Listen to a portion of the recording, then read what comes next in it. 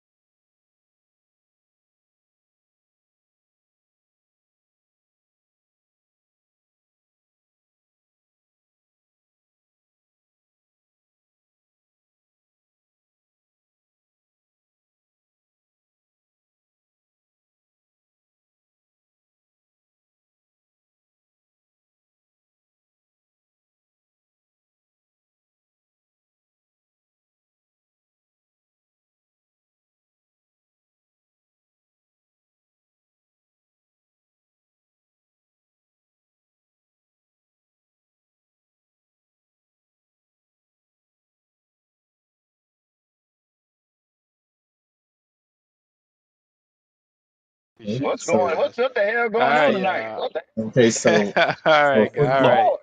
all yeah, right. Hey, Hold up, y'all hold been quiet up, till hold y'all up, get hold called up, now. hold up, We hold call on up, you, then hold talk. up. Till then, shut the hell up. Good Lord Almighty. Yeah, definitely. Let's set the rules of engagement for the room. Welcome to Biblical Smoke, y'all. Tonight's topic: Can black people be racist? All right, out of respect for the room and respect for those others on stage, do not unmute your mic until you are called on. We're going to go in order of the queue. Everybody will get an opportunity to speak. All right. If y'all haven't already shared the room, go ahead and share the room tonight. If y'all want to get more information from us, from things you may hear tonight or just in general, feel free at any time to email us at biblicalsmoke@gmail.com. All right.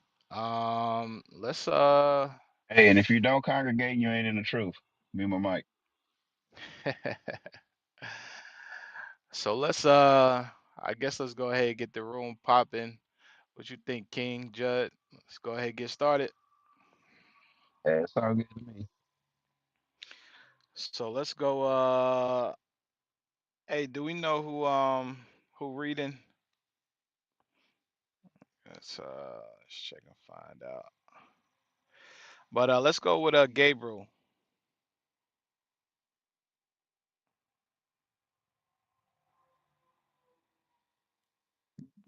Hell no, we can't be racist, man. Hell no.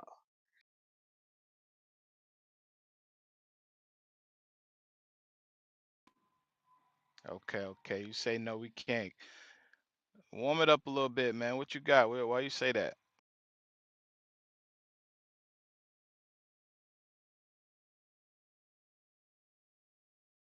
Because the black man is under the leadership of white supremacy and Hold on, Pamela. Hold on, Pamela. Hold on, Pamela. Somebody was speaking prior to you. Somebody was Hey, speaking Solomon. prior Hey, to hey, you. let her go ahead and go. You can come back to me. Okay, okay. Mess Oh, with that's this. you, Gabriel. Okay, man. I was like, man, what Hell you? no, we can't be racist, man. Okay, okay. I had to hear you speak a little bit. Okay. Go ahead, Pamela. What you got on the topic? You hot and ready to go ahead and go in. Can black people be racist? well, um, see, if you want to speak logically, because we don't have the weapons or our own military and blah blah blah, that's logically. But from a female perspective, um, I kind of want all the smoke. And it's not about being racist. It's about getting back what's ours, right? And I think at this point with Black people, it's enough of, we're compromising and being quiet. I think it's over for that, you know? I think, in my opinion, it's time to match energy um, and just go from there. But my people, Black people, you cannot be afraid to die. And at some point, all this praying and preaching, I feel like it's not working. I feel like another agenda is needed. So what should we Um, do? What should we do? Because you're saying we I, gotta match the energy. How you gonna match the energy with the people that can cut your water off?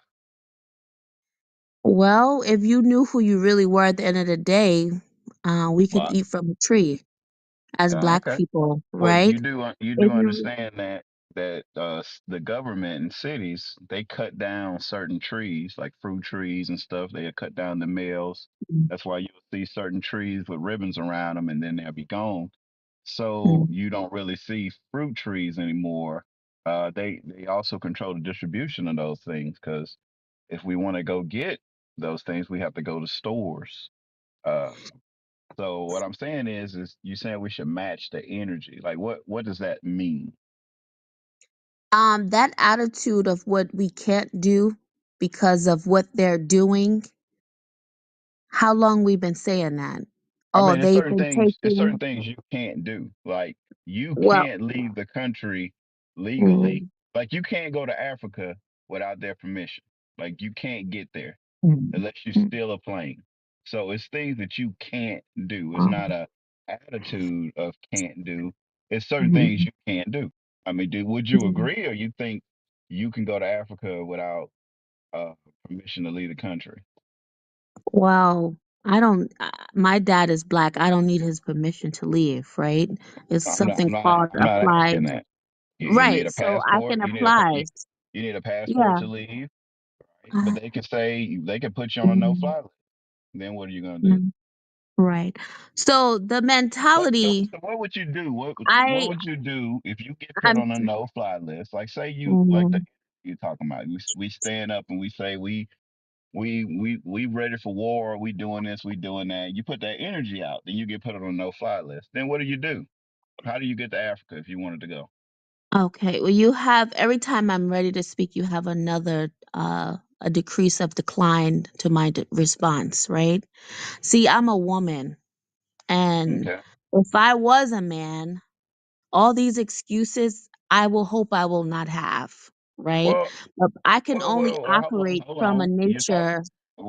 You're talking about things that you're acting like you have control over. There are some things that you or Hmm. me don't have control over. You don't have control over access to different continents. Wow. You have to have permission to get there, Permission. Wow. unless you have your Permission. own plane and airport Mm, ways of fueling that plane to get there. And if you don't, wow. and someone else has to Mm, okay you to be able to get there.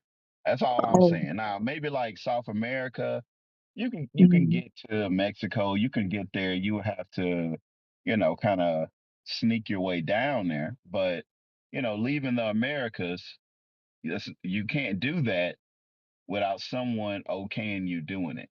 oh, That's really? just a fact. Okay. Well, I think that's why women are have excelled beyond the measures of men feeling in the position they're in now because Well, we didn't how? ask permission. We didn't ask How did permission for women pay? Yeah. anything. Okay, so thank you Right. for the women that got Joe Biden in office. He's doing a lot of stuff for black people, right? Thanks for the black women for doing that. Y'all prided yourselves in making Joe Biden the president. And look at everything he's doing for black people. He's sending billions of money to white Mhm. countries all over. He's really helping black Mhm. people. Uh, black women are, when it comes to, Mhm. they're the most enrolled in college, but they don't make more money than Mhm. black women or women in general. So I don't know where this excel has come from. Mhm. Like where do y'all Right. excel? Right. So you're talking from a logical stance. I Well, don't agree with we should nothing all you. think about logic. I No, mean, no, no, no, that's no, the no. difference between You men and can't. women. You Right. emotionally think that you could leave this continent and go to another continent without someone okaying it. Your emotions think that, but logic says that's not going to happen unless you own your own airport, your own Mm, planes. You have a part of the FAA where you can do that. You don't have that, so logically mhm. you can't leave unless you're going to get in the water and swim or a boat. And then I can we do leave. have one of America has one of the biggest navies by times three over any other continent, so any other country. So I just don't see how that works. Yeah. So, um, black man, the more you keep, or just I in mean, you men haven't in general, answered that question yet. like You just I say don't. you can. You I just want know, to know because how. we're in a position because of, how you just responded to me of we can't is why we're still under the oppression of the white supremacy of we No, can't. And that's I'm not the trying to reason. figure You can. out Well, I want you to how, show me how. That's the thing. I hear right. people say we can I'm do trying to everything. speak Now show me how. How, and how can you get to yeah, Africa without a passport? I yeah. Show me The, how. Let me know yeah, I how. don't need Pamela, you're permission. not hallucinating. He is a defeatist. It's kind of obvious. Hmm, There we go. All right, so that's what I'm saying. Like you hmm, can't talk on this app unless somebody gives you permission. wow. Oh. I still want to Um know the answer to that question. That's all I want to know. Then I'll let you talk. I just want to what know. I just want to know because you're saying I'm defeatist. I got this no mentality, and I just want to know because I was thinking about this. And I said, Mm. well, how could I get there if they don't allow me to go? Because you got to cross borders, Allow you me got to to go through go. customs. So Wow. I just want to know, just tell me Mm. this one thing. Without a passport, how do you Yeah. get to Africa? I'm gonna mute my mic. Who said I wanted? I'm actually waiting for God to come back right now because Well, I okay, re- if you don't wait for God to come back, that means you gotta act, right? So I'm saying be- if uh, you're dealing with a people that can restrict your movement, so I just want to mm, ask you a question. I'm not saying God, mm, I'm asking you without a yeah, visa, a passport, a yellow fever vaccine, how do you make it to Africa? That's all I want to know. Africa is not even Africa, so I'm not even looking to go there, right? I'm not. And I'm just being facetious. I'm just saying a place. I'm just saying a place because I just want. I'm just letting you know that there are certain things that we can't do. So that's what I'm we asking. can't. Just saying, Mm, I said you can't. right. So I just want you to prove me wrong. All I want you to do is prove me Uh, wrong. You're okay, smarter I'm than just me. You're waiting for probably you to go more back. I'm just trying to see where every I time can I talk. ask you. Every time I ask you, you go somewhere else. I just Right. tell It's me okay. how do you get there? Right. Go ahead. I'm gonna mute my mic again. Right. Mm. Are you sure you're done? I don't know. I, to the title, I guess if I don't accept you guys, white women or Hispanic women, I And guess I'm this racist. why y'all can't listen to these crazy people that say we gotta Um, or- and fight against the okay. government and stuff like that, because she can't answer the question. I I've just been asked her to trying to answer a talk, simple and you've been question, like, and then now I've she's been like, mumbling. Yeah, I'm far from. and stuff like that. Like I just asked a simple question. Like all I want to know Um, is how do you get to another continent? Let's say I don't Africa. want to go to Africa. Well, there it is. You defeat us. What if somebody have like things for us in Africa? They got land for us and stuff. They just say, just get here. Right? Why you being so defeatist? You don't want to go. It's not that you don't want to go. Mm. You can't go without No, I permission. could go. I don't need Just permission. show me how. That's what I'm asking. I just want to know how. I can leave tomorrow if I wanted to. How you gonna get there? What means of transportation? Okay, I know all this. Like I'm not this I'm just questions. asking a I'm simple confused. I don't question. have no like what's You don't this? have No the answer, record. Sway. I don't have no restrictions of me leaving No, America. yeah, all they got to do is So I say they don't can want you to go. go. You can go because you have permission because they haven't restricted you from moving. Permission. That's why So there guys you do go. well in jail, right? Because And it's that's the permission. thing. And It's given that's what I'm permission. saying. That's Oh, exactly what I'm saying. okay. She knows And that it's women certain are in things you jail can't because do. they commit murder because of men, right? I don't Okay. know why they in jail. They got Yeah. some women still, some women in jail. They may not. They may be falsely in jail. I don't know. Okay. Because of man. Mm. Well, maybe they in jail because Right. of men. Yeah, majority of women are in jail I'm because not of in jail. man. I'm not in jail. You know, so I I don't know. think if we was in a private room together and I was able to have a weapon aside me with you in a room because you're not listening to a black woman speak, because I'm not saying I'm smarter than you, but I do have the key, but that's okay. It just God is depends gonna on come back. depends on the weapon because if it's a And knife or a because sword I or a hate that bat, you guys don't you're listen gonna to us, lose. and that's why all It's like gonna be something that's gonna Haiti give is you in some distance. shambles. Like a lot of stuff is in shambles because the men refuse to Hey, listen to the woman. we have places in Haiti. What you got set up in Haiti? We got schools set up in Haiti I'm to help just our saying, like you guys do set not up. listen to You, woman you don't have at nothing all. set up. You know It's what happened okay. when we listened to woman? When Adam listened to Yeah. Eve? We all hmm messed up now. All right, well, It's so since you don't have frustrating the answer sometimes. to how we can leave the country, hmm can't match the same energy. So thank you, Pamela. We appreciate you. Who's next?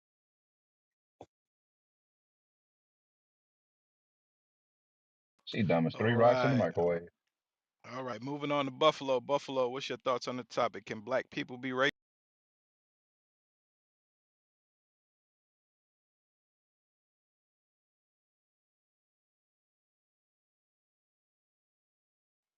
Buffalo, if you're trying to speak, your mic is muted.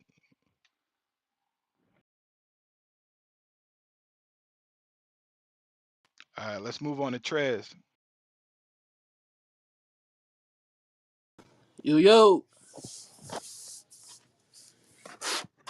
What's going on, bro? What's your thoughts on the topic tonight? Can black people be racist? uh, with the races, I used to always think races was like you just hate somebody for their color, but somebody told me that it's kind of like people thinking that they're better than the next race. You know what I'm saying? So when it comes saying somebody racist, I'm kind of confused on like what racist mean. You know what I'm saying?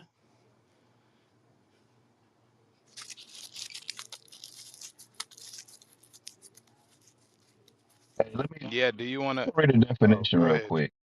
Uh, this racist is Merriam-Webster. Uh, the sister probably would say I'm being defeatist by reading the dictionary.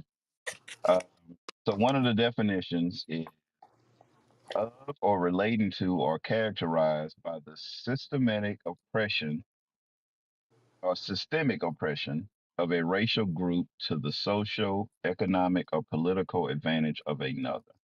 Right. Like right, and in examples it gave racist laws, policies, society, things like that. So basically going into being able to oppress people through systematic, social, economic, political things like that. Just like I was showing to the sisters, like, they can oppress groups of people in ways that we can't do that. And I guess we can in the kingdom. we So I ain't in the guess kingdom yet. yeah, we can't be racist then down here. You know? Yeah, we can't do that. We ain't got the power to do that. Do But you think racism exists? Because some people will say that racism doesn't even exist. man, you know it is. Man, what? Yeah, it's just I'm every just day. asking, man. I'm sure that chick probably say it ain't no such thing as She racism. probably would. But yeah, it's every day, man. Every hell yeah, man. It's uh honestly, I wish we could though. I ain't even gonna lie, man. I wish we could. Well, keep the Well, you commandments. can. You Keep the literally commandments can. or whatnot. Hey, Luce, you got one more chance, and then we're just gonna kick you out the room. Who said that? That sound like Esau. They love I us. said it. Yeah, All that's right, let's Esau. go ahead and go to him. What you got, bro? Go ahead. Let him speak. Okay, so as an amateur historian, and now my specialty is black genocides, I've been covering for the last 10 years. Oh man, we appreciate you. That's some good stuff right there. Good stuff. We appreciate that, man. That's some real good stuff right there. For the past 10 years, you've been covering. Hey, man, you know, everybody flash their mics to, to show the appreciation for him in the room.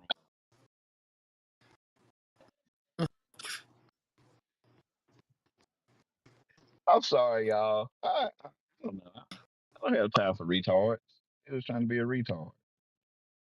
Why do white people go in white rooms and cause confusion and talk about, stuff that they into, like box or wine, you know, diseases that come from letting dogs kiss you in the mouth. Like, why they come in our rooms? I don't know. I don't need my mic. Hey, Solo, you go ahead, man. I think I'm being toxic. Nah, you good. We need it. We need it. Let's go to Stacy. Stacy, what's your thoughts on the topic tonight? Can black people be racist? Shalom, Israel. Um, Let me just step out for a minute. So my thoughts are no. I feel like what they just kind of said right now. Basically, if we don't have the means to, have sole power over like our over like the militaries, over the banks. Nothing that we can do can ultimately like give us the full power. So we don't have the means to be racist. Another thing is we never been a people to be racist. They taught us racism because they always knew the power that we always like possessed. They knew our power. They took our power They took our God, they took our land, they took our language, they took all our resources. So they knew our power, and then they mentally oppressed us so that we don't know our power. I feel like when it comes to our people, we could be racist toward each other because they did a great job at installing that in us. But when it comes to being racist against other races, Mm. no. But Explain that. You said we could be racist toward each other. Expound on that a little bit. well, just like for instance, the lady that just came on stage right now, she doesn't have a clue that we're still. She doesn't think racism exists. She doesn't think that we're restricted at a certain levels. So it's a lot of people out there. The odds are more against than it is in favor of some of us who know that we are restricted and limited. So it's just people like that.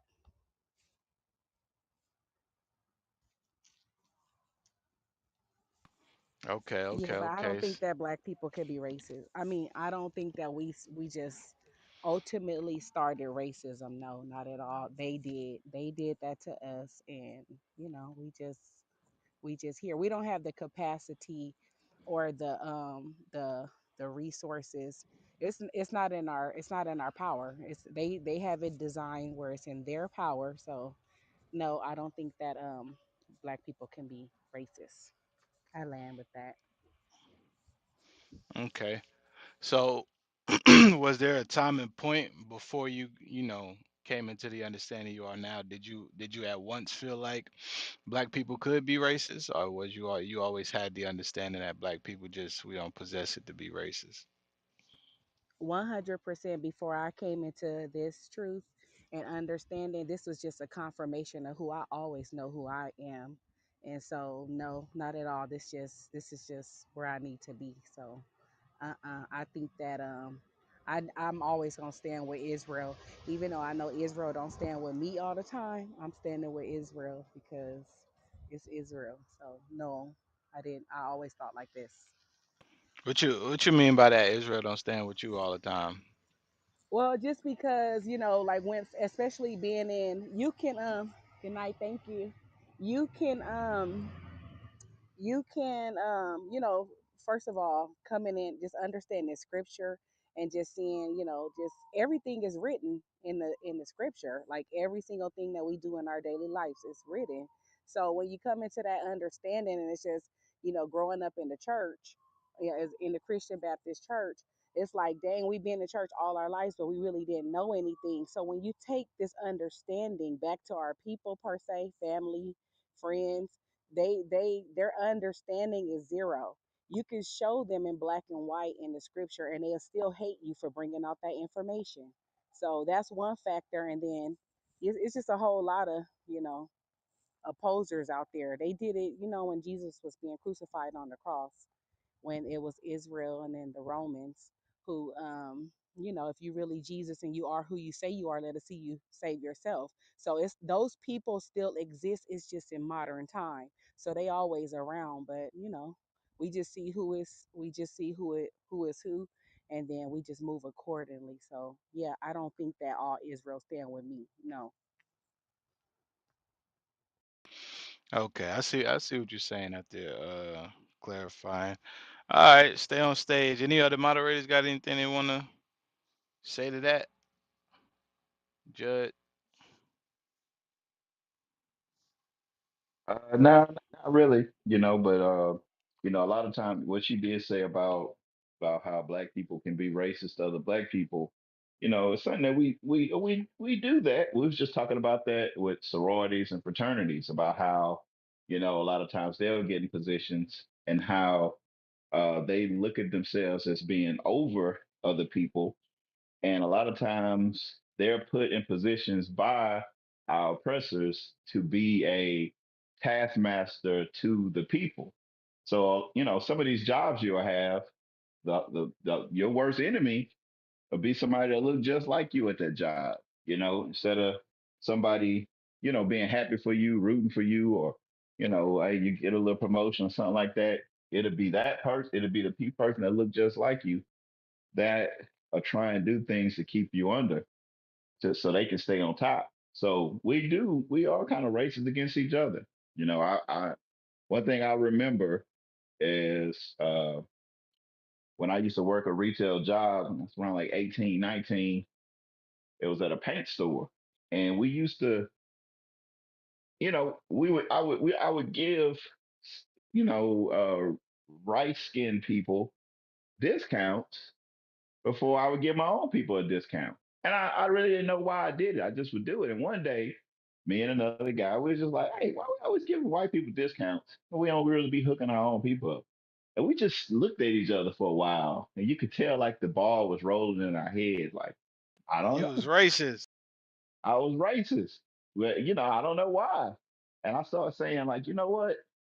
It some people getting list price and some people getting a discount. And I did that, you know, forever after that. And it was one of them things. We do that to each other. You know, you may go to I remember checking out in the store and this it was a black lady, you know, she was uh this was in like what was that? It was in Tennessee. It was in Tennessee and I think I lived in a little redneck town and she was like you know, you got people running around with Confederate flags on and stuff all day. I had a Guevara shirt on, and she was like, "Do you know who that is on your shirt?" And I was like, "Yeah." She's like, "You know, he was a bad guy." Like a bad guy. Like, no, he wasn't. He stood against oppression against his people. And she just started going off, and I said, "Hey, what about that dude over there that got that Confederate flag on? You gonna say something to him?" And she just kind of looked and didn't say nothing. He turned and looked, and I was like, "We gotta." They did a good job on us in slavery to make our mind go against each other.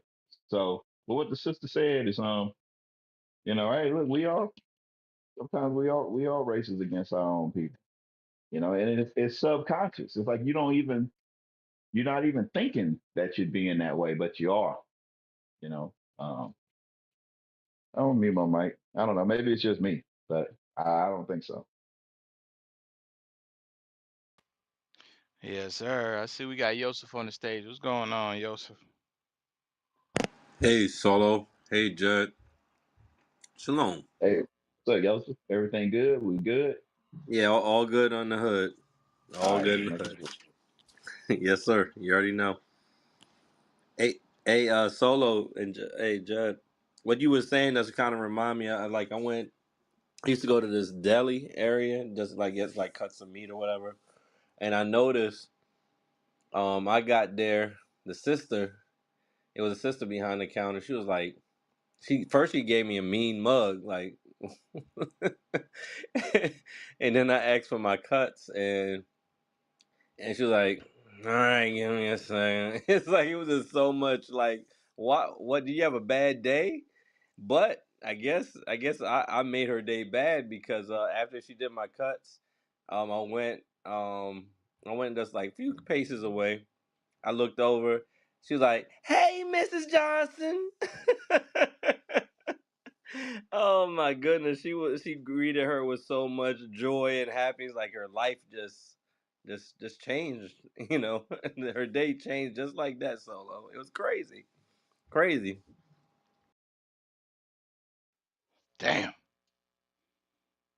Yeah, man. I'm sure we all had that kind of experience, like Gabriel, you already know. Hey, Solo. Hey, remember that movie, man?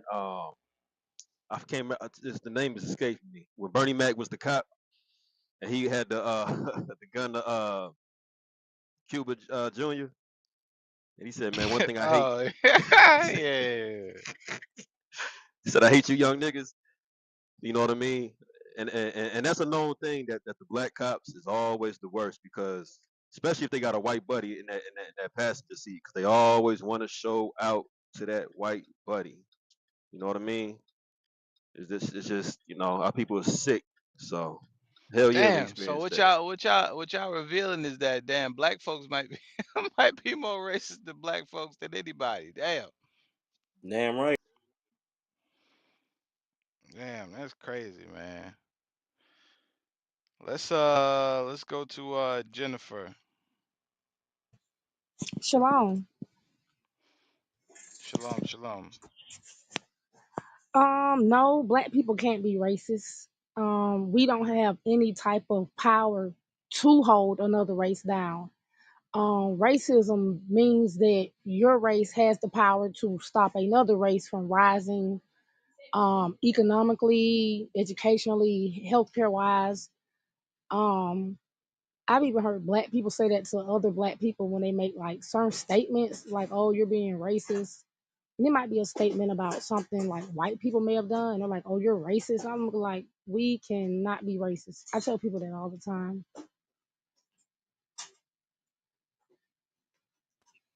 Hello? Yeah, those. Yeah, yeah. I hear you. I hear you. Oh, Yeah, okay. I thought you everything you couldn't hear me said because I'm was losing my voice. nah. Everything you said was spot on. Everything you said was spot on. I'm looking at some of these some of these comments. Yeah, a lot Brother of our says people shout don't out to believe that all the racism police doesn't forces that exist. hire black officers that brutalize black men. Damn, damn. Hey, yeah, David, come on up to the stage, man. Raise your hand, man. I want to hear more about what you mentioned, man. Um, but going into what Judd and what even Yosef brought out not too long ago about how sometimes we just unknowingly, white supremacy is so heavy on our people. Sometimes we just unknowingly or subconsciously, I should say, we do things that appease white people and show hatred towards our own people. Like the white man already catch all types of breaks in this kingdom, but the fact that we will go out of our way to give him a discount show you how much we destroyed. We'll give them our damn discount before before we give our own people our damn discount. You know, Damn. yeah, man, yeah, man. A lot of times that happen, man, and we tend to treat white people a lot better than we treat our own damn people. We see a white woman coming through the door, we running to open the door for them. Your own brother, your own sister coming through the door, you let it close in their face, you know. Let's get that in what's that? Proverbs 3.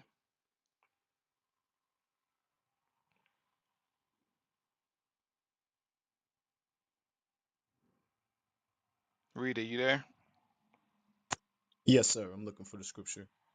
You said in Proverbs 3? Yeah, 31 is it? Proverbs chapter 3, verse 31. Envy thou not the oppressor, Mm-hmm. and choose none of his ways. So we're not supposed to wanna, aspire to be like the white man in no regard. But many of our people, we love them so much that, we look to appease them. We look to, take after their ways. We want to be just like them. So whatever we got to do to get in good graces with them, that's what we do. And it's sad because, we show a sense of hatred for our own people. But sorry, yeah, I got a message. But hey, Gabriel, man, I've been trying to, that's what's crazy. I've been trying to, but it keeps every time I try. Oh, there you go. I Yeah. got it. Uh, okay. Y'all gotta add each hey, you gotta add each other, that's why. My joint was glitching out.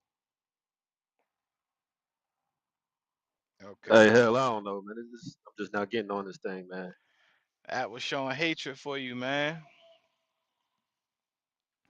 That Yeah, was showing man. hatred for you, man. Yeah, y'all, you don't got no love for no brothers from the Chi-Town, man. That's what it is, man. He said the South got something to say. Right, Nah, man. right. But speaking of people doing bad, man. You see that a lot in these black cities, man, where it's a large black police force, like Atlanta, like Memphis. Remember a couple years ago, or maybe last year, that police force in Memphis, they whooped that brother's ass. I think they killed him. Oh yeah, yeah, I I remember forgot that. the brother's name. Yeah, man. So that I know it was a movie, but we deal with that in real life. We deal with that in real life, so that's heavy. Hey man, if you ever experienced some racism, man, raise your hand. We gonna bring you to the stage, man. Raise your hand. We know y'all got stories, man. Let me go to the chat box. I know they got all types of stories. In Atlanta, an officer killed a deacon coming from Bible study. Damn. After you done with them, come back to me. I got one. Who was that? Truth. What you got, Trez? When I was in I was in the mountains, I was in prison, right? And it was something. It was something that ticked the officers off. I don't know what it was, but I really didn't do nothing. And they left, and I got on my knees or whatnot because I'm about to go to bed, and I always pray before I go to bed. And while I'm on my knees, I hear my door pop. You know, it's three white men right there, and the sergeant. You know what I'm saying? And the sergeant said, "Get up off your knees and come on." So I get up. I'm like, "Ah, damn, all right." You know what I'm saying? So I get up off my knees. You know, he put the handcuffs behind my back, put me on the elevator, right? So we just standing there. We're going up. He taking me to the hole for no reason, you know. He grabbed the back of my head and slammed my face to the back of the elevator for no reason. And I'm talking about the whole time he was just looking at me like he was the damn devil. I'm talking about I could see evil. Damn. Yeah, man, I could see evil in his eyes. He was just mad for no reason. Like I don't know what it was, but just out the blue, he just grabbed the back of my head and slammed my face into the back of the elevator, and I'm just bouncing because I can't get up out the cuffs. You know what I'm saying? So we go to the nurse, and I'm telling her, hey man, he got that, he slammed my, you know what I'm saying? I'm letting them know, you know what I'm saying? And he took me to the hole, but that day right there, I was just like, dang, like it can't be, they hatred can't run that deep, you know what I'm saying? Because I would think I was about 16, 17 at the time. So I could never, I really couldn't understand like what, how deep they hatred was, you know what I mean? And Hey, now that's, you been to prison, right? yeah, yeah. Did you see any signs of racism within the prison system? Oh, hell yeah. I'm talking about, man, man, what? Man, listen, Hey, Trey, hey, I done opened up a wound, man. Hey, man, go Yeah, ahead, I was gonna Trez, say, man. Go don't let the ahead and brother spill it cry, man. out, man. Go- man, man, yo, man. yo, the brother was like, man, what, man? Hell yeah, man. Hold on, man. Let me tell you, man. Go ahead, Trez, Man, I'm man. Go talking about ahead. the man when it come down like man, it's certain, it's like certain jobs, like because people be behind the door all the time, so people be wanting jobs to get to work. Man, certain jobs, people be wanting, and you don't really know who all working, you know what I'm saying, except the people that you see working, but you got other people across the prison yards that's working. So you don't really, but the people you see working, I seen they was white, When you take a look into their floor, the whole damn floor is white. You know what I'm saying? The whole work floor is white. You see two niggas, and I guess they got two niggas there, and one Mexican, you know what I'm saying? Just to make it look like, hey, yeah, we do got some niggas. You know what I'm saying? We do Damn. got, So hold on. In jail, you saying that they giving they giving white folks the jobs in jail man. and not letting niggas get another job. They got one or two token Negroes up in there. Tokens, there you go. Tokens, there we go. You know what I'm saying? It's like it ain't nothing nobody, and it been like that for years. You know what I'm saying? Decades and centuries. You know what I'm saying? And it's like, damn, like who you gonna yell to? You know what I'm saying? Another white man. You know what I'm saying? He gonna say you tripping. You know what I'm saying? So I'm like, damn, there's nothing we can do about it. It's just like just deal with it. You know what I'm saying? Damn, bro, that's crazy. Even Especially when you in go out there to the mountains. Lord Jesus. yeah, man. Let's hear it, Trez. We're gonna come back to you, man. Stay on stage. Let's go to Lorando. You just hopped up here, man. You got a story to tell? Yes, sir. I have plenty of stories to tell, especially being a truck driver. The racism is just crazy out here as a You driver, said it. I'm sorry. You said especially being a what driver? a truck driver. Oh, okay. Go ahead. Well, I'm just saying, if you go to these little towns and everything, and I'm like, you dropping stuff off and everything, and people like, you need to get out of here, boy. I'm like, first of all, you said the word boy. I'm like, I don't see no boys here, but you gotta. It's all how you carry yourself, and I'm like, you gotta, kind of watch your tone of what you say and how you say to people, because especially if you're going to like Mississippi or going to the no name towns or whatever, and they notice you as a driver, but I'm like they sit here and they'll say, well, you need to hurry up and get up out of here. I'm like, you need, get from off from around here and all that, if that makes sense. Damn, yeah, I know some of these towns you go to, man. Them sundown towns where you don't want to be out there too late, man. You end up at the wrong truck stop or something, man. And a lot of these, even like you said, places you may deliver to, man, they can have a little racist tone about them. Especially in the South, man. Especially some places you go in Mississippi, Alabama, up in them hills and them mountains. Uh, you know, just depending on where you land at, man, you definitely will see. You could feel it in the air that the racism is there. You could definitely feel it in the air. So I definitely understand what you're talking about. Any of the moderators want to touch on what he said? Yeah, solo. It's not just the South, man. It's anywhere where there's a large population of Esau. You know what I mean? They used to that. That's how their fathers lived. That's how their grandfathers live, and that's how they want it. So they want us out of it. But me, man, I ain't gonna lie. I get called boy. I call him a boy back. I remember I've been in Virginia and dealing with two old racist Edomites, man. I ain't gonna lie. I cussed their ass out and I left. I shouldn't have did it, but I did it. You know what I mean? And I can't. Hey, like I said, I ain't from the South, so I just can't take that. I can't take too much of that. You know what I mean? Just being honest with you. But yeah, I understand. I understand. Hey, Ohad in the comments said it's more racist up north than it is down south. I don't know, man. I don't know. Hey, no, for I real. don't Them know. Italians, the What Serbians, y'all, them Europeans. hey, what Ask them. y'all Ask them. think in the comments, man? If y'all think the South more racist, say South. If y'all think the North more racist, say North, man. Cause I don't know about that one. I'm getting both. I'm getting a lot. I'm getting, listen, the South is flooding. I'm getting like one or two Norths. Let me see. I don't know. Shit. All right. I don't live Shit. both. So. I don't live both places. Now I will say, you go up north to some place, you got them damn Italians and you know, it's a different type of racism. I would agree, but it's places in the South. I'm talking about, as soon as you hop out the car, you can just feel it in the atmosphere. Them Confederate flags. Every damn where, every damn where. Yeah, man. I don't know, old head. I think the South won this one, man. A lot of people saying the Mm, South. Look, somebody said North, East, South, West. Every damn where. You right about that. I don't know. I'm torn, man. I'm torn. I'm torn. I'm in the middle. Yeah. I mean, you in the Midwest, so I mean,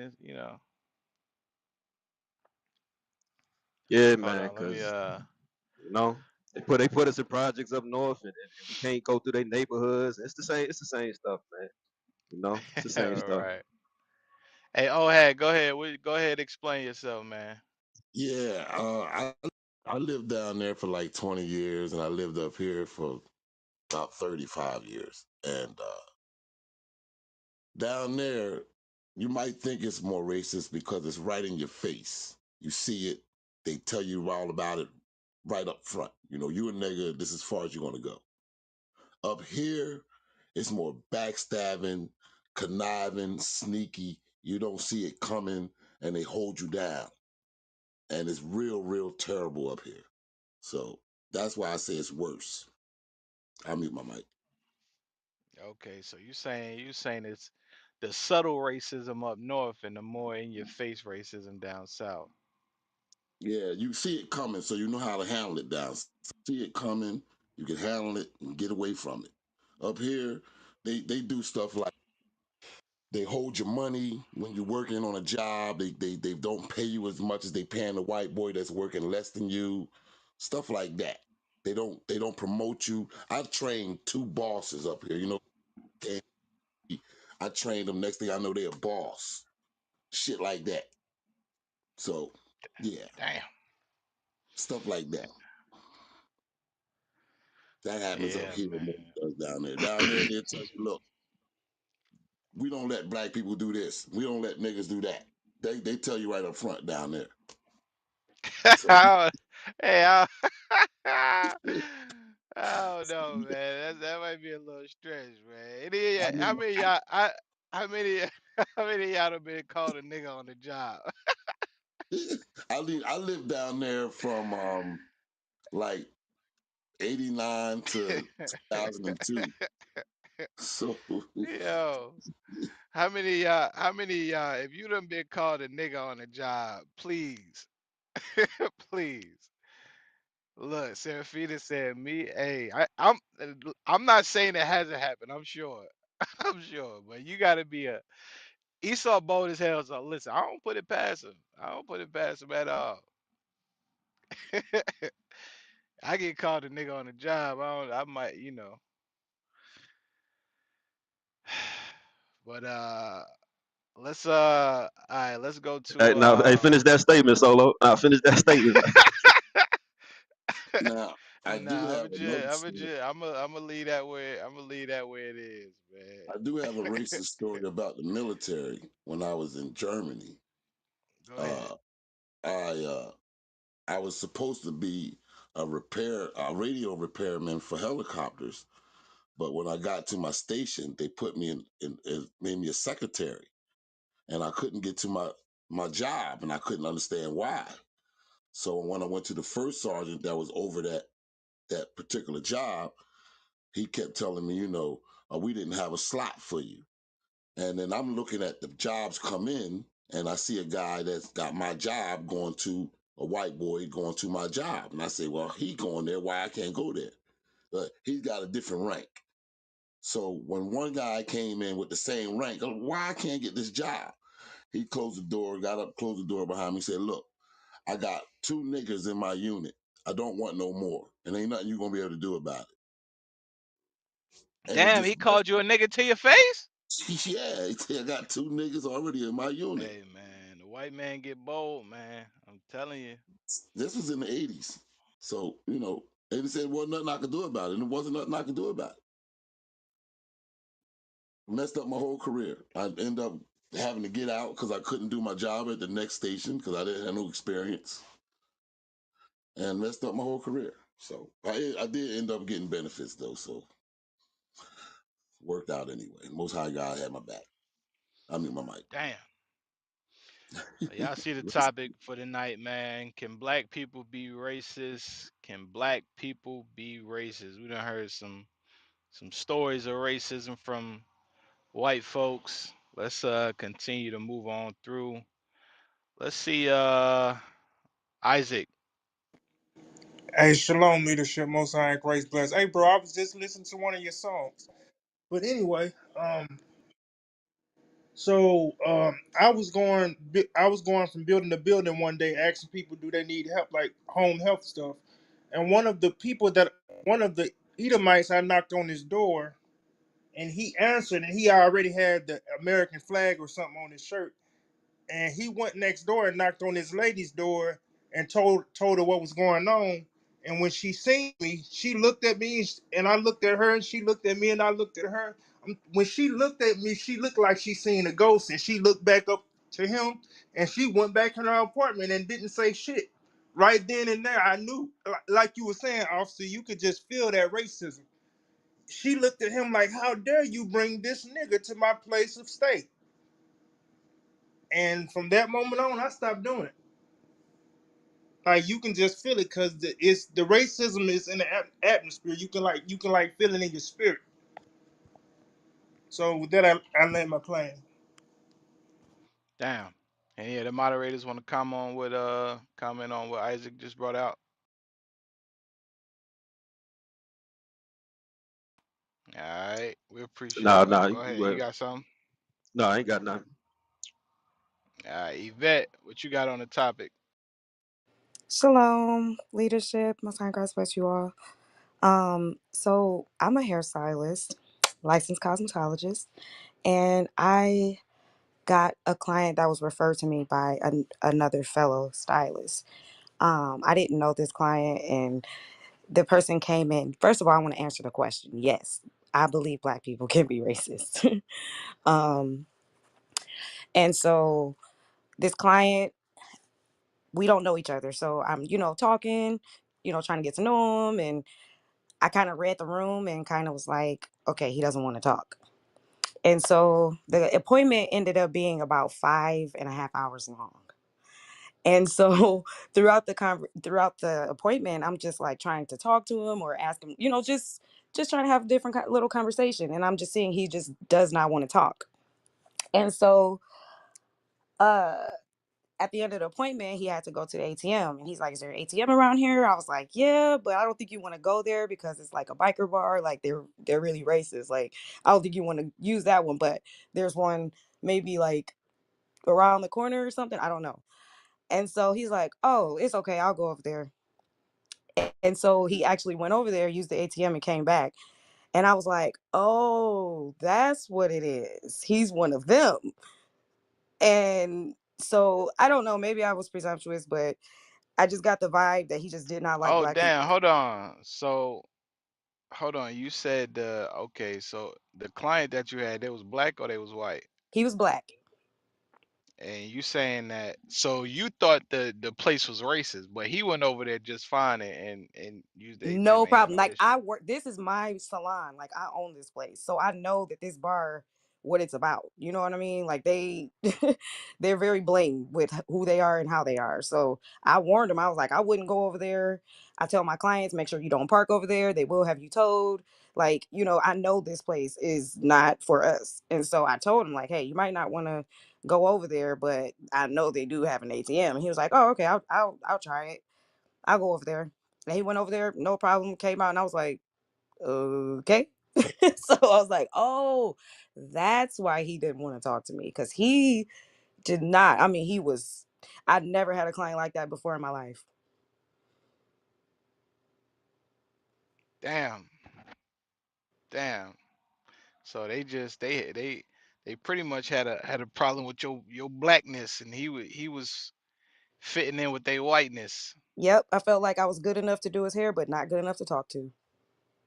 Damn. And So he had, when y'all was, you know, as you're doing this here, I'm sure y'all having conversations. Did you get a sentiment from him that he was like trying to be somebody other than himself? he kept that very to him. He made sure not to say much at all. And then when I said something about the fact that he wasn't really speaking much, he's like, he had an attitude. He's like, I just got off work. Dang. Like, I was like, oh, I'm sorry. Like, and I just stopped talking. He was just Damn. extremely cold. So I did he mean, did he know did he know you was black when he was coming to get his hair done? he had to, if you saw the condition that he came in, he had to have known he was Black with that he came in, and I performed a miracle. And I told myself, after a while, I was like, you know what? I should have charged him full price. But me thinking he was, I'm trying to Damn, you show try to love, you try to look out and give him a hookup. and I normally charge $600-700 for the service, and I charged him $450. And I was thinking I should have charged him the whole thing. But I said, you know what? It's okay. I'll just, next time I'll be a little more cautious. But I got to read the room a little better. But now that I'm in the truth, I can see a little clearer. But I was one of those safe Negroes. So I can kind of see things from their perspective. Like they don't know. So I don't know if it's ignorance or if they actually racist. So I don't know. Because mine was ignorance. I was just ignorant. So I can't really call it. I don't want to pass judgment, but I definitely want to say that it wasn't a good feeling. I know that. Yeah, a lot of time, like we was going into earlier, our people, we tend to outside of knowing or having the understanding of who you are, like prior to coming into, you know, the truth, you look at the white man as God. Everything they do, everything they say, we grow up in a society where we see them from youth that they are everything. They on the TV, they the cartoon characters, they the superheroes, all of the movies. So naturally, to be successful, we oftentimes associate that with being like the white man. We know that if we be like the white man, we can be better off than, you know, sticking to our culture or our way of life, whatever case may be. That lets you know how racist it is when systematically or systemically, I should say, we've been trapped into believing that this group of people is superior to us.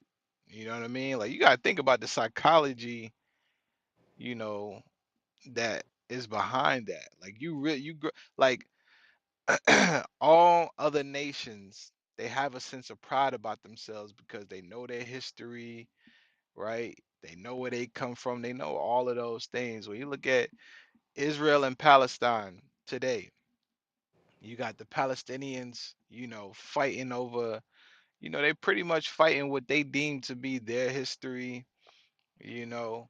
Um, but it seems like black folks, we want to be this on the side of the white man. We got to be on the side of the white man. May I Let's see say what we one more got. thing, sir?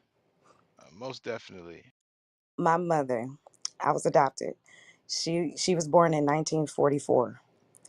So I grew up with a literal picture of white Jesus in my house. And I remember staring at that picture when I was a kid. And I remember looking at it like trying to feel something or trying to, I don't know what I was doing, but I remember that when I was a kid. And when I came into the truth, I tried to tell my mother, thinking she's heavily in the church, so she's going to love this. She's going to, I didn't know. I thought she was going to love it. But then when she basically rejected it, I said, okay, well, I started to think. I said, well, she was born in a time where, they had to be a certain way. They had to think a certain way. They were taught to think a certain way and to be a certain way. My mother, she was the first black woman to work for Whirlpool and the first black woman to work for AM General and the Hummer plant. And I asked her, I said, what if in 100 years they said that you were white? It would matter to your children and your legacy. And she still couldn't see it. And I said, I, I mean, the You fact know that I, some sometimes, but sometimes it, like, I realize that when the white man give black folks certain accolades and certain like stamps of approval, mm-hmm, they hold dear to them damn things. Like yep. her being the first, what you said, the first black woman at Whirlpool, Yep. she holding dear to that. She ain't, she getting all types of benefits, perks, all She types of stuff. retired early. Yep. She didn't. Listen, She never. Yeah. it's She. it's some black folks that the white man done did good. The white man done treated them good, and they dare to speak bad about the white man because they know that those the main ones that say, listen, it ain't about color. We all got equal opportunity in this place. Blah, blah, blah. They spew those things out because they feel like they've reached a certain status, they've attained certain things. All black people should be able to do that. Yep. Can So. can I chime in on what you guys said too about that? Go ahead, Stacy.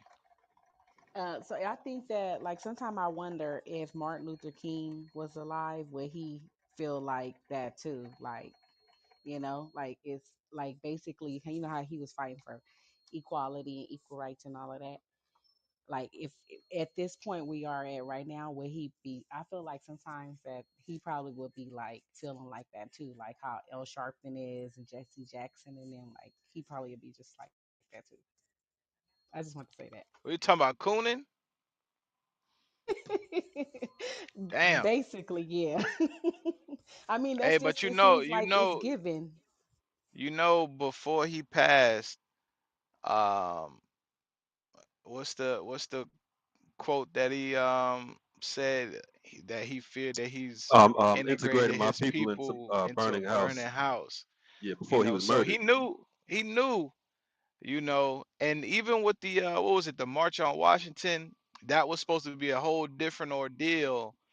But if I'm not mistaken, I gotta go back. There was a class that was done on it, but I think it was whether some money got involved or somebody intervened because it was supposed to be like a, you know, um I don't want to say like a riot, but almost like it was supposed to be a lot more intense than what it was, but it became something less because he was kind of pacified, and a lot of times that's what happens. We come in angry, and that's why when they look at the Israelites can't be pacified because money, well, I'm gonna say with some Israelites, right? Money can't be used to change our message, like money can't be used to change our message. So when you look at a lot of the churches, a lot of these different organizations, they all have ulterior motives. They all is always about the pocket. What can you do for the pocket? These nonprofit organizations and all of this stuff, they all about what can you do for the pocket. You can't be a true revolutionary if you're worried about making money. It just can't happen, right? It just can't happen. You have to stand firm on morals and your beliefs, but a lot of times people, they sell out for the almighty dollar, for that almighty dollar. So we got Uno, we got young Simba on the stage. What's going on, y'all? Hey, shalom, shalom, Most High in Christ's best family. Just checking in, man. Just listening to the wisdom. Yeah, we sitting here, folks was giving they feedback on if you know the different times they feel like they've been dealt their hand of racism. The question was posed, who's more racist, the North or the South? And Mm. you know, who you think won that poll? As far as Edomites or us? Shit, both. We was damn near go. Well, we was going into both. We ended up coming to the conclusion that damn, sometimes black folks could be more racist to black folks than white folks are. But ultimately, we was talking about white folks. Like Okay. where is it, more racist at? Whether it be the North or the South. I say the South. Mm, that's a good one. Let me think about that. Let me think. I'm trying to go through all my life experiences. Let me think about that. Yes, sir. Yes, sir. Yes, sir. Man, that ain't nothing you got to think about. Uno, what is it? North or south, man? Speak the truth, Ah, brother. Speak the truth. it's tough because I was growing up in the North, so I didn't really, it was you had dirty white kids you went to school with, and they act black, so you don't really feel the dynamic too crazy. You know about it, but you don't really. And then those my teenage years I began to have in the South, so I think I think I think outwardly in the South a little more. Like, yeah, I just had experience at Publix the other day. I'm ringing out on my phone, and the the girl bagging my groceries. She looks at me. She goes, "Instacart." I go, "What?"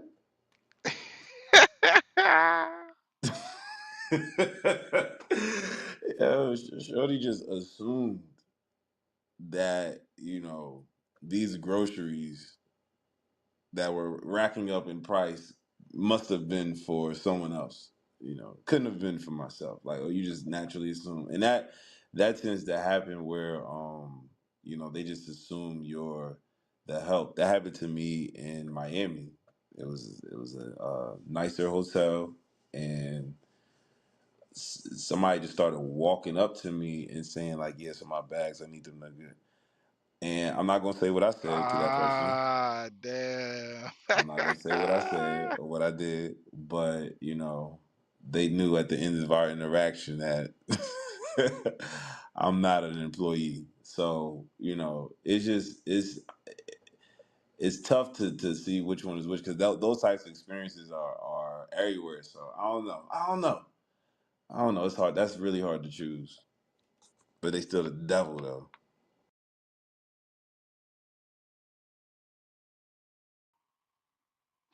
Yeah, I think you was going along the lines of what I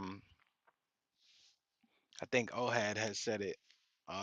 That he said the up north is more, covert racism, and down south is more like in your face. You know, I think a brother came up here and said it. He got. I think was that Ohad? Yeah, I think that was Ohad. Said somebody, his lieutenant or some called him a nigga on the job. Said, I ain't damn. never had that. Yeah, that's why there's a few people in the chat that have said that they done got the nigga card thrown at them at work. I'm like, man, Hey, listen, if that ever happened, hey, Solo. Let me pull something real quick if I can.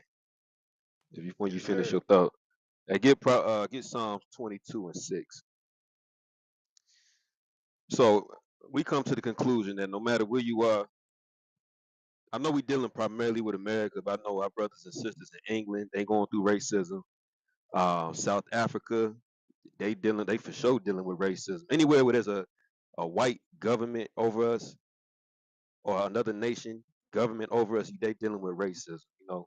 In the black countries, y'all deal with it too, but more so um, on the back end. Proverbs 22:6, if that makes sense. You said Psalms or Proverbs, sir? I'm sorry, Psalms 22:6. Yes, sir. Psalm chapter hmm 22, verse 6. But I am a worm So and the no whole man. nation, we are a worm. You know what I mean? We get shot down. We have no economic pull to stop the shootings, the police brutalities. We have no real people in government that can speak on our behalf. We just a worm. We just defenseless. And what? And no man. And we're not like other men. The Arabian men, they can avenge they like the Palestinians. Yeah, they being destroyed over there in Gaza, but there's other Arabian nations that will come together and defend them because the Arabian man has the power to defend his people. The white man has the power to defend their people. America can open up they borders and let the Ukrainians come in because the Russians are destroying them. But us, we're less than a man. We can't avenge or even do anything about the systematic racism that we suffering like other men can. Go ahead. A reproach of men. And not only that, we are a reproach of men. Everybody knows our ghettos are full of trash, and when you look at Philly, how nasty it is with the trash all in the streets and in the black neighborhoods. You know what I mean? Everybody knows that. Everybody knows about what's going on in Chicago with the murders, and everybody knows the history of Harlem and how it's being gentrified in L.A. and wherever you at, we are a reproach, and everybody knows it. Go ahead. And despised of the people. And we are despised of the people. No matter where you at, north, south, east, west, different countries, we're all despised of the people. The Italians, they call us moolies. I just heard the other day that not Filipino, Samoans, Japhet, they got a racial slur for us. You know, wherever we go, we are a reproach. They got nicknames for us. Go ahead. Verse 7. All they hmm that see me laugh me to scorn. They laugh us to scorn. Go ahead. They shoot out the lip. They say, "Oh, you, especially so-called Black Americans, man. We get, oh, y'all been here 400 years and y'all haven't done anything." Not knowing that we've done a lot. We built small towns and we got bombed to hell and back. They flooded us. They built Lake Lanier on our towns. They built, what's the U.S. Army of Engineering?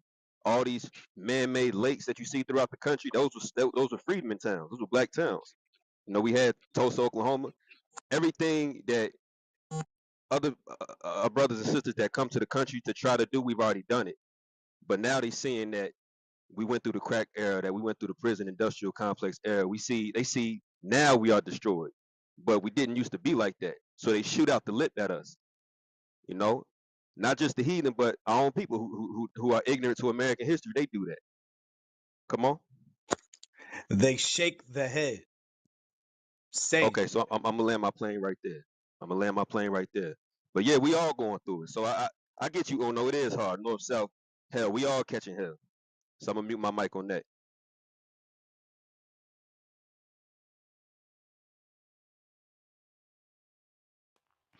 Yeah, man. Shoot. Let's go ahead and try to move right along. Y'all see the topic for the night. Can black people be racist? Y'all make sure y'all share the room if y'all haven't already. Y'all share it on your various platforms. Hashtag biblical smoke, Instagram, Twitter, all of that. All right. Facebook. If y'all want, y'all can also reach out to us at biblicalsmoke@gmail.com. Get your beginner's booklet. All right, y'all can get some of this knowledge that's been coming out. Let's go to Rachel. Shalom, it's Is it? Rochelle. It's It's Rochelle. I was about to say, yeah, It's all Rochelle. right. Sorry. It's okay. I have a story. Maybe somebody might see that I was the racist one. I was at a company and I had two people reporting to me. It was one was a black male, the other one was a blonde white female. And my boss came and told me I had to get rid of someone because we were doing layoffs. And yes, she was the better worker, but to me, I said to myself, ain't no way I'm going to fire this black man and keep this white woman because she's in America, she's blonde, she's white. She'll be fine. So I kept him and I said, yeah, you can get rid of her. Sorry, hate to see you go, but she was the one that I choose to let go of because I was like, I don't know how many times I'm going to be in a position where I can help one of my own, and I'm always gonna choose black first. So I got rid of her, and sure enough, within like a month or two, this thing was working. She's like a manager at Coke or something, so she's just fine. Yeah, you had us in the first half. I ain't gonna lie. I thought you was gonna say, you was looking down on the brother. No, no, You no, had us no. at first. No, because that, and you do all the training where they tell you, oh, don't be biased, this and that, but there was no way I would sleep okay knowing that here I had an opportunity to help one of our own, because we don't get a lot of opportunities. They're not putting us in managerial positions all the time where we can even make those decisions. And if this was going to be my one time in this position, I was going to do what I had to do. And I'm like, no, I'm going to save him and she can go and she'll be able to get another job quickly. Because they say that if you take an educated black man and he applies for a job with a convicted white man, that felon, that white man, he might still get the job over that educated black man with no record, nothing like that. So no, I was, if they want to call me racist, then I guess I was racist. I was racist for our own. So that was my Nah, experience. because they do it all day, every day, Yep. and it's the natural flow of things. Like we almost expected. Like he didn't expect her to get let go. Like that was a miracle. He was already searching for another job. I am positive. He was like, yeah, nah, she They didn't know. oh That was the thing. When you're about to oh let people go, you don't tell them ahead of time, because some people will come back and kill you. No. You don't tell them ahead of time. oh So okay. it was afterwards when they let all of us go. Then I told them, I had the opportunity because they had me last year. I had to come in and make the decision, blah blah blah. And I explained to him, this is what I did, because, and he understood. He was like, yeah, she's blonde, she's white, she'll be just fine. And sure enough, Miss Thing, she's just fine. So I did not feel guilty about it. And I thank God for like putting me in that position. And if I had to do it all over again, I would do it. So I mean, I don't know who's listening. Thank God I'm not using my real last name. So they're like, well, you got I can't get hired in any managerial positions. But yeah, I would do it again. If I had to do it again, I would not hesitate to make the same choice just because of that experience that you said. You They do racist. it to my Lord just called me racist. Whatever. I'm proud to do it.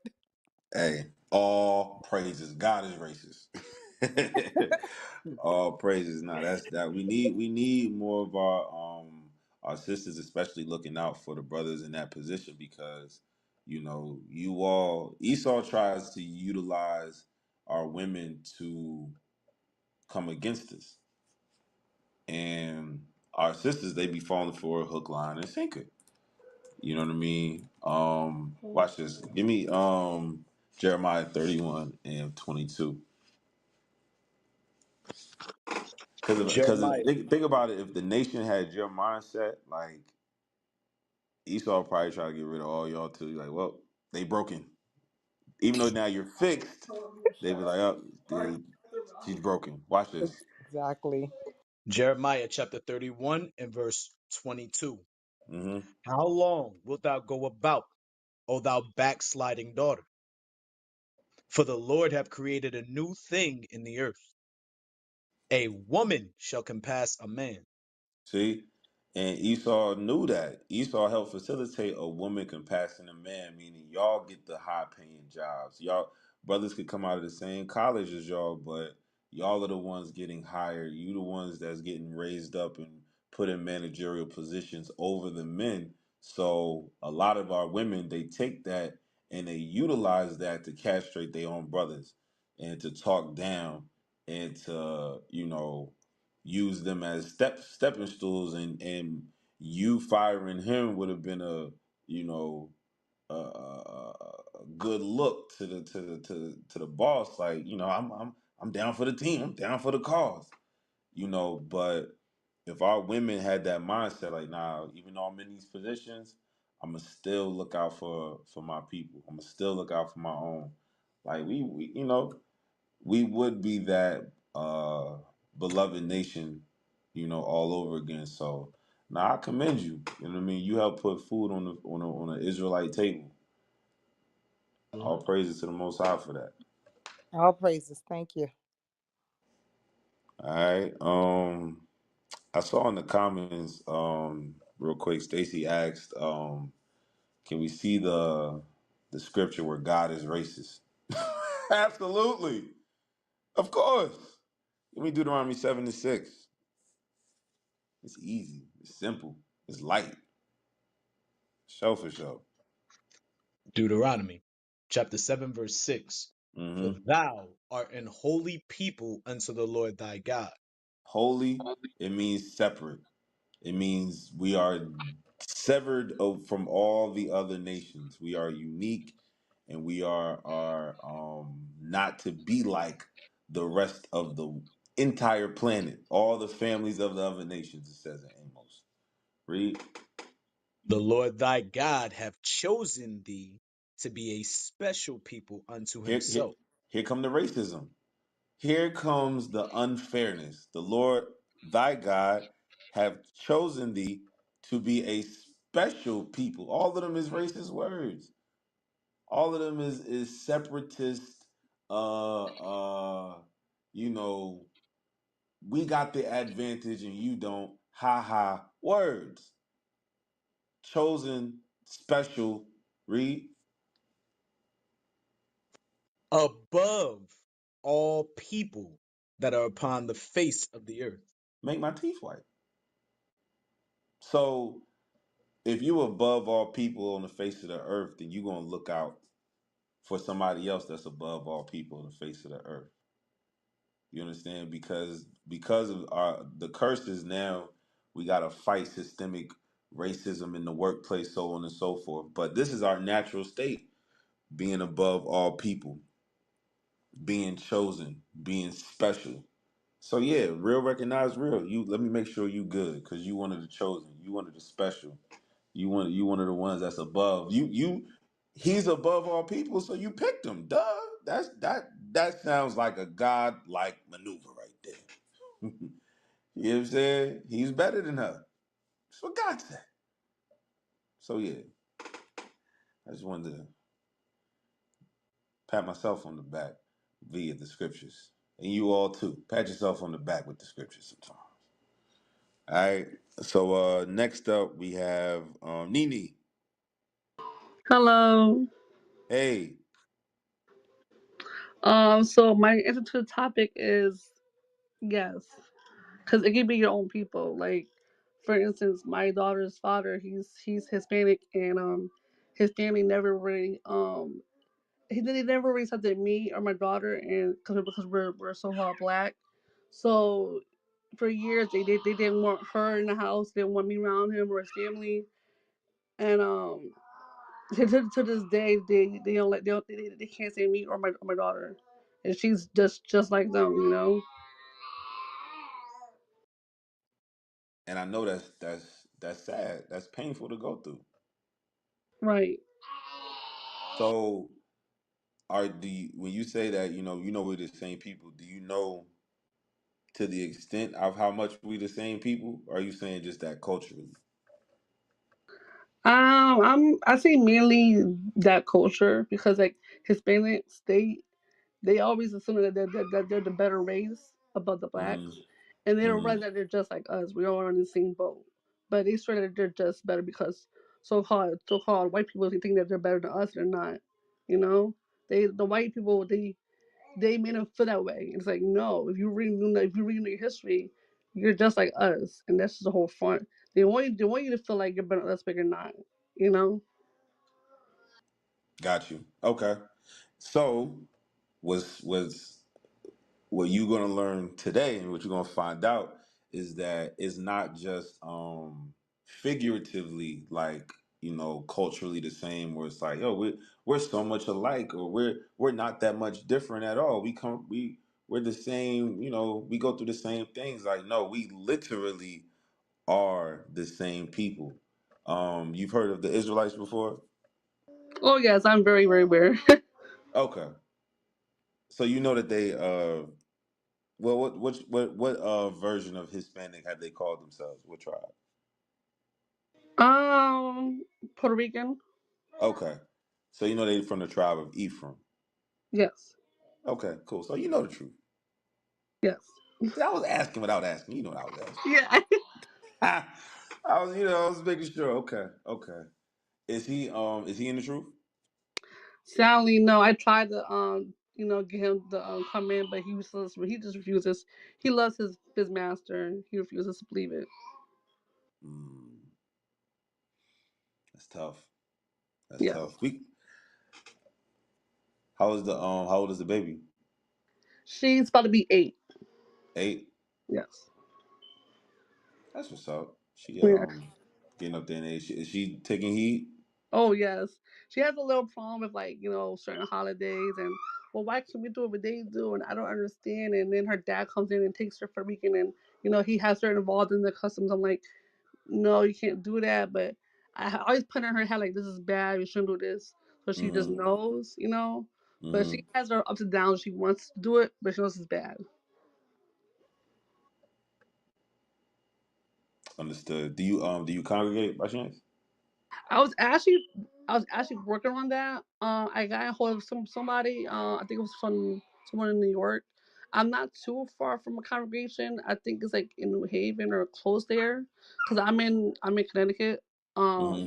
but it's just traveling wise, it's hard because I don't have a car. But Mm-hmm. I was trying to get like an Uber up there and back, but just the cost and then with the kids. But I'm kind of working on it. So yeah. Okay. Okay. Because the reason I asked like that, that definitely, especially with children, it helps them lean more towards the truth than the world Right. because it shows them, how fun this truth can actually be. Right. Like, and it not only combats with the wicked holidays, but it supersedes it. Like, Christmas. You get one day out of the year where it's like, okay, thanks. Little gifts. Okay, cool. Feast of dedication, that's really a part of your heritage, that's biblical, that God ordained. It's 8 days. You know what I'm Right. saying? So imagine, replacing these holidays with her culture surrounded by other children. You know what I mean? Surrounded by other brothers and sisters, and it's a complete environment, and it's a complete world where she's being influenced by people her age. You know what I mean? And she's making friends with people her age, and they're celebrating, and she's like, "Oh, that's a pretty dress." Like, thanks, well, my guy from can I get one of those type of dresses? Like, that's nice. You know what I'm saying? So Right. that's the benefit of, well, one of the many benefits of, congregating and coming together and gathering together. Let's get that Zephaniah 2:1. Um, because especially in these last days, it's going to get more and more trying, and the world is getting more and more evil and more wicked. So I would compare it to, like, if she's having an allergic reaction, right? And the hospital was in the same city as where the school is, what would stop you from getting to that hospital? Or nothing at all. Nothing at all, right? Yeah. You got to treat this truth the same way. Got you. It has to be that dire of a desire to get there, because not that you don't have it, but it's I'm just letting you know the reality of the severity, because every day the world is after her soul, right? Right. And not only that, she's getting um a form of hatred from her father's side by her own family, so it could cause conflict about her self identity, right? That's true. So she needs to be reaffirmed in her identity as an Israelite, so much so that no matter what anybody says, it becomes to give less and less noise. Like, well, no, because there's a whole world where I go to and I'm accepted for who I am and for what I do. So read that. Zephaniah chapter 2, verse 1. Uh-huh. Gather yourselves together. Yea, gather together, O nation not desired. You hear that last part? Oh, nation not desired. So sometimes that not desired is then by your own damn people. Right. So who can you gather with? That's why we got to gather together as believers, as the Israelites, as the tribe of Judah, Benjamin, Levi, Ephraim, people that understand where you coming from and what you going through, right? Read. Verse 2. Before the decree bring forth. So when it says before, that means it's a time frame. That means there's a too late involved. It says before the decree bring forth. What's that decree? That decree is World War III. And if everybody's paying attention, you see what's going on in the news, right? Oh yes. You know what I mean? It's war going on in our homeland. Why? Because it's almost time for us to go home. So God is instructing us to gather together right before the destruction happens, right before the war breaks out. So if we seeing the war break out, that means we need to be gathering together, right? Read. Before the day pass as the chaff. Mm-hmm. Before the fierce anger of the Lord come upon you. Come upon us for what? For not gathering together. You know what I mean? Because when we train up our children in the way that they should go, they begin to be the mouthpieces of God for us when we're not even around. So the things that's being instilled into her, she'll now begin to say, like, well, no, it'll go from, your mother making you do this, and you're like, no, I like to do it. I like to, you know, keep the Sabbath. I don't like to eat pork. I like to wear my dresses. I like to do this because she's gathered together with a whole world of people, and she's getting these new experiences. She's celebrating these holidays, and she's, you know, going on these trips and celebrating Passover. If you've ever experienced a Passover with thousands of Israelites dressed like royalty, it rearranges your DNA. It rewires your brain chemistry. You know what I mean? Because now you can finally see yourself closer to what you really are than what you've been. You know what I mean? And it's highly impressionable on our young people, on our young children. So, I would implore you to treat it like a severe allergic reaction and, try to make as much haste as possible to gather with your people, before it becomes too late. And she's gone mentally, spiritually. She's, you know, seduced by the evils of the world. You know what I'm saying? Because parents, we can only do so much. Right. They need peers and others that they can reflect off of. Because if she's the only one in her whole world at her age that's, wearing dresses and not doing this and not doing that, it could become a little hard. Right. So yeah. Any moderators? Oh, okay. But yeah, reach out to the school again, and just do what you can. Just do what you can as often as you can, as much as you can, as fast as you can, so that you Oh even yeah. yourself. Say Oh, again. oh yeah. I will. All praise, all praise, all praise. Well, stick around, stick on stage. You know what I'm saying? We circle right on back. All right. All right. We got Hebrew the Jew. What's going on, bro?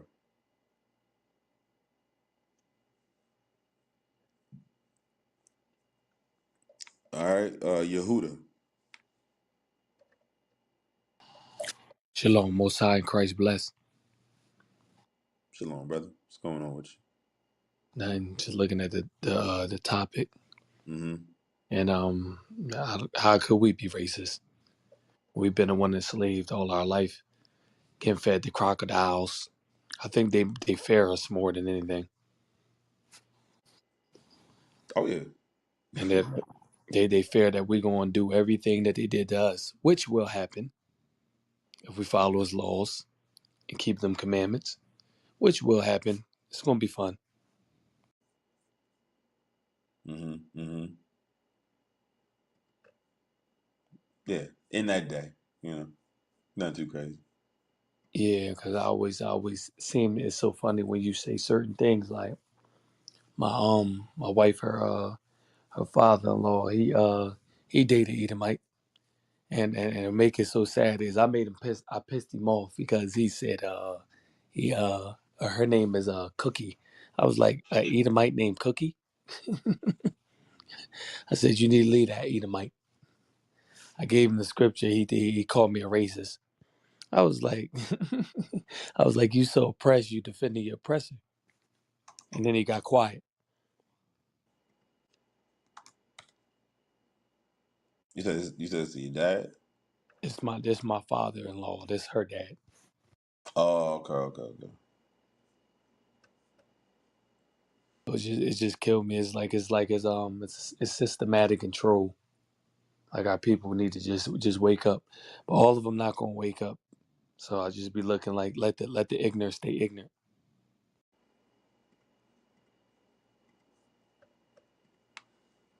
100%. Everybody ain't gonna see the light. But I'm gonna pause Yehuda. My brother KP just hopped on stage and he had some interesting comments in the chat. So I want to welcome to the stage. Welcome to Biblical Smoke, KP. Yeah, how's it going? Hey, cannot complain, cannot complain. So Yeah, yeah, so I want your comments in the chat about God can't be racist and things of that nature. So please reiterate so we can dive in. yeah. So basically, I believe like it's human condition to feel better than, or to want to feel better than another person. And like I feel like if black people had the opportunity to be more successful than white people, we would also look down on them. I feel like it's just human condition. The Bible says that we're all imperfect. It's not a good nature, but it's human nature to be narcissistic. And I feel like black people can be racist. Like, for instance, now I was born in Nigeria, like I grew up in Nigeria, which is different from, so like I did experience like in front racism so much, but like there is still racism there. But like I feel like it depends on what you value in life. Like if you value, I feel like people are taught to value success as money, riches, and like the black man's success is not seen as the white man's success. But if the Bible doesn't teach you to value money so much, it teaches you more to value your relationship with God and like family. There's other things to value more than success, you get. So like I feel like black people that value other things than success don't really look to white people to like, don't feel like white people are better than them. I feel like racism is taught to people, and it's taught that, oh, black people can't be racist, and that teaches people like, okay, white people believe they're better than us and we can't believe we're better than them. And it even teaches white people that don't necessarily believe they're better than us to believe they're better than us, because they're being taught, oh yeah, racism and black people can't be racist. Like, do you understand what I'm saying? I'm trying to track with you and follow. So It's like yeah, in if you can make, because you made a couple of different points.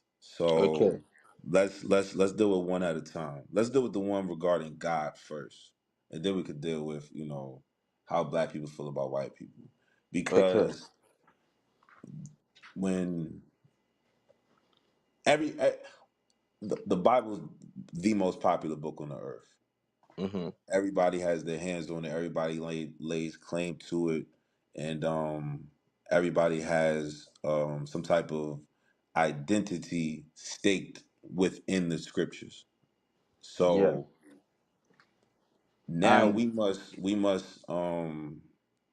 we must figure out, okay, how does God feel about the people that He made? Because I didn't create Nigerians. You didn't create so-called black people. Neither one of us created the white man, right? Who made them? God, Okay. So do you have a scripture? Because this is biblical smoke. So we go into the Bible to decipher what's real and what's emotion. yeah, So what scripture do you have to essentially say that God loves everybody equally and the same, and that everybody is equal and the same? Go ahead. there's no I can't like call out a specific scripture, but I know there is a scripture whereby God says that we should love our neighbor as we love ourselves, Okay. and Very love good. God with all our heart and all our might Okay, so and I got a all our. question for you, Mhm, KP.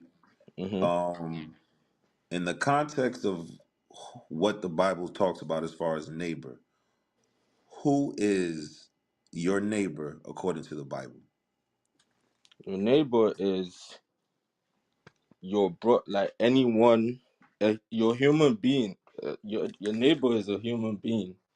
Okay, now remember, is this emotion that you're saying it by, or is this what God defines your neighbor as? This is what God defines us as brothers and sisters, as Okay, people that so came from the same. We all came from Adam and Eve. all right, so Hey, KP. we're gonna Hey, deal with neighbor first. my bad. Hey, Dose, I'm gonna let you go. But KP, man, you sound crazy as hell, bro. How do I I'm sound gonna crazy? tell you straight, bro. You sound crazy as hell. I'm sitting here listening. I'm like, bro, you sound crazy as Nah, hell. nah. Go Explain ahead, to me Uno. how I sound Go ahead, crazy. Uno. Go ahead, You Uno. saying I sound crazy, but you're not explaining. Explain. Because first of all, you mixed about 12 different scriptures together to paint some story about God loving everybody. Uno asked you, yo, do you have any scriptural proof? And then you said that you can't really quote one, but you know that the Bible says love your neighbor. Uno asked you, Okay, is that he emotion? knows that Hold on, scripture. KP, hold on, KP, because All right, you talk for a minute, you ain't really say much, bro. speak. He asked you, and you couldn't give an answer. There's nowhere in the Bible that say God love everybody. God said your neighbor is not who you think. Your neighbor not the damn Chinese man. Your neighbor not the damn Arab man. But go So ahead, Uno. who's your neighbor? Who's your He about neighbor? to explain it to you. Go ahead. All right, so do me a favor, KP. Let's if you got a Bible app on your phone, I want you to open that guy up because what we're gonna do is we're gonna remove the British colonial thought Hey, the white process. man, the white Yeah. man done damn Now, colonized now, Nigeria, and you you got guys the are trying nerve to to come up here talk about damn the white man is your neighbor. you Go ahead, Uno. you man are trying to preach and you're being disrespectful, and you expect that to be, is that even a godly trait? Like, why am I supposed to believe you KP. Solo said from nothing this? disrespectful, bro. He said nothing disrespectful. It's just Nah, sometimes it's I know baffling the disrespect mindset. when I KP, listen, hear it, listen, listen. yo. KP. Is Hey, sometimes KP, it's you was raised baffling by your to mom. hear. This is not how to speak to someone that KP, you you was trying to. raised by your mom. Yeah, I was raised by both my parents, Was you a mama's boy? bro. I was raised by both my You parents, was a mama's boy or a daddy's boy? bro. Both my parents, I fuck with both my parents. It's not a mama's boy, daddy's boy type shit, bro. Okay. A lot of times young men they take the side of their mom, man, because you know the mom really emotional. You know, you get away with whatever you want to get away with your mom. So a lot of times when we hear men dialoguing and we hear men speak, we get very, very offended very easily. Like I'm sure you're offended at the fact that I say you sound crazy as hell. Has anybody ever told you you I sound crazy as hell before? Nah, I even get offended. Like, I'm just speaking normally. I'm like, you lot are just trying to speak in a disrespectful manner, and I know I'm speaking disrespect normally. when What I do you see it. mean? KP, how I get grouped up in that? Me and you was talking. Who's you lot, bro? I was Hey, go talking ahead. normally. Go ahead, Dose. Sometimes that sidebar. No. We gonna read the Bible. Get Leviticus 19 and start at verse 17. So we're gonna figure out Levitic, who your neighbor is, and then we're gonna. You said we all come from Adam. We're gonna deal with that too. Read that. Leviticus chapter 19 and verse 17. Thou shalt not hate thy brother in thine heart. Thou shalt in any wise rebuke thy neighbor, and Rebuke not suffer. your neighbor. Your neighbor. Your neighbor. Your neighbor. That's the key O- word, right? Okay. Okay. And Now we're gonna read. rebuke your Now, neighbor and walk. I didn't hear what he said to complete it. okay, go ahead. And not suffer sin upon him. Uh huh. Go ahead. Okay. So Okay. you got to correct your neighbor, right? Like Yeah. Solo was doing. He was correcting the thought process. It may have been a little to you, a little different. You lot are jarring, brother. But it ain't out of hatred, bro. It's not. We just Yeah. shaking you It's all shaking you love. away. It's all cool still. It's all cool. All right, cool. So it says, rebuke thy neighbor. Now listen in the next verse what it calls your neighbor. Read. Thou shalt not avenge nor bear any grudge against the children of thy people. Who is your neighbor? The Read. children of thy people. The children of your race, God says that's your neighbors. Nah, that's not what I'm getting. That's not what No, I'm no, getting. what you mean it's Interpret not what you that. get? Interpret that if you're looking at your neighbor as a human being. Now, if I was to interpret it my way, I see it as KP, we can't do interpret not. it. We can't interpret it your Let me way, cause let me tell you where I'm you just coming. got I've here. listened How to old are where you? you're coming from. Let me tell you How where old are I'm you, coming KP? from. KP, how old are you? I'm 23, You just got here 23 years ago. This Bible been around longer than me and you both. So and I'm gonna I've listen been to studying the you Bible on what for the children of our since I've people is been and what a our neighbor is. child. Like, No. Hear what I'm saying. Hear what I'm saying. hmm You just got here 23 years ago. How are you going to define what God says your neighbor is on how you feel? You just um, got here. let me let me let me dissect the the scripture. Like, I just heard it. Let me tell you my interpretation of it. Go ahead. Like, What's yeah, the but what what's the KP? is How like what you mean? Your we should interpretation. not hate our neighbor, but we should rebuke them and not follow their sin, basically. But who's So the neighbor? The neighbor is defined as who? the Because that's what and we're talking about. it didn't say the neighbor is defined as, like, what did he say? Yes, it is. Yes, it did. Let's It says, rebuke thy neighbor. Read mhm. verse 18 again. So it's Thou not. shalt not avenge nor bear any grudge against the children of thy people, Read. but thou shalt love thy neighbor as thyself. So it says, it calls your neighbor the children of your people in the same verse. Yeah, but we all come from Adam. We're all children KP, of are you listening to the the verse that people. he's reading, KP? Yes, Are I'm you listening, listening. bro? Hey, Yeah. hey, get You're not show. listening, bro. You're not Hold on, listening, bro. we're gonna hit Yeah, second address. We're gonna hit second address I'm after this. Hey, listening, yo. please read that one more time for KP because Yeah, bro. he's KP, bro. not You listening, bro. You're not listening, KP. Bro, gotta pay You attention, got bro. the white man stuck in your head right now, KP. bro, Come chill, on, man. KP. Chill, fam. Get the white Yeah. man out your head, If KP. you if you think, nah, Come on, don't think KP. that, bro. Don't even KP, think come that, on, man. bro. Don't even KP, like you got a white let, girlfriend, man? let me yo, you being You got a funny snow right bunny now. ting, man? Cause You got a you snow man are bunny trying ting? to force, you're not even trying to hear where I'm coming from. Like, KP, we trying to hear where the Bible coming from. Are you KP? Are you listening to the scriptures? Real I, talk. yeah, I'm listening. You listening when he read it, right? Yeah, I'm listening. And where does Okay, the okay. Bible I say that? cause Where cause does I the know you, Bible say KP. that the KP, I know children you a is smart black dude. people? KP, Like, you a where smart does the dude. KP, you a smart dude, right? yeah? I know you intelligent, bro. I know you had to hear the same thing that I just heard the brother read. There's no way we heard two different things. Let's read it one more time to make sure that we hearing the same damn thing, because it's not making sense to me. Say Thou, again. thou shalt not avenge nor bear any grudge against the children of thy people. So KP, who is the Bible talking about right now? The children of thy people. Who is the children of that people that it's referring to right there? You tell me. It's the children of Israel, KP. That's who when you read in Leviticus, that's who the book is addressed to. We talking to the children of Israel. That's why he said, matter of fact, keep reading. Thou shalt not avenge nor bear any grudge against the children of thy people, Hmm. but thou shalt love thy neighbor as thyself. So your neighbor is the children of your people. Okay, and what is Let's just say it's talking about anybody. and Their neighbor is the children of their people. The white man neighbor is his people.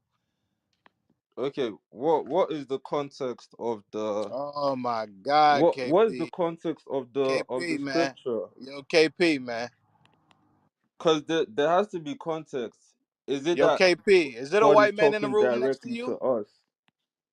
Is there a white man in the room next to you? No, yo, what, yo? You What at are work? you asking me stupid questions for, fam? Because you're spewing out white man rhetoric. That's why. That's why I'm Nah, asking you these things, yo. KP. Nah, yo. You don't even know what you're talking about, yo. That's what it sounds like to You me. know, solo. You know what it be sometimes, and this is it got to do with the topic. Can black people be racist? Most of the time, I ain't gonna hold you. Nigerians be looking down on black people, but I ain't gonna hold you. I just gotta speak plain. Just gotta speak Yo, Hey, plain. I'm you go to Africa. You got the damn Africa is the damn blackest country on the damn blackest country in exactly. the How world. about go look down on Why my is it? people? Why is it that when you go to Africa, every damn where you got the damn white image of Jesus Christ, every damn where? How the hell did that happen? Yo, cause Jesus was white. You lot are just trying to Oh white my him. The God, same this the guy same Jesus here, Here it reason was they is. be bleaching oh their Here it yo, Jesus this is. skin was an guy's to keep the Israelite. same crazy. skin. Jesus Here Yo, it was an is. KP, man. Israelite. Are we saying Israelites are black people? Like Yes, KP, what the hell are Hey, you show it to talking him. about? Yes. that's KP, can we that's show I'm you? Can we dead. show you, KP? yo. Can we show you? Let's show It's you. like Let's show yo, KP, bro. it's Israelites. Jeremiah, Okay, see hold on, KP. Song of Solomon 1 and 5. Let's get it. Let's what get it. differentiated Israelites. Why God like Song, specialized Israelites was because of their relationship with Him and other Song of And he people. made Solomon. them black. What you want? Cause I'm gonna hip you to It something, KP. God it's is not. black. It's not by their skin color. It's not God is because of black, their KP. skin color. KP, It's did you know God because is of black? their relationship with God.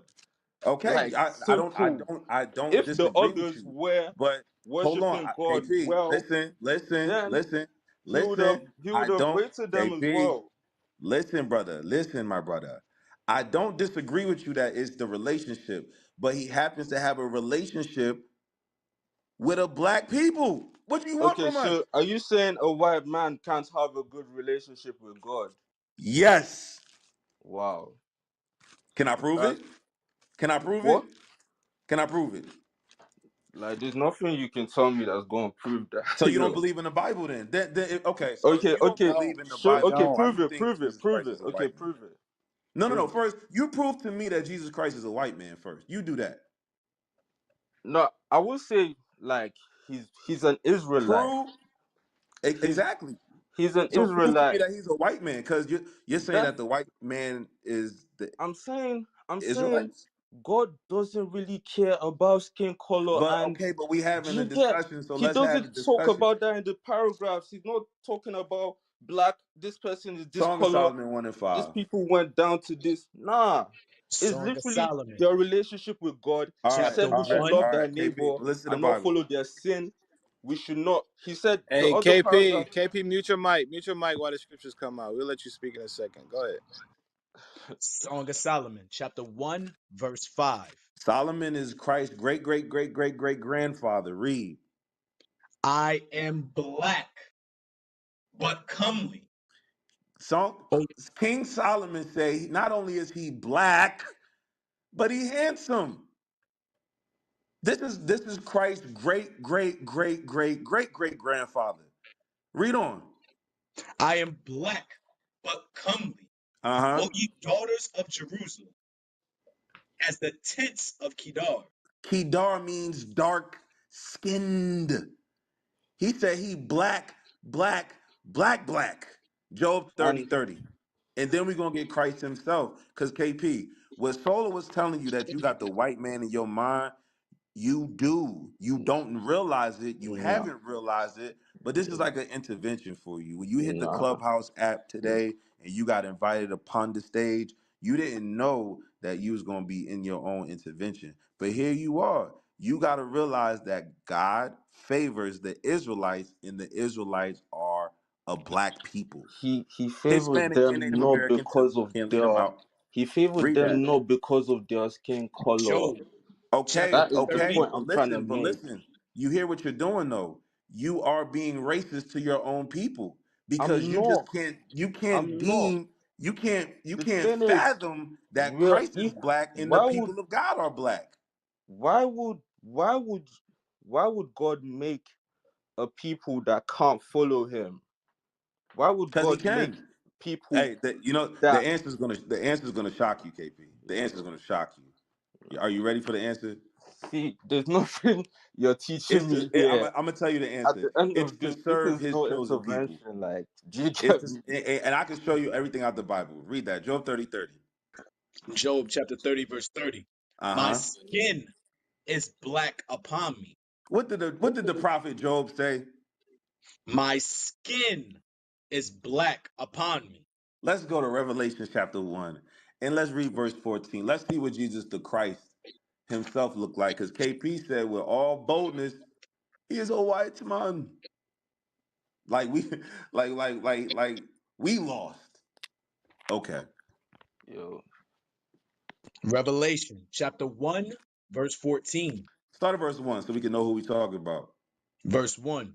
The Uh-huh. revelation of Jesus Christ, The revelation of Jesus Christ, because in Nigeria, they got him as a white man all over the place. So they knew he was going to have to be revealed in these last days. Read. which God gave unto him to show unto his servants things which must shortly come to pass. Now let's jump to verse 14 to reveal Christ that John the Revelator took the time to write down. Read. Verse 14. His head and his hairs were white like wool, The hair as on his head was white in color and woolly in texture. You know what that looks like, KP? It looks like African hair. It looks like black people hair. It's just white in color. You probably got a grandfather that got that kind of texture up there. Read. as white as snow, Uh-huh.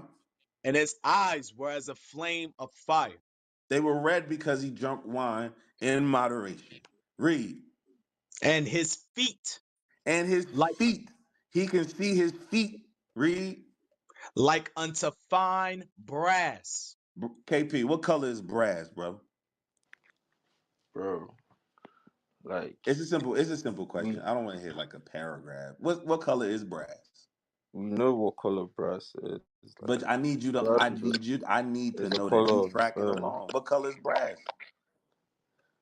It's like golden. Which is a family of what? Because it's not golden. That's the incorrect answer.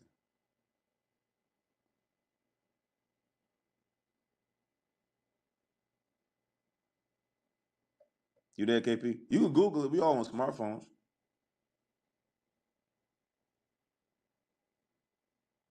KP, don't mute up now. Come on. We get into the Now, good now he part. quiet. Don't we get That's into the crazy. good part? Because what we doing is we undoing 23 years of colonialism, 23 years of white supremacy, 23 years of Nigerian Baptist church lies. He conflicted right now. He like, hold on. Jesus Christ looked like a Negro. I'm about to call my grandmother. He probably on the other line with her right now. Read again. And his feet like unto fine brass, Uh-huh.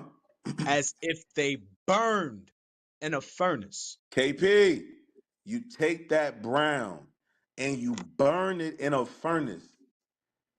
How black is that, KP? Come on, unmute. I know you there.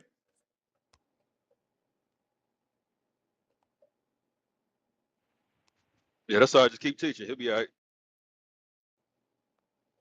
I just need to. I just want the room to feel the silence, right quick. Brother Falode done disappeared on us, as if it burned in a furnace. Mean he was black, blackety black. So what's the problem with the truth? What's the issue with Christ being a black man, the Israelites being a black people? That means that you can no longer in your soul be racist to your own people. Because as you can see, it affects us even when we don't really realize it is affecting us. He's like, yo, y'all sound so stupid, bro. Christ is a white man, bro. Duh. And Now that's you what that's learning. what that's what Christianity do to you, man. And you know what? It's sad more than anything. He started laughing at one point. That's that nervous, like, I don't really know what to do right now kind of laugh. Like my world is coming apart at the seams. Like everything I thought I knew was a lie kind of laugh. You know what I'm saying? So he mentioned Adam. Let's get it. Second Ezra. We all come from Adam. God, why would he? You mean to tell me the white man, God made him and he don't want nothing to do with him? Let's see. Second Ezra, chapter 6, verse 54. And after these, Adam also, whom KP, thou we talking about Adam because you brought him up. And guess what? Adam was black. Hold that. Let's get that. And when I say Genesis, black audience, hear what we saying. We use that term because that's what the world calls us today. But please understand, black embodies the so-called Hispanic and Native Americans as well. So it's not just so-called African Americans or the Israelite and them only. No, 12 tribes worldwide, and we scattered abroad. So don't get lost or confused. But we dealing with black folk tonight. Read what you got. Genesis chapter 2, verse 7. And the Lord God formed man of the dust of the ground. So the Lord God formed man of the dust of the ground, of the dirt of the ground. It's a lot of dirt in Nigeria. I done been. And the deeper you go, the darker it gets. So Adam, who we was reading about, let's go back to Second Esdras, was made from the dust of the ground, which means he was a black man. Second Ezra chapter 6, verse 54.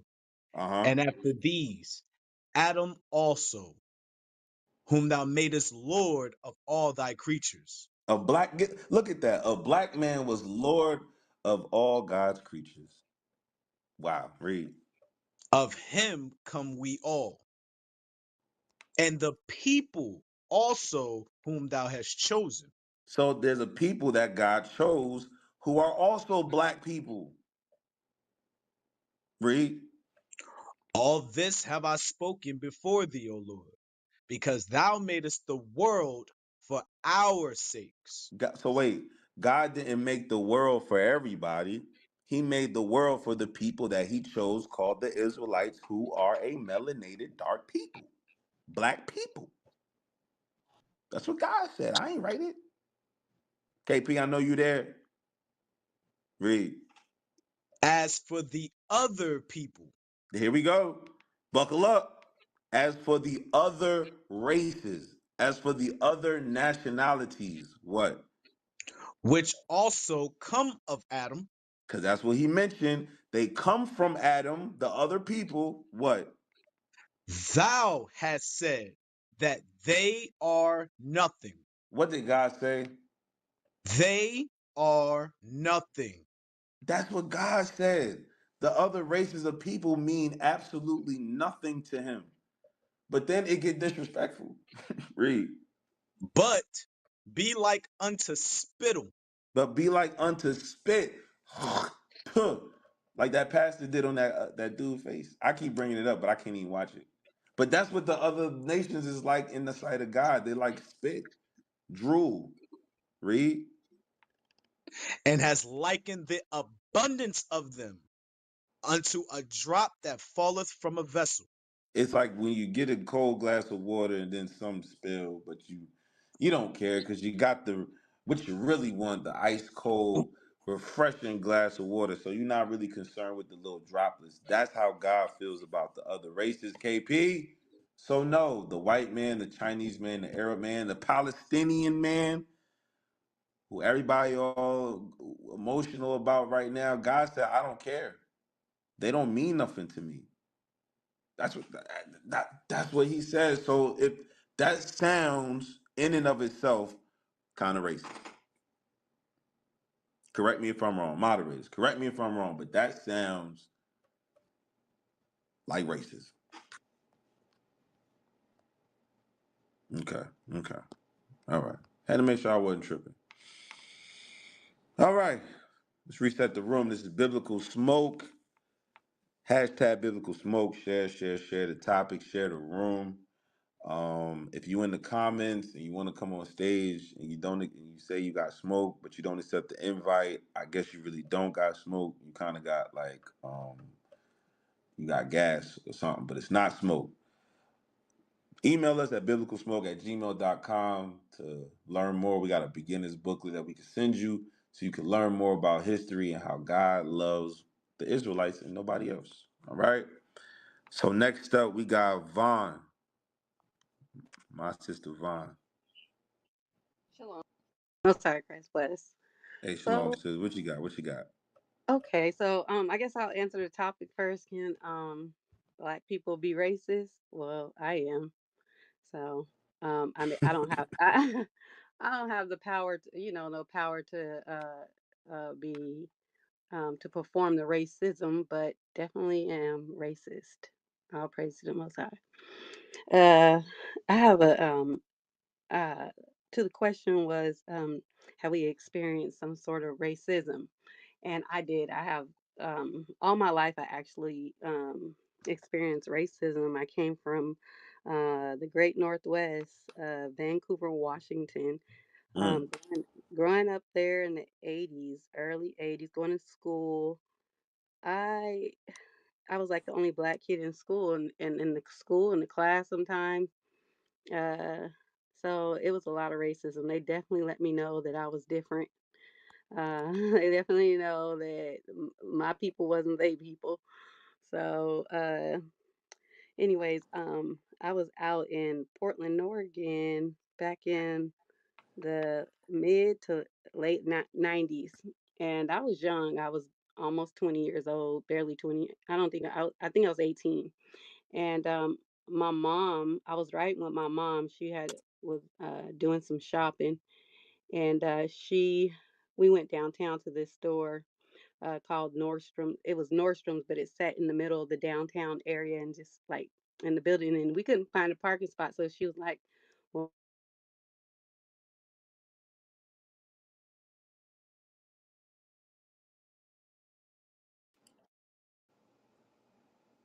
Is it just me or did the sister go out?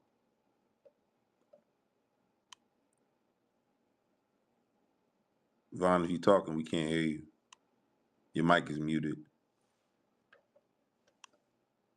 my life before that." Well, shopped in there like for some leggings or something once in my life before that time. But they did the return. They took my ID and they took it to the back, and they just wait. They had my ID in the back for like my driver's license. They had it back there for like 45 minutes. It was just a long time. And I didn't have a cell phone at that time because I don't think, yeah, it just wasn't like that time where cell phones was popping to tell my mom what was going on. And I was also pregnant, and I think I was like 6 months pregnant. And my mom, so they ended up coming back. They gave me a refund. They said they didn't have the money in that drawer to go upstairs to the third floor to customer service to retrieve the money. And they gave me this slip, and it was like only like it was like $86. And so I go up, I make my way all the way to the top floor, and some white lady came to me. I'm just standing there in line, and she just rips the slip out my hand, and she takes from behind her back my dad's shoes now without the box, without anything out, without the verification of purchase. She just handed them to me, and I'm like, what? And then she's like, I'm not returning these shoes for you, whatever her spiel. And you're returning them for, she named a lady, and I'm like, no, I'm returning them for my mom. And she was like, "No, you're returning them for this." I guess it was a black lady in the store that they probably harassed before. I don't know, but you're returning them for the lady. And I'm like, "No, I'm returning them for my mom." And she's like, "No," and she went to go hand me the shoes. I was like, "Where's the box? Where's everything?" And she was like, I'm not doing a return. And I snatched the slip from her. I was like, look, you guys took my ID, got my information on this paper. I'm going to let you deal with my mom. I'll go get her and let her deal with this. So she was like, don't ever come back into this store. She's like behind me. I'm going down the escalator. She's like, don't ever come back in this store again. Ah. And I didn't say nothing. I just kept going, made it to the floor where I was to exit. And I'm like, ma'am, I'm leaving. I'm getting my mom. Like, back off. And there's this man that joined her, a Edomite. He joined her, and he had something to say, like, whatever. And I was like, you guys are ridiculous. I said, you guys are humiliating me. And I said, I'm gonna get my mom, and I'll let her figure out what she want to do with uh this return, because you guys already got my information. You guys did the return, and then the way you guys are trying to like give me his shoes with nothing, no box or anything. So I'm gonna let's see what my mom want to do. You guys can deal with her, and I'll show you who actually I'm returning the shoes for.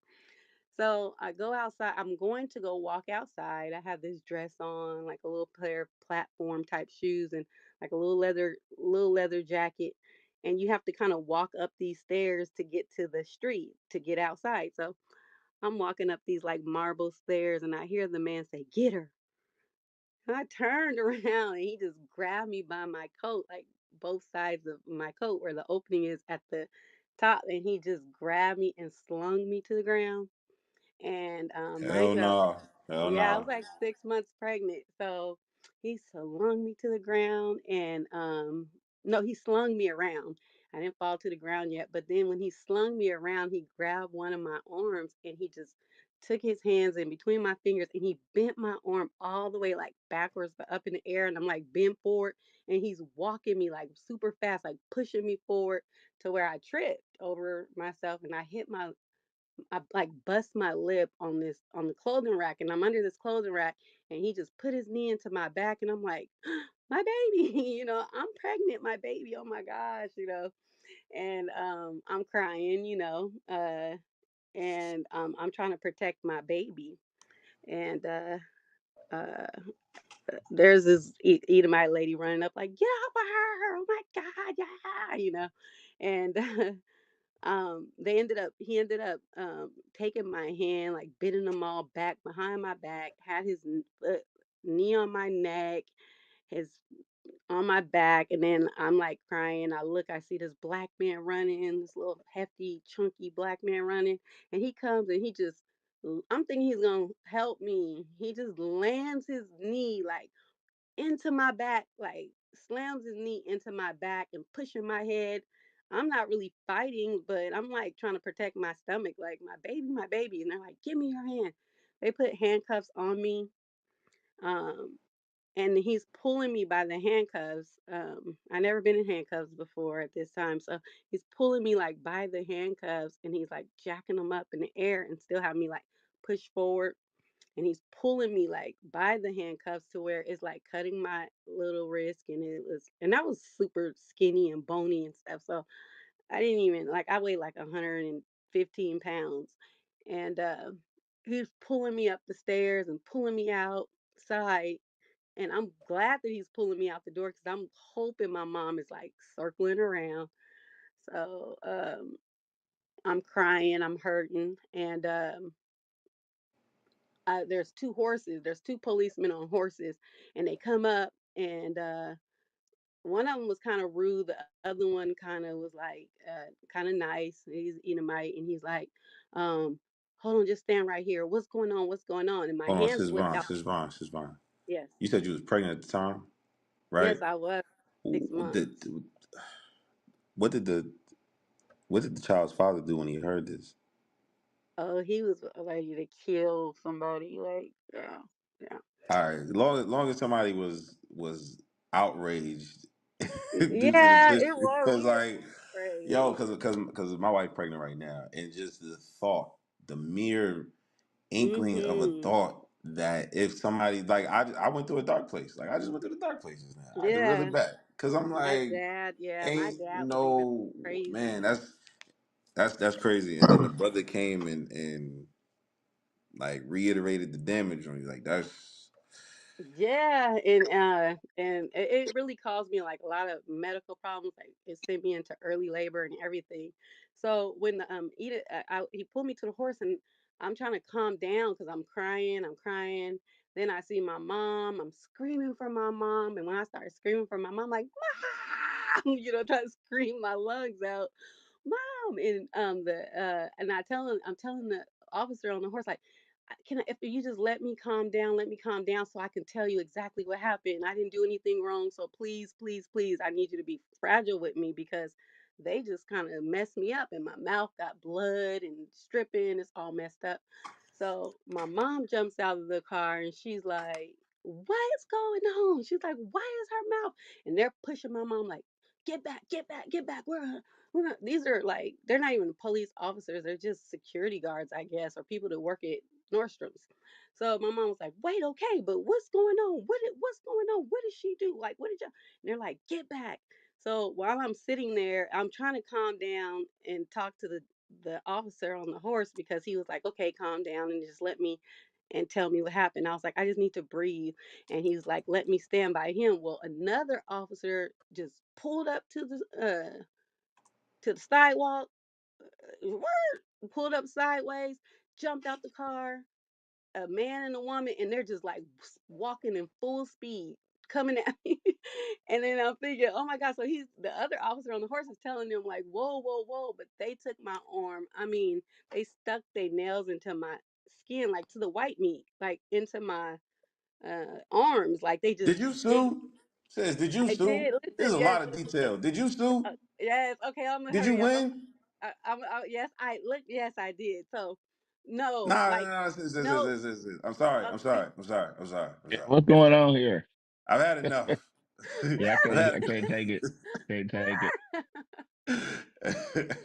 Write a I know book. I get all emotional too. Okay. So okay, no, so okay, they threw me in a police car Hey, like hold on, four. hold on. Let me shout out to Judd. Let me shout out to Oh, Judd. okay. Yes, sir. What's going on, Judd? Yeah, I don't know what's going on. So Shalom.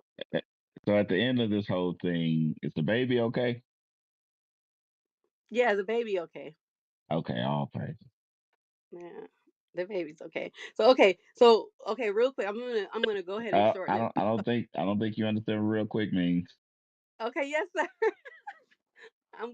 I'm working on that. Okay, so I'm gonna work on it right now. Okay, so they came and roughed me up, and after they got everything settled down, the Edomite lady takes her hand and she cuts her own finger, like she cuts her own finger, like right there, and then she trying to like wash it off in a rain puddle, but she's like, "Look what she done to me! Look what she done to me! Yep, my finger's bleeding." And the police was like, sitting, I never been in a police car. Police pulled me in a police car, and the way they pulled me in there, it's like they pulled me from one side and pulled me in as if I couldn't sit in there. And but they slammed me in there. And then they put me in the back of the police car and then was like, oh yeah, we're gonna arrest you for disorderly conduct and criminal trespassing. This story is So never going to end. no, it is. And then no, so I got arrested. Shut the What's fuck going Let up. on? me in. 1 minute, 1 minute. So they put me in. They put me, took me, and the Edomite didn't put on my seatbelt, and he's like, "Oh, the reason why you don't." He checked to see if I had it's just racism. He checked to see if I had like any warrants or whatever. He's like, "That's just because you just turned 18, and that's why." But now you know what? Ha ha ha! You got a record. He's saying this stuff to me, and they ended up taking me to jail for 9 hours, and in jail they test my baby's heartbeat. They were like, "Oh, you're fine. You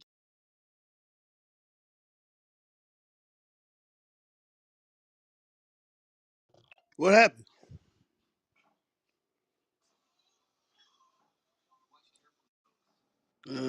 Okay.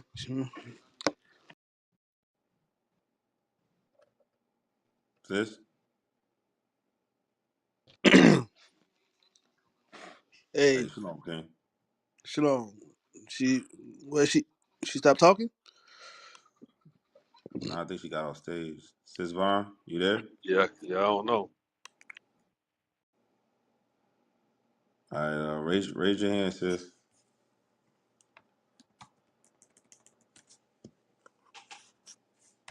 All right. I'm sorry. I don't know. Maybe I'm talking too much. I was just trying to finish. Okay, now you back. You back, but go ahead. Yeah. I don't know where it cut off. I just wasn't on the stage anymore. I didn't know. But okay, I got out. They gave You, me went to the hospital. They kept me in the hospital for a few nights, stopped my labor. I did win the criminal case of it because I took it all the way, to trial because I wasn't wrong for nothing. And there was like 11 police officers that tried to testify against me just to try to get me a criminal record for something that I didn't do. Like 11 Edomite police, like with different stories. They got on the stage. They all lied. They were like lying. Like all their stories were different. And but I ended up getting exonerated. Of course, it came out not guilty because I did it by jury. So I did sue them, and that was in the 90s. And my attorney, he just totally went with them. They paid him off, and he was in some first story building with a brick wall and at his window. But like, he called me back into his office 2 years later, a little over 2 years later, like, oh, there's nothing. He's on the 30th floor overlooking the Fremont Bridge and all this. And he's like, just sue me. And there was nobody to sue him. Like, everybody was like, nope, we ain't doing it. Nope. I called everybody. And at that time, I just gave up. I was young. And me and my husband, like, we gave, I gave up. I was like, I don't want to do it no more. But yeah. Yeah, that's the racism that I experienced, and I experienced a lot more, but that one, yeah, that was not That good. sound like a movie right there, boy. Yep. That thing was detailed. Yeah. I could see I could see the attorney office. It was brick, and it was on the first floor, but then there was the one on the 30th floor That that was was overlooking the bridge. Bro, that I was was good. there. I was in the office, bro. And you said this was in Portland? Portland, Oregon. Hey, I did hear that Portland was like one of the most racist cities in the country. I did hear that before. Interesting. They Well, very, very glad you're okay, racist. sis. Glad you're all I right. Yes, mean, you sir. could I'm just. happy I now heard that I you can got just this. do any kind of drugs in Portland. Like you can take anything. It's legal. Everything legal. Oh Crack, my God, everybody's on heroin, drugs. meth. I heard everything is legal. Yeah. It's a big social experiment. Yeah. A bunch of people walking around bent over. It look crazy out there. Zombie land. Well, all righty then. Reset the room. Biblical smoke. Can black people be racist? I know the white man can be racist. One got on stage and shut the fuck up. Like, why do you think we care Where about he this? at? Where I he don't at? know. I don't know. I think he ran. He went. He took an early trip to Sesame Street. Mm, copy. All right. Well, up next we got Uriel. Oh, well, established Bill Carson. Yeah, black people can be racist because it's in the Bible. I think you skipped me.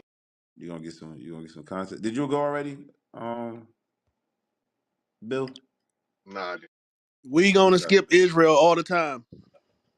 Yeah. No, I didn't go yet, but you can speak to Uriel if you want.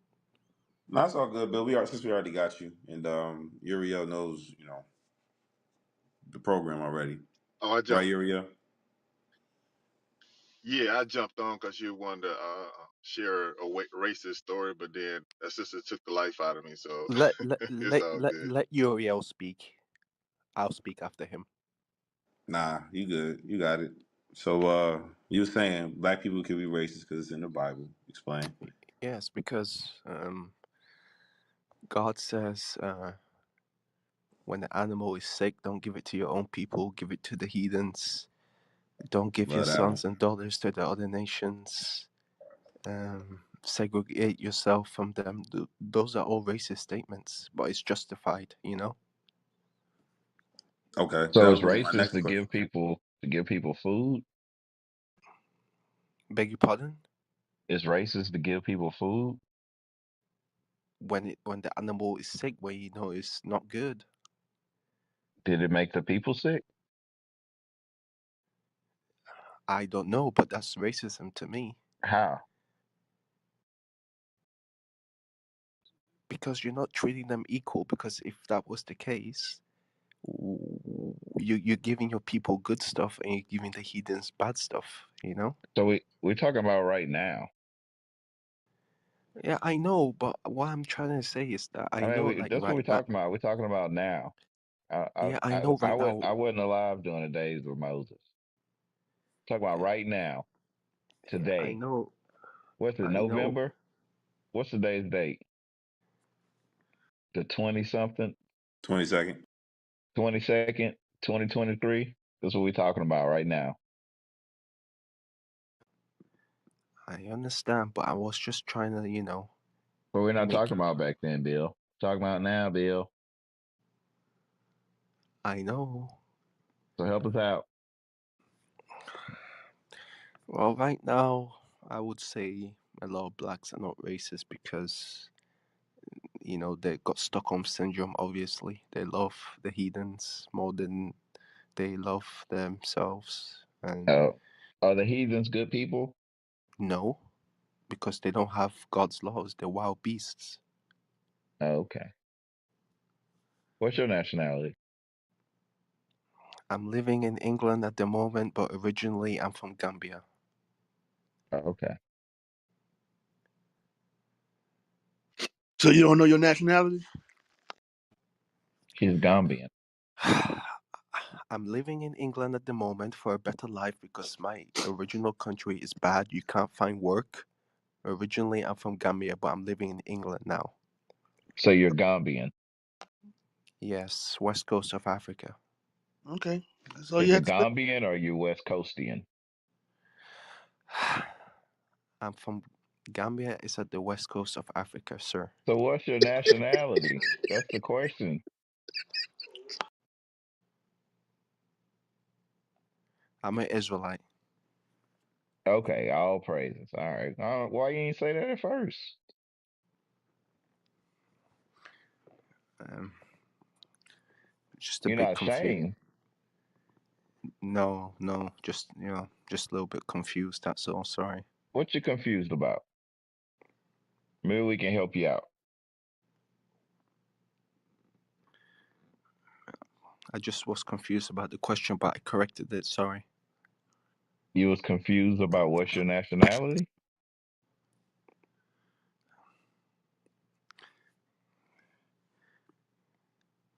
Yeah, I apologize, but I corrected it though. All right. All right. Yeah. So, yeah, that's why I wanted to say because yeah, a lot of blacks now they have Stockholm syndrome.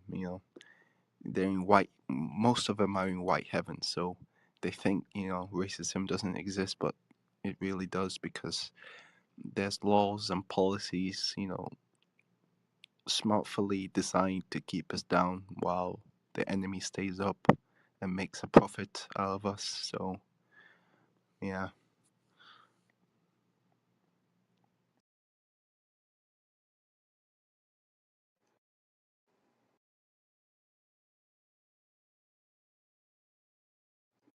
Well, you ain't wrong.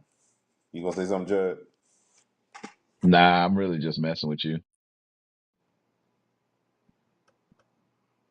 You gonna be all right, Bill.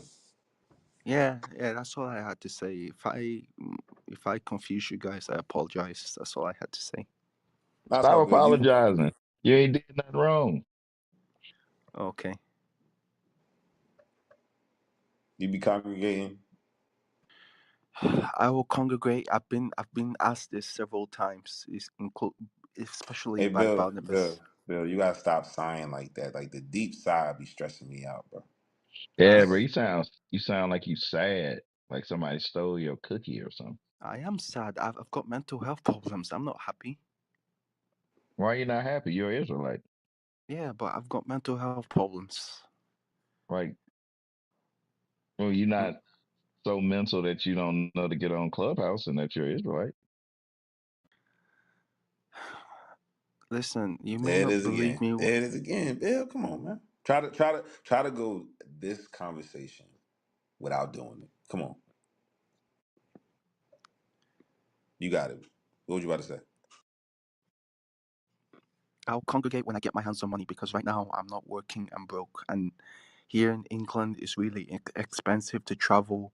And when COVID-19 happened, everything the prices starting to increase. So um, The only person that's keeping me alive right now is my mother because I'm trying to look for work and I'm really ashamed of begging her for money just to survive. And you Don't know cry.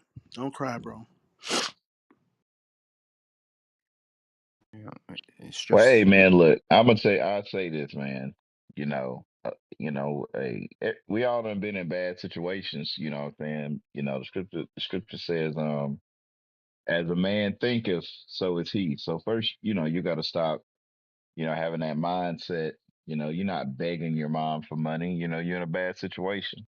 So uh, I mean I could like hear this a thing called state welfare, like you sign on and like the government gives you money, but I would rather you know ask my mom for help than the government because at the end of the day I know like when I get work I'll pay her back like every penny, but as for now, um, I just need a little bit money just to travel to London because London by train is really expensive and I don't have that type of money. So I would love to visit the school, but as of now, I don't have the money. okay, How well, much it costs? you got to get yourself, you got to get yourself together. You know, what kind of work you do out there? I don't work at the moment. I I'm mean, looking you for you work. work you worked before it, all right? Yeah, I used to work as a carer in a mental health institution. How you? What the fuck? So Excuse me? you you worked as a caregiver, a carer in the mental health institution, Correct? but you also have mental health issues. Yes. You should probably pick a happier profession. Yeah, I know, but it was good money at the time until COVID happened because, the vaccine and all, I didn't want to take it. So, Okay. So now that the are the vaccination restrictions still? Because I know over here they've been lifted. So yeah, they're lifted, but they're talking about a new strain. So, and I have a funny feeling that we're gonna go back into another lockdown. well, that funny feeling keeping you broke. Because if they didn't tell you that's the reason why they didn't bring you back, then you got to make something shake, bro. You gotta Listen, not afflict it's yourself in your own mind. it's not keeping me broke. It's just that I'm looking for work, and I'm not keeping the commandments. So God is not gonna give me what I want because I'm a sinner, and if I pray to Him and ask, "Hey, Lord, please give me work," He's not gonna hear my prayers. I'm not keeping no commandments. So Which ones aren't you keeping? um. The only one I'm keeping at the moment is not shaving my beard off. Yeah. You eat pork? Yes, I do, but it's the cheapest food I can get so I can get by. I call cap on that. You know what cap mean in London? Oh my God. Okay. Lying? Yeah, I'm not lying. they got they got fries. You can just, you know what I'm saying. If it's that deep, like, cause Some lettuce. it's somewhere. You eat some lettuce, Just like a salad or some little dilly salad. You know what I mean? some I, onions, I Vegetarian side of the game. it's some not, some peas and green beans. it's no Hey King, excuse. hey King, is this the same bill from yesterday? Yeah, man. Yeah, man, he always saying some crazy shit, man. Yeah. Okay. I mean, I figure is I wasn't on here yesterday, but that's why I was like, I've never been good with sob stories, especially from men.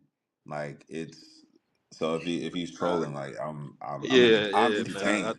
I I'm think he entertained. trolling, man. Y'all could deal with him. I think he spiritually transmitted. What you know, vampire. That's what he is, man. But y'all can What play does with that him. mean? What does that mean? Spiritually transmitted vampire? Oh, it means that you basically suck the energy out the room with your I'm good. I'm good your over tail. here. Yeah, I'm I'm perfectly good over fine. here. You know, I don't I'm think good. the I'm chat is having a too good. much. Actually, I'm having a good time. You know what I'm saying? Over here, So you dying think laughing right now. so because you think I'm joking or trolling? That's what you think. Well, the thing is, we deal with people that like don't know what's going on, right? But You do know the you only you know reason why I keep you know coming you back hold here, on, right? I got you, Because you know you an Israelite, and you are not keeping God's commandments, and you have reasons as to why you're not keeping God's commandments, and yet you're like, yo, my life is upside down. When it's like, all right, well, you know what you have to do, so there's really not much we could, let you know or tell you, because you know what you need to be doing, but you're not doing it, and you're like, well, it's because pork is the cheapest food I could get. Nah, that's not true, and you know that's so not true. Like, it's it's not mad apples, it's not hella really. apples out here, v hella Yeah. carrots for the low.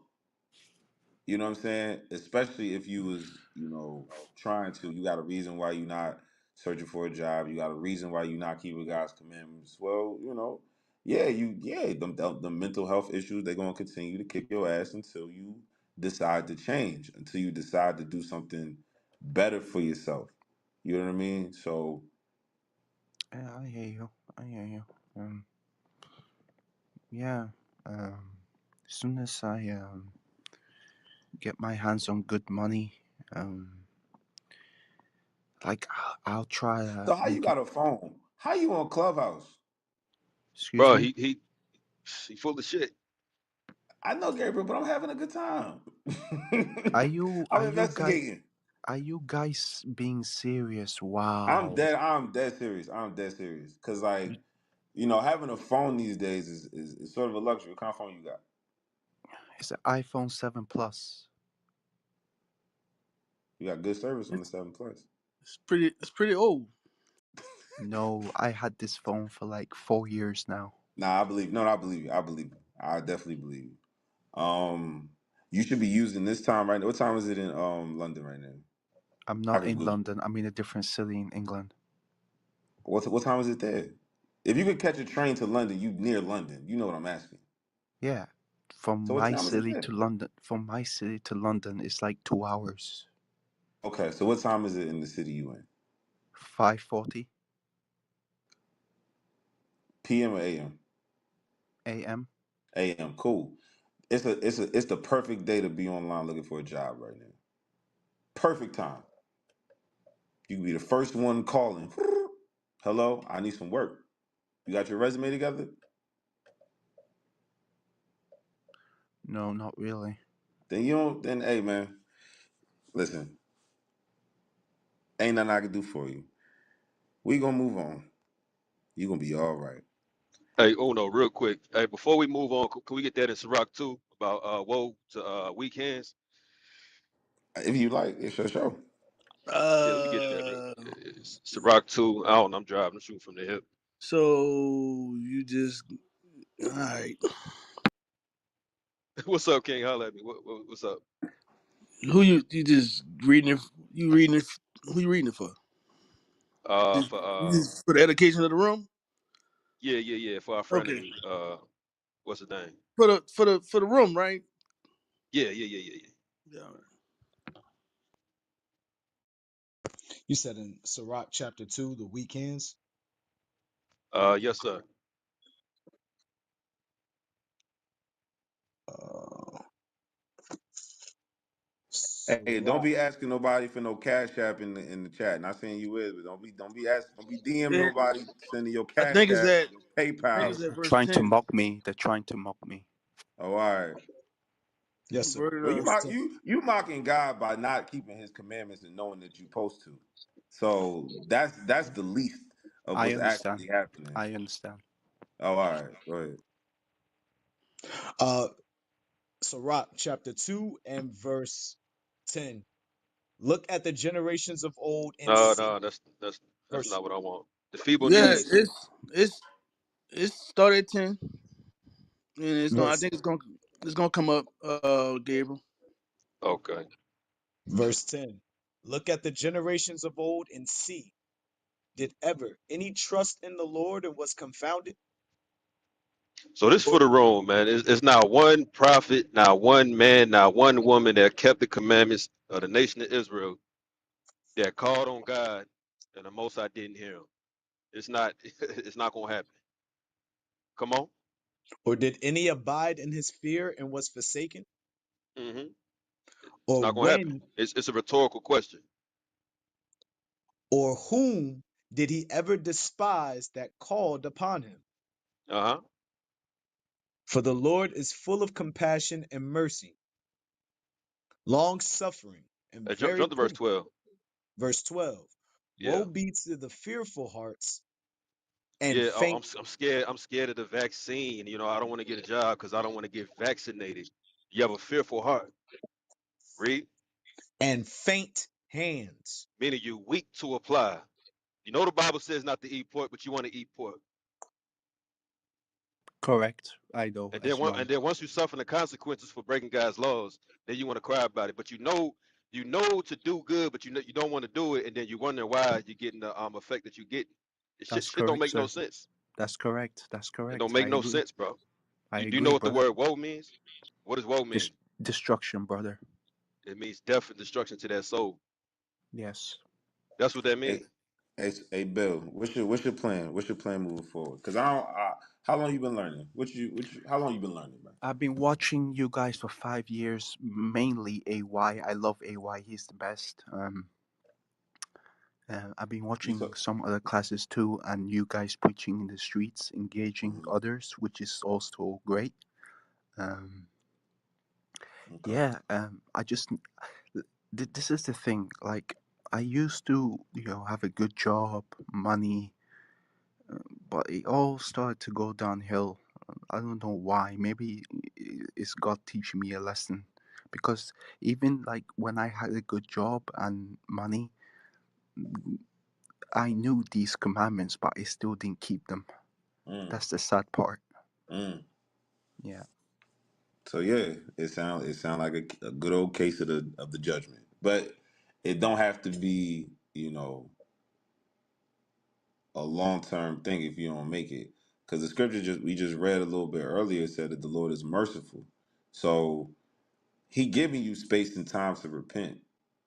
Just do it. Just take that time. Like come before Him humbly, ask for forgiveness for not keeping His laws, and then do your very best to keep them. And then there's a possibility he might hear my prayers, right?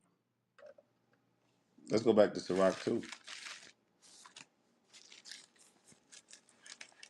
Um, Because right now, as far as I understand, like praying is not even in my mind at the moment, because I know he's not gonna hear a single word I gotta say. Watch this. Watch this. Go to First Kings chapter 8. I'm gonna show you something. Because if that's keeping you from prayer, then that's also keeping you from repentance. And that's the absolute last thing you want Satan to be in your ear about. It's like, well, ain't no even there's no need to repent. There's no need to ask the Lord to forgive you because He's not even going to hear you. That's going to keep you further and further in your sin. Watch this. Give me First Kings chapter 8 and start at verse 46. First Kings chapter 8, verse 46.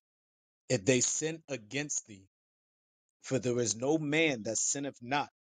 All right, so that's your current state. All right, cool. Let's deal with the present. The past happened. It is what it is.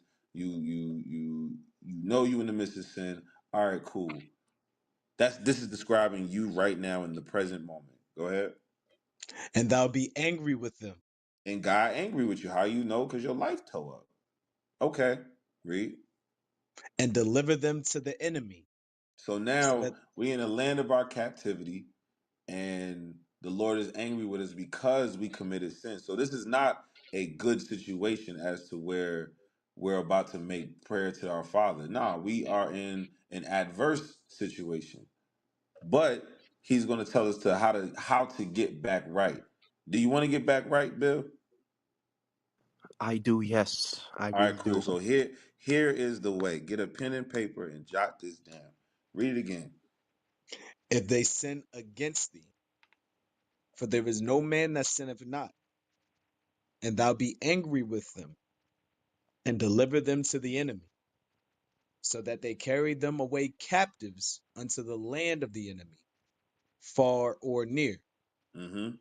Yet, if they shall bethink themselves in the land whither they were carried captives, and repent, and make supplication unto thee Hey, in the hey, and I see the comments. I see the chats. If he's Esau, if he's a hacker, so on and so forth. Look, it's somebody in the chat. It's somebody on the stage that might need to learn how to repent. The word don't go out void. So if Satan is being used to if Esau is being used to bring out the scriptures, then so be it. I don't care. They're calling me Ishmael, Elam. I don't look, bro. I do not care. The Bible's coming out. We are edifying somebody that thinks that they too far off in their sin to repent and come back to the Father. Read verse 47 again. yet if they shall bethink themselves It say, in the yet if you remember that you one of the children of Israel, you remember that you do have a God, and he did write this down. If you bethink yourself, read. in the land whither they were carried captives, Wherever this transatlantic slave trade took you, the sub-Saharan slave trade took you, wherever any of these slave trades took you, read and repent. and repent. You got to make the decision. You got to make the choice to come back and humble yourself before the Lord your God and keep His commandments as an Israelite. You got to make that choice first, and then you got to make the actions to stop doing so. Stop doing the sin that got you in this position in the first place, like eating pork, like not keeping God's commandments, like not congregating. All of the above. Read. Yeah. And make supplication unto thee. Supplication is a verbal proclamation of your sins to the Lord. You making supplication to Him, and He's going to tell you what to say. Go ahead. In the land of them that carried them captives, Saying what? saying, saying, we have sinned and have done perversely, we have committed wickedness. So yeah, the Lord not going to hear your prayer if it's anything other than this right here. Lord, I have sinned. I've committed wickedness. I've done perversely. I need to come back to you. I need your forgiveness. I need your mercy. And then you begin to act and behave in a way as to where your actions is backing up that prayer that you just said. Then you're going to have some results. It may not be immediate, but then you'll look up and be like, wait, I must be forgiven. Read. And so return unto thee with all their heart Mm-hmm. and with all their soul in the land of their enemies, which led them away captive, and pray unto thee toward their land. And you got to face Jerusalem. You got to face the land that God swore to our fathers to give us. So that whole Palestinian Gaza Israeli conflict happening right now is because two people that's in our land that do not belong there is in our land. That's our land. The children of Israel, the so-called blacks, Hispanics, Native Americans, children of the slave trade. That is our land. We pray towards that. Read. Which thou gavest unto their fathers, the city which thou hast chosen, and the house which I have built for thy name. Mm-hmm. Then hear thou their prayer and their supplication in heaven, thy dwelling place, and maintain their cause. So after you do all the above, then God will hear your prayer. That's the prayer that He'll hear first, and then you can move forward from that. All right. So we got Hey, Nando hey, on stage. there we go. Yeah, let's move on. Uno, because I it's something got you. about that dude, man. He What do you said, "Get up." mean? Oh my God, man. No, don't worry about it. Don't worry about it. Bill Carson, just you just go pray that prayer. You know what I'm saying? You make supplication before the Lord and pray that he changes situation up. And if you are Esau and I'm there's not no a repentance. Edomite, brother. Okay. I don't. I listen. Look. Just because my voice I doesn't just. sound like I yours don't. doesn't mean I I'm not an don't. Edomite. I don't know what you are. Look, anybody on stage could be anybody else. This is the interwebs. Who knows what who is? I'm just going off of what was That's being why said. congregate is All important. right, I okay. understand. Don't get offended. Don't get offended. But I want to finish my sentence. But if you are Esau and this is trolling for you, then there is no repentance for you. So I hope you enjoyed the theatrics in the show. But at the end of the day, it's nothing. There's nothing for you but slavery, and then the lake of fire, and you'll be a memory, and then you won't be a memory anymore. Can We I all ask you will forget about you. one more question? I got to move on, but Uh, stick around, and if time permit, I'll circle back to you. All right, okay. all right. We got Nando on stage. What's going on, Nando? Nando,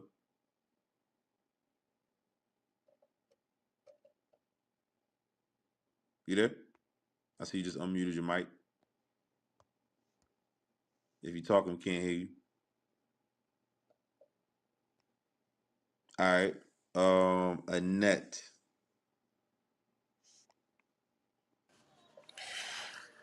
Shalom, everyone. How is everyone this early morning? We all right.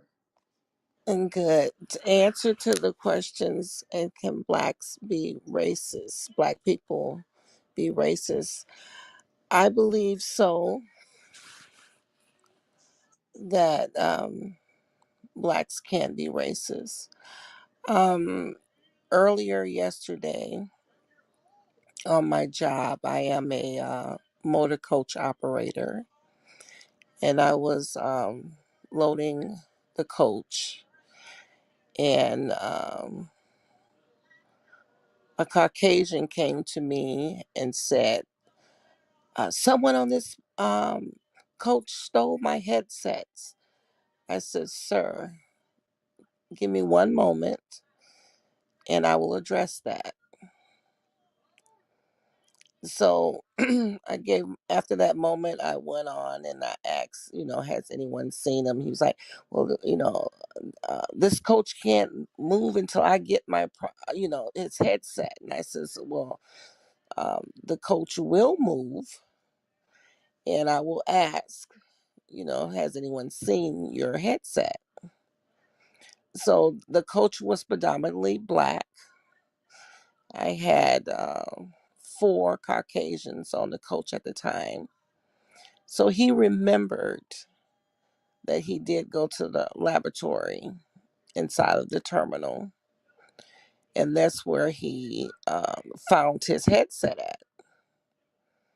And so when he came back, he says, I left him in the bathroom. I said, you owe everyone on the coach an apology.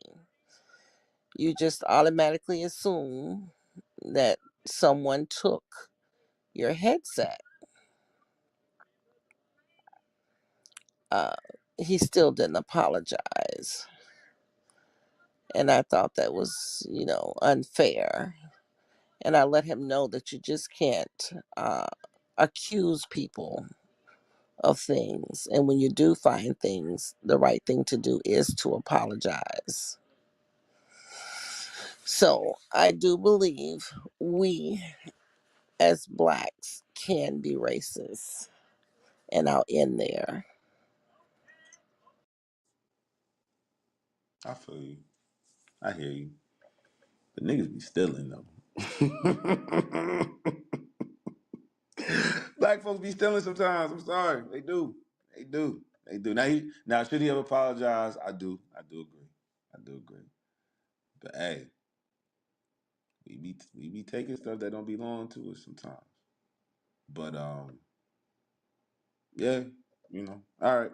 Thank you for the history, sis. Thank you for the story. Um I saw Juju had her hand raised. Oh, Nando, you back? You good? You here? You up? Not yet. You might have to go out and come back in if you're trying to talk.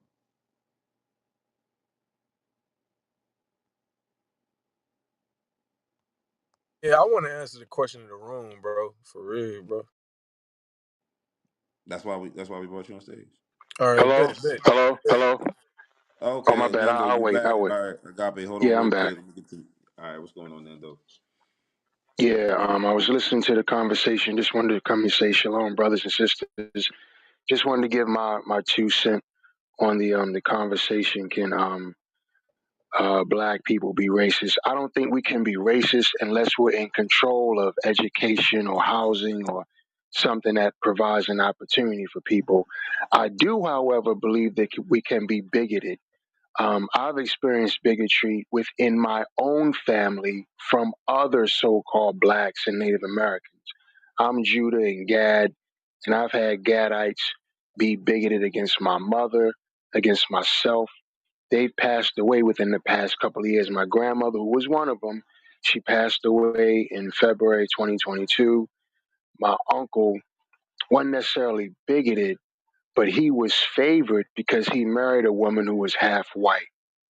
And the grandchildren that came from that, I have no problem with those two, my cousins. But my grandmother, who passed in February 2022, she favored them over me, despite the fact that they hardly called her, they hardly visited her. And I visited her more than she visited her more than my cousins did. And I would go and see her and talk to her. And I have to admit, I came to regret that because she didn't really appreciate it. Come to find out, she really didn't like me as much because I wasn't a conformist. I wasn't going to be controlled by her. And I found out that the house that she ended up having was actually my mother's house. And she snaked her way into the house because she didn't have a house of her own. And all these people were putting up fronts and lying to us and basically were using the church as a way to make themselves seem like they were holier than thou. When the truth of the matter is, they were looking up to Edomites. I remember as a kid, me and my brother would have to go to our Aunt Bernice's house, my grandmother's sister, not to do anything productive, but so that those two could watch soap operas together. Literally, Young and the Restless and Guiding Light and all these other soap operas, Hold on, they Nando, were Nando. looking up to Edomites and using them to live their life based off what they saw on television. Okay. Yeah, because all right. So, but I'm gonna tell you what. I'm gonna tell you what happened. It ain't true. Earlier, we had a harrowing, event-filled storyline. Right. It was a Okay. story. It was a story that was somebody told. So anytime now the stories get real detailed, I'm traumatized a little bit. So I don't mean to do that. now it's all good. It's all good. So follow along, right? So you said your grandmother All right. favored your the light skinned children, but then it was because she just didn't like you because you didn't conform to. Yeah. Well, the But thing of it then is, my mother. Oh, go ahead. now I'm just trying to track. Trying to track with you because I'm trying to find the racism in the storyline. Okay. It's not necessarily racism, but it's bigotry. The way they treated dark skin was different than how they treated light skin. She had brothers, my mother's uncles, who treated her foul because she was dark skinned, she had long hair, she was pretty, and they hated on her because of that. Simply because of that. And my mother ended up having the biggest house in the family, and they're jealous of her. For example, when my grandmother passed away, my uncle's wife, because my uncle just died less than 2 weeks ago. He just died on the 9th. I think they may have already cremated and everything. But his half-white wife was cool with my mother. But since my grandmother passed away, the glue that was between them is now gone. She hardly even speaks to my mother. She called her one time to say that her husband passed and he's being cremated. She didn't invite her to the house. She didn't see how she was doing. None of that. And my grandmother favored her over her own daughter. So it may not be necessarily racism, but it's bigotry within families off of skin color, off of skin tone. And my mother experienced it, and I internally experienced it because I'm as dark as her. And I love being dark. I wish I was darker. But this is what Gadites in the family will do against people who had more Judah. Her father, my grandfather, my mother's father, is more Judah, who married a Gadite, who was my grandmother. and she favored the half white wife of my uncle, her son, and their children more than anybody else. And I'm just now learning this as my grandmother passed and after she passed and my uncle passed. I'm just now learning this stuff. So it's not necessarily racism, but there's bigotry within families when you have different skin tones and different skin colors. It's self hatred ultimately. Exactly, exactly, You know what I mean? Because it's envying the oppressor. You know, exactly. like those that are like the standard of beauty. It's been tainted because in mass media, you know who's the standard of beauty is that European, Eurocentric, whatever, and it's been like that for forever. And so, Mhm. you know, it's black is seen as the most hideous, and then you work your way up, right? And you Right. know, is that is like that with the his so-called Hispanics as well. Mino negro. Yes, you are, bro. Yes, you are. You dark as the damn sky itself at night. But just that connotation of dark is dirty, is ugly. It's self hatred and it's lack of identity. You know, and I blame Christianity, Can I tap in? of course. Yep. And I just wanted to So say this before you tap in, sir. The soap operas was the influence. They may have went to church once or twice a week, Sunday, of course, and then maybe during the week they might have went to Bible study or the choir. But they and I witnessed this. They spent 5 days a week, 5, 6 hours a day watching those soap operas, looking up to and emulating them and copying their behavior. And just I'm gonna say this, I'm gonna be quiet. They own land in South Carolina where they could have raised crops and sold different things. They left that alone to try to quote unquote work their way up from Bethlehem Steel, trying to be next to white people, trying to be next to them in the school system. And I'm like, why did they get rid of the land? Because they thought they was beneath them, not understanding and knowing that you own something that you can sell to the very people you trying to be next to. But they're looking up and emulating them. So I'll You be got quiet now. being nation minded like that. That is a brand new concept in the earth, and the Israelites is the only one that's bringing that out Hmm. for black people for real because we're doing it for the love of our people. Like black the ones that are doing it, like you know, allegedly like DJ Envy, for example, like they talk about generational wealth, but at the end of the day, like there's always some economic gain behind it that's to the detriment of somebody else, right? Hmm. So that's why even the come together that black people do on a regular basis, it don't be all the way in line because God's laws are missing from it.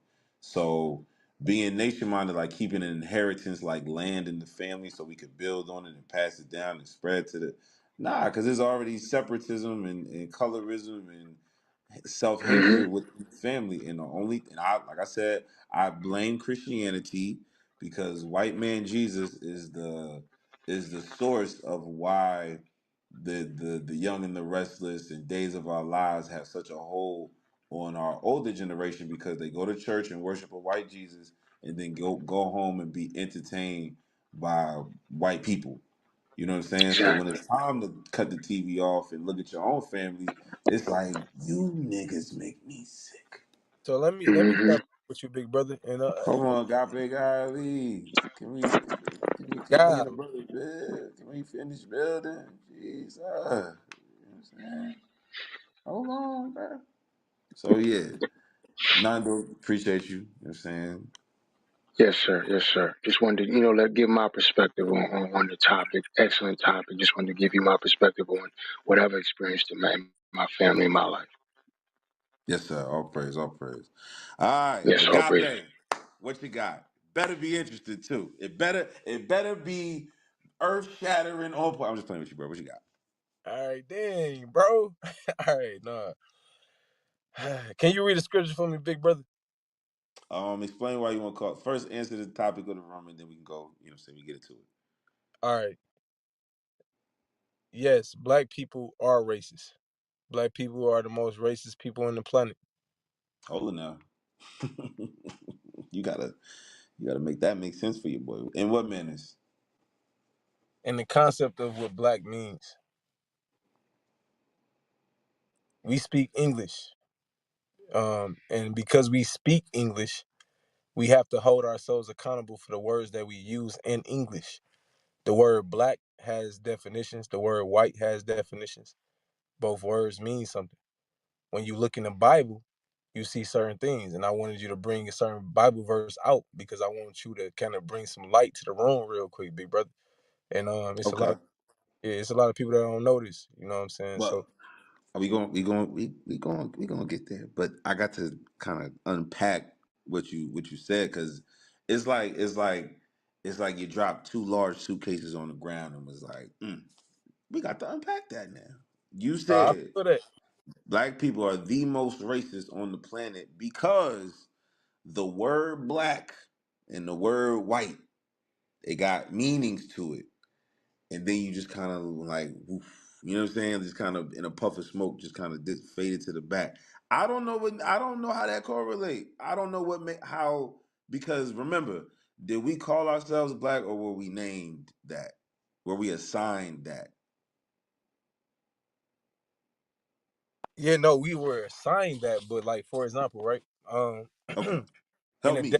in the comment section, I put a little link to the Webster Dictionary. The Webster Dictionary is an English dictionary that just says what certain English words mean. When we look at the word black in English, these are some of the words that kind of like, you know, equate to this word. We see characterized by the absence of light. It says Mm-hmm. uh, reflecting or transmitting little or no light. It also says wicked. It says sinister or evil. It also says Okay. it also says Time out. How does that make black people the most racist people on the planet? yeah, so when it comes to the concept of black, it also says this right here. It says this is a good one right here. It says connected with or invoking the supernatural and especially the devil. So like the concept of provoking this is crazy. Invoking the super It is crazy because yeah, I'm yeah, yeah, lost, B. I'm yeah. No, lost. like it says for this word to say connected with or invoking supernatural and especially the devil, it tells you that this invokes the devil. The devil is the adversary of God. The adversary of God is who goes against God's laws and commandments in order. So So how does that make black people racist? yeah, so the Against word who? black. Okay, let's start here. Racist against who?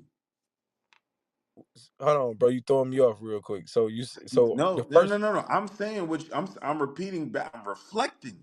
No, I I'm gotta saying use so. You your said words. I'm racist. reflecting back to you the I'm things that you're saying. I'm just not letting them go. Like I'm yeah. I'm listening saying to what you you're said saying. So the who. I'm What to your do you mean first by that? point. To your first point, because you gave me a definition of black, right? I'm gonna tell you plain. That definition did not correlate to your first statement in any shape, form, or fashion. So I'm trying to ask a question that'll hopefully connect a dot somewhere. You said black people are the most racist people on the planet. Okay, pause right there. To who? Got you. So the concept of racist means someone who's discriminating against another person based on their race or nationality. So a person who is discriminating is a devilish person, a person who is of Satan. To Satan. who? Who are the black people racist against? They're racist against the white people. Okay, thank you. Okay, we got somewhere. Cool. How? Okay, so now when you look at the definition of white, it says this. Mm-mm, It mm-mm. says, I don't wanna look at the definition of white. How oh, are okay, black so that's my people point. So that's the racist point. towards white people? Right. So I'm giving you understanding that the definition, by definition, black people are racist against white people, and black people are the only races on the planet. And you not trying to hear me because you don't want to realize that white means the concept of light. It also means righteous. It means pure. It So means are clean. they righteous? It means without blemish. So are they Yes, without white people. blemish? White people are without blemish and pure and clean. Wow. We Yes, are getting somewhere. yes. That's why I wanted to Okay. bring out the All scripture. right. Bring out Woo. scripture. Can I bring out a So scripture? we going we going to get there. But you are saying that white people are without blemish and righteous, and we are racist towards them. Okay, pause.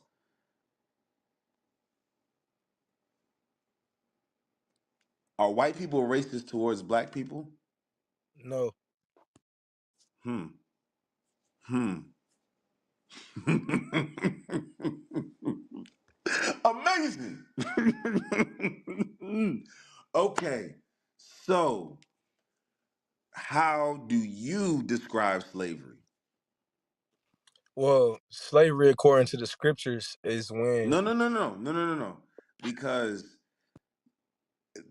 everything you just said is opposite of the scriptures. So we got to stick in agape land. Because I need Well, to no, that. understand who I'm dealing with. Let I me need bring to out the understand scripture. Can I who I'm bring hearing out the scripture from. first? Huh? There's a scripture that supports what I'm saying, but you didn't let me. Okay, let's get it. Let's hear it. I would love to hear it. What you All got? right, all right. So can somebody pull up Daniel chapter 12, verse starting at verse 9. Okay, Daniel 12 and 9 is going to tell us that black people are the most racist people on this Going planet, and the into verse white 11. man is without blemish and righteous. Yeah, going into verse 11. Yes. Yes, sir. Okay. I this is incredible. Okay, let's read it. Daniel chapter 12, verse 9. And he said, Go thy way, Daniel, for the words are closed up and sealed to the time of the end. Verse Where 10. where okay, no. He has to explain what that means. Go Yes. ahead. First part is like what's going on right here. This not gonna come out until right now because we are in the end. And so right now, Daniel is being told to seal up what he's about to be told. He is told to be sealed up. So people not gonna know this right away. So the second verse that he's about to go into, verse 10 and then 11, is gonna bring out the true understanding. So yeah, Okay. Verse 10. Many shall be purified and made white and tried, but the wicked shall do wickedly, and none of the wicked shall understand, but the wise shall understand. Okay. So help. yes. So number one, many will be purified and made white. White. They will be white, and they will be made white. We will be white. We will be made white. And the wicked. I heard you say Yeah, that yeah. 4 times. Are And you the saying that that's a race? no, what I'm saying is that that's who we are. We are white,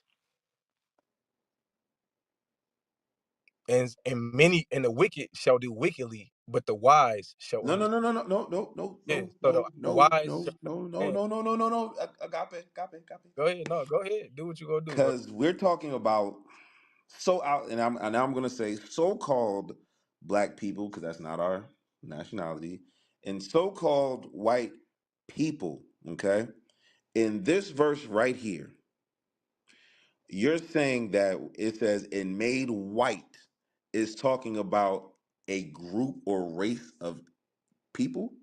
No, it's talking. Yeah, it's definitely talking about a group of people that will be made white. Yes, they will be made white and So I'm because purified. now Made you white. can't be vague with this. I mentioned slavery. So the perpetuators of slavery, they're called, even though it's not their true nationality definition, they're called white people. So where do they fit in? Because you said they're righteous, they're Yeah, no, no. without So blemish. if you, Are you saying in verse 10 that that's that people? no, brother. So the book of Judges. The first 15 books of the book of Judges, the first 15 Brother, chapters. we're not going to the book of Judges. No, We no, staying I'm just right no, here. no, brother. You asking me a question. I'm trying to give And you a I asked you a specific question. yes, I and I'm mentioned trying to answer, slavery. brother. And I So said, are those people, those white people, are they without blemish and are they righteous? You said yes. yes, And I have a within scripture to back that that up. scripture, And within then the you scripture, pull this one right here. yeah, Hold on. within the Hold scripture of on. Daniel, Hold you talk of them. Agape, hold on, cause when you speak, it muddies things. I No, like to brother, be you're assuming crystal what I'm saying, clear. brother. You I'm saying the words back to you that you said to yes, but me. you also talking over me too, bro. Like you No, because you won't shut up. talk over. I'm I'm talking saying, and but then you can question. talk. But you would ask me a question and then talk over me as I'm trying to answer the question, though, bro. I That's won't. I won't. I promise I won't. I'm in the middle of asking my question and then you can speak. You said the ones that committed slavery on us, those white people, were righteous and without blemish. And you said you had a scripture to back that up. And you called Daniel chapter 12, start at verse 9 and read down to 11. At verse 10, you repeated white 4 times. So by 1 plus 1 equaling 2, you're saying that this white right here is the same group that committed the atrocities of slavery on us, and that they are the ones without blemish, and not that what I they are said. the ones righteous. Okay, so if that's not the case, then I lost the train along the way. Yeah, that's what Help I'm trying to tell me you. out. Misunderstood So what I. who is the white in this verse 10? Who's Yeah, that so white? the people that will be purified and made white are the chosen people of God, God's true chosen who receives the Holy Spirit. What race Those are they? they are well, they spread abroad. They are of different nations. They're not of Okay, one. but they have a biblical name. What is their name? The chosen Well, people. no. What I'm trying to explain to you. I understand what you're saying. There's only one name that salvation is given, and that name is love. No, no, no. That's not what I'm saying. You said No, the the chosen love, like people. so. Who are No, the far as chosen people? yes. So okay. So brother, First John 4 and It's a 7. simple question, I'm Gape. answering the Who question, are the brother. chosen people? I don't First need to John. go to another No, verse. Just answer no, that no, no. question. Okay, Who okay. are So the chosen I people? answer it without a verse. Those who love, big brother. No, incorrect. Let's No, get who the that's not. ones that are I chosen. I got a verse to back it up, brother. No, I'm gonna get my Hey, verse hey, first. what's up with Agape, man? Why he so hyped? I mean, the brothers cut me off in the middle of me trying to answer questions, though. I don't Why? understand. I don't know. I was listening to him ask you a question, and you kept talking. Yeah, no, I'm saying like the brother was cutting me off from being able to bring forth the understanding. Like he asked me a question and never let me bring out the understanding. Well, a lot of How, times when we ask people questions, instead of them answering the question, they want to like try and teach. Like sometimes you got to get to the answer. Yeah, that's what I'm on, big brother. I'm trying to give the Okay. answer. I'm not trying to So confuse. you saying that? So you saying that the white people that put black people in slavery were righteous? No, that's not what I'm saying at all. What I'm saying Okay. is white people Okay. didn't Just put I was black just making people in slavery. sure. Yeah, no, Wait, I'm say it saying again. white, You yeah, I'm said saying white people didn't put black people in yeah, slavery. that's what I'm saying. 100%. So so what plantations were we on? What you mean? Well, Like, in America, they had plantations. You do know uh-huh. that, right? They Yes, had I do. slave plantations. Yes, sir. Who were the owners of those plantations? Mainly Caucasians. Okay. Okay. So who did they have as slaves on that plantation? Mainly Native Americans and so-called African Americans. Okay. So you just said that white people didn't put black people in slavery. Yes, I did say that. Okay. Judge? But on the slave plantations that were owned by white people, they had black people there. Who put them there? Yeah, no, white people never owned any slaves. Well, you just said that they had plantations, right? You just said they had plantations, Caucasian. correct? I definitely said Caucasians, big brother. So Caucasians. So who are Caucasians? Caucasians are black people. Well, not all Caucasians. All Caucasians aren't black people, but What does majority the word Caucasians. Caucasian come Uh, from? the Caucasus Mountains descendant. What race of what race of people were there biblically? What do you mean? Oh, far as Well, what people was in the Caucasus Mountains, yes. there was different groups of people. You can't say one group of people. There was a lot of group of people. Like you had like within the first book of Genesis. I mean, like Genesis, like I believe it's 9 and 10, or it might be 10. Around 9 and 10. So you're saying that All the white people are not Caucasian. white people are not Caucasian. Okay. Well, All right. there So might we, be so there might what so be, what so there could what are white people? What's white people's biblical nationality? white people are the actual solid, righteous, upright people of God. The people that So actually like follow so the commandments. white people, when I say white people, because I want to make sure we're not mincing words. We're talking about Europeans. That's what you're talking about? No, European is Okay. All right. So now we're talking about Europe. Okay. So because I think what's happening here is that you have different definitions than what we're using. So I just want to well. make No, sure we you get speak. these You, definitions right. I want to make see how you talking. I want to make sure we get it right. So, okay, the president right now is Joe Biden, correct? yes, What would you consider Joe Biden's nationality? Caucasian or German.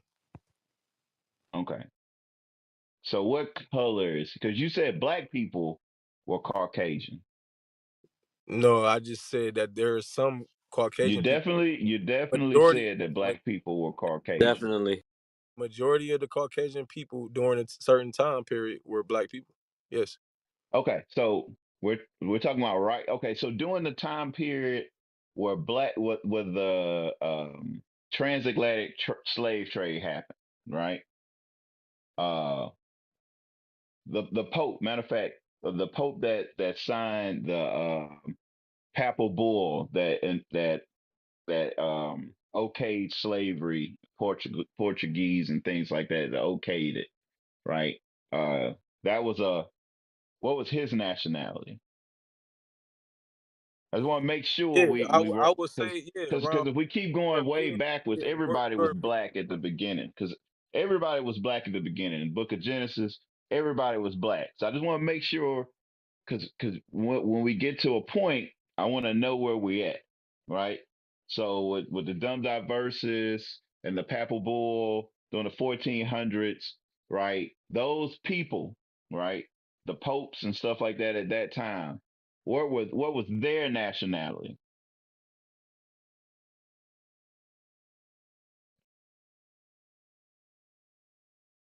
You there? Yeah, no, brother. Yeah. I'm like I'm saying, European, Caucasian, German, around that area. Yes. Okay. All right. So okay. So we would say they were Caucasian. So that's the Caucasian people we're talking about. We know if we keep going backwards, everybody was black, right? Well, no, I don't agree with that. Okay, so you don't agree with that. Okay, whatever. We know that more people were black at the beginning. They were you saying they were white people at the beginning, like everybody was white? What are we going to? All right, whatever. We ain't gonna go Yeah, no, there. I believe. Yeah, 1450 I in believe that. 1455, Pope Nicholas V, right? He Brother, you signed the papal bill don't that know. basically it was a decree to basically the legal paperwork to make slavery happen, right? He was a white man, and you would say he would be European or Caucasian. Yeah, Okay, biblically, what would his nationality be? who exactly? The Uh, Pope the the Caucasian people at that time, of which time exactly? My bad, I missed what you said. 1455. 1455. There wouldn't be no person in the Bible that was of 1455. Well, but he had to have a nationality, right? That started all Bro, the way from yeah, Genesis no, 10, correct? yeah, but like the truth of the matter So from is, Genesis 10, the nations, it goes into the different nations in Genesis 10, correct? yeah, but we know And we like know in the book of Ecclesiastes it says there's no end of the people. So these nationalities are still here, correct? yes, yes, 100%. Okay. So I'm asking you. that in the 1400s, the white European people, they have a biblical nationality. What is it? Yeah, so brother, what you're missing is that there has been nationalities mixed in with each other. Like in the book of Judges alone, the first Yeah, 50 yeah. Okay, chapters, I got you. I Judges. got you. But we know No, that the but hold on, seed is brother. according to the man. Let me Well, hold up. point But though. we know that the seed I'm is crying. according to the man. There's no such thing as mixed No, biblically. you not hearing what I'm saying though, big brother. Like, No. You're trying to go somewhere else. I no, want I'm to stick trying to to make this point. you on I the want to same stick to page. this point because You there's no mixed people, right? bro. There's no I'm an Israelite and a Moabite. There's no mixed people. I'm It's not whatever going, your father brother. is, No, right? yes, what I'm saying to you, brother, is Okay, that all right. Wait, just wait, just if it wait, just wait, is, just wait. brother, Hold up, slow down, slow go ahead, down, brother. Yes, sir. Go slow ahead. down. This is what I'm asking. I'm asking a straight question. All right. The white people in the 1400s, what is their biblical nationality? Right. So what I'm trying to explain to you, brother, is nobody can give you a exact identification of their nationality except for Caucasian. If they seem to be Caucasian, then they're Caucasian. Like based on who they Well, descended by, Caucasian is not a whatever biblical their nationality. listen, whatever whoever their biblical descendant is, we don't know for sure. What I'm So saying is that you don't know. So you nobody don't know. no, nobody knows because the nationalities has been mixed in for a long time. The children of Israel went into slavery many, many times. In the book of Judges, No, the I understand that. We're they not went talking into about. slavery We're and not mixed talking in about with the different children people of over and Israel. over again. No, We're not talking about the saying this, children of brother. Israel. No, That's what I'm what I don't know that why you're going to the children of Israel in this because what I'm conversation. saying is That's that not who we're talking no, about. We're not no, talking about the children of Israel, are we? what I know we're not talking about the children of Israel. What I'm Okay, saying okay. is that children So the of Israel people that mixed we're talking in about. that had bro, you funny. You don't want to know the truth though. That's crazy. Well, you're on our platform. If you had the truth, I know you I have your own respect that. That's platform, what I'm trying and my you'll best to. be teaching people, and people will come to you for the truth. So you're here, right? Yeah, And you're I'm being having a respectful, problem. You're brother. I'm having an doing issue answering straight questions, which lets me believe that either you're purposely being deceptive or you're full of shit. It's one or the other, or you which don't full know. question So have I you not, don't want to bro? I, say you I don't have want to say answered you don't every know, bro. right? So it's What one or the other. I done asked you simple questions many times that you and have I no answer to. one of So them, you brother. don't know the nationality of the white people in the 1400s. No, You brother, don't know. So you're missing if you're out of saying you don't know their no, nationality, you're taking what I'm saying out of context. then you don't know anybody's No, nationality. you're taking what So I'm that saying. means that your whole argument means nothing because nobody knows their nationality.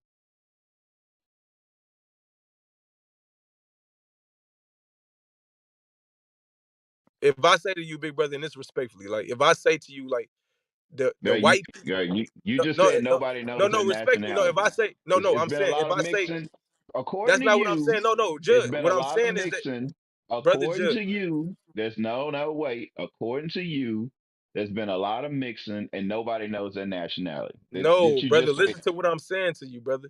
What I'm saying No, to you is I don't this. want to go there. I don't want to go No, there you, yet. because me and you Because both on the same page, but you're not trying to no, hear me, no, big no. brother. Let's stop. Let's stop for a You, second. that's crazy that you're trying to You misunderstand me purposely, bro. I'm not trying to misunderstand The you, but Bible says in all things get understanding. You trying not to understand me. because you keep talking about different subjects. I'm trying to No, stay at I'm one trying. I'm subject. trying to give you an All understanding right. of what I'm saying So right now on this is this what I'm subject, asking you. but you Because stop it. I'm gonna ask you a easy question. Because you just said that it's a lot of mixing and nobody will be able to know their nationality. That's what you said. Did you not say that? No, that's not what I said, brother. Okay. What I All right. said was So that all because, right. Hold up. Stop. bro, you funny, bro. Stop. No, I can't let you run because you're gonna run off. So you just said that people do know their nationality. There's only So one way to understand anybody's true so nationality, bro. so in the 1400s, the white people, what was their biblical nationality? Okay, so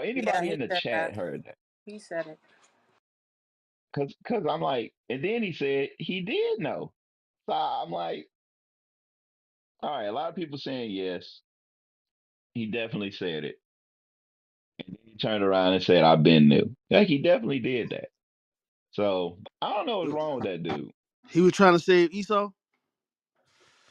I don't He know what he trying to was say in trying to Daniel say. 12:10, white people they're a separate group. Like they're not European, but they're white people, right? So whenever the term white people, like as if he's never heard Europeans be called white people. So he's saying like, no, white people aren't evil because they're the white people in Daniel 12 and 10. Nigga, you know what we mean. Like, what are you doing? You know what I'm saying? And he'll purposely convolute the convo. So, but like Joe, you was saying, like, instead of saying I don't know, or well, what's your take on it? Let me hear what you got to say on it. Why He'll when try you to use make up Daniel some shit. 12 and 10 don't work? That It cuts don't. that We cuts know him. that, but we couldn't even get past that because something wrong with him. Well, Daniel 12 and 10 cuts his ass. You don't want to go there. And he kept Well, saying that. He kept saying that he didn't say anything, but he did say it. Okay. Well, Michelle's on the stage, and she's saying that we tried to put together what he was saying. Michelle, do you understand what he was saying? No, that's kind of my point is that I was here last time, so I'm sure people remember me from last time. But when I get like this particular room, I wish I could understand like different perspectives a little bit better because you guys are obviously coming from a different place than where I'm coming from what I understood last time when I was here. But it's so hard to hear you guys refute other people's points because you guys overtalk the other person so much. So I couldn't really it would have been clearer if you guys really felt like his point was bad or irrelevant, then you guys should have let him flesh his point out completely and then knock him down. But I couldn't even hear what he was saying That Well, run because down the you guys corner well, says we well, overtalked do him this so much. every day. well, real quick. How long are we supposed to let people talk, Michelle? Listen, this is y'all's room. Y'all run y'all's room I'm just however y'all asking. want to, you I'm know? no, So I'm asking. I'm not here to make any Now see, demands on anybody. Michelle, that's not fair. And this is why people get talked over. I just asked you a simple question. Why couldn't you just say, I think 5 minutes is enough time, 10 minutes, Because I 20 don't think minutes? that's my place, Judd, because Well, I don't run this that's room. well, I'm just asking. I ask you your opinion. Okay, How well, if you're long do asking me you my think opinion, we then I should? would That's say, if you're asking me my opinion, then I would say let that person finish speaking, and flesh their opinion out. You know, when people are going on, and they're like taking like 7 minutes to flesh out one point, that's way too long. But I would say let them, speak until so they get their seven point. minutes, 3 minutes is a good amount of time. I would say 3 to 4 3 minutes. minutes. Yeah, 3 to 4 minutes. So let's say 4 minutes, yeah, right? 4 minutes Okay, tops. 4 minutes. 4 minutes. Okay, all right. Now I just want to ask you a question, Michelle. Did you hear him Yes, sir. say that nobody knew the nationalities because of all the mixing? No, I came in late, so I didn't hear him say that. Okay, all right. Okay, I'm gonna ask you a question. You don't know me. You don't know me. Do you Right? think I'm lying on him for that he did say that? Because a lot of people in the comments said he said it. You think I'm It's lying? not that I think you're lying on him. I think that people just need an opportunity to like completely finish their point of view. And even if he did say that, okay, cool. So you don't believe that point that he said. Okay, cool. We get that. You knock that down. Let's move on to the rest of his argument. But it's Right, like right, you right. spend the whole entirety of talking to him, talking over him and saying, I can't believe you believe that. I can't believe, you know what I mean? So it's Well, just like, just let it's him, not that you I. know. Well, this is the thing, sister. It's not that I. I know people believe crazy bugged out stuff. I know it. I believe people believe all kinds of stuff. I 100%. But you can't say one thing and then contradict yourself and then let you keep talking. I can't do that. I understand that. You can't push a point. His point was is that these people were, let's just say his point were these people were blue. And then right before that, he says, you nobody was blue. And then he says these people were blue. Then now I have to stop. I can't let him say nobody was blue, but these people were blue. The conversation has to cease. Sure, but if you let him continue to talk, everyone will hear that he's contradicting himself. Well, But I think because it everybody was so heard much it. over talking, I couldn't really hear him contradict himself. Well, I the just chat, heard you saying he contradicted well, himself. the chat heard it. You just came in late. So just with Yeah, sure, but the isn't chat that heard him like, say it. yeah, but I mean, I want Well, to be edified we too. don't put we don't police who come in the room. But if we started No, the and I appreciate conversation that. over, everybody, if we start the conversation over because new people come in the room, then we'll never get to the end of a conversation. But I at the end understand of that. the I agree. day, at the end of the day, I don't think he came in here to really deal with the topic. I think he came in because he has a doctrine that he wants to push. And we're just really not trying to deal with that. We have topics and, let's deal with the topic. But, to say, he was saying that white people, that Caucasians are black people, and that white people are different people, and that white people didn't have black people in slavery. But then he said that white people owned the plantations that had black people enslaved in the same sentence. I don't know. I don't know what you want me to do with that. Judge, Well, surely he can't have said He black definitely people said that. That's what I'm saying, sister. that white people didn't have black people enslaved. He said that, sister. That's what He I'm definitely did. saying. And y'all get mad at us for talking over people. How am I supposed to let somebody? How many people we got in the room right now? What we got? What it says? I know we got 3,000 comments. How many people in this room right now? eight hundred Somebody. thirty nine to be It's exact. 837. 839 people in here. Sis, how can I let somebody that says that just keep talking freely? Like, how am I supposed to do it? That I wouldn't be a responsible moderator if I let somebody say something that retarded. I don't know. I disagree. I think the retarded stuff weeds itself out. So, but again, this is you guys' room. I'm a But guest here. I don't want but to, sister, I, and that's the thing. Like, if I came in your room and I said that there's no such thing as Jesus Christ. Jesus Christ isn't real. It's really about a fish. The story of Jesus is about a fish that swam around the world. How long would you let me talk? I don't. I mean, that kind of stuff. I feel like if you're in a space, if my room was a Christian room, and you said something like that in a Christian space, like yeah, like you gotta go. Like that's not. No, you cannot just. Sis- That's sis- it's the wrong place for sis, that. he said that white people didn't have black people in slavery, and then he said they did. He said that he don't know people nationality. Then he said he did. I mean, it comes a point where sometimes you got to tell. It's even biblical. You know what I'm saying? We just Judge, can't let it happen. I mean, we just can't. We can't let stuff like that happen. We sometimes. I don't know. I don't know. Go to Titus Judge, chapter 1 and verse uh, 10. Let's read Titus 1. To make sure what we're doing is biblical. I want people to understand that sometimes you can't let people just say crazy things, especially when they're talking about the Bible. Read that. Titus chapter 1, verse 10. For there are many unruly and vain talkers and deceivers, especially they of the circumcision, whose mouths must be stopped, who subvert whole houses, teaching things which they ought not, for filthy lucre's sake. The scriptures say some people mouths got to be stopped. Like you just can't let people just say crazy stuff like that. And I'm gonna tell you why you can't let it happen. Because somebody may go into Google and start looking up that crazy stuff. And then next thing you know, you got two people saying that same stuff. Like, yeah, well, Caucasian people weren't white people, and white people really is this people. It's, because there's a book on everything. I'm sure you can find a book on pink elephants floating around the sky. People really believe in Bigfoot.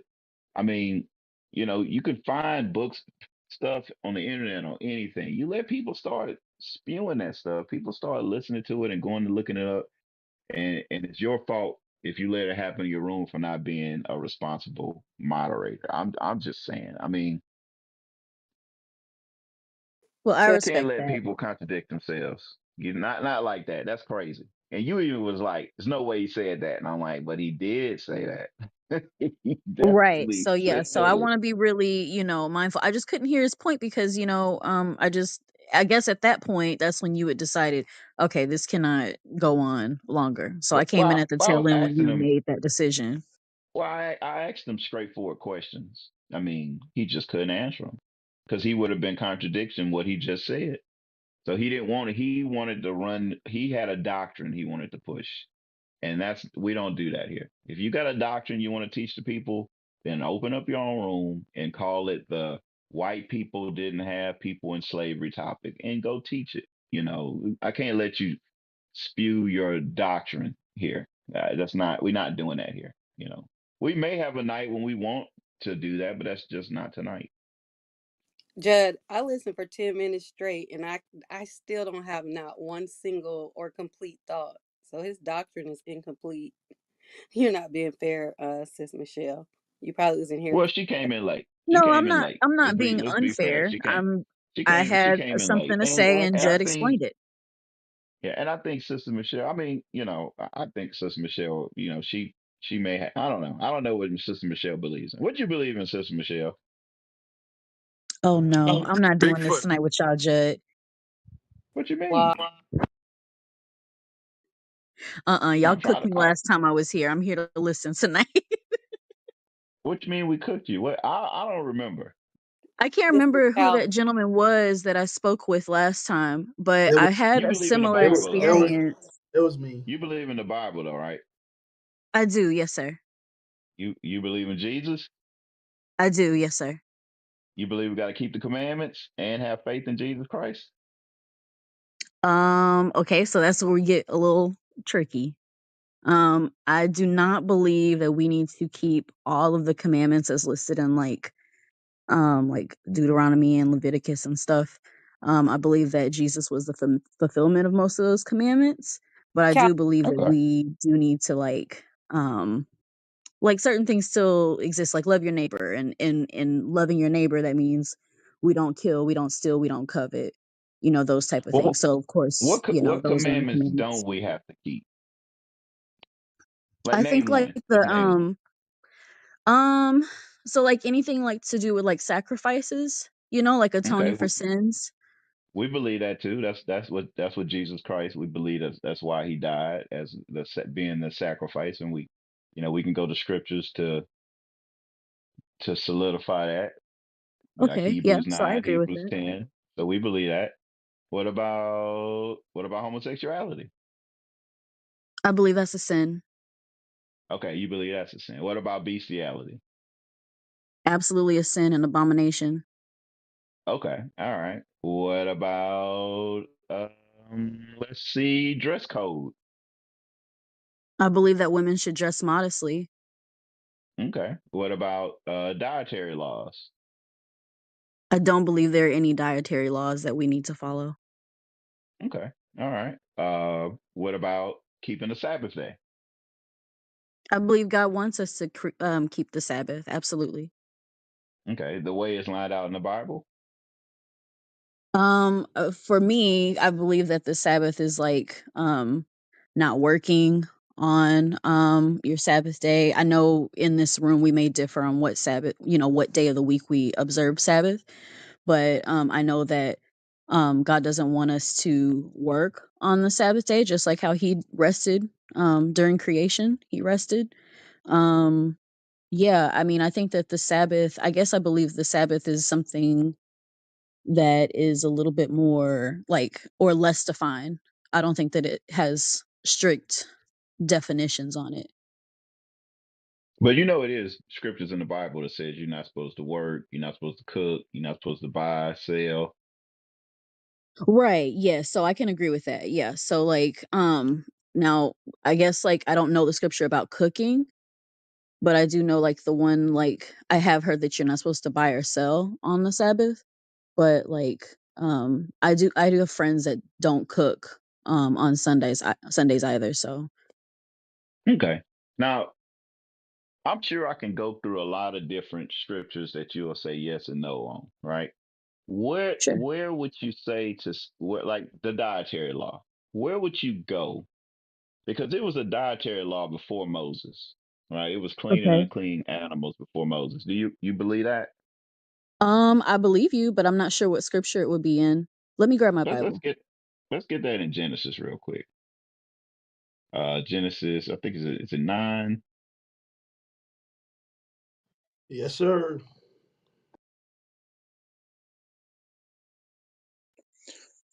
Genesis chapter 9. You want to start at This is when he verse just kind of just says it, you know. uh Genesis chapter 9 and verse 4. But flesh with the life thereof, which is No, the uh, no, no. Maybe it's Genesis 6. What I'm looking at about the ark. about the ark, Yeah, chapter. I think it's 6, maybe. where it says every clean beast we're allowed to eat, sir. Yeah. Genesis chapter Uh, 7. when it tells about what animals to put in the ark. 7 and 2. Yep, 7 and 2. Genesis All chapter right. 7 and verse 2. Of every clean beast thou shalt take to thee by sevens the male and his female, and of beasts that are not clean by two the male and his female. So we know that before Moses, God had clean and unclean animals. You recognize that? Yes, I can see that. Absolutely. Okay. So, all right. So where would those animals be made clean? Because we can read it there. We can read it in Deuteronomy 14. We can read it in Leviticus 11. So where will we go to show that those animals were clean to eat?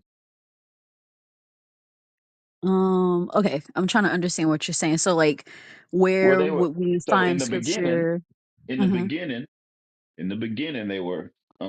God had unclean animals. Right. We went into captivity. When we came out of captivity, he went to Moses and said, "Hey, look, they can't eat this." Right. So he Right. said it again. These is not clean.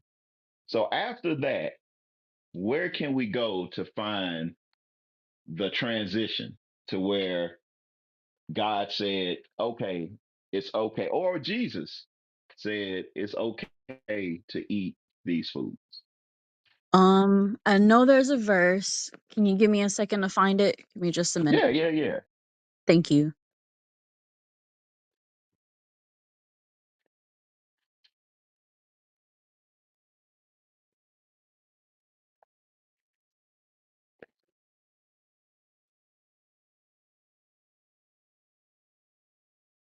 Now, see if the other guy was like this, we could deal with him. What's his name? Applebee's. Agape. Yeah. Okay, so the verse that I have always pointed to for this has been Colossians 2:16. That's a great one. That's a good one right there. All right, Colossians 2:16. Now we do realize. Now I just want to make sure you do that during the time where this was said, the book of Colossians, Matthew, Mark, Luke, none of that was written down. All right, all this stuff was written after this. Correct? Right. All right. So it's safe to say that things that are referenced here, they will be referenced where?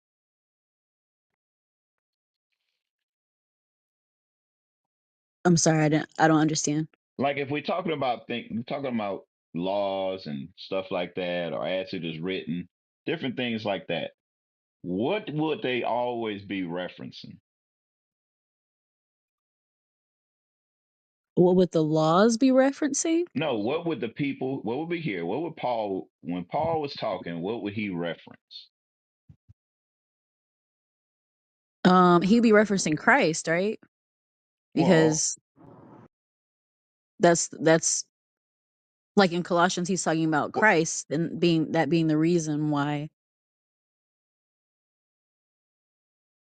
we don't like observe like the all like right, well festivals let's and go stuff. to it. Let's read it. Let's read what it says, right? Um you said Colossians 2:16? That's what you was talking. That what you said. Yes. All right, let's read that. Colossians chapter 2, verse 16. Let no man therefore judge you in meat, or in drink, or in respect of an holy day, or of the new moon, or of the Sabbath days. So it says, "Don't let nobody judge you in meat." So you would say that's going to the unclean foods. Right. Yeah. And Okay. so, and then like when you Okay. followed up with 17 as well. Okay. Okay. All right. Okay. So drink. What would the drink be talking about? I guess it's just saying like don't let anyone um judge you based on what you're eating or drinking or saying Talk about that water. that it's bad. I think it's Okay. about So any what? drink. They had wine back then too, like. Okay. So if I'm asking, like, Mhm. okay, if we say the meat is unclean, okay, so what about the drink? So can people get drunk? People cannot get drunk because there's also a verse in the New Testament that says that we should not be drunk on wine. Okay. So what would be the judgment for drink then? I guess like if someone is saying that you need to abstain entirely from drinking wine. Okay. So that's what they. So they knew from the beginning that you could drink wine, correct? Because they drank wine throughout the Bible. So why would they be judging them for drinking? I mean, I guess like I don't know, like when I look at that verse, that's what I think about, like that they don't judge They got that you're not supposed to judge for like how much or I guess like if someone is indulging in alcohol or not. But Okay. I don't know. Okay. You don't know. Okay. That's a good answer. It says, or in respect of a holy day. Now, during this time, did Christ keep the holy days? He did. Okay. So Christ kept the holy days. yeah. And you believe you're supposed to follow Christ's example? I believe that Christ was keeping the holy days because Yes or no? he was an example. So no, I don't. I don't think that we need to follow the holy days. So you don't think we have to walk the way he walked? No, I'm not saying that. I'm saying that I don't think we need to follow the holy days. Okay. Okay. Well, Christ was Well, our Christ kept example. the holy days. Christ was our example. He kept the holy days. The scripture says, matter of fact, give me that. I think it's First John. I'm pretty sure it says he's the way Hey, and the stop life. yelling out, bro. Mute your Hey, mic. who's talking? Who's talking? Who is Don't Yeah, I keep that? can't even keep see don't what keep that is. Who is He in the that? box now. don't kick Okay. them off. Damn. No, it's non guy. He know the truth. Oh, okay.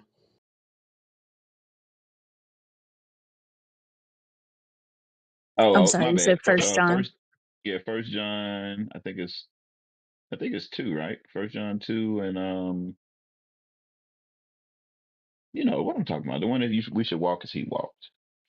Are you talking about First John 2:3? This is how we know that we know him if we keep his commands. Yeah, but I think if you keep going, it says something exactly what I'm saying. First John Yes, sir. Verse 2. 6. 6. Mm-hmm. Okay. First John chapter 2, verse 6. He that saith he abideth in him ought himself also so to walk, even as he walked. So it says we should walk even as he walked, right? He kept the commandments, he kept the feast days, but you're saying we shouldn't have to keep the feast days because Christ did it. No, I'm not saying that we shouldn't have to keep them because Christ did. I'm saying exactly what Colossians is saying. If someone would like to keep the feast days, then we don't judge them on that either. But that's not something that But we need to do. so And I but it think would be safe to say that they don't abide in Christ then. no, I don't agree with that because even like when we look at like Pentecost, right? Like or not Pentecost, I'm sorry, Passover. When we look at Passover, that was like a type, a shadow of Christ because Christ is our Passover lamb. Well, they kept the Passover after Christ died. You know that, right? Sure, because they're Jews by nationality, by culture, even after Well, well, the after Bible Christ. was given. The Bible was given to the Jews, correct? Yes, but then And also the to the Jew Gentiles. and the Jews are supposed to teach the Gentiles, correct? I don't know if the Jews are supposed to teach the Gentiles. Is that some, They can you they're like supposed to point, well, they're can supposed you to be a flesh that light to out the for me? Gentiles. They're supposed to be a light to the Gentiles. Are you saying that the Bible was given to the Israelites, to the Jews, and then when everybody else came in, they could do different things than what the Jews had to do? They weren't No, supposed so to that's follow not that. what I believe, but I would like for you to like flesh out more about what you mean by like the Jews were to teach the Gentiles. They're supposed to be a light to the Gentiles. Yeah, can you like talk more on that? Well, how are they supposed to learn the Bible if they never had it? Who was supposed to teach them?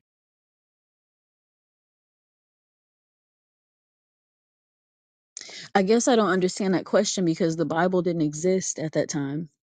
Well, the Old Testament did. Right, but I like That's what they the taught. letters. Well, they didn't. Yeah, they didn't teach that. That lets you know that they actually they taught the laws. That's what I'm saying. Like they had to teach that. If they had to go, if they went to the synagogue, right? If Paul went to the synagogue in Galatia and these different places, well, what were they teaching? So, okay, so my understanding of what that was has always been that they do show them like the Old Testament, but also point to the ways in which Jesus has fulfilled the Old Testament. Well, You he know, like did. the He prophecies. definitely fulfilled animal sacrifice. That's what we can read that in Hebrews 9, Hebrews 10. We definitely we can see that that's what it's saying. He's fulfilled the things written of him. Right. And of course in like, you know, like Isaiah and stuff, like the Right? We're prophecy saying that he there. was saying that he was going to be uh, um, that he was going to be made a sacrifice for the sins of many. Right? So that's what it goes into fulfilled. Nowhere does it say he's going to fulfill that we don't have to keep the laws anymore.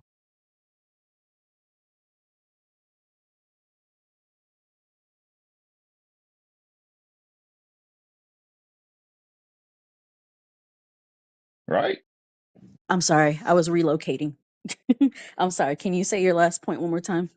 Nowhere does it say that Christ fulfilled that we don't have to keep the commandments anymore. Okay, yeah, I can agree with that. It's not explicitly laid out in the Bible anywhere, those words that we are not to keep the commandments. All right, okay. So let's go to Colossians 2:16. Let's just read that. Let's go through it. Colossians chapter 3, verse 16. Read it one more time. Colossians chapter 2, verse 16. Let no man Yeah. therefore judge you in meat or in drink or in respect of an holy day or of the new moon or of the Sabbath days, Keep which going. are which are a shadow of things to come, but the body is of Christ. Now, I like how you said verse 17, right? So Mhm. what was supposed to be that shadow, right? When we read about Christ, about the shadow, what's that going into? So it says these are a shadow of what was to come. So the shadow was the food, the drink, the festival, the new moon, and the Sabbath day. Okay. Meaning what? Meaning that we practice these things before the fulfillment of the gospel, before Christ. Um, just as 17 says, the substance is Christ. He's the real understanding of those things. Okay, so let's go to Hebrews chapter 10, verse 1, just to go into that shadow. What the Bible says that shadow is. Read that. Hebrews chapter 10, verse 1. For the law, having a shadow of good things to come, and not the very image of the things, can never with those sacrifices which they offered year by year continually make the comers thereunto perfect. So the shadow is going into animal sacrifice. Okay. That's the shadow, right? Drop down to verse 4. Verse 4. For it is not possible that the blood of bulls and of goats should take away sins. Amen. Keep reading. Wherefore, when he cometh into the world, he saith, Sacrifice and offering thou wouldest not, but a body hast thou prepared me. And burnt offerings and sacrifices for sin thou hast had no pleasure. So now we know that that shadow of things to come is Christ doing away with what? Animal sacrifice for All right. atonement of sins. All praises. That's what I'm talking about right now. All right. So now let's go to Ezekiel real quick. We're gonna read. We just read Colossians, right? Matter of fact, we need to read them both at the same time, just to make sure we know we're talking about the same thing. So you go to Ezekiel, and I'm gonna go to Colossians. Let's merge them together. You got me? Yes, sir. Ezekiel 45:17. Yes, sir. So go ahead, read a little bit of Ezekiel 45 and see how I can make sure we mesh it together to show that we talk. This is exactly what Paul is quoting in Colossians 2:16. Go ahead. Ezekiel chapter 45, verse 17. And it shall be the prince's part to give burnt offerings and meat offerings and drink offerings in the feasts and in the new moons and in the Sabbaths and Hold on. all Sabbaths. Let me read Colossians 2. Colossians 2 verse 16. It says, "Let no man judge you in meat or in drink or in respect of a holy day or of the new moon or of the Sabbath day." What was going on the holy days, the new moons, and the Sabbath days? What they had to do? They were sacrificing to atone for sin. Exactly. Yes. Okay, hang Exactly. on. I'm understanding. Hang on. So, okay, because I didn't know that there were drink offerings. Exactly. And most Christians don't because most Christians stay away from the Old Testament. That's why a lot of people say, why do y'all Israelites always go to the Old Testament? Because you can't understand the New Testament if you don't understand the Old Testament. The New Testament is a abridged version of the Old Testament with Christ fulfilling the law of animal sacrifice. So when you read scriptures like Colossians 2:16, you just have to assume what it's talking about, but you can go back into the prophets and you can read what that exact same thing is said. And that's why Paul was a doctor of the law. He was a Pharisee of the Pharisee, Hebrew of the Hebrews. He knew exactly what these people studied, learned, and understood. So he went to these places. He said things that they exactly knew was in the Bible. That's why he said, "Hey, don't let nobody judge you." And these exact same things that was written in Ezekiel 45. So when they heard it, they was like, "Okay, I know what you're talking about." He's talking about all these offerings that had to be done. Mm-hmm. These offerings had to be done. But now we keep the commandments in the faith of Christ. So now we understand we keep the Sabbath day, but we don't have burnt offerings anymore. We keep the Day of Atonement, but we don't do a burnt offering. We circumcise our sons, but we don't do a offering because we believe in Christ. That's why in Okay, Revelation so 12 it says, "These are they that keep the commandments of God and the faith of Jesus Christ." So you got to keep the commandments, but have faith in Jesus Christ, not faith in animal sacrifice. That's why animal sacrifice was a shadow of Christ. okay, I think I understand. So what you're saying is you still keep the commandments, but if you were to, slip up, mess up somewhere along the way in those commandments, you don't go and sacrifice a bull. You rest in Jesus Christ and We believe in repent for Christ. the We sin repent. and you move We forward. repent. Okay. We Right. definitely do. Because if you jump up to verse 14, read verse 14, Colossians 2, verse 14. Colossians 2:14. Blotting out the handwriting of ordinances that was against us, that was against us, right? So if you were a homosexual back then, you couldn't repent. Without Christ, you couldn't repent. You had to die. If you were in idolatry, just like people right now about to celebrate Thanksgiving, Christmas, New Year's, their birthday, what Valentine's Day coming after that, so on and so on, that's idolatry. Guess what? Old Testament, you had to die. New Testament, in Christ, you can repent.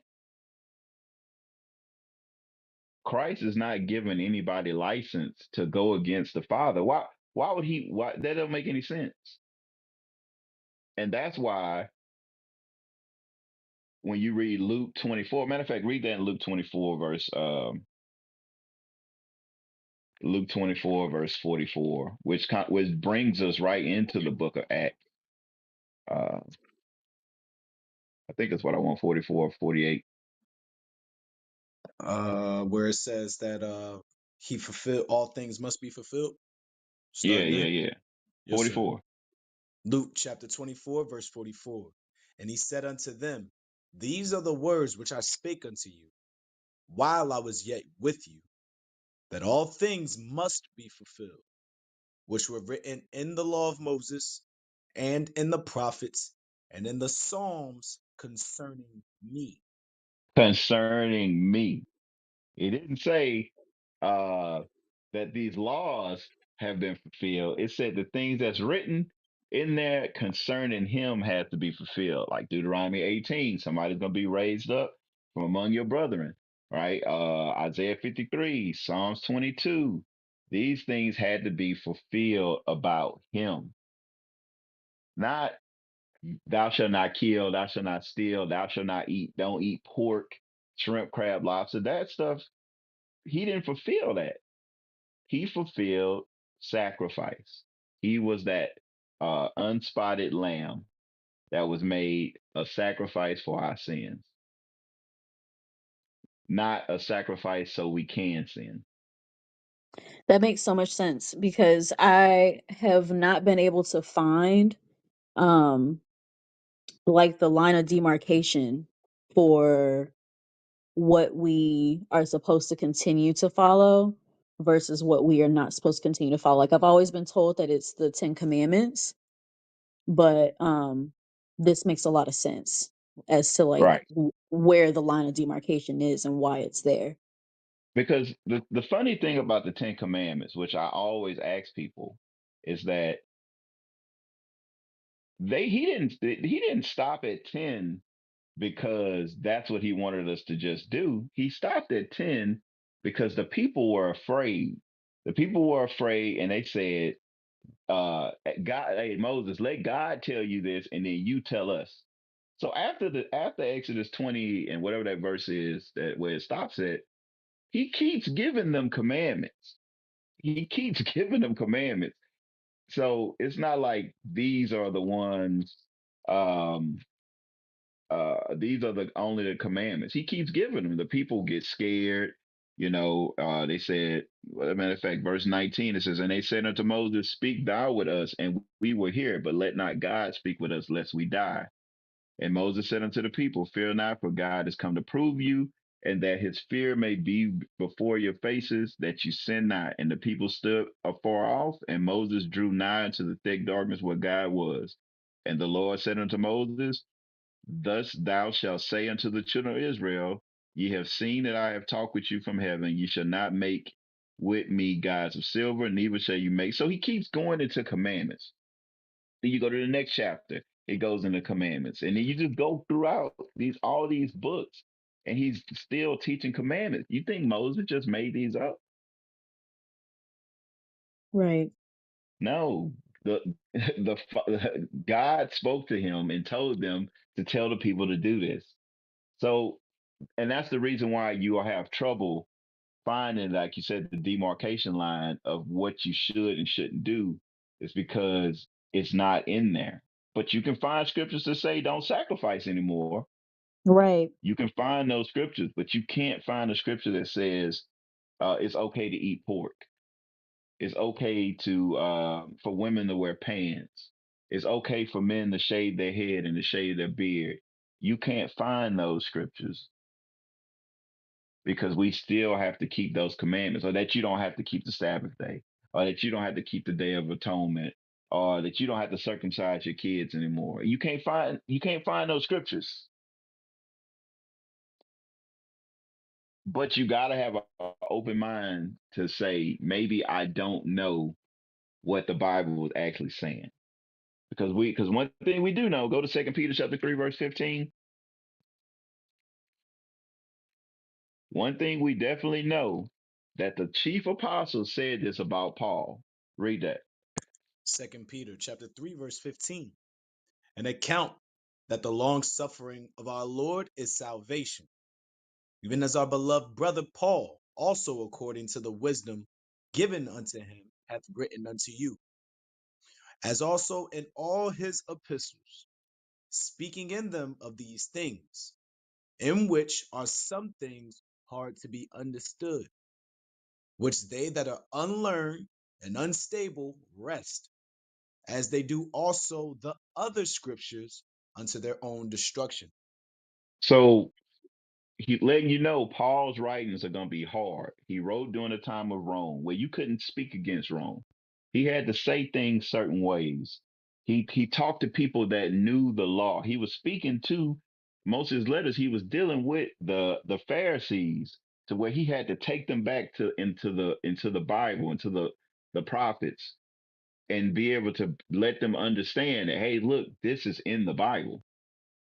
But a lot of people that are not learned in the Bible and that's not keeping the commandments, they're going to have trouble with Paul's writings. And that's why Colossians 2:16, a lot of times people go into Acts 10, Galatians 3, Romans 14, First Corinthians 8. They go into these letters, and they don't know what's going on. They don't even really know what's the contention or what's the argument about. They never sat down and argued about, do you have to keep the commandments? They argued about, first of all, are these people that wasn't born in the law, are they able to be grafted in, which was talking about the northern kingdom of Israel that was in idolatry, and whether or not we had to believe on Christ or not. That's what's the contentions. It wasn't no thou shalt not kill, thou shalt not steal, thou shalt not covet. They didn't have arguments about that. They knew they weren't supposed to do them things. Matter of fact, you can read in Acts where a husband and wife got put to death for lying. So they understood that. That wasn't the point of contention in the Pauline epistles, as some people may call them. So So can I ask why we have departed from um following the law? Like where did that happen? When did we first start seeing the church move away from following like ceremonial law? I mean, a lot of people were wicked. As a matter of fact, let me get this right here. Where I want to go. Where I want to go.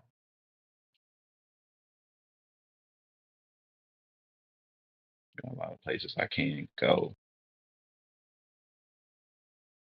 Let's take it to where we at right now. Uh, to our people now. Go to Isaiah 29.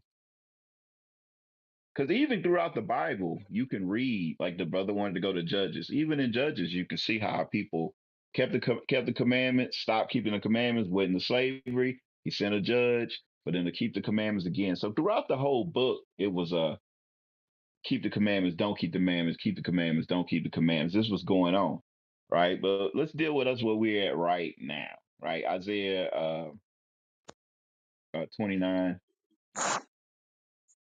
Isaiah chapter 29 and verse 13. Wherefore the Lord said, for as much as this people draw near me with their mouth, and with their lips do honor me, but have removed their heart far from me, and their fear toward me is taught by the precept of men. So when we think about us today, right, Christianity, all these man-made religions. You got Baptist, Protestant, Pentecostal, Catholicism, so on and so on. That's all man-made. And what men made those religions, sis? White men Exactly. And what did white men do to us? They put us in enslaved slavery. us. Now, when you think about this, because the Bible says that the children of Israel are God's chosen people, right?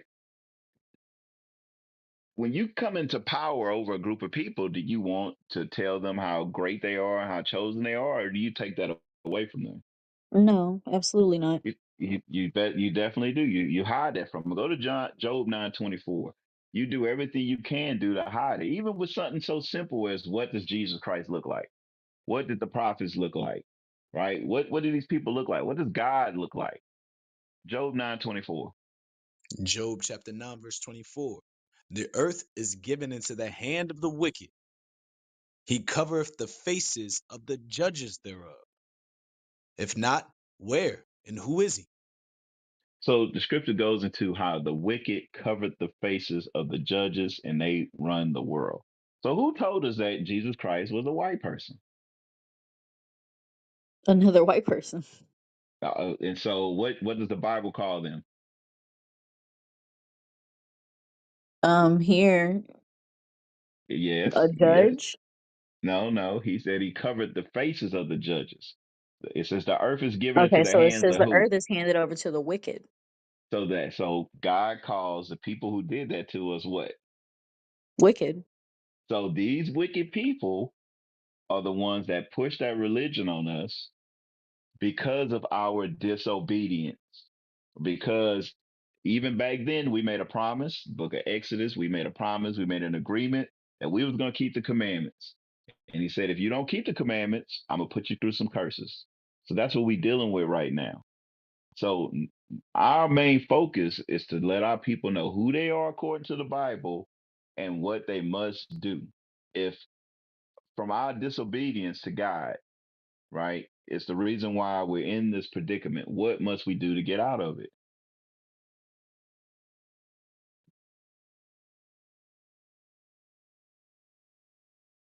Hello? We need to obey God. We meet up, and what did God give us? He gave us laws, commandments, structure, Exact, order. exactly. So if we don't keep God's commandments, then we're gonna be in the same situation. So that's why we teach to keep the commandments. That's it. That's what the Bible says. Okay. No, I totally understand that. That makes a lot of sense.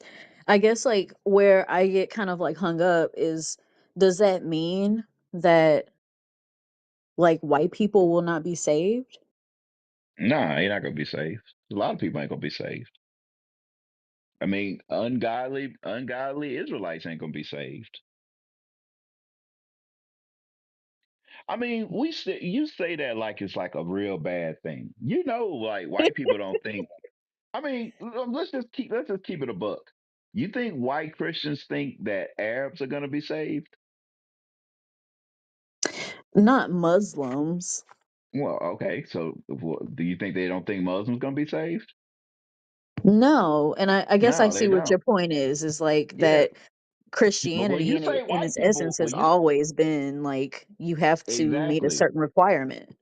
and Amalek or the Jewish people, they don't believe nobody gonna be saved but them. Jehovah's Witness don't believe that black people gonna be saved. I think it's Jehovah's Witness. So they say black skin was a curse. So the Jehovah's Witness or Seventh Day Adventist. It's one of the two. I can't remember. It's the I But think it's the moments. the Mormons, Yeah, the okay, one of Mormons. them. They don't believe that there's certain groups of people going to be saved. So it's like, why is it so hard for us to wrap our minds about that? God doesn't think everybody's going to be saved. Why? Because we were taught the Bible by our slave masters, and they have put that into us, and we there's no way we can have the kingdom without them in it. But they ain't gonna be in it. It wasn't made for them. No, it's just that is really interesting because I would consider myself a Calvinist. And so one of the beliefs in Calvinism is the belief that an unconditional election. So meaning like there are people that were before they were even born, they were chosen by God. And Exactly. then We there were believe people that, we yeah. So you guys we believe a believe similar, we yeah. believe that. We just don't believe it's anybody but the Israelites of the elect of Israel, because the Bible says that. That's we believe what the Bible says. Hmm. And now John Calvin is a white person, right? Yes, he was Okay. And what did Job 9:24 call him? wicked. Oh, okay. Look at that. I like this sister right here. She caught on quick.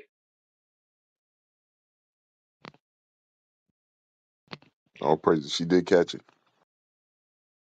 All right. Well, just stay on, sis. Just don't be so mad at us. Um No, I'm not mad at you guys. And I mean, I think the room was mad at me more than anything, which is fine because am coming well, here you for probably a was being reason. mean. You probably was being mean. Stop being mean, Michelle. I was not being mean. I thought I was being really nice, but I Well, appreciate you taking the time to like you speak to were me agreeing and with go that through all of crazy this. dude. You was agreeing with that crazy dude earlier, so it was you was No, kind I of was not you was agreeing kind with of the crazy dude. we was 50-50. I was about to get you. I said I'm gonna give her a chance. I She was seemed not like agreeing with the crazy dude. I was just trying to So you hear what better the leave my crazy dude crazy was friend saying. alone. she wanted to hear the crazy dude talk. You gotta let that That's all it crazy dude was. gotta But go. like I We said, gotta put a straight jacket on crazy people. listen, this is y'all's group, you know. I am here as a guest. So, you modify, you moderate your group however you want to. So I have no problem with that. All But right, yeah, I so really so you appreciate learned you going something. through all this. I did, You absolutely. learned something.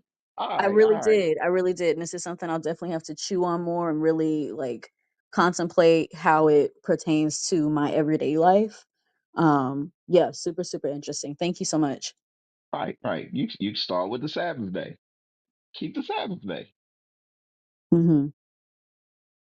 That wasn't convincing. I mute my mic. Yeah, that. Mm-hmm. So all Hey, right. Go hey, ahead, No, no, sis. I already try to keep the Sabbath, but I definitely look at it in a different way now. Like it's not a suggestion. You know what I mean? Like, Yeah, I don't think anything in the Bible is a suggestion. I mean, why would it be in there?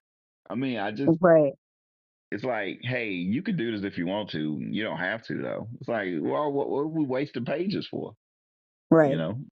right. But all right, who we at next?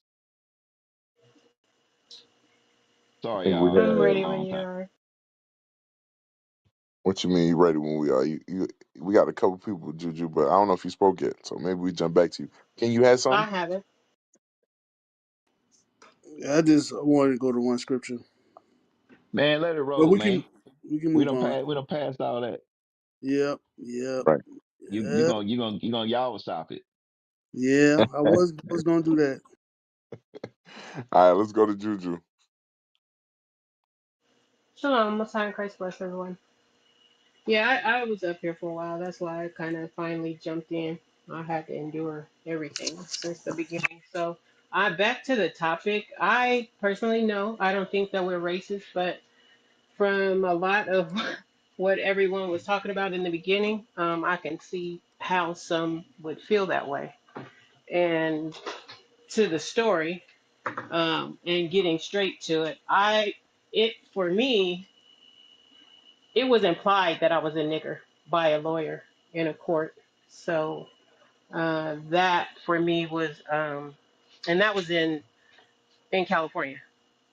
I'm in Atlanta now, and Atlanta is by far the worst. But he literally told me we were in court and checking some, getting him on the docket, and he asked, he says, "What? You can't read?" And the whole court, just everybody in line, the lawyers that were right behind me working with me, they just shut down. And so I handled them, but the lawyers that took him back into one of the offices, and he had came back out and apologized at at the end of the day. I mean, when it was all said and done. So definitely, I say systematic racism at its finest. Oppression is real. And because I had the Ecclesiastics 7:7 on that one, I couldn't. I almost lost it. Hey, So I think racism out here is worse because I know you said Atlanta worse, but I think it's worse just because of the lie that they tell. At least on the West Coast, right? Make people believe that they ain't racist. It's fake as well, hell. and I say that Atlanta is worse to me because of um, I worked in legal law enforcement, so in comparison to California, it's very antiquated out here with the laws out here. Some things are easier to get done than others. Like for instance, California, I was a notary public. I had to go. We went to a 2-day class at, if anybody knows in California, UCR Riverside. Out here, I think you take a 1 hour test or something, and you can have your documents. So it's just things are different. But like I said, what the field that I worked in, um, I was like how sis Rachel was talking earlier. If I could help my people, that's exactly what I did, and I did it, um, and didn't feel no certain way about it because of how they were treating us in the judicial system. So if I knew something, and a lot of people, mostly blacks and Hispanics, were like, they never told me that, and I'm not a lawyer. So just giving them that information, because it was almost like if you didn't have a lawyer, you're screwed. And that was not always necessarily the case. I knew how to circumvent the process. And whenever I could do it, I did it. And I gave them the information. And like I said, in my field, working in the government, we couldn't get paid for helping people. So I sometimes, if I knew they were that serious about getting certain things done with what they were dealing with, I would do it on my off time. So I mean, it was bad. That lawyer, and he was an Edomite. He was an old and you could tell he came back from slavery because he was old. He had to be in his. He should have been retired. He was probably 70, hitting the 80s. So he didn't. He apologized, but he had no remorse, none whatsoever. Yeah, it's what Dad was talking about. But all praises to this. I'm gonna see if Nini spoke unless any moderators got anything on what Juju said. I'll pray. All right, let's go to Nini. Did you speak already? All right, let's jump back then. Let's go to I think 9 God. And if y'all listen in the audience and you want to come up, raise your hand to come speak on the topic. Maybe you heard something on the topic or something someone said and you want to comment on it. Raise your hand up and we'll bring you on the stage. 9 God, you Oh, there? yeah, I'm here. All right, what's your thoughts on the topic? Well, black people cannot be racist. Is impossible to me, and from what I understand, because for the simple fact that wherever we come from our anger or from whatever situation we might go through, like a lot of what people have already explained, is from oppression. And if we come in from oppression, it's in our blood, it's in our genes. We grow up with it. We're born with it. It's incorporated into our mindset and our lives and our spirit from a long time ago. So for us to even remotely be or to have any kind of racism, it's got to be towards each other. It can't be towards any other ethnic group outside of us, because we can probably be a little bit of discriminatory, like towards each other, but to be racist, that we never even created that word. We were in slavery. We were trapped in time where this word was even brought up into existence. Our language, we was taught the English language. Slavery came from people who created. I mean, racism came from a people who created this. The word came from a people who created it. Even when we were let go out of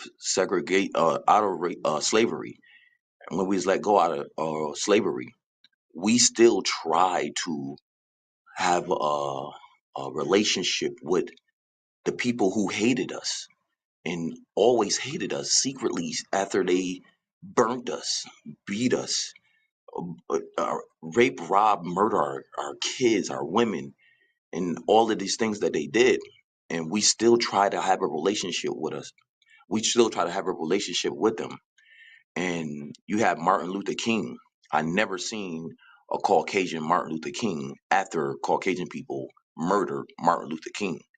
So it doesn't make any sense for black people, for any black person who come on here and try to say that black people can be racist. It's just it's it's outrageous, and it shows a lack of like understand a lack of understanding, and like they're lost. And it's sad to hear a lot of the stuff that I be hearing on here. It makes me emotionally frustrated. Like I can't even speak properly all the way the way I really want to even convey this. It's just outrageous. And the guy that was on here before, and he was talking how white people are like pure and all of this and this stuff. Then they're not even white. Black people are white. The actual meaning of white is the meaning of the light that's inside of you. That's why the Lord says in the Bible, in the scriptures, it says, if your body is full of darkness, if your mind's full of darkness, then your whole body will be full of darkness. But if your mind is full of light, then your whole body will be full of light. And that what he's talking about is the white. The light is the whiteness inside of you. So that lightness, that white means the pureness and the light that's inside of you. That's what it's talking about in that verse that he's trying to talk about. He's trying to bring out. He don't even understand that verse. And when it's talking about white, it says that it's talking about the light, the spirit will be brighter. It will you will be able to be more abundant. The Lord is going to give you more abundant light. Your horn will be exalted, and the enemies and the heathens' horn Hey, become smaller. hey, nine So Hey, guy, he not was an idiot though. Go ahead, Judge. my bad, hey, my nine bad. I'm guy, sorry. but I was if you getting off. but if I was to say, hey, I'm sending somebody with your paycheck. It's gonna be a white guy. Who you gonna be looking for? I'm gonna look for if if I don't understand. Like, say that one more time. Like, If I okay, you work for me, right? I'm out of okay, yeah, town. You got to okay. get your check. I said, look, I'm giving your check to Bill. He's gonna be showing up. Just look for a white guy. Well, who you gonna be looking for? Of What course, kind I'm of gonna look for person are you gonna be looking for? a Caucasian. There you go. So we talk. That's what we're talking about here. And we want to make sure we don't. We got the definitions. We're talking modern definitions that people understand right now when we say a Yeah, white yeah, person. So yeah, I yeah. just don't want. I I don't didn't. want it to, people to go and try and go deep, deep, deep, and just go here, and then next we'll be speaking fake Hebrew. So Yeah, when we're talking about white people, we're talking about Caucasians, Europeans, uh, yeah. you No, but know, I don't understand that. I get that okay. So completely. we just don't want to, we don't, when you say certain things, then you start to confuse people. Yeah, no, I wasn't trying to confuse nobody. I was just going off of what the guy was saying before, and just going back to my point of how Yeah, uh that guy was crazy. yeah, it was like off track. But I know that verse, and I understand that verse very well. But I know that some people might not get it that much, and I understand where you're talking about, where you don't want to go off to like that. Like, yeah, I understand. But black people cannot be racist. It's outrageous to believe that, or to even try to think like that. And that's all I had to say. Just Mm. that's it. All praise, all praises. I'll praise this. Thank you, fellas. All right, we'll keep it moving. I'm gonna jump to Dom or Asbury. What you got on the topic, bro? Look like you got on the phone, so I might have to come back. Young, what you got? And then we'll go to Damo. Shalom. Uh, black. I don't. I don't feel like black people can be racist because to be racist, you need power. You need to be able to control finances, legal system, education system, and we've never had that power. We've never had it at all in this country. And what little pockets that we had, uh, what's the name of the place? Tulsa, places like that, we still didn't totally control uh, everything because hey, they went in there and burned it down. So to be racist, you need control. Am I wrong on that? Nah, you make a good point. I mean, I'm sort of I was over here thinking about. I mean, my question I throw to you and any of the moderators is, then what makes a Negro say that we are racist, right? Because there are black people that'll say either this room is racist or that there are black folks that's racist. So what makes them even get that mindset? Well, I think I think that comes. Let me speak for me. Uh, I've tried to fight not to be racist or not to hate white people. Okay, they make it damn hard though, but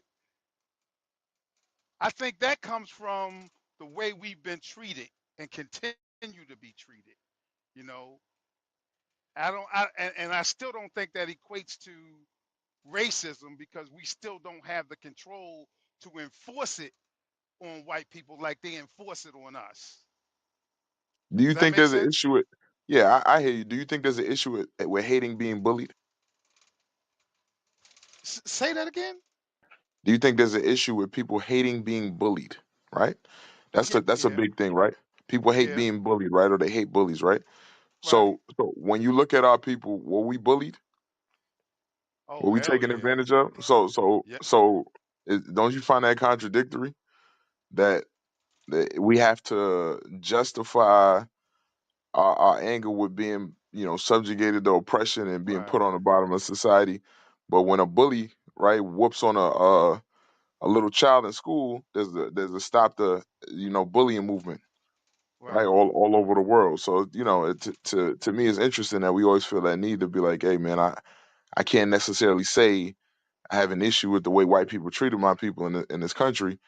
But again, if we take that same behavior and we put it in the form of bullying, we all would look and say, yo, this person's wrong for bullying that person.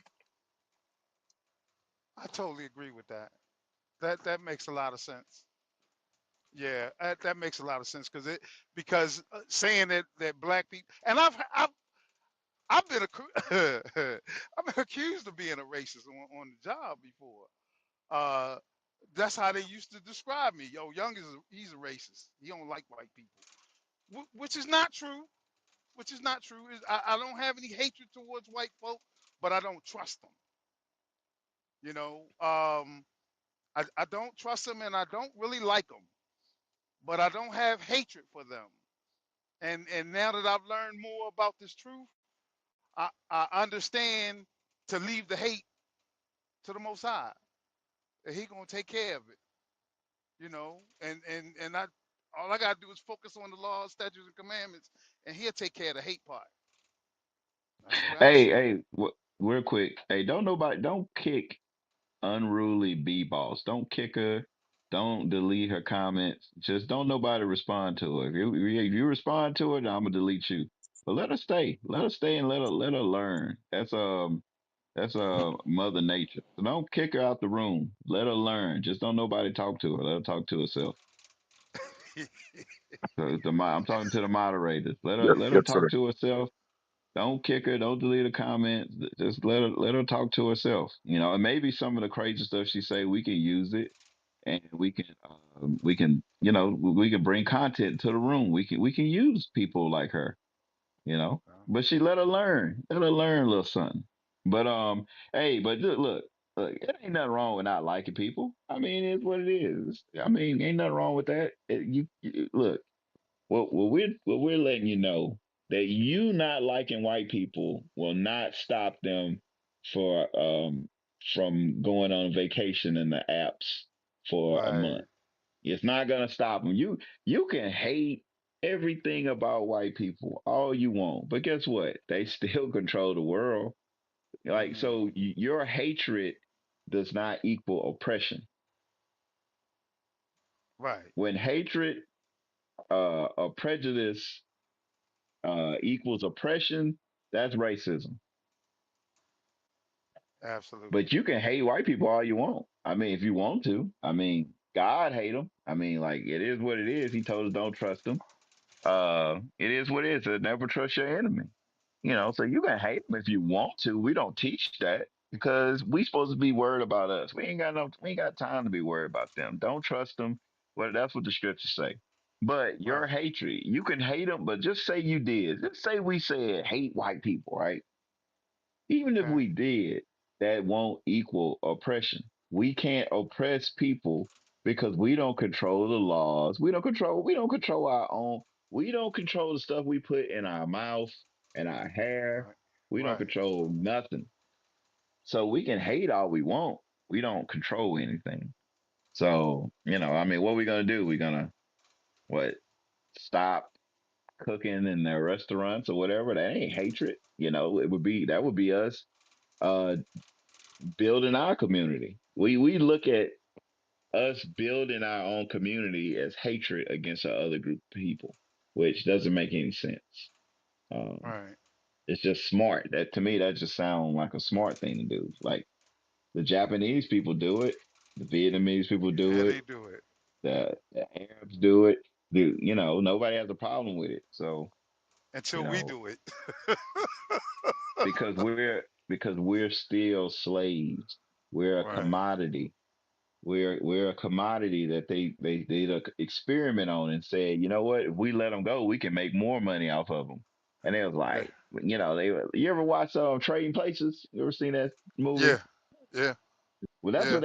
that's what I think they did. Now, this may not be true, but I think they was sitting down somewhere. It was like, hey, if we let them go, they'll still bring money to us. And there was somebody was like, nah, we got to keep them as slaves. Like, nah, we let them go. It's like Uber. It used to be a taxi service where you had people had to take care of the maintenance of the taxi and the insurance and all this stuff. Now all they got to do is just pay the person that's driving, and the person that's driving got to do all that other stuff. Right. Like Amazon, you got people now that they sign contracts with Amazon and they pay for the trucks and stuff, and they deal with all that other stuff. All Amazon do is just, hey, they just send them money. They don't have to worry about all this other stuff. So they done figured it out. They done figured out we to keep them slaves, but we don't have to pay for their housing and medical stuff no more. They work and they pay for it. And guess what? They pay us for it instead of we having to pay for it. They done figured it out. That's why Mm, during election time, they only care about the black and Hispanic vote because we are still a commodity here. yeah. Spend more money than anybody. Yeah. 100%. Hey, Judd, in the comments just now, and to all the moderators, E. Liddy said, "I'm no slave," in response to what you mentioned. So I'm curious what y'all got Okay. for a black man that say he ain't no slave.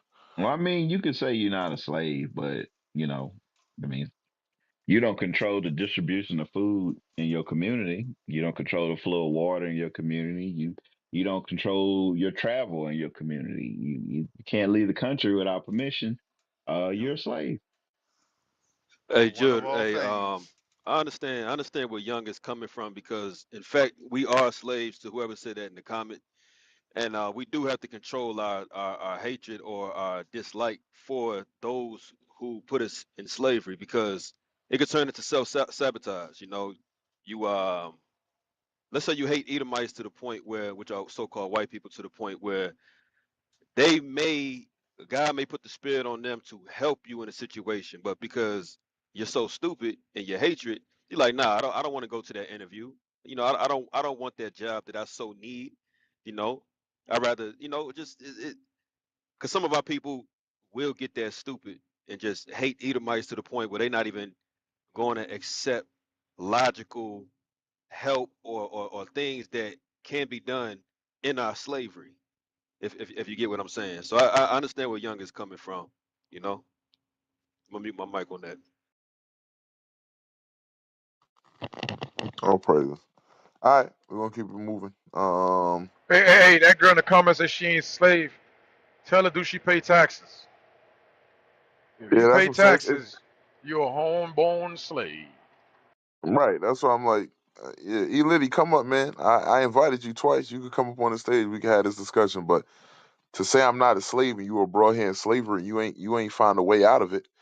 I mean, sound like a slave to me. If I take you to a prison and I say, you know what, I'm gonna let you out your cell and you can run around free, that don't mean you out of jail. You still in Hey, jail. hey, only a slave pays taxes for at work. You get your check, you pay taxes. Then you go to the store and spend the money and pay more taxes. Then you buy something else and you pay taxes on that. If that ain't slavery, what is it? Hey, now watch this. I'm gonna tell you what somebody will say. Well, everybody pay taxes, right? That's what somebody they will say. Well, everybody pay taxes. Now I'm gonna show you what Christ said. Go to Matthew 17. I'm gonna show you what Christ said. We get some understanding about this because everybody do pay taxes. Well, they say smart people don't pay taxes that know how to because they wrote the law, so Still. they understand it. But let's just say everybody pay taxes. You go to the gas station, you fill your car up, you paying taxes, right? Everybody put gas in the car. You pay. Well, you buy food, you paying taxes on food, whatever. So let's say all nations pay taxes, right? Let's go to Matthew chapter 17 and start at start at verse 24. The book of Matthew, chapter 17 and verse 24. And when they were come to Capernaum, they that received tribute money came to Peter and said, doeth not your master pay tribute? It's like, hey, does Christ pay taxes? Read. He says, yes. And when he was come into the house, Jesus prevented him, saying, what thinkest thou, Simon? Of whom do the kings of the earth take custom or tribute? Of their own children or of strangers? Read. Peter saith unto him, of strangers. Jesus saith unto him, then are the children free. Now, so at this time, you know, the kings of the earth they took tribute to of the strangers. It was like, yeah, it's like so they took it from the strangers, so it says that well, they children are free. So now when you think about it, we say, well, everybody buy taxes and stuff. Okay. Well, who's in control of that money once the taxes are paid? What nation of people are in control of that money? Because right now you got billions of dollars being sent to European nations, right? Israel been getting billions of dollars. All these other places been getting all this money. Who's in control of that? Who says what money goes where? It ain't us. Yeah, you're definitely right. And if it ain't you, and if your people ain't getting paid off of it, and if the money not getting recirculated back to you by your people, then guess what? You ain't free. You are slaves. 100%. 100%. You struggling. Go Homeborn ahead, Jay. slave. Hey, I'm gonna go in history now, and I'm gonna show you when we was in rulership how we had them paying tribute in taxes. Go to Joshua chapter 9. Go to Joshua chapter 9. Show you when we conquered the land. Read verse 1, and we gonna jump. The book of Joshua, chapter 9 and verse 1. And it came to pass when all the kings which were all on the side Jordan, in the hills and in the valleys, and in all the coasts of the great sea, over against Lebanon, the Hittite and the Amorite, the Canaanite, the Perizzite, the Hivite, and the Jebusite heard thereof, that they gathered themselves together to fight with Joshua, with Israel with one accord.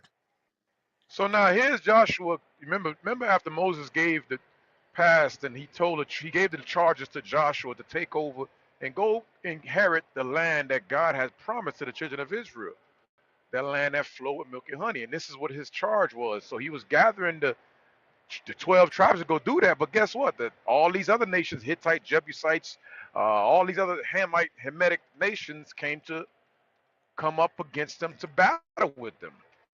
Now jump down to verse 9. Verse 9.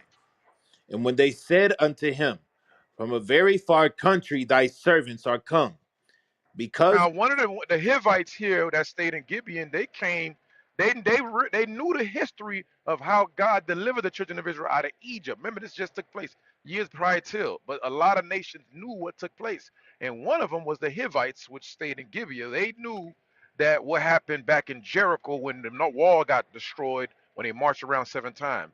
So they came craftily to say, let's go act like we came from a far country, but although they was right there, and so that way we could, be make a league with the children of Israel. So read that at verse 9. I just caught y'all up. Read verse 9. Yes, sir. And they said unto him, from a very far country thy servants are come, because of the name of the Lord thy God. For we have heard the fame of him, and all that he did in Egypt, and all that he did to the two kings of the Amorites that were beyond Jordan, to Sihon king of Heshbon, and Og king of Bashan, which was at Ashtaroth. Wherefore our elders and all the inhabitants of our country spake to us, saying, take victuals with you for the journey, and go to meet them, and say unto them, we are your servants. So now Therefore, that was the council of their princes. Go to these people, go to the children of Israel and say, we gonna be their servants. Mind you, they got a land right next to where we about to go inherit. So every land we went to go put so our souls touch, we would get rid of all the people of the land and we would inherit it to give it to our brothers, like the other tribe, like Simeon, Benjamin, so on and so forth. So these group of Hivites that stayed right here in Gibeah next to them, they knew that was coming for them because they seen what they did prior to. So they make as if they came from a far country, say, we're going to be your servant. So now jump down to verse 15. So Joshua fell for it and did this. Read verse 15. verse 15, and Joshua made peace with them, and made a league with them, to let them live. And the princes of the congregation swear unto them. And it came to pass at the end of 3 days, after they made a league with them, that they heard that they were their neighbors, and that they dwelt among them. You hear that? So after they made a peace and league and an oath with them, they just found out, like, yo, wait a minute, ain't these the same dude that said they came from a far country? They got a land right here next to us. They found that out. Read on. And the children of Israel journeyed and came in unto their cities on the 3rd day. Now their cities were Gibeon, and Chephera, and Beeroth, and Kiriath Jearim. And the children of Israel smote them not, because the princes of the congregation had sworn unto them by the Lord God of Israel. So now And here's the point. I jumped down to verse 21. Nice. They said we can't kill them because we made an oath on the name of the Lord that we said we was not going to put them to death, although they lied to us. But Joshua made a peace with them, so they were forbidden to put hands on them. They had to let them live because of the oath that they made between them, the league, the peace league they made between the other nation, the heathens. Now, but this is what the Joshua ended up doing after he learned that he was deceived by them. Read that, verse verse 21. 21, and the princes said unto them, let them live, but let them be hewers of wood and drawers of water unto all the congregation, as the Uh huh. princes had promised them. And Joshua called for them, and he spake unto them, saying, wherefore have ye beguiled us, saying, we are very far from you, when ye dwell among us? You see how Joshua said? He said, how you going to trick me like that saying you come from a far country, but you dwell right next door to us? Read on.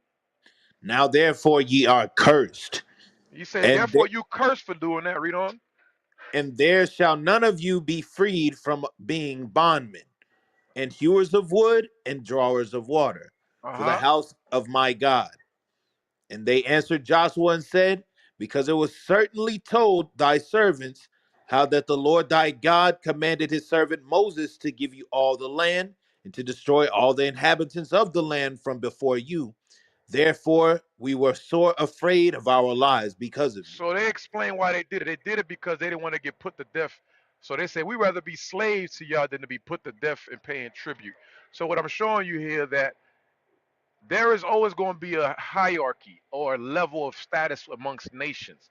There's never no equality amongst nations. They either rulership, then there's the servant class. In this history, this point, we actually was in rulership, so we was putting a lot of nations to death, and we had a lot of them serving us.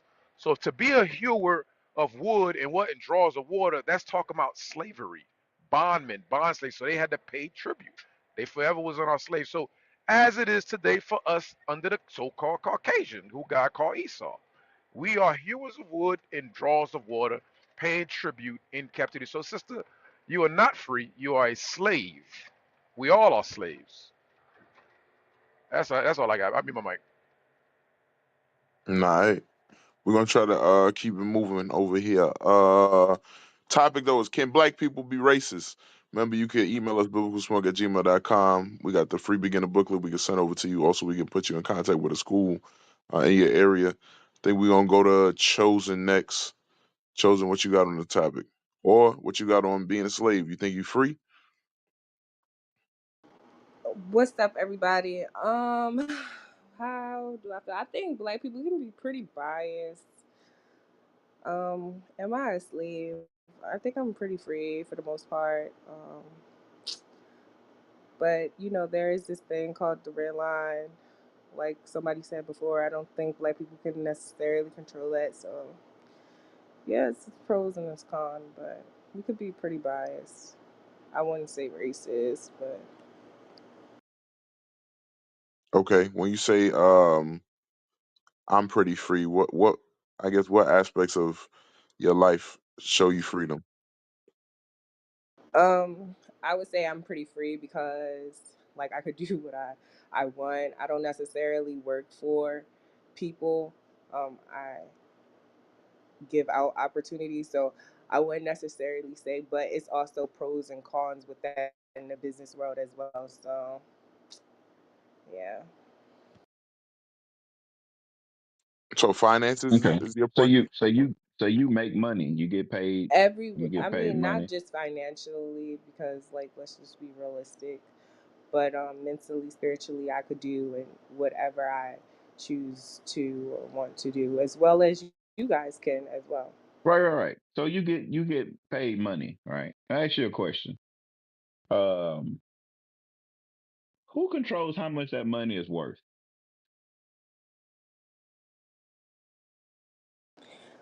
Regardless of who distributes the money, the money, the value of the dollar has never lost its power, so it still holds value, regardless of Yeah. how it I is understand that. distributed. Yeah. I understand that. You ever been to a foreign country? Yes. So I Right. do And know so and that. and so they have money, right? And at one point, their money may have been worth something, and some way their money was able to be devalued. Like I think that was just going on in, was it Brazil? No, it wasn't Brazil. Where they was just Venezuela. burning money. Venezuela, right? You know, oil rich country, but their money isn't worth anything. Like they use that for firewood, right? Yeah.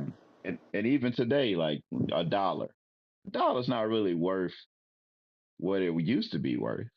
It's Yeah, not. money over there in another country, sorry to cut you off, is not really, like I said before, But it's even not here, just based off of financially freedom, just the but the what I'm trying to whole say is mentality that of having that. you can make money, but the money that you make, somebody can say, well, that dollar's not worth what it used to be worth, right?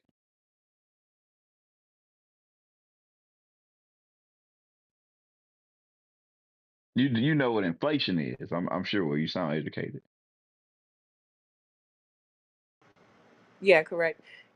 right? I didn't know that you were asking me. I was just, Right. yeah. So there are groups of people that sit down at a table and say, okay, we're gonna put this much money into the economy to do this or do that, or we're gonna not do this, right? So the money that we make, like because even you can have your own job, your own company. When you get paid, there are other people that control how much that dollar that you make is even worth. So it's not really freedom in that. Yeah, yeah, to a certain extent. That's why everything else plays a factor in that, like spiritually. I feel like money is also like a bonus of life. So I didn't mean to like just throw like, oh, the financial thing out first, but it's a bonus to life, and with that, it enhances the ability to do things that you actually want to do. So just having that is just one of the great wonders of being on this earth. Like I said before, like we are not of this world, we just work in this world. And going back to a different country like Jamaica, it's like the mileage there of walking to getting water, like to do things just totally different. There, that environment is just like good for like your mental health and stuff. This just the spiritual freedom of being Well, able to, well, it's just I've been to Jamaica, maybe like three it's or like a four different times in the atmosphere. last year. Well, no, they're pretty oppressed too. A lot of them end up putting themselves in slavery in places like Canada and other countries just so they Oh can yeah, yeah, afford yeah. to live out there. Every country So has its so its even musts. them, they're oppressed. Yeah. Jamaica is not really run and controlled by Jamaicans. I mean, other nations and other nationalities, are in power and sit on top in those places. A Mhm. lot of the things, Trinidad, the same way. I mean, it's so on and so on. Like, yes, Yeah, it's a little bit they, worse actually. they have Well, access to, you know, fruit and stuff like that, but at the same time, they are heavily oppressed to the point to where dictator. they won't even give them visas because they know that once they can make it to America, they probably won't come back. It's hard for people to even come to America from Jamaica without having somebody that can vouch for them and stuff like that because they know how bad it is there. They don't want people just leaving. So, still, even though I know you said it's different things, but that one thing, the money, just lets you know that you're still a slave. Like even you got to have money for everything. To have a place to live, to eat, to drink. You need money. The Bible says money is a defense, and we don't even control the value of the money. So somebody else does, and it just happens to be the people that had us enslaved here. So you kind of still are a slave. Yeah, like I heard this is probably pretty off, but three African men had tried to they hopped on the ship or whatever to try to come over here to America, but they found out that they ended up in Brazil, and two of the guys like actually wanted to go back to Africa. Like, oh no, we're in Brazil, no, to send me back to Africa, and the other two guys just tried to stay there to make a way. But it's just like even when you try to have different leadership, I mean different countries and stuff, it's all ran from under different like the government structure and stuff is like totally different. So it's just all plays a part in it. So I understand what you're saying.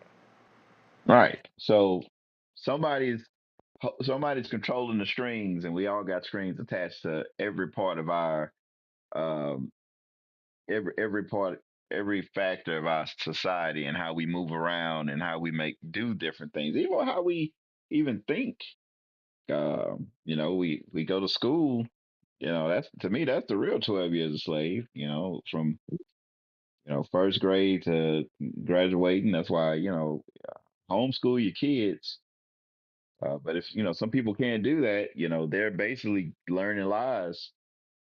Forever they've been indoctrinated with lies given to them by their slave masters. They may have a black teacher, but they got to follow a curriculum, which indeed is slavery.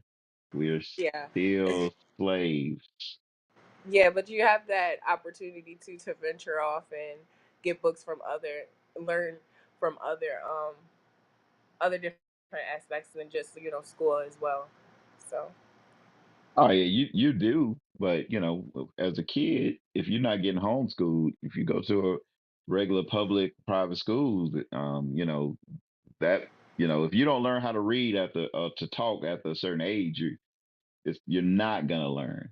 Um, at a certain age is where we suck in the most of our information to learn. So it's easier to teach somebody a different language as a kid than an adult. So they get that initial brainwashing. Then even we watch that the doll tests with kids. Like which doll is the nice doll? Which doll is the evil doll? Which one's steal? Which one is whatever? These kids' minds are already.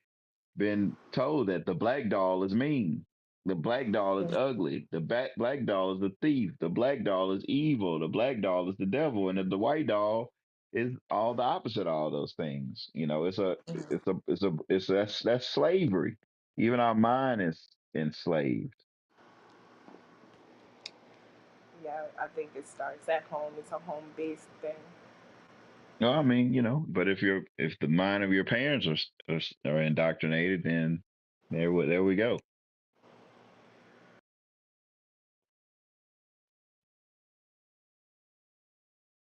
My thing to add, chosen, is, there's this book called Slavery by Another Name by an author called Douglas Blackman, and he talks about like sharecropping. So when you bring up money, the concept of money for us, when we got here, we didn't have any. So in order to invest or do a lot of the things that we do in quote unquote business, we have to take out debt and then be responsible for paying that debt back. So a lot of people, right? Like I just give you a concept in like trucking, or like some people that drive Uber or Lyft. They have these things where they'll let you lease a car, but then the car payment is $250, and you got to pay the payment off before you get paid. It's just changed in terms of name, right? So when we say we're free because we make money, not necessarily. I mean, the slaves thought they were free when they were sharecropping, but they were sharecroppers. They were still under the same system, probably even worse, right? But when you looked at it optically, they were able to walk around now, right? But they still struggled. They still faced the same oppression that they had. They still were forced to do the same jobs. So, and it all goes into how racism plays a factor, right? And when we say money made us free, no, right? It basically it gave you the illusion of freedom most Hey, of the the time. government can go in your bank account and take money out of it. Mm-hmm. They can just take your Damn. money out. If they feel like you didn't pay your taxes the right way or do this the right way, they can just go in there and take it. And then you can prove to them that you did everything right. And they still can. I know right now somebody that they came in and took a considerable chunk of money out their bank account. They proved to them that they did it right. The government was like, okay, we'll send you a check. And that's been about maybe 6 to 8 months. And they Damn. still, that money's gone. Now, just they didn't take $50. I'll say that. So you just got to think about that. How can they just do that? Because we're slaves. That's how they can do it. It's their money. That's why Christ said, "Hey, render unto Caesar that which is Caesar's." This is his money. We are slaves. I know it just sound bad. It's like I ain't no slave. Hey, Chosen, would you agree that we are war captives? You don't pay the taxes, they'll take it. Or you can War pay the taxes, captive as such as. or you can pay your taxes and they still can take it. They can say, "Hey, we want to run our interstate through here, or we want to do this here. We'll offer you this much money." You're like, "Nah, I don't want to do it." Okay, well, we'll just eminent domain it. We'll take it. Thank you. Appreciate you. We'll mail you a check when we feel like it. Nothing here is ours. We're slaves. You gotta whisper it real quick so I can stick in their conscience, Judd. Oh man. Go ahead, Gabe. Oh man, hey, my bad, my signal low, so he was going in and out. But I was asking Chosen, would you agree that we are captives of war based on our history? Yeah. Okay, so as captives of war, meaning we're from another place, we were forcibly brought here to work, right? Just because we've been afforded rights, does that now make us free? Okay, so I feel like if you care, because sometimes people tend not to care on how you feel, they care on logic. But I feel like No, no, we care. That's why we asking. We care. there's always simulations when it comes to certain things, but when you boost, when you have that boost of education, okay, so when you use your knowledge or whatever the case is, you will be able to maneuver around certain things that come your way. Okay, so I'm not going to say that black people don't have it harder. We have it 10 times harder, and the society is basically meant for us to fail for our people. So, with that being said, are we slaves in a certain way? Yes. But are we free? Is there ways that we can do things?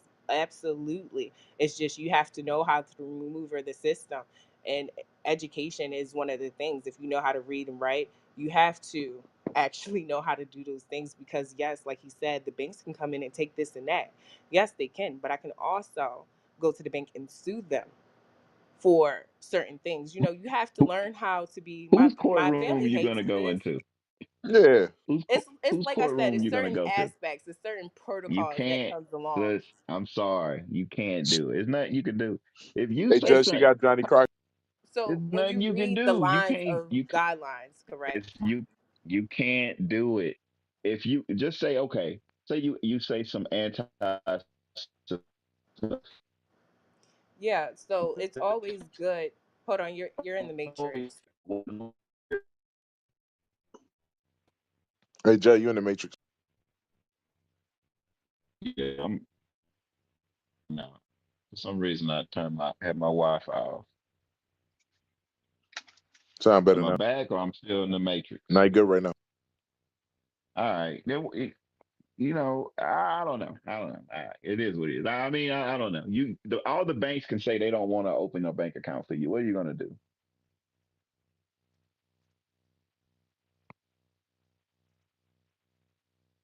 Chosen, you heard the question? What do you say?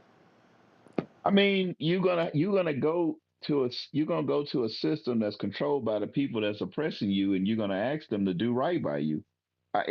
It doesn't make any sense. I mean, you can Right, sue because them, it shouldn't. and the It judge can shouldn't. say no. Yeah, you're absolutely right. You're right. So I'm just saying we're maneuvering in their system.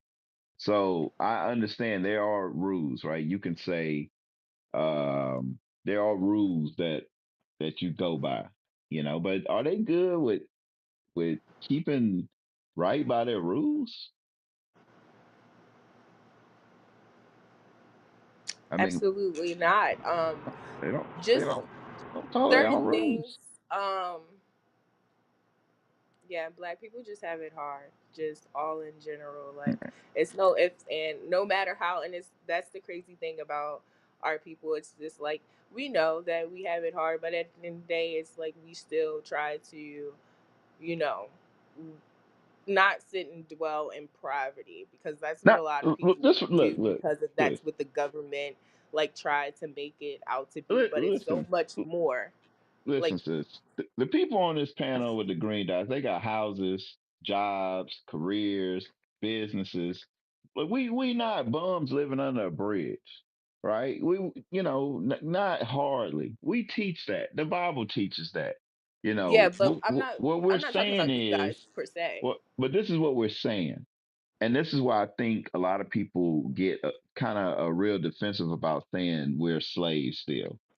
We're allowed to do certain things in the system. When I buy a house, more than likely the bank is going to make a lot of money off the house I just bought. The most things that we do in the system, we make the system rich. It was funny. I watched this little clip. It was like an old time when this person was selling a washing machine, selling electric. No, it was something to do. I can't remember. It was selling something. He's like, well, for me to have that, I got to go to work more so I can pay for it. He's like, yeah. He's like, yeah, but um, you won't have to do your chores. It'll make washing dishes a lot easier. He was like, yeah, but then I got to go to work more to pay for this thing. He's like, well, what about the other stuff? He said, well, you can buy this. He's like, yeah, but now I got to work more for this. He's like, then I got to work more for the electricity. He's like, nah, I'll just be a slave. I'll just be working to pay for all these things that you're giving me. And the guy was just like, the guy that was selling it, he looked at him, he was just like, kind of gave him this weird look. And he was like, nah. The other guy was like, I'm not about to get into this. But all these freedoms that we have, we're really trapping ourselves in a way to do these things. So I'm not saying not to do these things or that we can't do these things. What I'm saying is that when they don't want us to do it, there's not much we can do. And that's why I'm saying if you're free, that means nobody can restrict you from things. That is free. So you can't be free and be able to be restricted. That's all I'm trying to say and want us to understand is that this thing is spiritual. You know, you got to think of stuff as spiritual because physical. We're definitely at the what's the word I want to say? We can't move freely here. We're under their control. Just sometimes they just let us do certain things. All praise to the Most High, we're able to do certain things. But to say that we're not enslaved is, I don't get it. According to Jude, we need permission. Oh man, Oh man, who let black knees up? Ah, she about to get all moved right, to the audience. I man, want to it go. is what it is. Maybe she'll be a good girl and not interrupt. Not act crazy. Yeah, I want to Hey, go to hey, the Fatty. problem with that last sister that Go don't ahead, Jay. believe in this the slave thing is because she thinking like an individual. She not looking at us as a nation.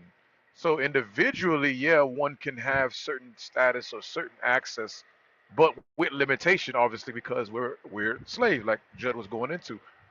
But again, as a nation, as a unity, as a nation, you're a slave. You can't rise above the lust, the worst of your people. Is in other words.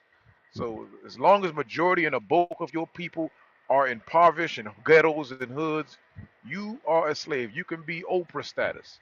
You still a nigga. I mean my mic. Hey, 100%. Hey, I want to go to Fatty. She said she disagreed or Chosen wasn't getting it. So I'm curious what you mean. I only said that because I understand where you guys were coming from.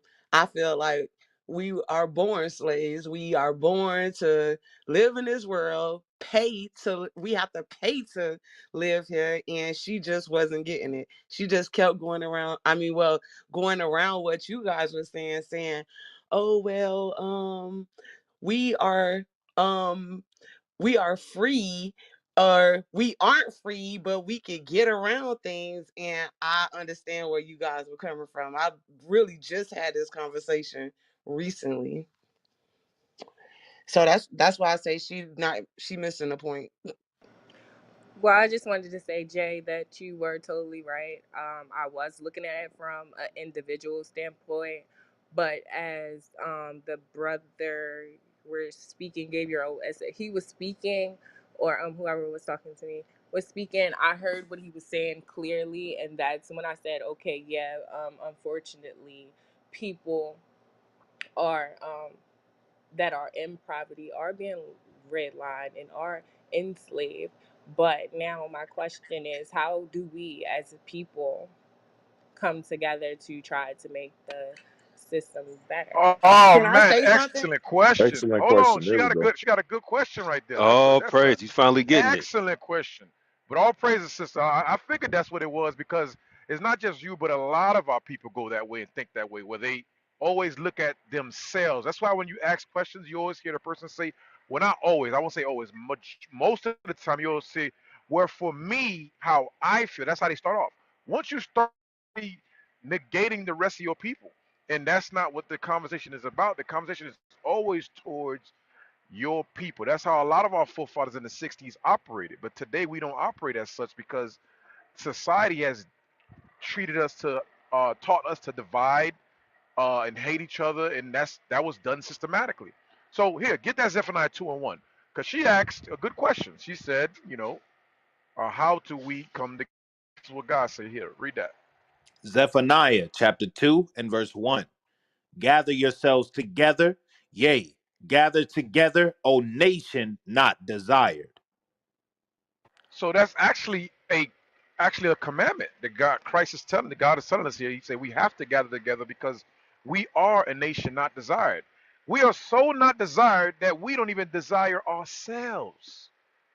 So, so he's saying in the context of the other nations will not come and teach you that you're a princess or you're a god on earth.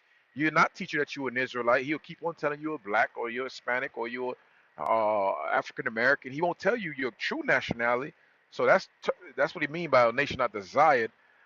But even ourselves, we're not desired. We don't even desire ourselves. And not only that, hold that. We coming back to this. Give me Isaiah 1:3. Not only are we not desire, we don't desire ourselves, some of us don't even care to research or look it up to find out how to get out of this rat race or this continual trap that we are in. That's why I say it's an excellent question you ask, because only very few would ask what you just asked. Read that. The book of Isaiah, chapter 1 and verse 3. The ox knoweth his owner, and the ass his master's crib. So an But ox, these are two, uh, for lack of a better word, dumb animals. An ox and an ass. An ass is a donkey.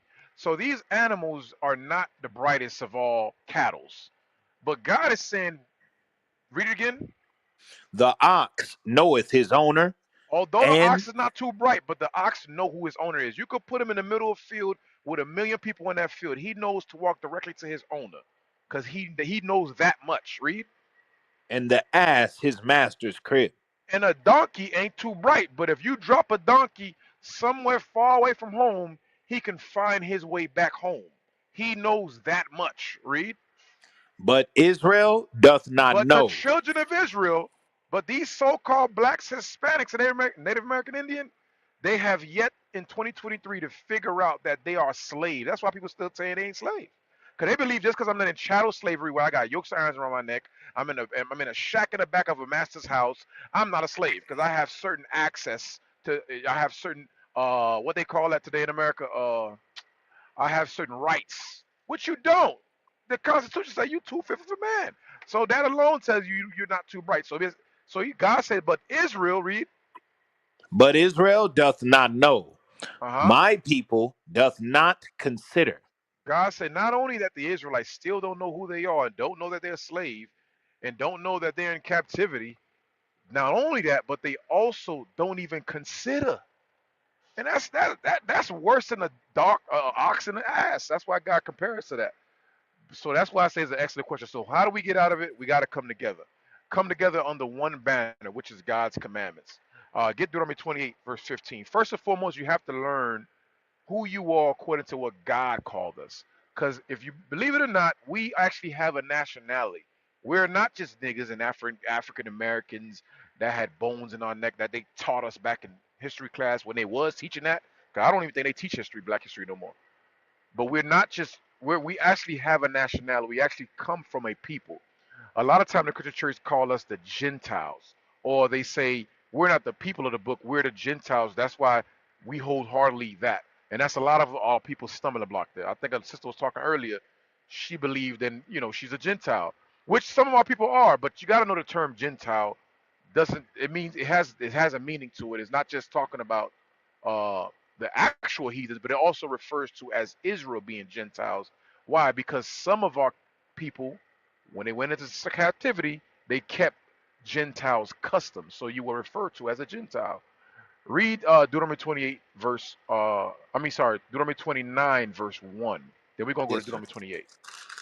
The book of Deuteronomy, chapter 29 and verse 1. These are the words of the covenant which the Lord commanded Moses to make with the children of Israel. You see that? So I wanted to make that clear. God is speaking to the Israelites. Sister, you caught that? What Moses just said here in this verse 1? Is the sister still with us? I'm here. I'm here. Can you say verse 1 again one more time? Okay, read it. I want you to pay attention now. I ain't just going to read, and I'm going to interact a little bit because I want to make sure you follow along. I'm here. All right, read it. Deuteronomy 29, verse 1.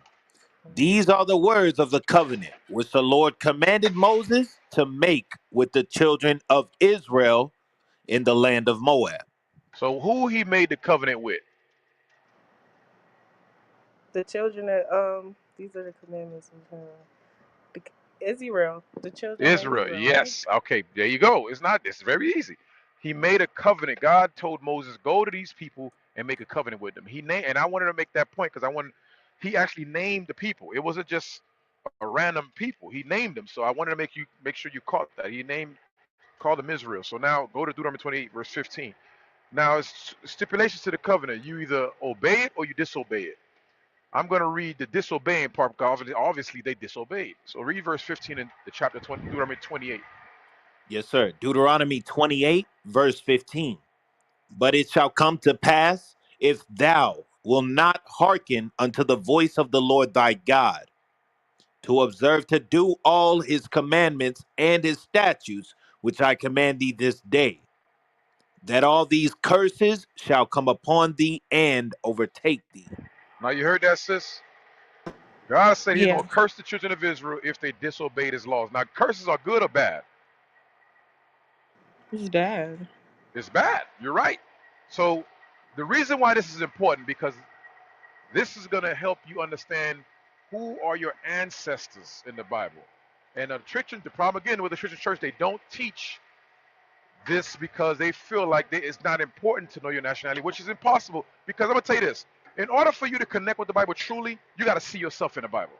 There's no way you're gonna understand or connect with the Bible fully in its entirety if you can't see your ancestors in the Bible. Because the obvious thing is we all know that God created everything. That's obvious. We all know God created all nations. That's obvious. If that is the obvious, then you have to at some time in your life as you live on this earth, you got to ask yourself, if God created everything, why can't I see my nationality in the Bible? And what did he originally call my people? Because obviously there was a beginning, like Genesis states. So that means we stem from the beginning. If we all come from Adam, that means it was a nation that came from Adam that my ancestors and my bloodline connects to. I need to find out what that is. That way I can understand who and what is God, who is God talking to, and what did he say, and what the instructions are. So I won't get confused when I get to the New Testament. This is why you have to read from the beginning. So now he's talking to Israel. He said, I'm going to curse you if you disobey God's commandments. Now I'm going to read some of the curses. You tell me historically what nation today connects with those curses. Because you, out of your own mouth, you say curses are bad. Jump down to verse 32.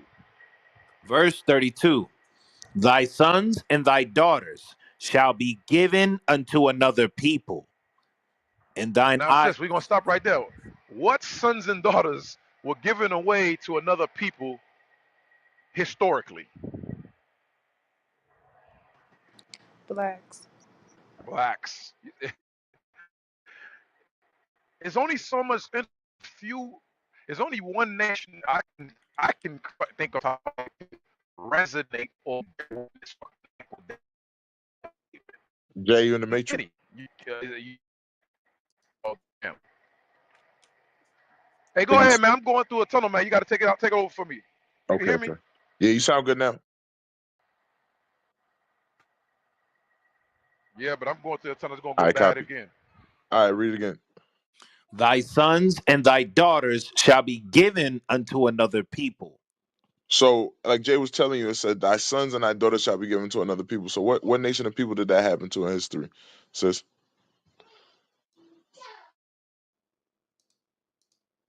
Chosen, you Israelites, there? right? Say it again. You kind of cut out too. Blacks. Right. So, through slavery, right, that happened to us. We were given to another people. We were taught different things. We were put in a position of being on the bottom, right, given to another people. Think of the school system that Joe was just bringing out, right? The child is given into that education system, and they're taught the values that are contrary to the benefit of our people, right? For their entire life, they're taught how to basically serve and take care of themselves, how to serve Esau and take care of themselves, right? How to be a good slave ultimately. Read that verse again. Thy sons and thy daughters shall be given unto another people, and thine eyes shall look and fail with longing for them all the day long. And there, So it said we would see that, right, and we would want to get them out of that position. We would look and feel alone. We would want our children back. Go ahead. and there shall be no might in thine hand. Right. So when you watch slave movies, what would often happen to the kids? They would get put into slavery, go to another plantation, be taken, and never return back. These are the things that happen to us as a people, right? These are the results of us not keeping God's commandments, right? So when we look at our situation today, to ask to your original point of like, what do we need to do? The issues we're facing as a people go back to us not serving God. It doesn't go back to us having a money issue, right? It doesn't a lot of time you hear people say, we need to be we need financial education, right? Those things will not benefit us if we're not serving God, because God will put us in a position of read verse 43. I don't think he brought this one out either. Look at this, chosen, because you mentioned money, right? So many times our people will mention money, and we don't understand that debt or being on the bottom or having to take out loans is actually ordained by God that we would be in this position. Read that. Verse 43. The stranger that is within thee shall get up above thee very high, and thou shalt come down very low. So, He chosen, when you look at you mentioned Jamaica. What do they call that country? They call it a what country? You there? Try and get you to participate. I ain't just gonna spit scriptures at you all day. Not, I'll move on. But they call it a third world country, chosen. Are you there? I'm here. Okay. So Jamaica is known as a third world country, right? So read that verse again. Watch. Verse 43. The stranger that is within thee shall get up above thee very high, and thou shalt come down very low. He shall lend to thee, and thou shalt not lend to him. So He, lending comes from what, chosen? What system?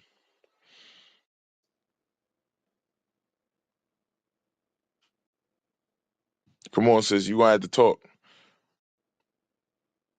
That's how we gonna do it. Rather than us just spitting scriptures at you, I want Hey, to see if let's you let's follow me. move on. Let's move to the next Yeah, person. Moving to that's the next exactly what I'm person. about to do, Jay. All right. Yeah, chosen be on Because here a while lot. he was He be saying on it, here a I was lot. just trying to comprehend it in a way, because when he said lend not to them, I was Yeah. thinking about the people there, as far as me lending to them and not really taking from them because of how it is over there. But I was just, that's one way to look at it, and then it's another way to look at it. Like, I'm a very smart individual and I can process things in a variety of different aspects. So I'm trying to be on one accord with you guys in the term of analogy of what you're saying it. But if you want to move on, that's fine.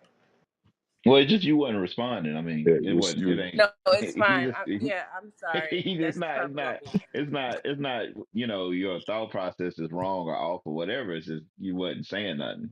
So that's all it was. right. So Like, are you there? yeah, Yeah, I'm here, but you guys can yeah. just But go ahead and move chosen, on. It's chosen be fine. on a lot. She be on here a Yeah, she lot. be here. Yeah, we'll keep it pushing. All right.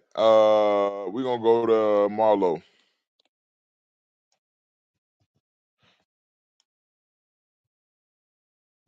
Marlo, you there?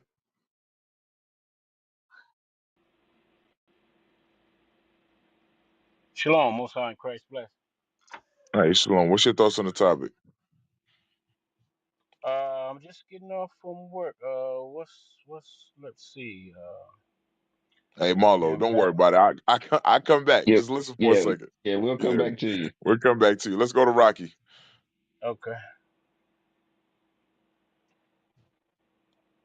Rocky Owen or Trouble Rock. Hello. Hey, how's How it you going? doing? What's your thoughts Doing on the good. topics? The topic, I just got in the room and you had joined me so quick. I didn't really get to hear too much. But just me just reading that. I mean, I've heard that black people can't be racist, but they could be prejudiced. I don't know. That's kind of my thoughts on that. Okay. I don't know if you can hear me. I'm in the semi truck. I'm driving. Let's say Nah, I we got can hear poor. you. Say I Yeah, got we can. poor connection. Yeah, we hear you. Okay. We hear you loud and clear. So, Okay. you said black people can be racist, No, can be prejudiced, I not don't. racist. Yeah, yep, yep. I don't know how crazy that sounds, but I heard that before, so I don't know. Okay. So What makes you I what literally makes you say it I've sound heard crazy? I've heard black people say that, like they're like, oh, we can't be racist, but we could be prejudiced. So I just kind of been rolling with that ever since, because that's I don't know. Okay. It What sounded it was sounded right. It sounded right, I guess, because Because they say like the white people, they're the ones that started all the racism or whatever. I don't know. I don't know. Okay. It's kind of I it's mean, kind of a, it's kind of a hard it's a hard answer, or it's a hard question for me to answer because I'm white. So it's not. It's not. Let's talk truth. Let's yeah, let's let's talk truth, right? yeah. Racism, right? In this country, who founded the country? The white man, right? You Okay, talking so about now, America? yeah, Yeah. talking about America. So it's founded by Supposedly, white men, right? yeah, the white man did, from my Okay, understanding. so I don't really know too much. I'm just a truck driver, man. I drive from east to west coast, and this I mean, but probably you know basic history, right? There was Native Americans here, right? And yeah. when your forefathers came, right? What was done to them? The Native Americans, they got stripped Yeah. of their land and murdered. Yeah, Okay, now is that racist? I would call it very racist. Yeah, definitely. Okay, so now, Because I don't see why they could have, they could have just came together. I don't know why they had to kill them like that and strip them for the land. You know, I don't know. I wasn't around really. okay, now on the flip side, right? Do black people had the power, right, to come take someone's land, oppress them, and then create a system to keep them in that state? Because that's essentially what America is, right? The land was taken from a group of people, more slaves were brought in, and then they've been kept in that position. So, do black people have that capability to do any of that? I mean, are they capable? I think anybody's capable of anything. Like could it happen legally? Probably not. So, you think black people could oppress white Europeans I right think now? I think right now, I mean, it's gonna start like World War III, probably. But I don't see why they couldn't though. They probably would start a war though. But I mean, I think anybody's capable of anything. Okay, so this is my thing. When we talk about racism, right? It's not only the to your point earlier, like can black people can be prejudiced but not racist. We don't have as a people, black people, we don't have the ability to oppress your forefathers, right? To keep them on the bottom of society. Despite how much we talk, right, or we might have disagreement, we're incapable of keeping your forefathers on the bottom, right? Like you all have done to us. Is that a Yeah, fair statement? yeah, of course, of So course. so when you made that comment of we can be prejudiced but not racist, it's not possible, right? It's Okay. not possible, right? For black folks to be racist, right? But I But pause what there. about That's what I was saying too. I was like, I don't think they can be racist, but can they be prejudiced though? I'm not even sure if that. I'm not sure. It's more of like, can they? Like I'm kind of asking too. I'm kind of curious too. Can You they know, be can they be can they can they be be prejudiced? prejudiced? Yeah, Oh, I don't know. I don't know the answer, but that's something I've heard though. okay, something That's you something. heard. Now when you look at being prejudiced, do you look at that as a negative thing? Uh, sometimes I get sometimes I get a little disappointed when like black people don't like me because I'm white, and it's kind of hurtful, because I like me personally, I don't have hatred towards nobody, and I was born in the '90s, so I don't have like a racist bone in my body, but sometimes like people just don't like me, or they'll say hurtful things about me because I'm white, and I think sometimes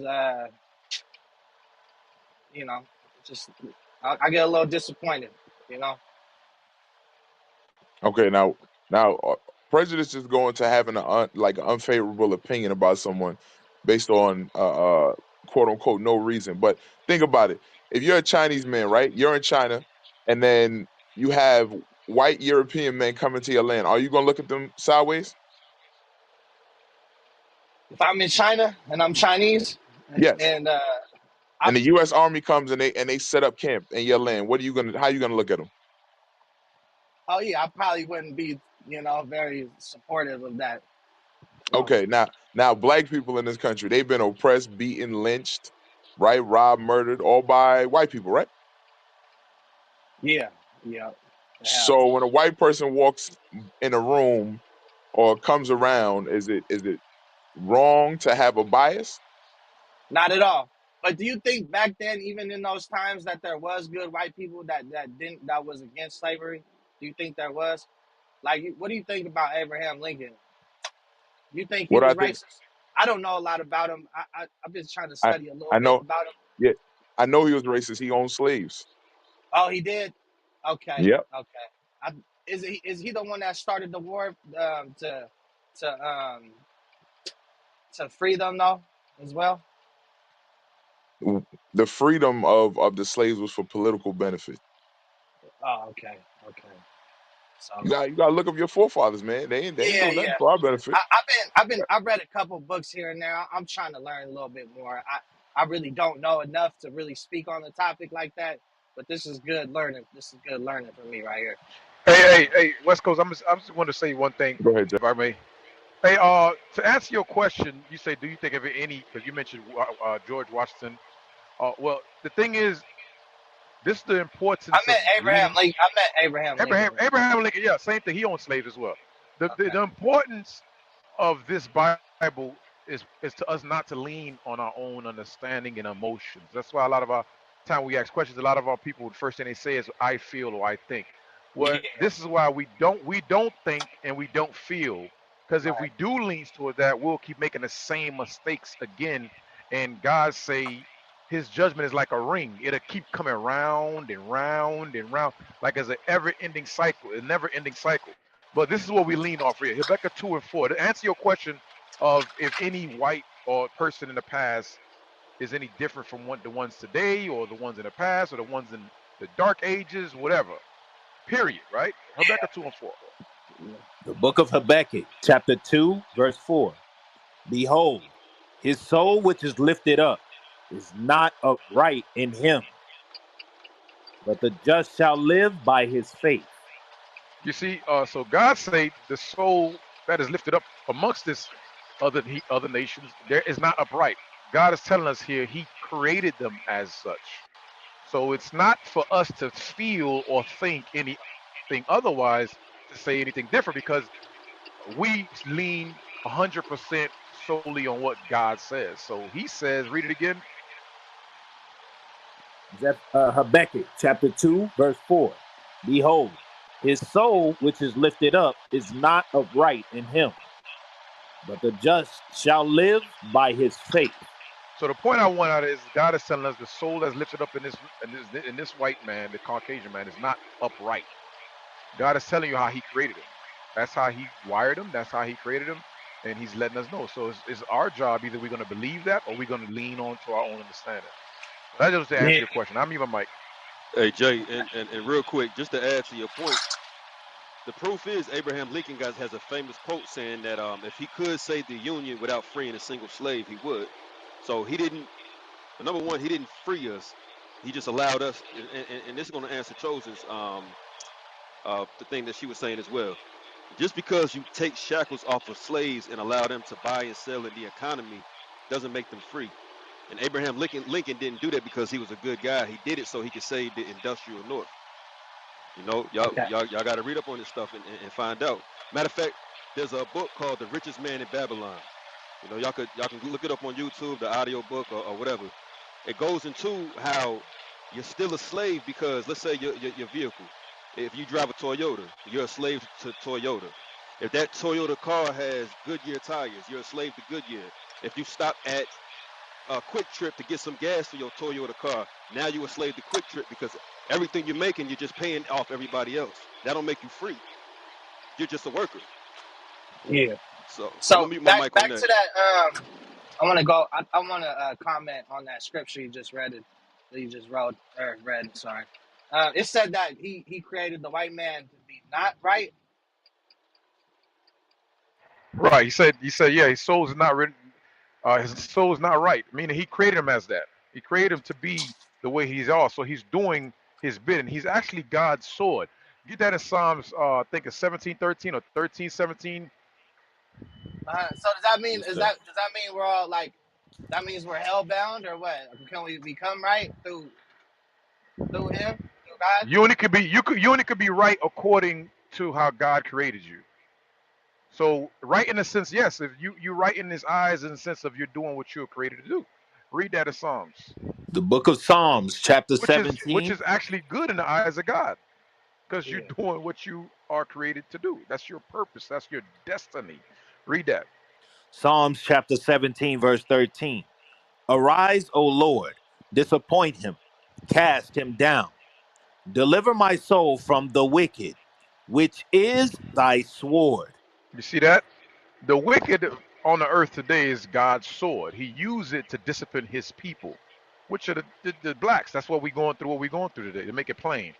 Well, he don't call us black, he call us Israelites. But just to make it plain so you know what we're talking about.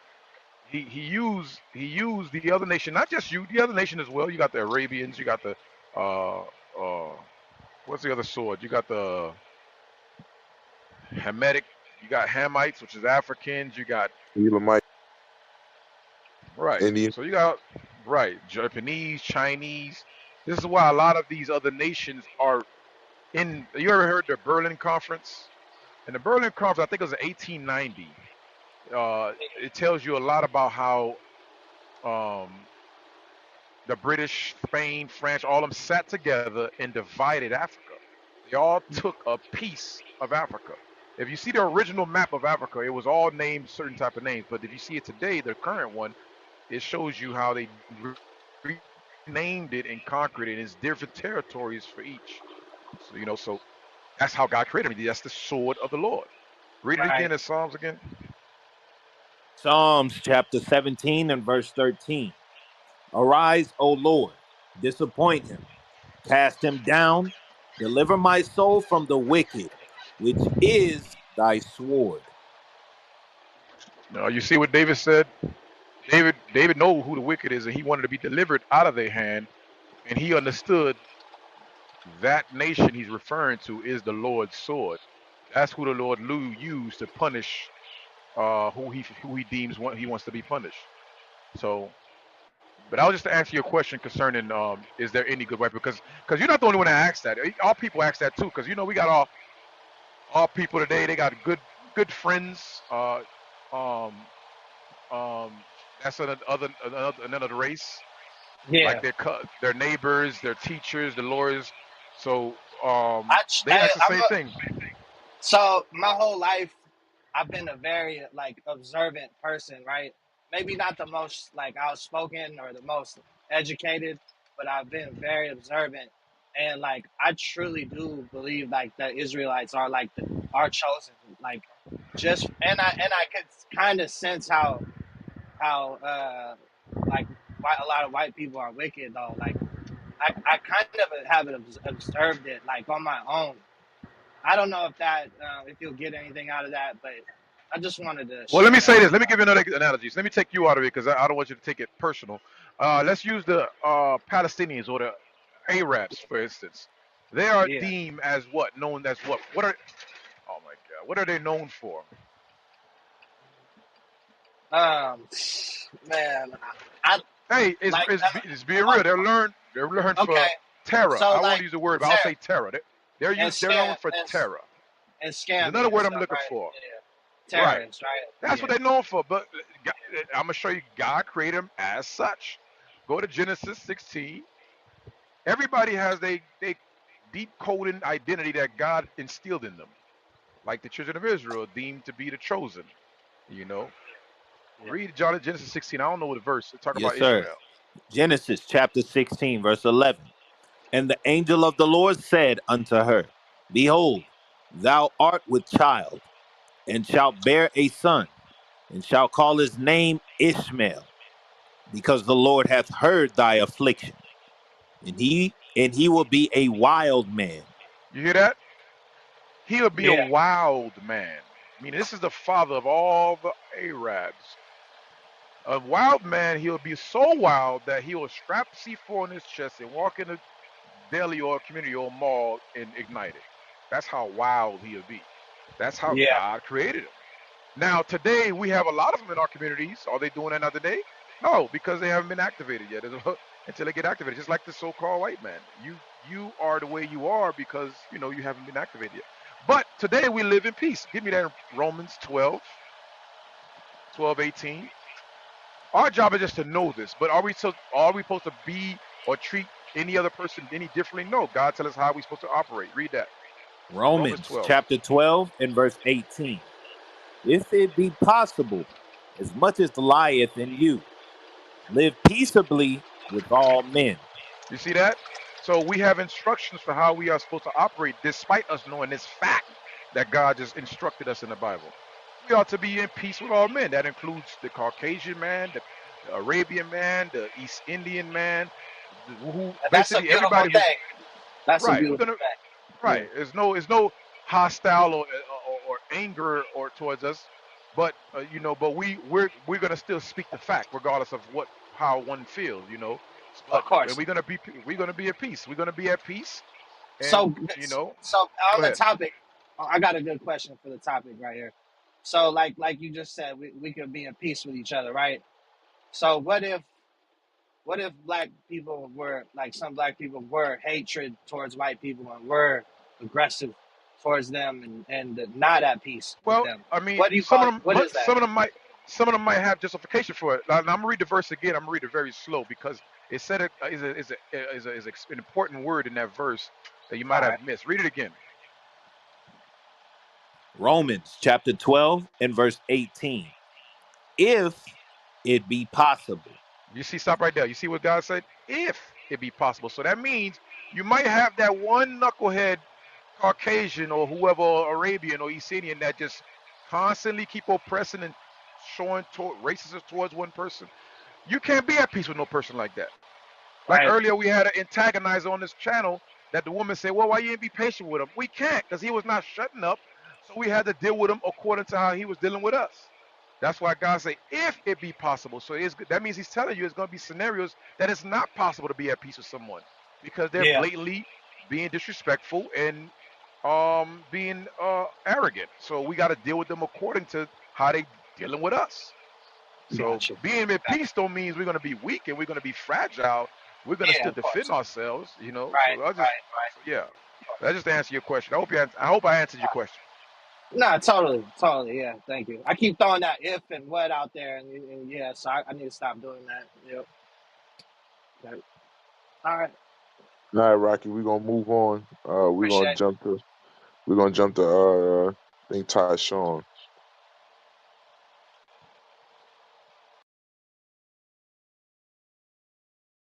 Ty Sean, you there? If not, let's go to T.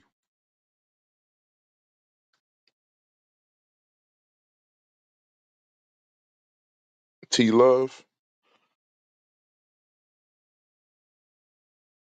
Good morning. Thank you. Hey, good morning. What's your thoughts on the topic, sis?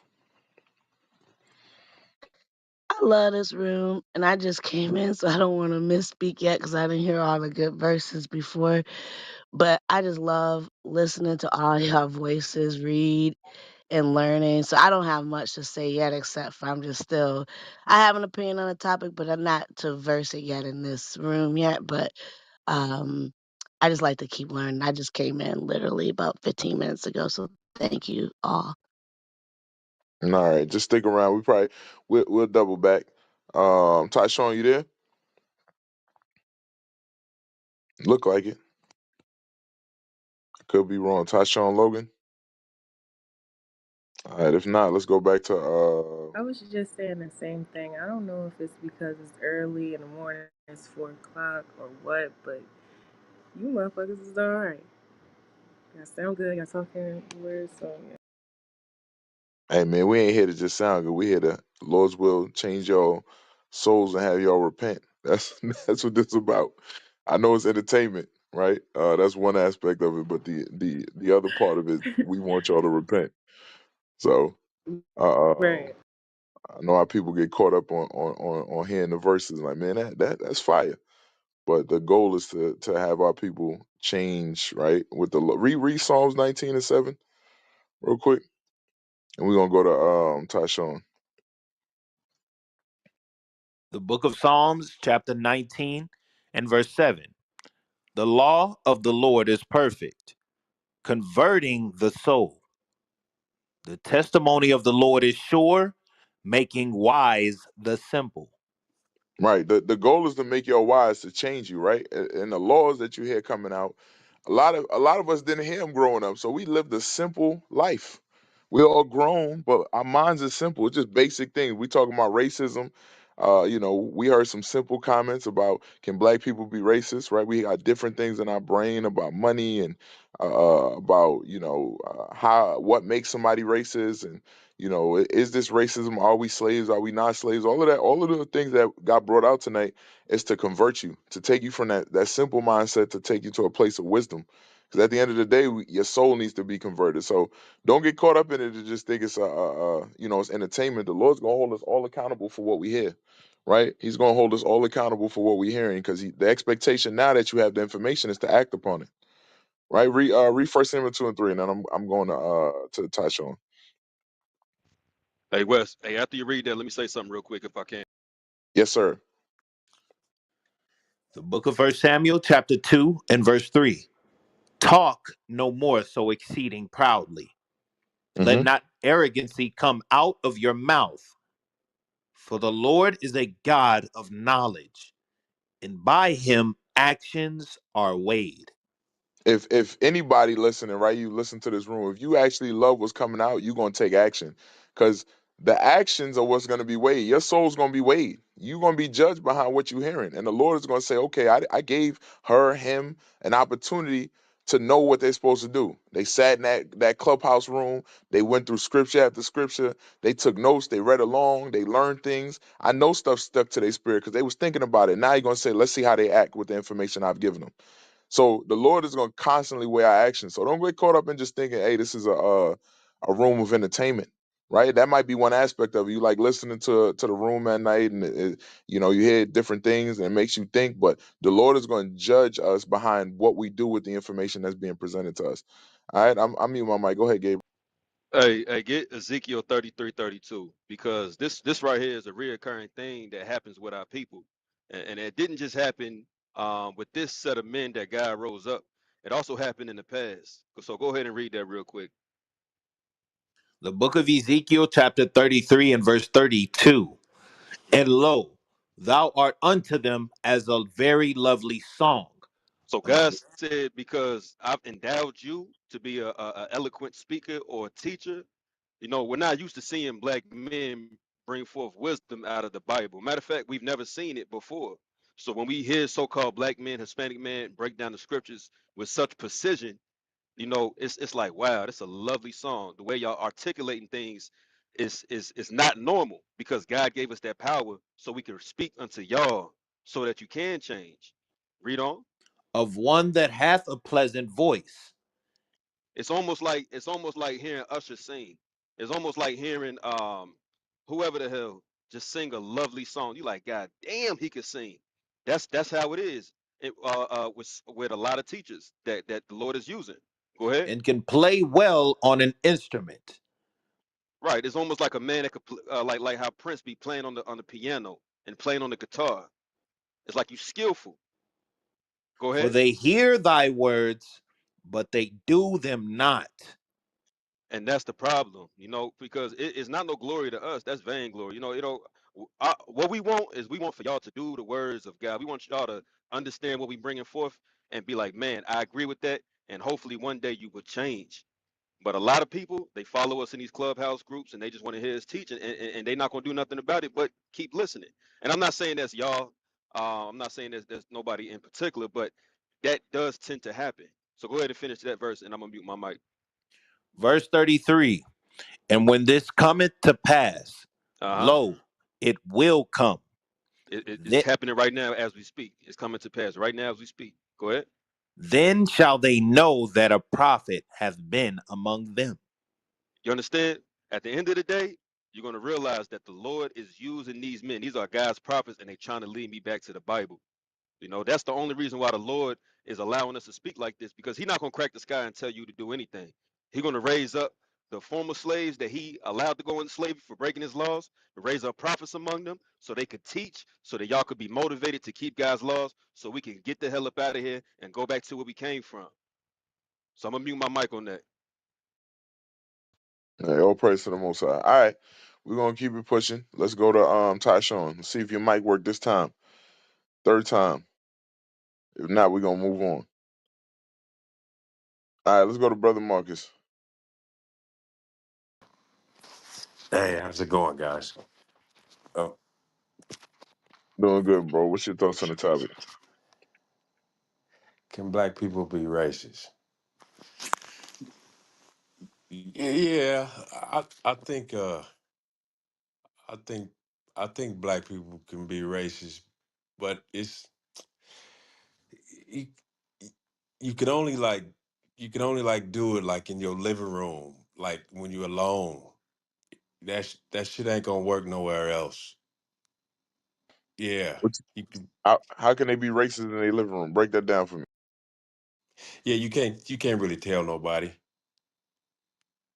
You But can I mean, what is scream that? at the TV and hate white people. Scream at the TV and say, "God gonna kill y'all. I can't wait till he cut your head off. He gonna kill all you white." But you in your living room, that's all. You ain't finna go out there and do it. 'Cause it you what is it gonna affect? Who you gonna affect by trying to be racist? We in captivity.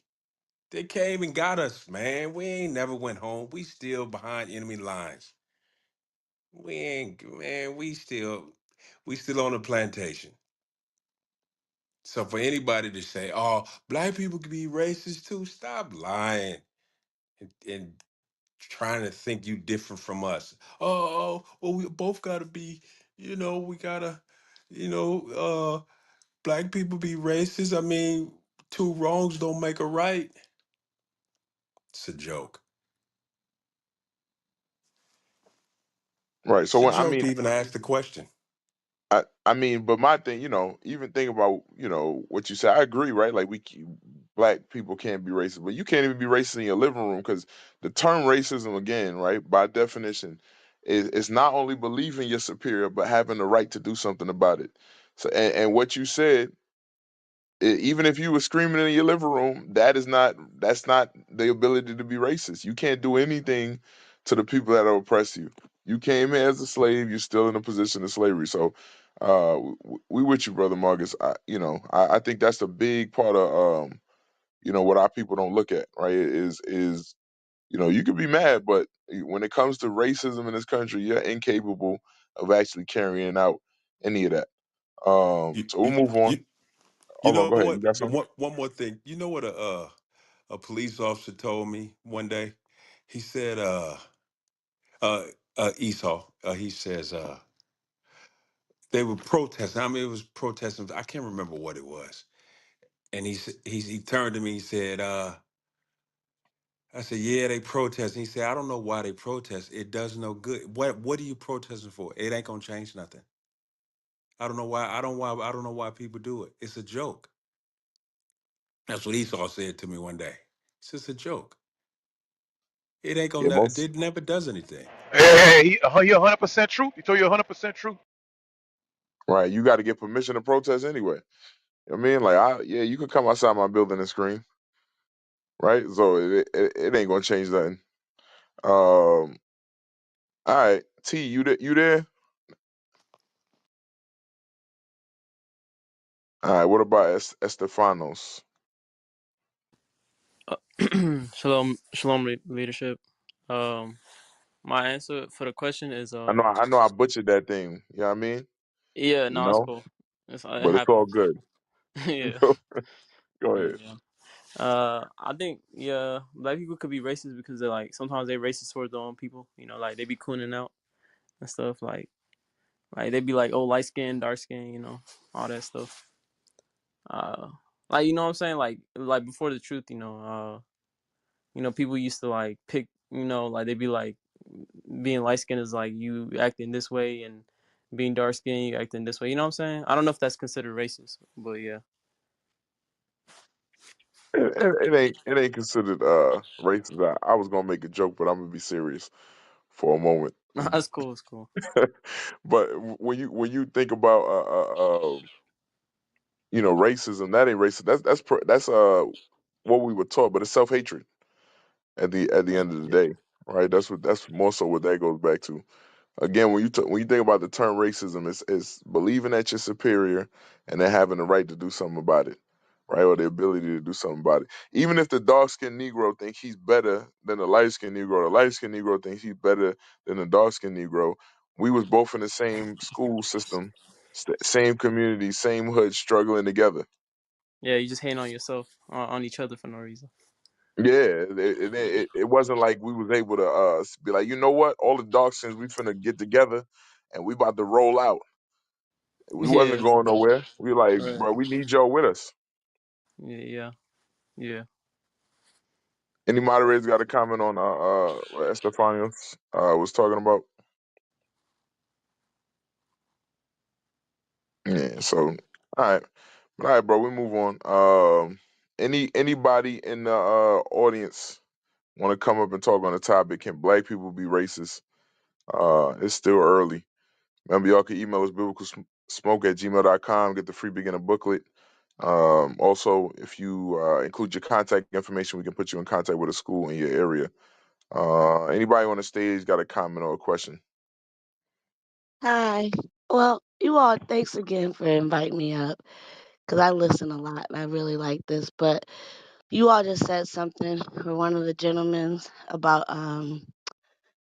can black people be racist? I think one of the parts that came up was like you have to have the power to either dissent or oppress back. So if you're using that definition, I would say no, because you, we don't have collective power to dissent or oppress, even if that was what someone wanted to do back. But and then furthermore, I think one of the Bible verses You where cutting in and out, it sis. talks You're in the matrix. I think we hear you now, though. Go ahead, is people suffer sis. T, you from hear me? lack of. T, you cut out for a minute. You might have to go back, start over, or I basically heard your first statement, like using that definition. We don't have the ability to do that. Then you cut out from there. Now you might be talking. We can't hear you. Is it just me that can't hear? Make sure they I my can hear connection. her. I don't hear.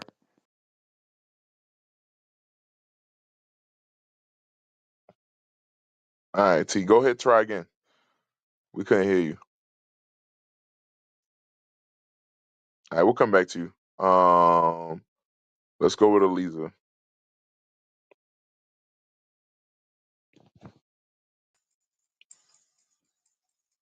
Shalom leadership. Most High in Christ bless. How y'all doing this morning? Good, sis. What's your thoughts on the topic? Black people can't be racist. Why we can be racist?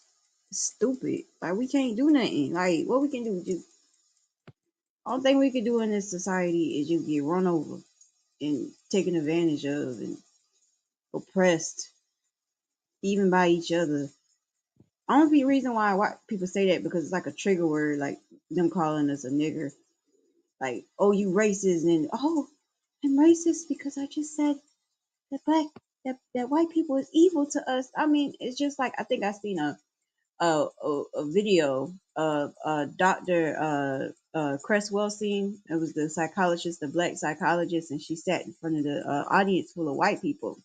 And the way today's uh society set up, and that word they call narcissists, or people who don't take accountability for their own actions.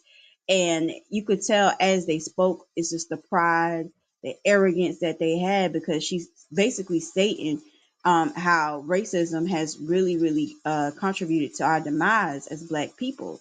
And in front of them, they were just upset because of the fact that we're not grateful for being in existence around them. And then even one lady said how black people had moved next to her and how she was upset and now she wanted to move. But she felt that wasn't racist. She felt like she was just giving them their own individual space.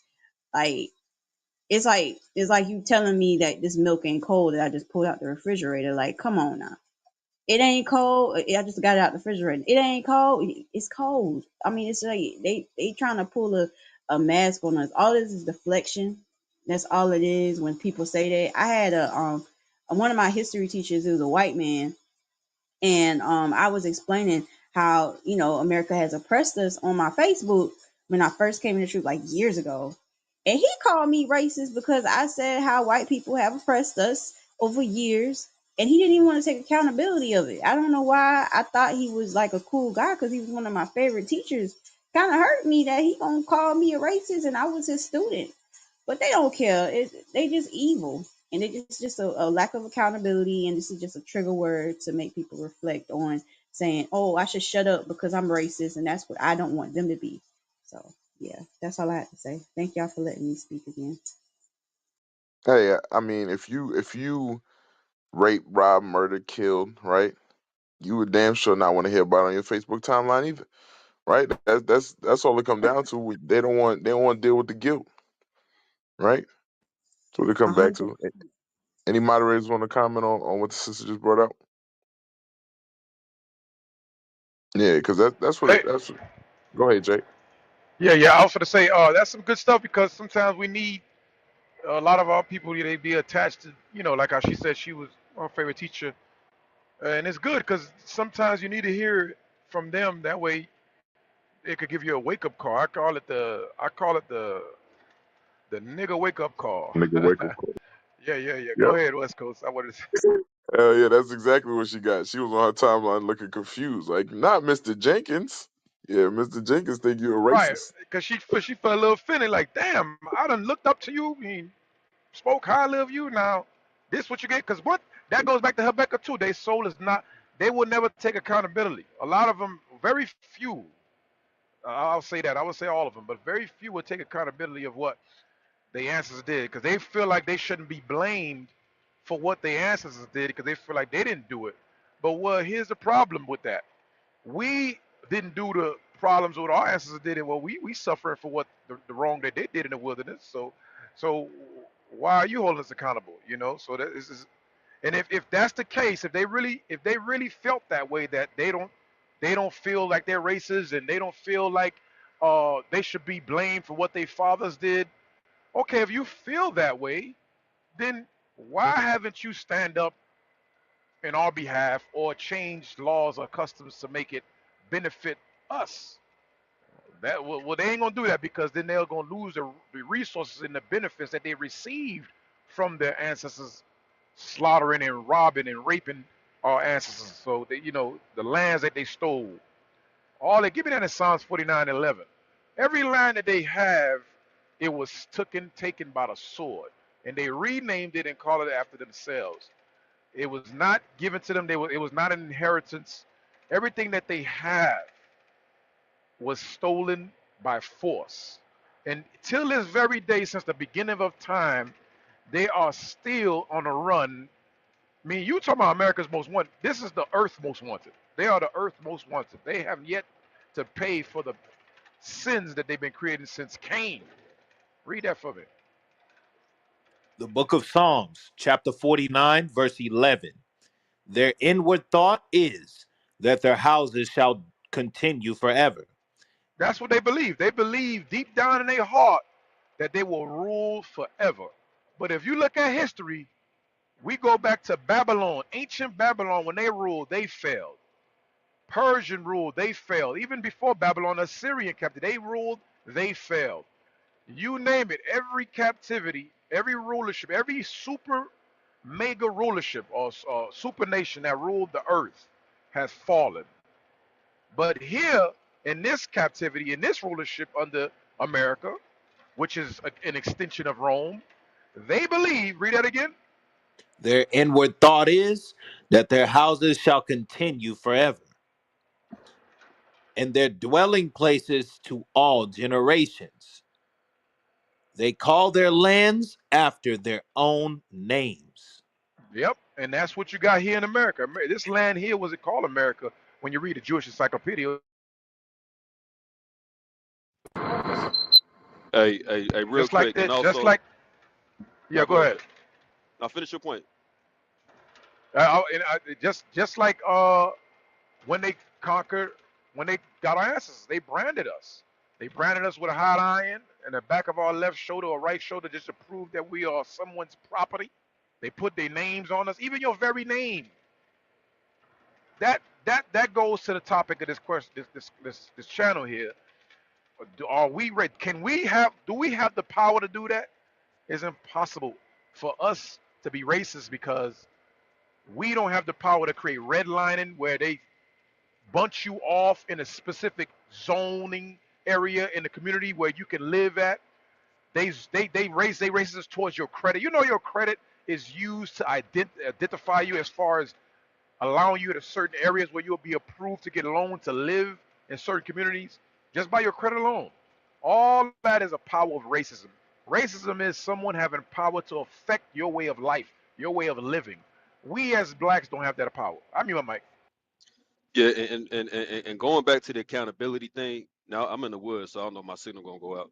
Going back to the accountability thing, Jay, you're absolutely right. It's zero accountability because the land that we're sitting on belongs to another nation. If they were accountable, they would go ahead and give that land to the so-called Native American Indians. They would give back their land. They would restore the former slaves. You know, they would give them the 40 acres and the mule. They would make things right. So you was right when you said no accountability. Ain't no goddamn accountability. And the ones that only confess it, that they've done that, they only do it around strong black men or strong black women that point out the problem. Or during the 50s and the 40s and the 60s when we was fighting for our rights, then they say, "Oh yeah, I'm gonna help you because you're right." But outside of that, nobody's doing. No other nation is doing it on their own and taking accountability and trying to make things right. So now you had it right. You know, Hey, real quick, read this real quick. Psalm 73 and verse 8. This is what happened when you got in your timeline, probably. Psalm 73 and verse 8. This is the mindset with most Edomites, as the Bible calls the white people of today, or the Caucasians. Read that. The book of Psalms, chapter 73 and verse 8. They are corrupt and speak wickedly concerning oppression. They speak loftily. That word loftily means they speak from a elevated manner, or like arrogant, right? So when they talk to you about oppression, they say, "Man, that's the past, man. You got to forget the past. You got to move on." Oh man, if you hate what's going on with you, go back to Africa. Right? The Bible said that they speak wickedly concerning oppression. So if you start bringing up, hey, America's racist, or we've been oppressors of people, that's their natural response. That's how they were designed by the Lord, is to say, well, if you don't like it here, go back home. Right? But we didn't choose to come here. It wasn't like we say, you know what we want to do? Let's get on a cruise ship and go to America. Nah, we got dragged here out of our homes, taken and oppressed, right? Taken out of communities, sold as slaves, forced to have another name, right? And then when we say that's racist, then people go, well, you can't be racist, and use a trigger word in order to suppress those thoughts. It's all done by design, but the Lord told you that they would be that way, right? And that's why we got to read our Bible. We got to go in the scriptures and understand what the Lord designed. At the end of the day, I think Jay said it earlier, all Esau is doing is playing the role that the Lord gave them. They're doing exactly what the Lord told them to do. So when they respond, when you say, "Hey man, this is racist, this oppression," and your teacher tells you, "You're a racist," he's doing what he's supposed to do, right? It's just you didn't see that. You didn't see that side of him, and now when it comes out, you go, "Okay, now I understand what it is." So, it's a good thing at the end of the day to get your nigga wake up call. All praises. I surely did. And the thing is that he did say, well, there is such and such amount of African countries ran by a bunch of black people. So you could always go there. He said that. No lie. Yeah, I know he told you to get on a plane, go back to Africa if you don't like it here. That's what Esau said. But shoot, they came here and took everything over. There's no way I can escape you. I tried. That's what the Northern Kingdom tried. You look at history, they tried. They tried to get away. They came here too. So we're gonna I'm go over glad there I and get took them. his head monitor too. I was bad. Said we coming, we coming to get y'all. Oh man, I'm gonna jump to let me see, let me see. I'm gonna jump to Danny. Danny, what you got on the topic? Can black people Uh, be racist?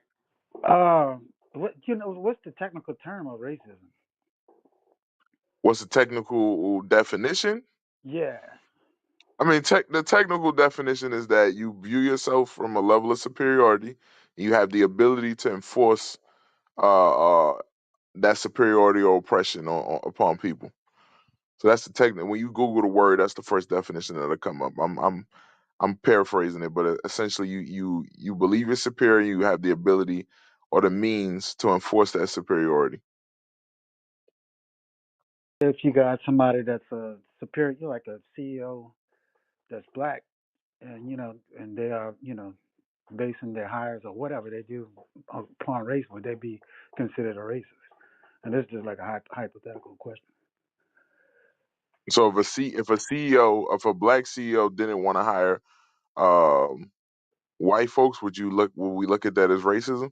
Yeah. Who's his bosses? Let's say he's the boss of boss, just for hypothetical. Hell no, he ain't. He ain't the boss of bosses. Ain't no damn CEO the boss of bosses, right? I deal with business. A CEO ain't a boss. The CEO is the figurehead. There's a whole board of directors telling him what to do with their hand up his behind. So he ain't the boss. He wouldn't have the ability to do that. But so no, right? I mean that's my response. Nah, I wouldn't look at him as a racist. Well, the only reason I ask is because, in this day and time, more and more black folks are being empowered, doing way better than in the past, Uh, and I'm not trying to play the devil's advocate. It was just an honest question. No. I get it. Yeah. Go ahead, moderators, if y'all want to jump in. I see y'all I just tapping in. yeah, I just want to ask a question for is because people they say that they use people like Oprah Winfrey, Michael Jordan, Jay-Z. These people, um, they got power and they high up in the company, but yet they still feel like niggas. They still feel less than. That's why Jay-Z wrote the song "Still a Nigga." Why did he write that, sir?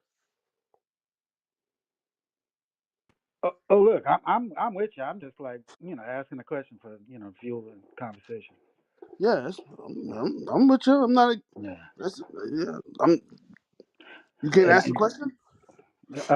nah, there's a reason because he feels it, or if he don't feel it, he's seeing it regardless. Right. So the thing is, it's not.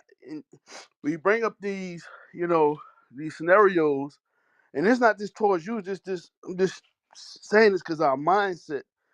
You know, uh, that's just one aspect of it.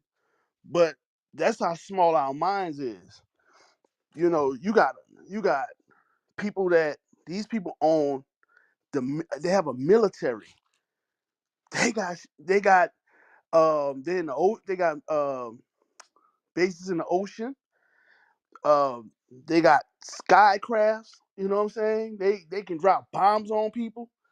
Uh, we don't have none of that. If they won't take all our kids right now, what you gonna do? What can we do if they say, you know what, we're gonna take the black kids away from them tomorrow? We're gonna do that at 12 a.m. tomorrow. We're gonna take their kids. None of us can do anything about it. They just the military come in our houses, take the kids. What you gonna do? You don't have a military. We not together because we think we everybody love everybody. That's how we think. So we not on one accord. We think we're individuals. We're not on one accord. So that shows you right there that we don't have no understanding of racism.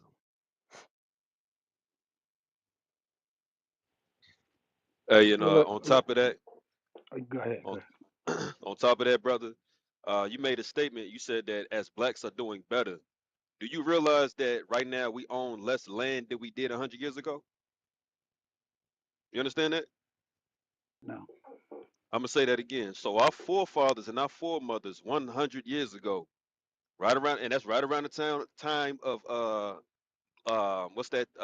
In Tulsa, Oklahoma. You know, you had Black Detroit's Wall Street. Black Bloc. Thank you, Black Wall Street. It escaped me for a second. Um, you had Harlem, New York. You had the South Side of Chicago. You had certain places in Indiana, like Indianapolis. You had Los Angeles. You had certain sections in every single major city and small towns that we owned, brother. When we was doing prosperous, we don't have that no more. So we're not doing better. In actuality, we are in a worse predicament than we used to be. You I know, got a so piece of so land. sister, listen.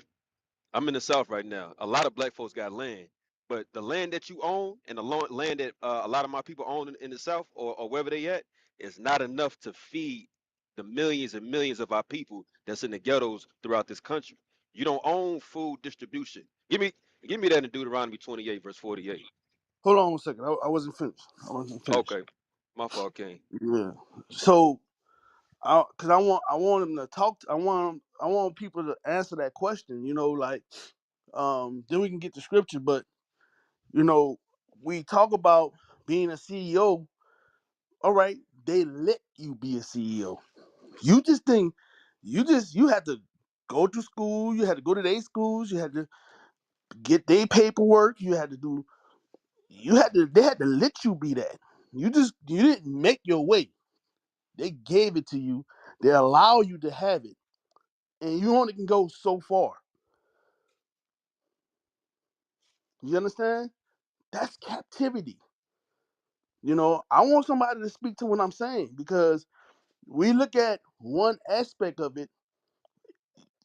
We got to have our own banks. We got to have our own military, our own schools, hospitals, and so on and so on. We can't just own one business and we at the top. We a CEO at this one business, this one guy. We ain't free. That don't make us free because Oprah got $1 billion. That don't mean nothing. And we need to get out of that mindset. That's we need to start thinking the right way. Do y'all understand what I'm saying? Yep. I hear you. I hear you. That's all, brother. And that's the whole thing. That's the reason why now we can get the scripture because that's the whole reason of this room. Us coming together, knowing who we are. Because once we know who we are, we can strategize. You know what I'm saying? And build each other up. So we gotta put the end of stop being individuals. Gotta put that down. You know, stop thinking one-minded because that's how we are. We got to think as a nation. So look, you brought up like three things, but one of the major things you Hey, brought up was hey, like, hey, hold on, brother, real quick. Hey, King, was you done with that point?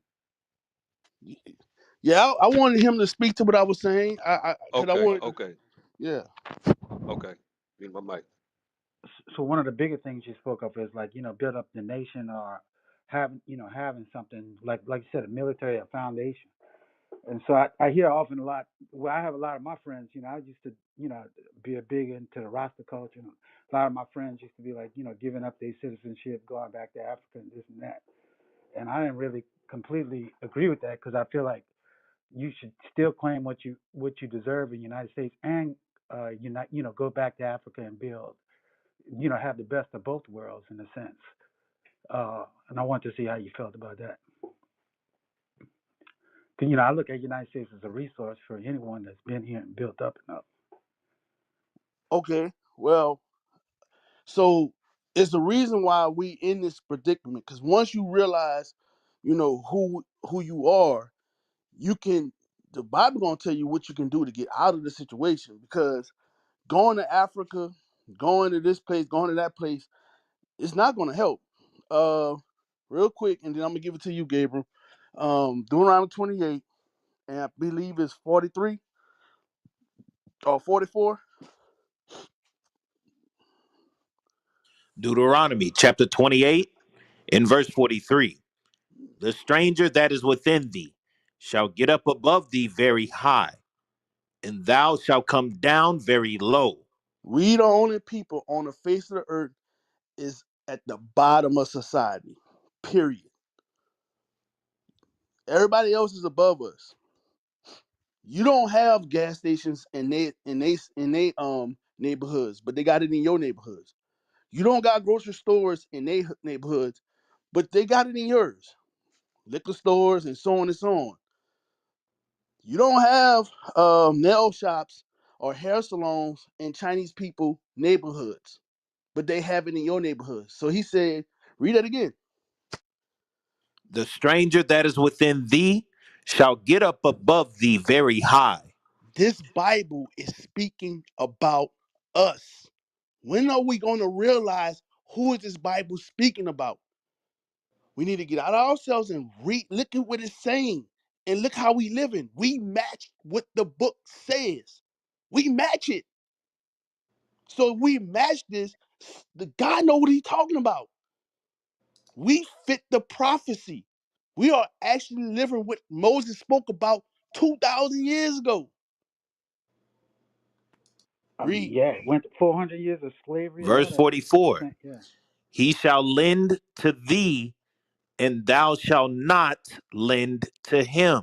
Right. They don't come to us for money.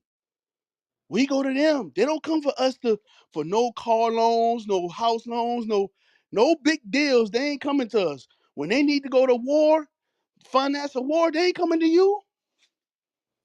No other nation is coming to you for no money. They're not. But we're sure going to them. Read. He shall be the head, and thou shalt be the tail. I'll be damned if we ain't the tail. When somebody get killed in our neighborhood, when police or another nation kill us, we got to go beg another nation to give us justice. That's the tail, man.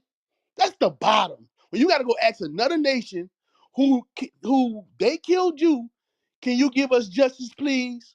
I'm a Huh, man. You understand? I'm a man. Do treat me like a man. can I Read. say something real quick? Oh, go ahead. Verse 45. Moreover, all these curses shall come upon thee, and So, shall so, pursue thee. hold on.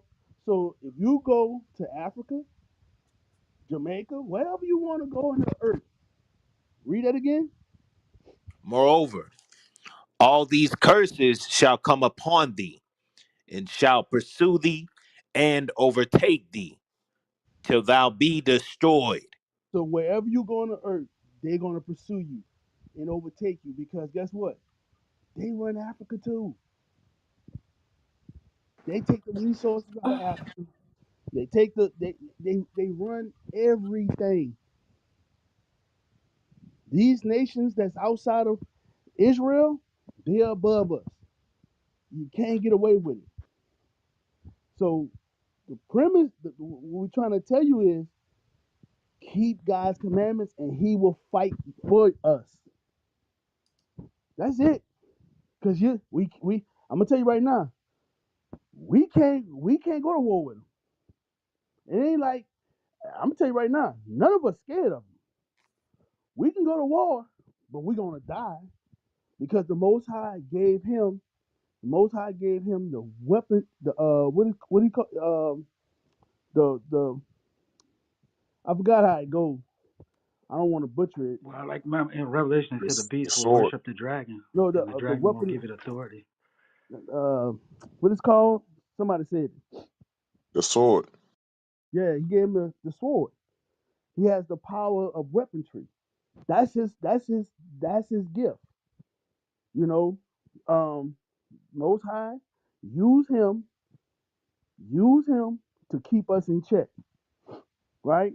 So once we come together and stop fighting against the Most High and keep His commandments, then He will fight for us, and we're gonna win. Because you're not going up against uh, a bomb, y'all. You're not. All they got to do is cut our water off and just wait. We'll kill each other. That's all they got to do. We don't have no farmland, like the brother was just saying. If they really wanna, if we think we're gonna go to war with these people, it ain't gonna happen. All they can do is cut the water off and just wait. And we gonna ransack, or let's say we'll ransack Sam's, Walmart. That food gonna run out. That food gonna run out. Then what we gonna do then? They just sit back and wait. We gonna just turn on each other. That's what's gonna happen. So y'all don't understand how war is ugly. And that man been going to war for a long time, you know. And we talking about going to somebody who know war. We don't know nothing about war. All we know about killing Jerome down the street, sleeping with each other, women, hating each other. That's all we know. I We think don't that's have looking When at no he looking said at it. discipline. rise above in the scripture, who was he talking to? I think that perspective is kind of glass half full a little bit, but I do understand what With you're saying. perspective. Yeah. But I also agree with you. That's a long time ago when I was younger, man. I remember saying, like any nation that follows the Torah will be successful, or any group, or any Right. individual. That's why they grabbed Yeah. the Bible. That's why they grab. Why you think they got it in their courtroom? They use parts of the Bible so they can be successful in their kingdom. Without the the Bible, it falls apart. You know, I'm, they I'm like got to have just the some amount of type of discipline you have following the Torah, right, you'll be highly successful, bro. right. They got to have some type of They use some of the Bible to have some type of success. You know what I'm saying? You can't have a lawless nation. It can't work. You can't because it won't have no order. Right. It can't work. So that's why I don't be understanding Christians. The law done away with when no nation, no civilization can work that way. You have to have law. You have to have law. And you have to have judgment when people break the law. That's why you get tickets. That's why you go to jail. That's why people get sentenced to death because they have broken the law. You know, just like when that man went in that church and killed them nine old people. They want that person to die. He killed nine innocent people. Nine innocent people who try to love him. They try to love this man. When they was praying, he turned the gun on them and killed them. This is what he did. Therefore, people wanted him to give the death sentence because what he done, he committed murder. You just can't have people just killing people, raping people. I guarantee you, I asked the women on here, is rape wrong? Let me watch this. Chosen. Yep. Is rape wrong? Yes. You don't agree with rape, and if somebody take it from a woman, what should we do with that person? Cut his penis off and kill him. He should get judged for it. You know, it should be judgment. You understand? And people don't understand this is how God operates. You know, you break the law, you will pay. And that's why the communities look the way they look, because we have broken God's laws. We going around just killing people. We got these gangs, robbing and stealing, and don't think that we're gonna pay for it. The reason why the hoods look the way they look is because of sin. We are paying for it because of sin. It's So, brother, judgment. I got one Yes. question for you on Yes. that philosophy. Do you think this is like just gonna last forever? Like, No. yeah, No. It's not gonna last forever because it's gonna be people like right now. I'm going through the scriptures. I know Gabriel about to bring some scriptures out. They're gonna hear and they're gonna listen. The rest of them God gonna kill you. You gonna die. So no, this not gonna last forever. It's not. Everybody gonna get an opportunity to repent. They're gonna get an opportunity. They're gonna see what it is. This what it is. God put us, you blacks and Hispanics, Native Americans, he put us as leaders on this earth. We are the Israelites, right? But we like the we Levites, like the ones to show. Yeah, we we fell down so low. Well, We don't look at each other like that no more. But they forgot. God say, "I'm gonna choose those people who are despised. I'm gonna choose the men of the earth that's despised, that men don't like." So he gonna raise people out the gutter. You know, Christ came out from the gutter. Y'all know that, right? Because they said when I can't remember what that was. What good thing can come out of Nazareth? That was talking about Christ, the most famous person that ever walked the earth, the greatest man that ever walked the earth. They said, "What good thing can come out of Nazareth?" Christ came out of Nazareth, And look, in and that that's tone, when they said that, it sounded like they were saying Nazareth was the hood. Like, what yeah. good can Nazareth come out of was that? the hood. Nazareth was the hood. It was a mean city. They didn't. It was the ghetto. It was the hood.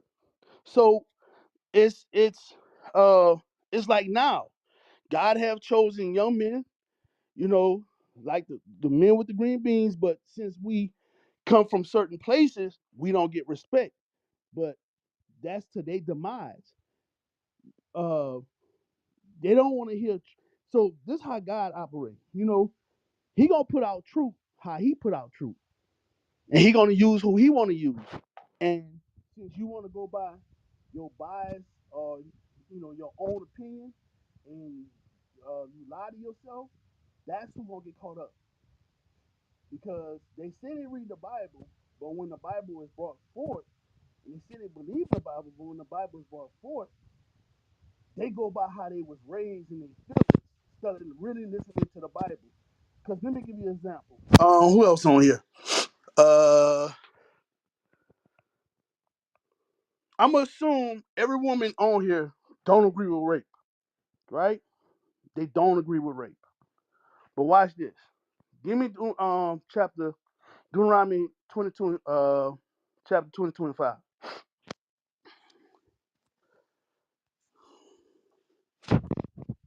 Deuteronomy chapter 22 and verse 5. The woman shall not wear that which pertaineth unto a man, Stop. neither shall a Stop. man put on a woman's Can you garment. hear me? Can you hear me? Yes, sir. Yes, sir. I Sorry. say stop. Read it again and stop at the woman. Yes, sir. The woman shall not wear that which pertaineth unto a man.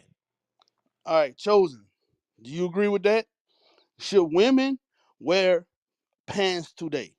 Should women be supposed to be wearing pants? Yeah, they can. Huh?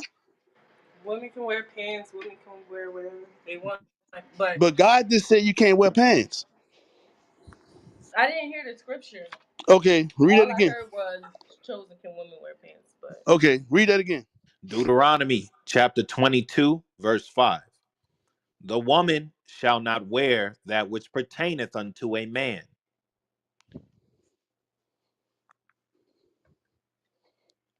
Based on that scripture we just read, should I feel women be like it's wearing a pants? technicality though, with in the pants, because they got women's pants.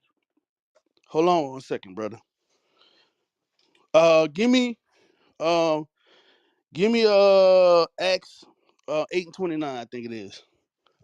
Is it 29 or 31? Acts 8:31. You know what I want? I think you talking Yes, about sir. 529. It's 5:21. 5:21. Oh, yes, sir. The book of Acts, chapter 5, verse 31. 31. Wait, can you quote it, sir? I don't want to. We ought to obey God. Yes, 29. sir. Verse 29. Then Peter and the other apostles answered and said, we ought to obey God rather than men. So men made women pants, so-called women pants. God didn't make women pants. So when God says something, then here come man say, no, I'm gonna call it women pants. But you ain't supposed to wear pants at all. Read it again. Acts chapter 5, verse 29. Then Peter and the other apostles answered and said, we ought to obey God rather than men. So I guess we can start making men dresses. Is that okay? It's in the men's section. Those Scottish dudes wear those little dresses. Like, Is it okay?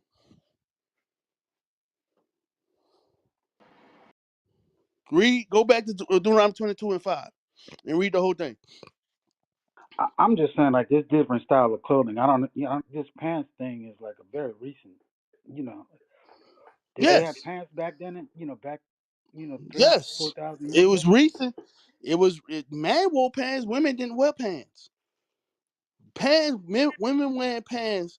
The purpose when we breaking this out, and I'm gonna show you. Watch this. Read that again. Read Deuteronomy 22:5. Deuteronomy 22 and 5. The woman shall not wear that which pertaineth unto a man. Read. N- yes, sir. Neither shall a man put on a woman's garment. So should a man put on a dress?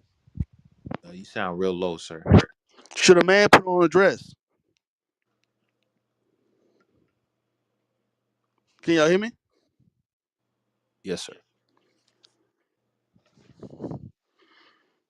Anybody can answer the question. Should a man wear a dress? No. No. No, Hell no. no, No. no. But Because look, why? didn't we wear robes? Like, to me, a robe is a lot like a dress. Okay, yeah, we roll robe, but God, get that when He made the pants. The book of Exodus, chapter 28, verse 42. 'Cause when we came out of Egypt, we was living like the Egyptians for a long time, so we had a lot of ways of the Egyptian. So that's why He said, "Come out of her," like the mindset of those people. Read. And thou shalt make them linen breeches to So cover in the their South, I'm nakedness. from the South. They call them breeches is breeches. It's the same word. Pull up your breeches, boy. It's the same thing. So yes, he put pants on them, and that's the law right there. He wanted them to wear pants. So that's out the window. The robe thing, okay, gotcha. That's out the window. All right. Now let's go back to Deuteronomy 20:25. Yes, sir. The book of Deuteronomy, chapter 22, and verse 5. The woman shall not wear that which pertaineth unto a man. Stop. Stop. So chosen. Do you agree with that scripture?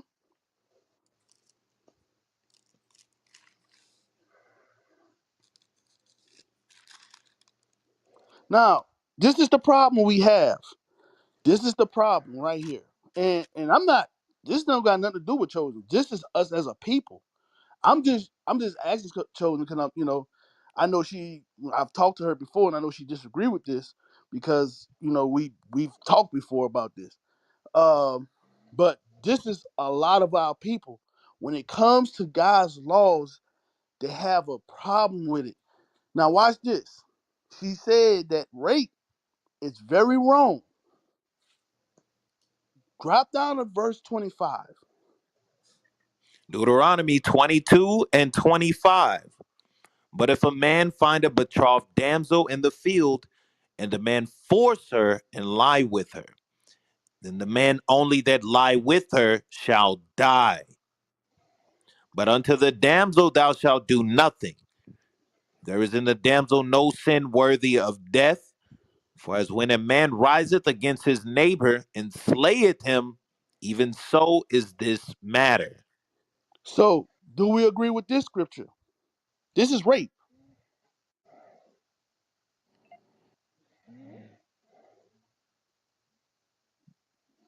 I know y'all agree with this one. This is in the same chapter. It's just a couple of verses, a few verses down. So it's the same, it's law. We reading the law. We going down reading law to law to law to law. A woman should not be wearing pants. Neither should a man be raping a woman.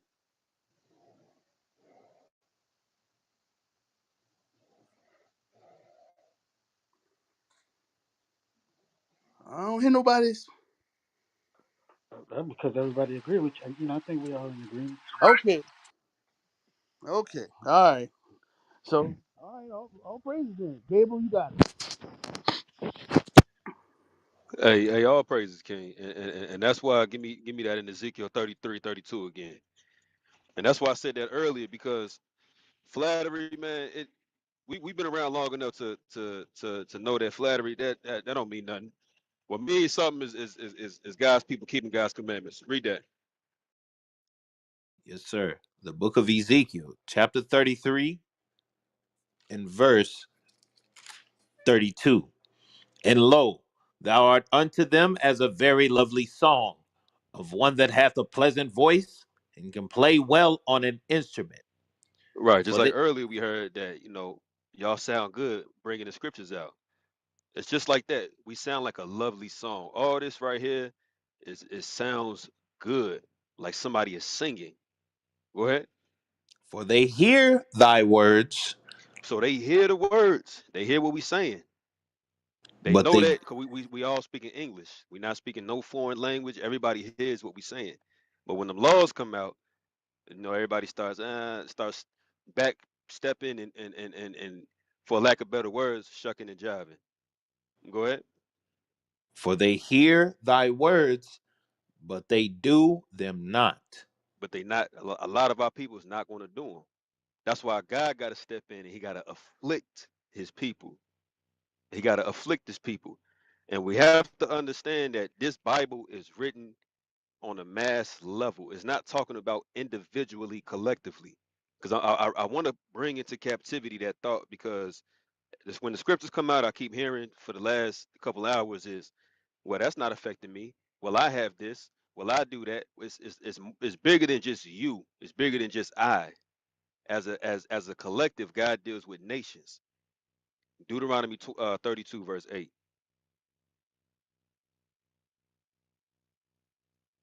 Deuteronomy 32 verse 8.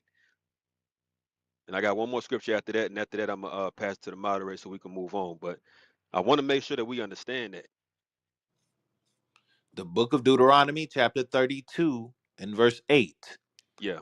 When the Most High divided to the nations their inheritance. So God in the very beginning, he divided all lands according to the nations. That's what he did. God deals with nations. God wants the Japanese on that island of Japan. That's where he want them at. That's why he put them there. God want the Filipinos on the island of Filipino, whatever the hell island they on. That's what they want. God want the Mexicans in Mexico. That's why they there. God, believe it or not, God wants the African Americans here in the United States because we sinned against God. That's what God want to say. That's why we here temporarily. Now, of course, in that context, it's talking about God gave us the land of Israel, and it's going to say that. Read on. When he separated the sons of Adam, Uh-huh. when he set the bounds of the people according to the number of the children of Israel. And this whole world revolves around the blacks, Hispanics, Native American Indians. The whole world revolves around the children of Israel.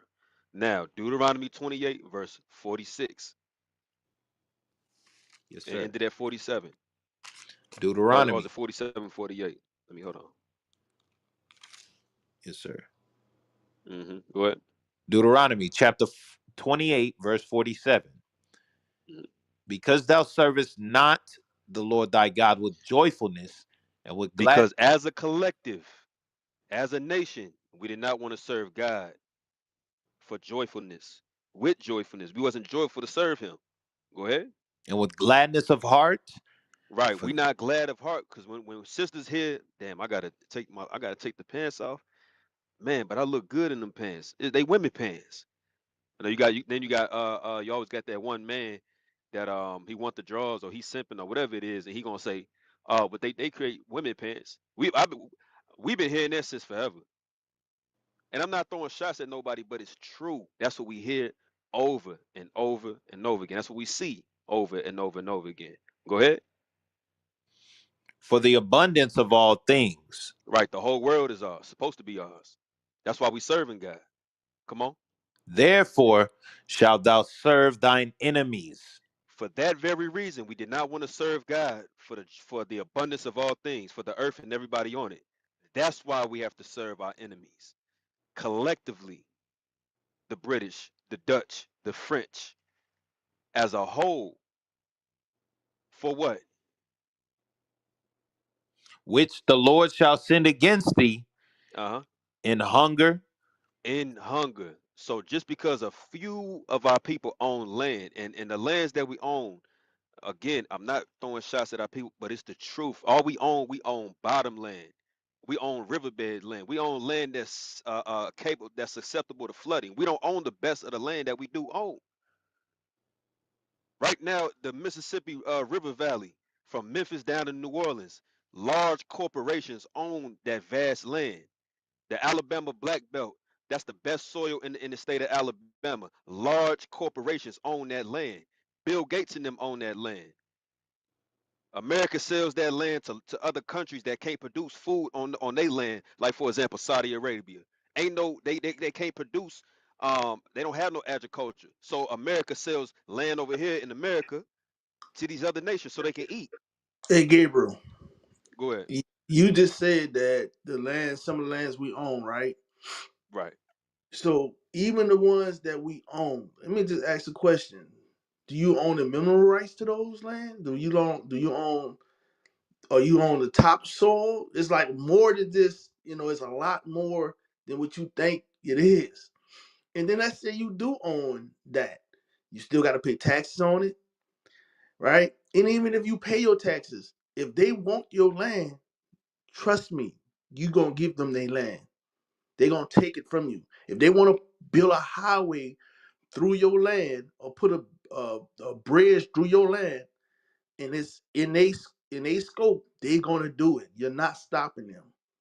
That's what we're saying. I don't understand. Like, if they want to build something and you in the way, you gonna get out the way. So you're not free. That's not your land. You just holding it until they need it. If they don't need it, then all right, you good. You don't have it. I don't need it right now. But if they need it, you gonna feel it.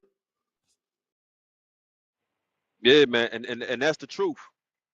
That's the truth. Right now, you got white folks that's in the Appalachian Mountains that been there for 300, 400 years. They crying and complaining because every time they find shit, the government take it from them, and that's white folks.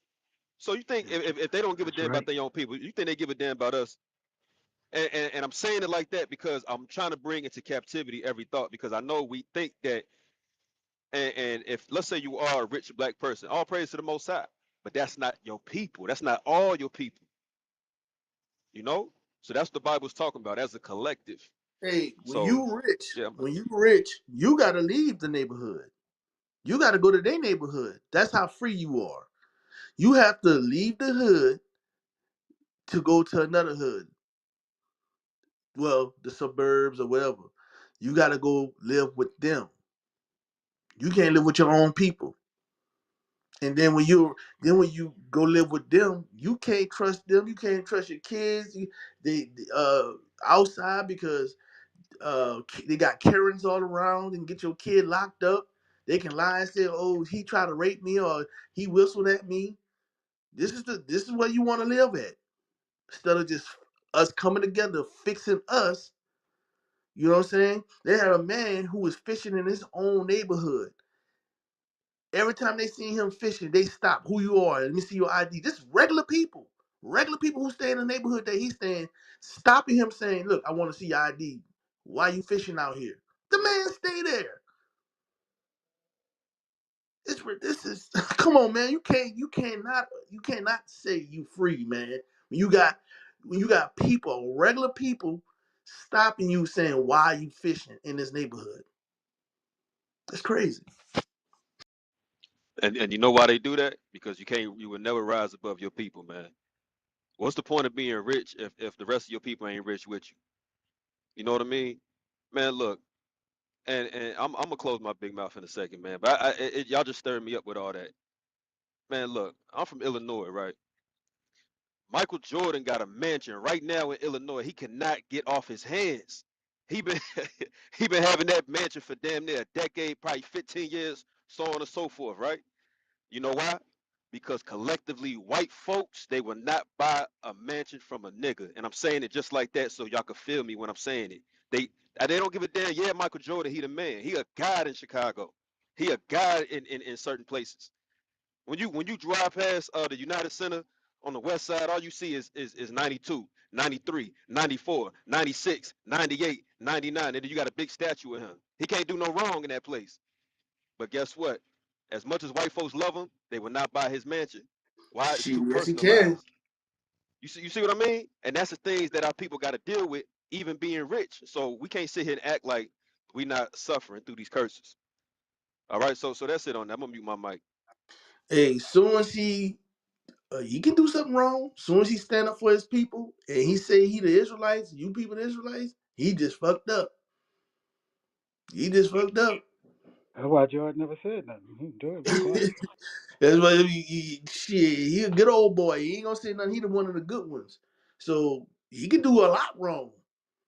You know, he can come into who he is and start standing for his people. Then he can be like LeBron James. LeBron James, and they'll tell him, "Shut up, nigga, and dribble." That's what you do. We don't pay you to talk. Dribble the ball. You need to learn from Jordan. Go talk to him. He'll tell you how to be a good boy. Look, basically, what I get from what y'all talking about strategy, like the number one strategy is to fall in line with the Most High and obey His laws, right? That would be like stage one. That was a question. Of course, yes, sir. So I also like the other strategies I've seen, like even with like if you look at Christ, they wanted to kill him way before, but they couldn't because he had a multitude of people, looking at him. They, it caused a revolt.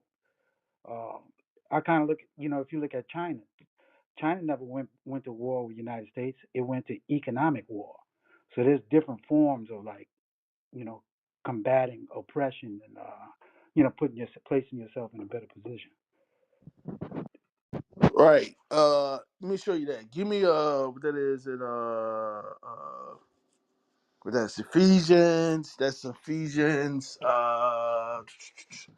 Ephesians 6 and 11. I think it is. The book of Ephesians, chapter 6, verse 11. Put on the whole armor of God, that ye may be able to stand against the wiles of the devil. Right. The tricks of the devil. Read all their tricks is all before us. You got section 8. They got the music industry, sports, politics, school, uh, and so on and so on. Like the tricks are everywhere. Read on. That ye may be able to stand against the wiles of the devil, for we wrestle not against flesh and blood. Because it's not like you say. This is a different type of war. This ain't a physical war. We're not gonna go up to them physically and overthrow them. You know how far we behind. We so far behind the curve when it comes to this. First of all, some of our people think we are them. They literally think we're Americans, so we behind the curve. Hmm. You got our people thinking they're American. No, I got American citizenship, but I'm not them. They not me. But they understand that. They understand that I'm a nation and I run a nation. And we go to war. I'm gonna go to war against another nation that's not of me. But us, we think we all the same. That makes no sense. We're not. We don't the people who think that way. That's why the Chinese don't hire your asses they don't hire your asses in the neighborhood. They take all your money out the resources. I mean, take all the resources out the neighborhood and give it to their people. They don't give it back to you, and nobody says nothing about it. The Arabs, they take all the money out the neighborhood, and nobody mad at them. But let your brother get some money, right? Let him get some money. He got to get robbed. Who the nigga think he is? I don't like that shit. You can't. They have a woman. Well, we go teach at. She got a I don't know if it's an $80,000 to $100,000 car that's sitting in front of her nail salon. Nobody mess with her. Let that have been a black woman. You get all kind of hate from our own sisters. That's what we talking about. That's what we want to go to war. Everybody want to be the leader. Nobody want to follow. Who gonna be the lead? All right, let's go to war with them. Let's go fight them. Who gonna lead? Then everybody gonna be fighting over the lead. No, bro, follow me. No, follow me. Then we gonna be fighting. We ain't gonna ever get to fight them. Read that again. Verse 12. For we wrestle not against flesh and blood, but against principalities, against powers, against the rulers of the darkness of this world, You see that? against against Go spiritual ahead. wickedness in high places. Right. They sit up high. Look, we ain't like Jay-Z and all them. It's doors that shut on them that they don't sit in these meetings. Because the meetings is about us keeping us oppressed. That's why he can't get in the meetings. Because they understand, like, we can't let this Negro in and hear us our plans. You know what I'm saying? They can't he can't come in. Because they understand that we ain't them and they ain't us. Go ahead, brother.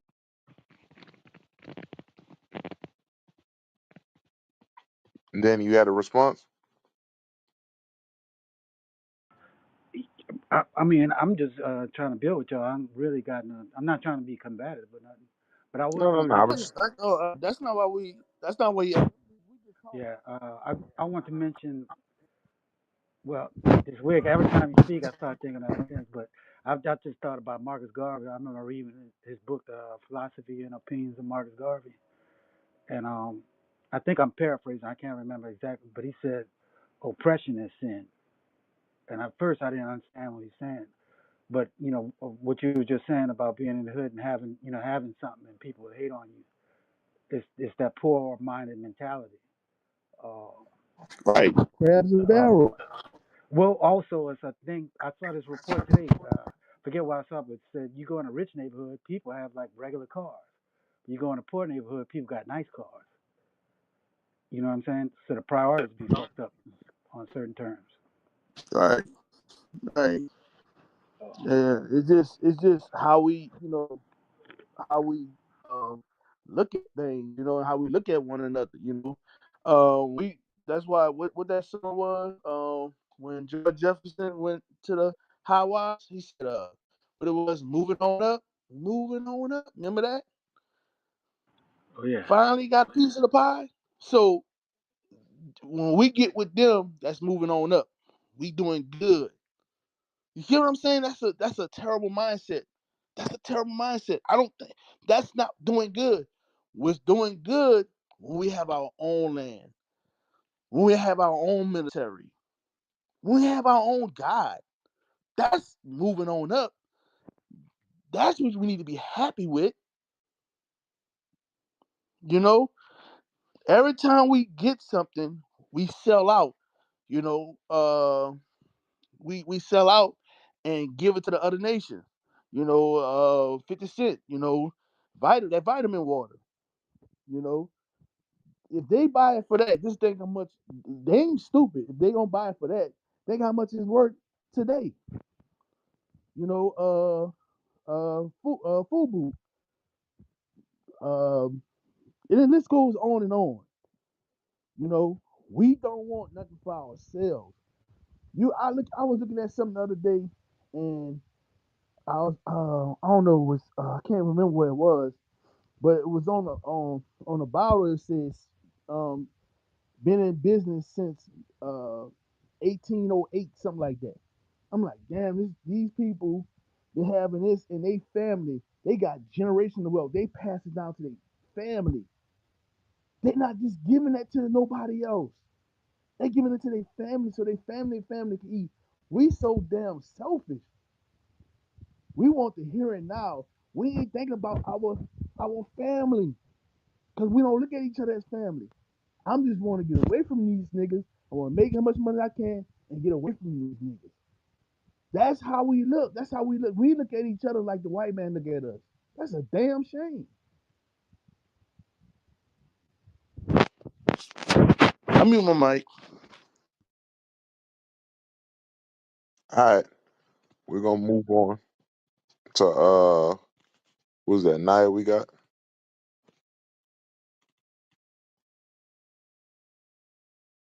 Naya. You there? Yeah, just trying to understand how to mute my mic. Shalom, brothers.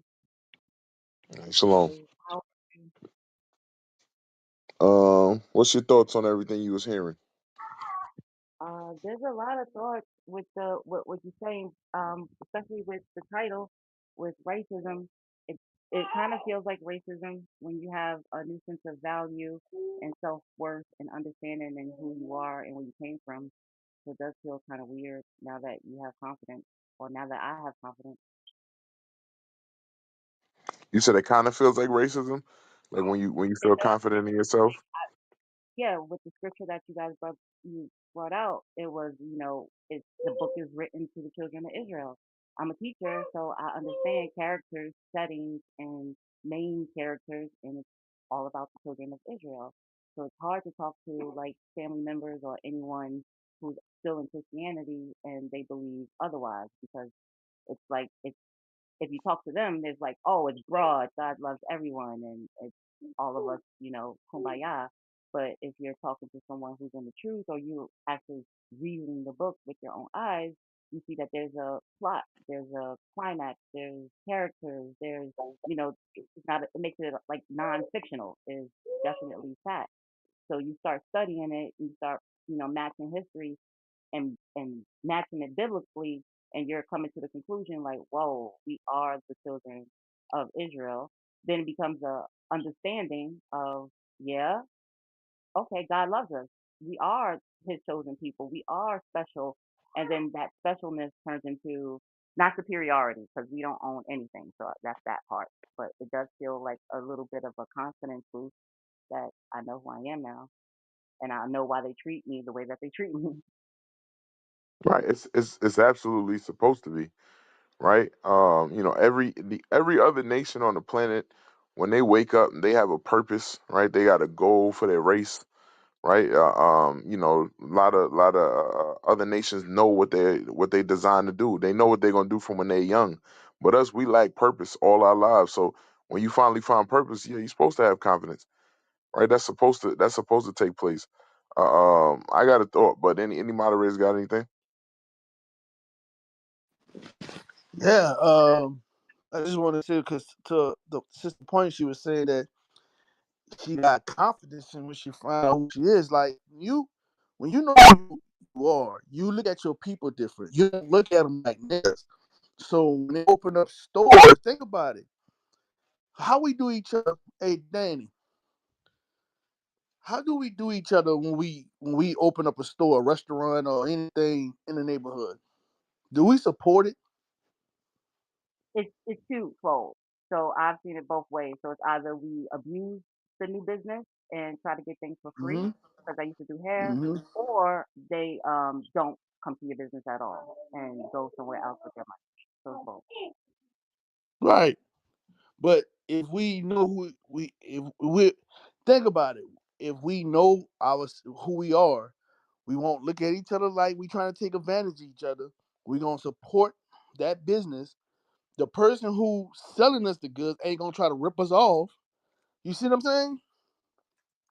Yep. Because in our mindset, we feel like, well, they, these niggas ripping. I ain't going over there. He charged this. He charged that. Right? That's what we say. But the enemy's doing it to us.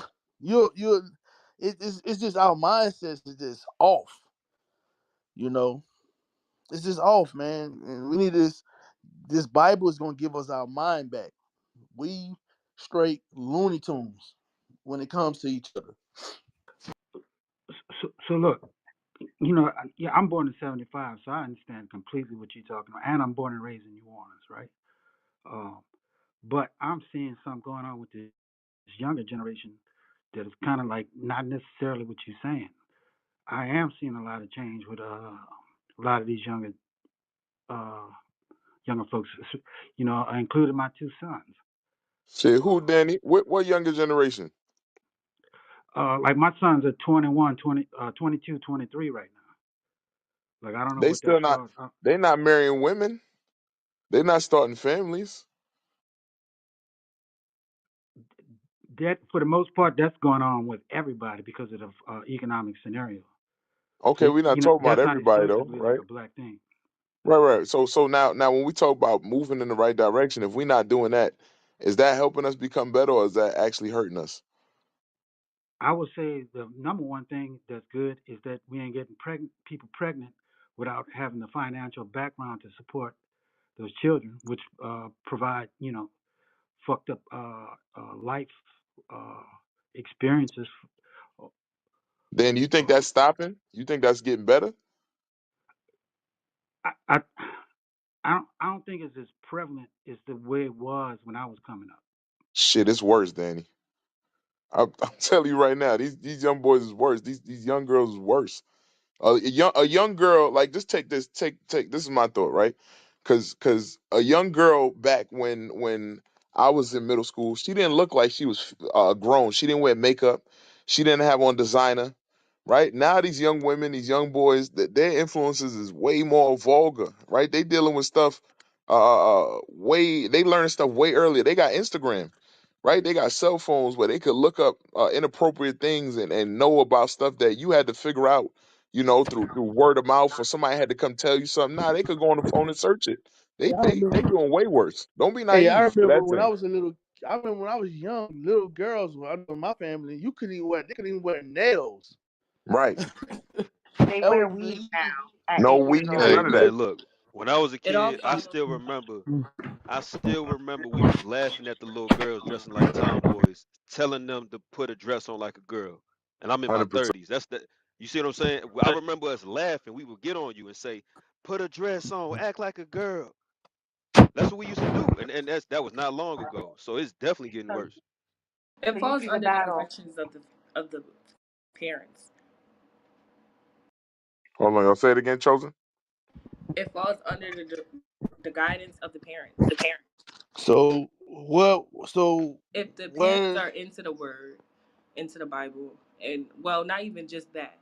If the parents have certain like Let's rules and talk about the Bible. structure I'm trying to inside learn of from the the Bible. home, it will fall onto the child, So where right? would they get this structure from? So look, I have Hold one on, thing to Danny. say. Hold on, Danny, because we gotta keep order. Let him answer her, and then we'll come back to because we was on Naya and you jumped in, so we're gonna go back to Naya, and All we'll right, deal with you. sorry. But go ahead, chosen. Nah, he was dealing with you, so we'll deal with you. You heard King's question? I don't know. Look like she dropped. Oh no, she did. Chosen, you heard King's question? He had a Oh question for you. no, I didn't. I thought you was talking to Naya. No. King asked you where would they get that structure from? From the parents. The parents will get the structure from the Bible or what they believe in. If the parent is whole within themselves and they have direction and they have guidance, then the child will too. Now, don't get me wrong, children grow and they do fall astray, but it's up to the parent to direct them accordingly back into the word. So what you're saying ain't wrong. You're right on that. But it's I should say, however, we should be. It should be a community effort because um I remember when I was a kid. By the time I did some shit in the street, by the time I got home, my mama knew about it because somebody called. Somebody called, and we knew each other in the neighborhood. Everybody knew each other, and uh, they helped each other. So, but that's not. We don't have that today, so we got to build that back. And the Right. only way we can build that back is with the scriptures.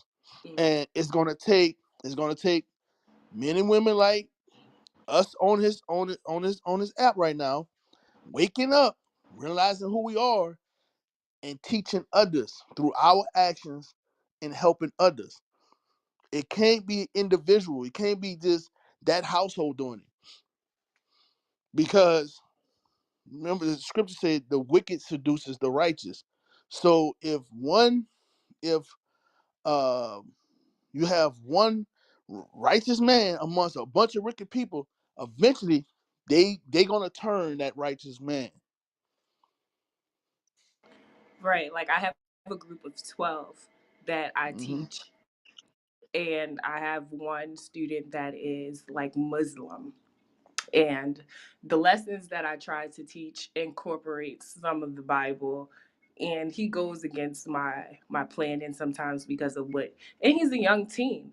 So I'm quite impressed, only because it's the teen that's speaking so highly, but his guidance is misconstrued. Like, so it's kind of like you said, reeling him into the right path in such a way without criticizing or downplaying what he believes in. It's all about finding understanding, I guess. The I'm the I go like I try to understand him more than discredit of what he believes in, stuff of that nature, if that makes sense. So, sister, you have a prime view. You say you teach teenagers. Hold on, Danny. Hold on. Hold on. I Hold on. get I get hired. I'm a group facilitator, so I get hired to put things together for all different types of ages and people. Can you have a response? Danny be jumping out here, bro. Danny don't know how to keep his mic muted. I'm sorry. I'm sorry. Sorry. Danny go in a restaurant, skip the line. He be like, shit, y'all wasn't waiting. I know what I want. I ain't saying don't chime in, bro, but let's keep order. I just jump in the kitchen and cook it myself.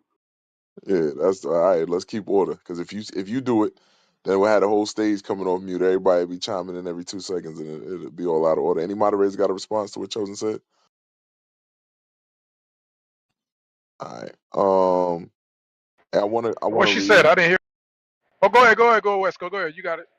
Yeah, nah, she was. I mean, she was just Jay. She was just getting at the fact that meeting meeting the child where he was at, trying to pull him, in the direction. I mean, and it's tough because it's the school system, but to make it plain to you, Chosen, those things won't mix, right? Like, I know a lot of time we try to take the Bible. I used to think that too. You could take different religions and find the,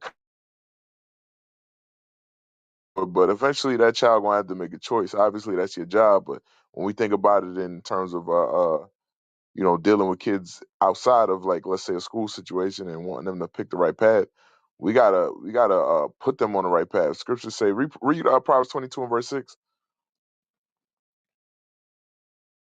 The thing is, like, our parents tried to put us on the right path, but they just did it with white man Jesus. Now we starting to learn the Bible, right? We got to do it with what the Bible says, right? And it can't be by choice. Read that. Proverbs chapter 22, verse 6. Train up a child in the way he should go, and when he is old, he will not depart from it. So now, if you got your own kids, you could put them on that path, and it ain't by choice, right? It's through discipline, right? Through keeping them in that structure, right? Through making sure that everything they doing aligns with the Bible. Now they could go off, right? Kids will make their choice when they get older, but if you enforce that young, it has a chance of sticking, right? You got to get them when they're young, and then it has a chance of sticking. When you trying to deal with a teenager and try to, meet them halfway, I mean, Lord's will hear it, and something will happen, but it's no guarantees that's going to change. It's not like you could you can't really be like, all right, you could take some of that Islam mindset and pull it together. The Lord was never like that, right? When you read the Bible, the Lord had no religious tolerance, right? He had no religious tolerance. So that's just something I was thinking about while you was talking. I want to go back to something Naya said though. Read in Sirach 26. I just got two scriptures because One for what Danny said and one for what Naya said. Because now you made a comment about having confidence, right? So read Sirach 26, 20, and 21. The book of Ecclesiasticus or Sirach, chapter 26 and verse 20. So this go back to what you were saying, Naya, right? But it's going into marriage, right? And the importance of continue to multiply or bring forth children, right? And grow your nation. But it says something in here that I want you to see. Go ahead, read that. When thou hast gotten a fruitful possession through all the field, sow it with thine own seed, So it's saying when a man has a wife, right, he should have children with his wife, right? So with thine own seed, go ahead. trusting in the goodness of thy stock. Right? Because you understand that your style, you come from a great style, you come from a great people. Go ahead. So thy race, which thou leavest, shall be magnified. So the Bible talks about race. It said your race was to be magnified, right? The Bible says that the children of Israel to be above all nations. It's written all throughout the Bible. So it's telling you your race was to be magnified. Go ahead. Having the confidence of their good descent.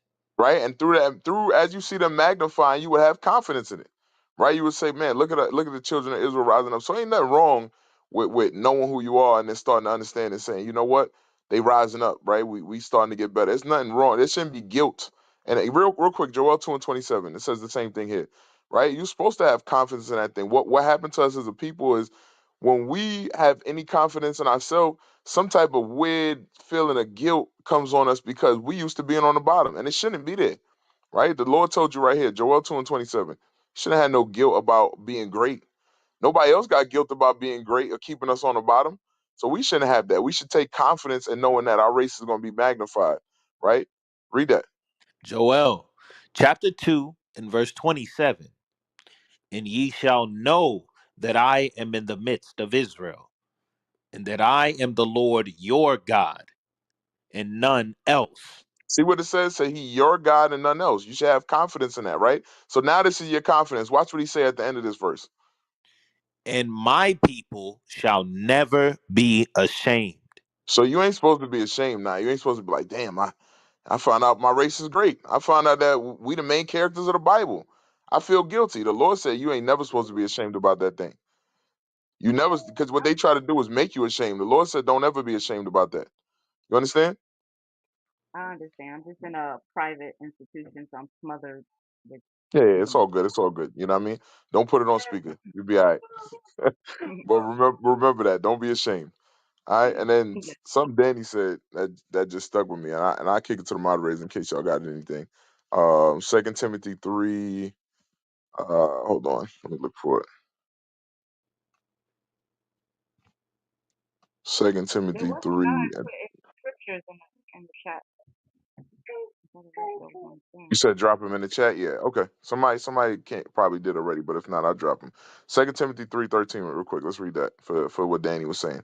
Danny, this is what the Bible said about what will happen over time. Start Second at verse. Timothy, It started at 3:13. We just read the point. 2 Timothy 3 and verse 13. But evil men and seducers shall wax worse and worse, deceiving and being deceived. So the Bible told you it's gonna get worse and worse over time, man. What we think, right, when it says wax, it just means become worse and worse. So it's not getting better. These kids ain't getting better. They getting worse because their evil is multiplying. It's just what a child will do is hide that thing and you won't see it. You be like, man, they a good child, man. We was all good kids to our parents. Everybody on the stage was a good kid. Even when you was a bad kid, you was probably a good kid to your parents up to a point. But what you was actually doing is a whole different thing. I think that was a topic like the other night. I was on here listening to that, right? Talking about how we was doing evil and our parents wasn't catching it. So hell no, I don't think these kids getting better. I think they getting worse and worse over time. Well, go ahead, moderators, if y'all got anything. I'm gonna mute up. Can I build on that And the real reason why quick? it's getting worse and worse is because we ourselves is getting worse and worse. And that's why I threw the point out there. Like I said, back in childhood days when I was young, I remember we would laugh at the tomboys, the girls that like dressing like boys, and basically tell them, get the hell out of here. Go play with the girls, put a dress on. As kids, we understood that dresses was for girls. But now, today in 2023, we still talking about, well, they sell women's pants. What the hell is women's pants? So our understanding as a whole is starting to get more and more corrupt the longer that we stay in this society. You know, so that's why the Lord is saying, all right, come back to me so we can go back home. You know, but That but we have to acknowledge that. you gotta think about it. The people who say that, you got people who say that, you got men that say that, oh, I'm a woman now. Do y'all agree with that? Well, no. But I will get fired if I don't respect someone's pronouns. No. How about So that? this is what I'm saying. But this is what I'm saying. I hear that. That's not what I'm talking about. The thing is, we talking about God's laws and which is right, and then wrong. That's what we talking about. So this, we showing you that this society is evil, and that's why I brought it up, because the wearing the pants is evil. So Oh, after what? Listen. This the way you feel. This is the same way you feel about the pants. It's the same way they gonna have you feeling about a man wanting to be a woman. It's all, it's the same thing. Right now they kicking against it. That's how it was when the pants was thing. That's how the pants was when women start wearing pants. It was outrage. It was outrage. People was talking how we talking right now. I have an article on that, King, if you want me to pull it up. Yeah, read it. Yes, sir. I got you. 1 second. So while he get that, it was outrage. But right now, it's being instituted in the schools. You got drag queens reading to uh, kindergartners and elementary schools, going in there reading, drag queens dressed in drag, dressed like strippers, right? And they reading to the kids, and what is happening is they're getting used to seeing it until where 10 years, 15, 20 years from now, it's not gonna be, you're gonna be arguing, hey, that's okay. Ain't nothing wrong with that. You with little girls, you won't want no grown ass man in the bathroom with your child. I'm sorry, you ain't gonna want that. You got I that? got it. Yes, sir. What? This is the book titled The First Feminist Revolt, page 103. Bloomers caused a greater public outcry than Mm, anything feminists had done or done up to that time. up to that time when they came read it again. Yes, sir. Bloomers caused Bloomers, a stop. Bloomers. Do you got the definition of bloomers? So because I know people are, that's not pants. Bloomers is pants. yes, sir, yes, sir. The term bloomer stuck. Let me see where to start. I'm trying to get to it. That's Yes, the woman who started pants. But read that. yes, sir. I mean, Uh, women pants. The so-called women pants. I'm gonna just start right here. Soon, Bloomer began advocating the style in the columns of her temperance newspaper. When hundreds of women wrote to her for suing instructions regarding making these pants, because of the publicity, people began calling the new style bloomerettes and the Right, bloomer costume. The term right. bloomers stuck. A costume. They called it a costume because it was weird. But now go back to what you was reading at, Yes, brother. sir. The third paragraph, bloomers caused a greater public outcry than anything feminists had said or done to that time. People acted hysterically as they might today if a group of men suddenly started wearing skirts. Oh. And they saying that back then, but now it's actually putting in for they putting in your basketball players. They put in the football players. They put it on the rappers so they can get people used to doing it and following it. Once you start, once you start, you know, they was like, okay, we can't get these adults. We can't get them. We gonna go after the kids because they ain't headstrong, so we cannot change their minds. What we gonna do? We gonna get to the kids, and that's what they doing. So now, when your kid come in the house, your kid been with them for 8 hours out the day.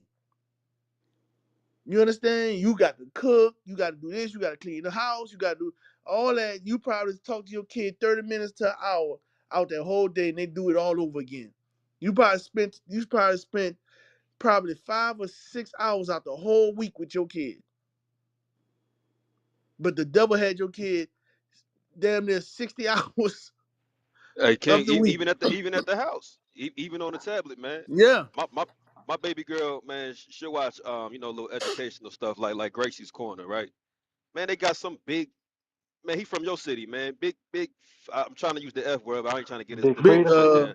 Big Yeah, Frida. man. Big Frida. Got Big Frida Hmm. on Gracie's Corner, man, for kids and shit with his big sassy ass, man. Yeah. And that's at the house. You know what I For mean? that. Yeah. So they pushing that shit on the kids. And the reason why y'all talking like that is because y'all was the kids they was pushing it on. That's why we don't.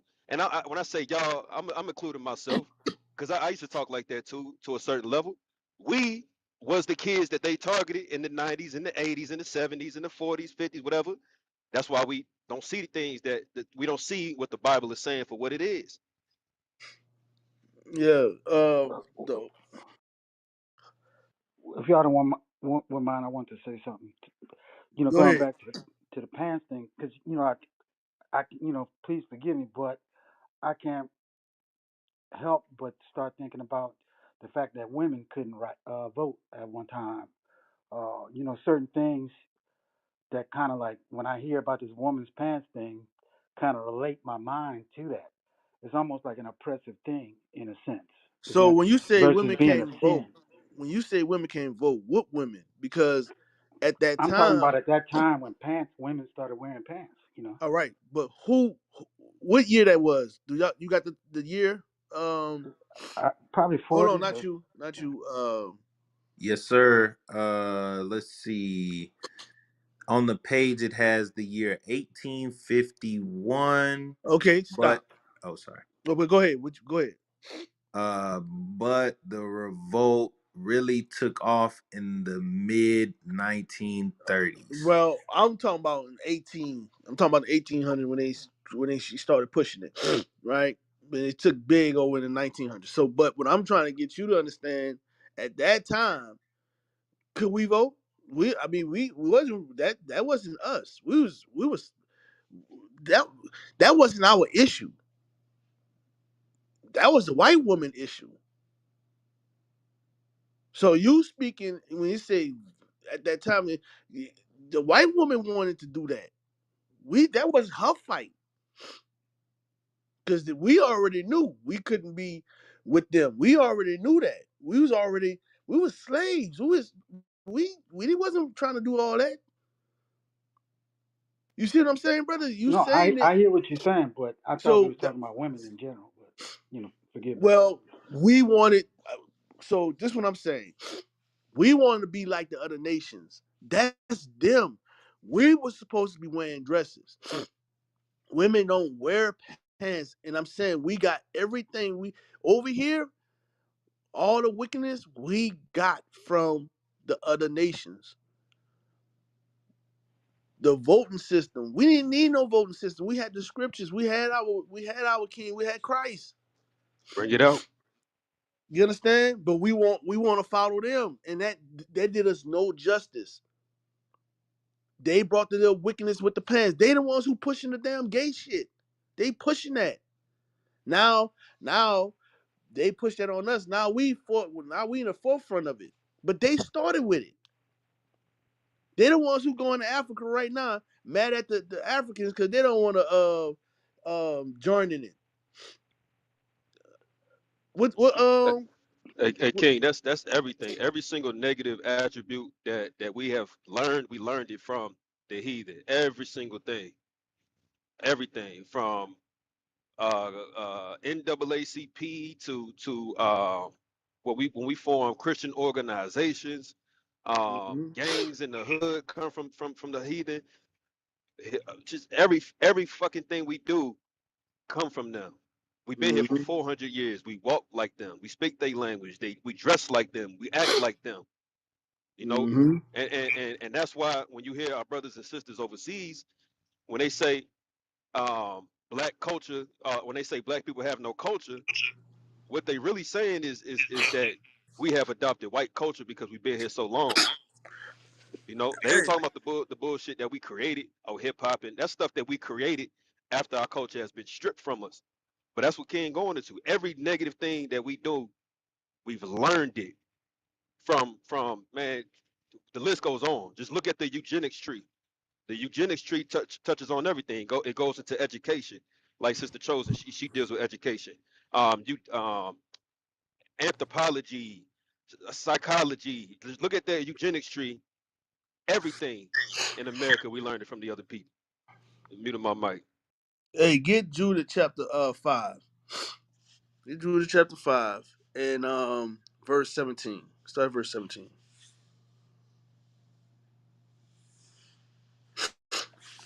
Yes, sir. The book of Judith, chapter 5,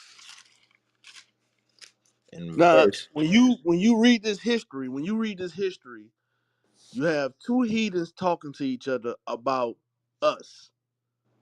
All right, it's two generals, like they talking about our nation. All right, now look what they say. Read that. You want verse 20, sir, or verse 17? I want you to start at 17. Yes, sir. Verse 17. And Judith 5 and 17. And whilst they sinned not before their God, they prospered. So Because the one general asked the other one. He was like, "Who is these people down here in these hills right here? Who is these people?" Right? And so I just skipped down, and he's explaining to who they are. I want y'all to understand something. These people know who we are. That's why.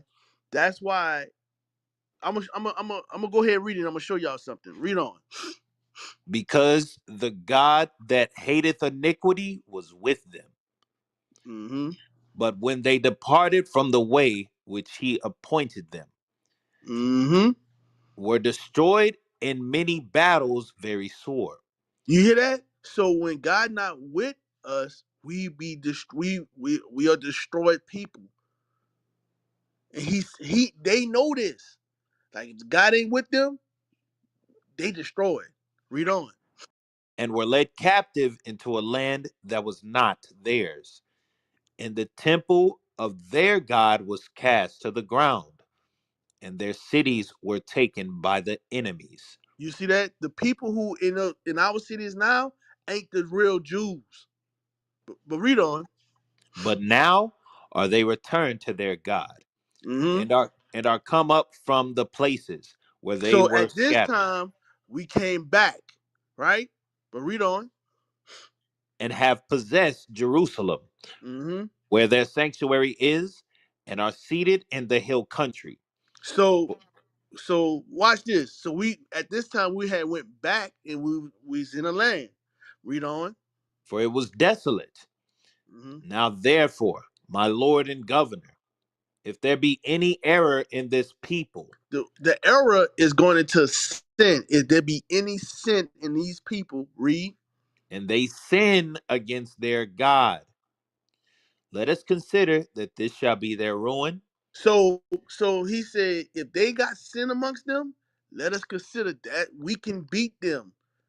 That's why when you look at our nation, our people, they put Sukiana, sexy red, all these negative things about our women, about our men. And y'all can't see this? Y'all can't see what's going on? That's not the Chinese people don't have to worry about no Sukiana. The Arabs ain't worrying about that. None of the other nations is worrying about. They're not dogging their women out, cussing their women, calling them women bees and hoes, talking about killing one another on TV. You know what I'm saying? They pump that in our neighborhoods, and that's how we stay in sin. They said let's keep them in sin. If we keep them in sin, we can use them. They good for economics. They spend billions and billions of dollars with us, and they just fight each other. That's cool. We good with that. We don't got to.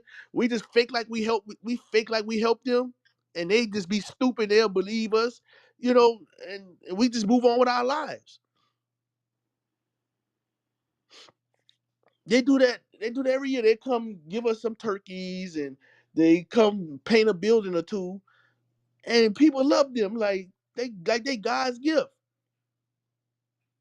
That's why the scripture say a gift destroyed the heart. They was like, well, you know what?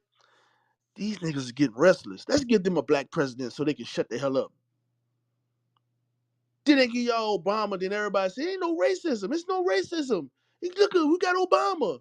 And look what that done for us. Man, Should have kicked it facts. off.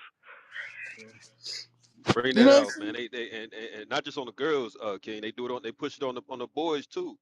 I'm Pushing this saying? dumbass rap music, this dumbass drill music, man. You know Yes. what I mean? They find these hood stars that's known locally, blow them up so the whole rest of the black community can follow them. You know what I mean? That's what Mm-hmm. they do. And Right. and, and then whatever one city's doing, and that's why I like that show that Jamie Foxx is in about Clone Tyrone, because I was saying that. I remember I was telling the brothers that it's not a coincidence that whoever is the most successful at wickedness, these white elites and record label companies or movie production companies, they make sure everybody follow that lead. That's like Tupac.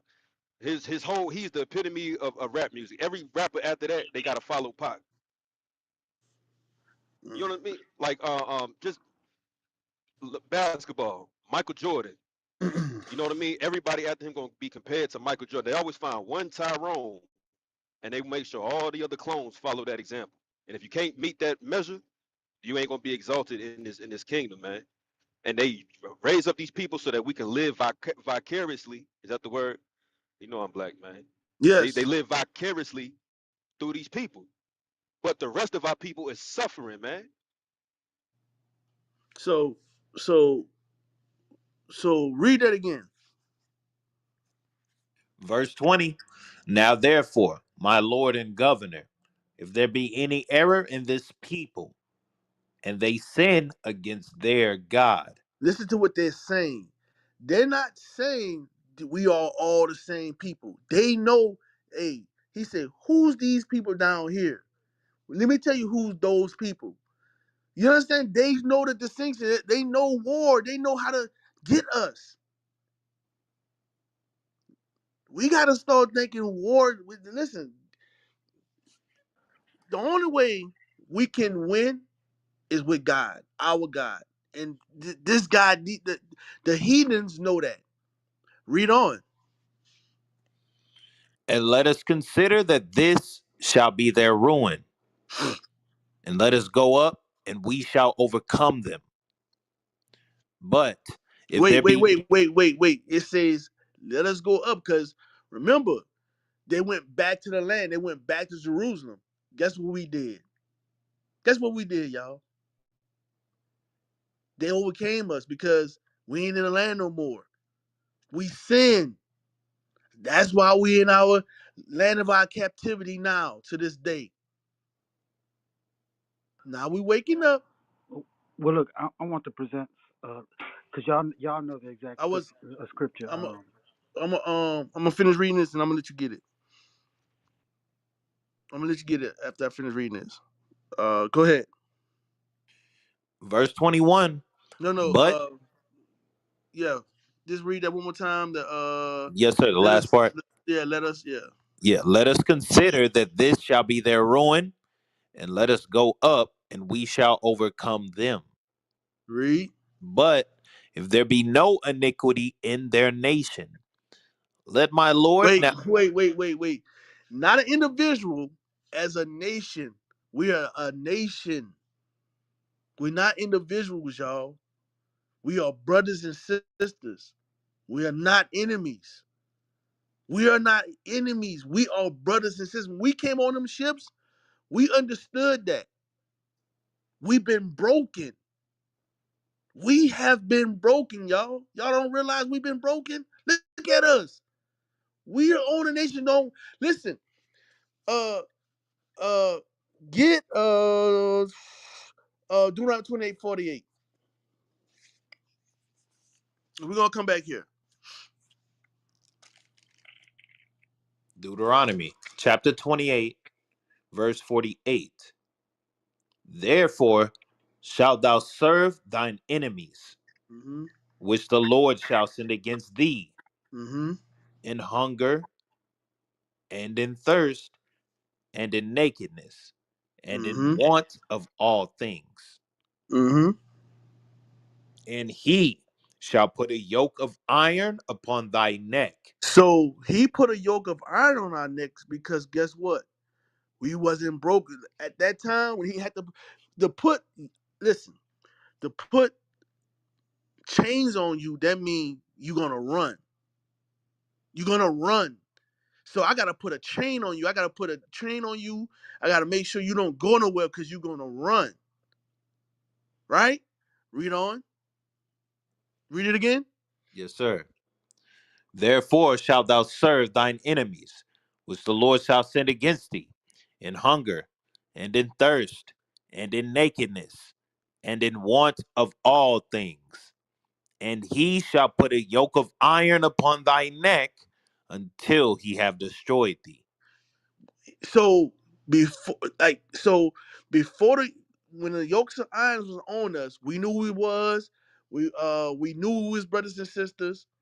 We didn't have all these different ideologies and different thoughts. You understand? He said he was gonna put a yoke of iron on our necks until we was destroyed. Until we don't know who we are no more. That's what this destroyed is going into. We start hating each other. We start fighting against each other. And like, yeah, okay, now we can take the chains off. They think they free. All right, you can take the chains off. They destroyed now. They ours. That's our property now. And they know that we that's like what's his name? Uh Muhammad Ali.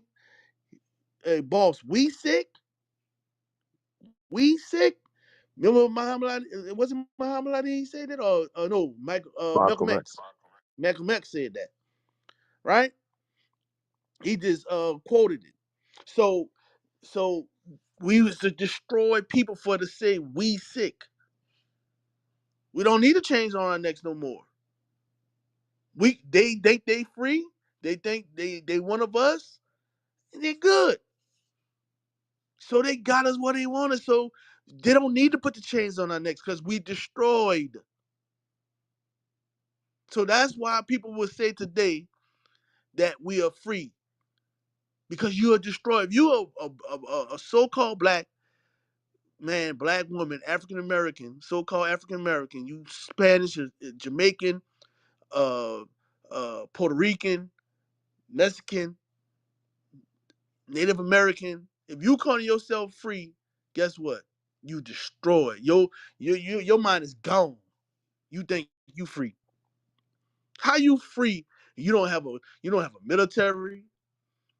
You don't have no economic might. You don't have no political might. You don't sit at the League of Nations. You don't sit at the League of Nations, man. Come on, man. Don't stop fooling yourself.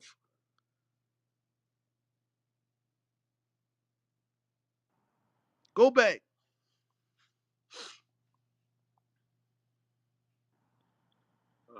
May I share what I was gonna share? Yeah, I'm almost finished. Yes, sir. Judith chapter 5, verse 21.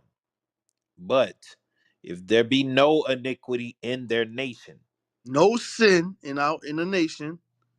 let my Lord now pass by, Uh-huh. lest their Lord defend them. Don't mess with them people.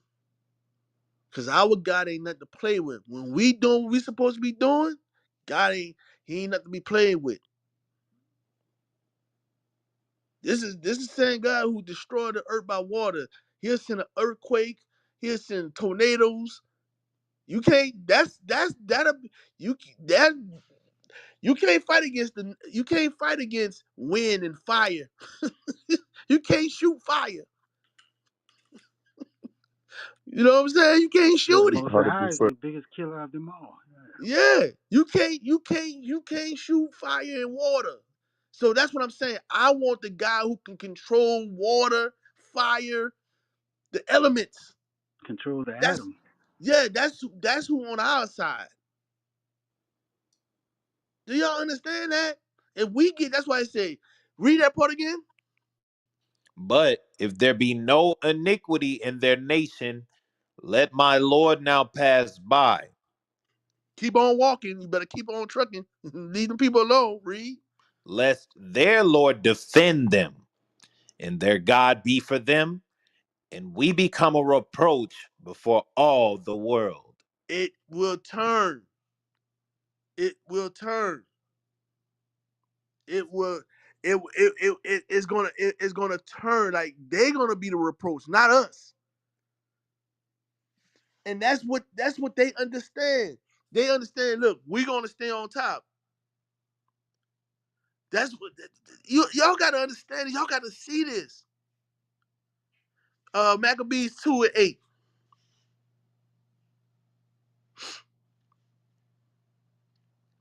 Maccabees 2:8, verse 36.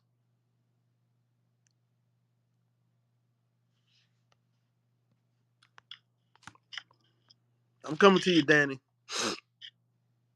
Just be patient with me, brother. Just be patient with me. Second Maccabees, you said 8 and 36? Yes. Second Maccabees, chapter 8, verse 36. Thus he took upon him to make good to the Romans Mm-hmm. their tribute by means of the captives in Jerusalem, Mm-hmm. told abroad that the Jews had God to fight for them, You see that? Read.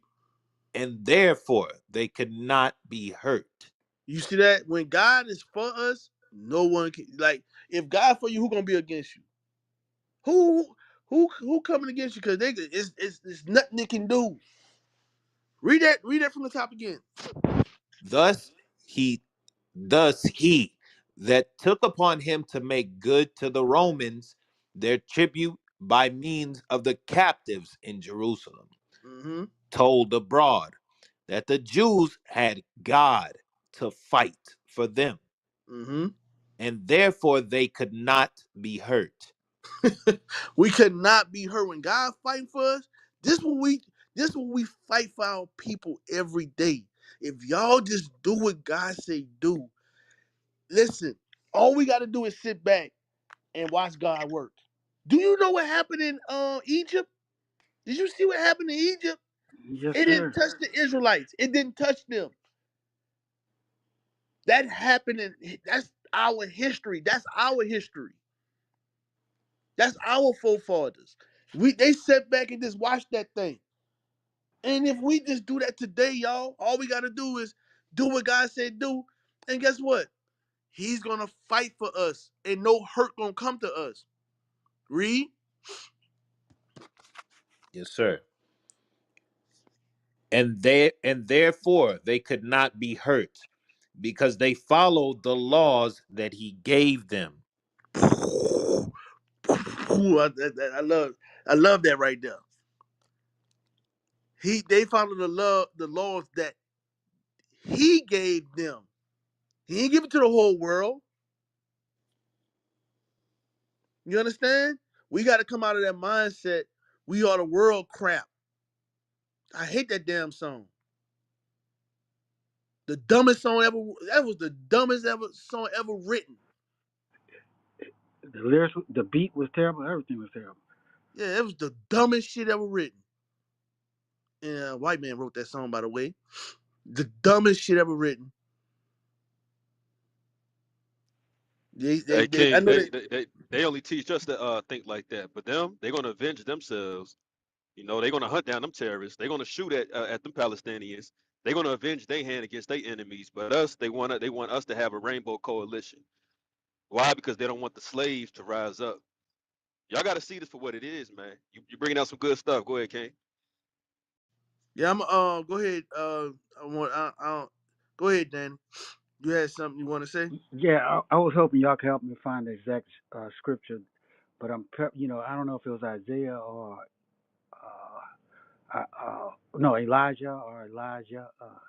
But he was one of these prophets was telling the Most High, I'm like he was the only one that was being righteous at the time. And then the Most High said, "Nah, man, there's 7,000 others Yeah, just like you." yeah, it's in Hebrews. Uh, And so, look, the reason I brought that up because it sounds I like got y'all Isaiah 1 and 9. it feels like it's y'all feel like y'all by yourselves in this plight, And I just want to bring that up, just kind of bring hope to you brothers that there's a lot of there's more righteous people than we think. yeah, so Yeah. I'm not tripping. I know I'm trying to wake the brothers and sisters that can hear my voice. I'm trying to say that hopefully they're listening. So, cause I'm gonna do with all my might to do what God said do. I'm gonna fight all my might to do what He said do. I'm not tripping off it, me personally, but I know that it All ain't praise, about brother. me. It ain't about me. You know what I'm saying? That's what I know. It's about you brothers and sisters that can hear me speaking right now. You understand? I don't want give me what it is, Hebrews or is Romans 10 and 1?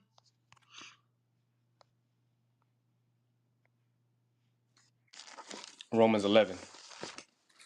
The book of Romans, chapter 11, verse 1. I say then, or No. Romans 10 and 1. Yeah. Brethren, my heart's desire and prayer to God for Israel is that they might be saved. That's what it is. That's our prayer. All of Israel. So that's what we want. It ain't just about us. We love our brothers and sisters. We want all to come in repentance. But we know some brothers ain't working. So I look, I'm gonna do what I'm told. Most High say, who gonna rise up for me? Who gonna rise up for me? I rose my hand and say, look, I'll do it. Who else? Who else gonna step up? You And know? look, in relation to what you were speaking about previously, I remember what was the story with the donkey. They couldn't mess with Israel, like you said. Israel was unconquerable on their way, to the promised land, and or even when they, attained the promised land, they tried to send in like scarlets, like people to make them leave their God. And I remember it was some witch that they had hired, or some, I forget what they called it, a cult type of person. But the donkey spoke to him, and it was really turned out it was an angel going to the donkey, telling him like, "Who God bless, no man can curse." And I just one of my favorite stories, backing up what you were speaking on earlier. Yeah, that's some good history, bro. That's some good history. You know? Um, yeah. So was we reading something? No, sir, we was done. I want to know when Danny gonna stop playing though. Come to a school. I ain't ready for that accountability, bro. I'm scared. You ain't ready for that accountability. Go ahead, King. Yeah. What you scared of? Man, getting back to that my old self. Because if you'd have met me at 19, you'd have tripped out, brother. So what? So what I'm saying? This is what I'm saying. You sound like a smart man. You don't sound like no dumber than me. You sound intelligent.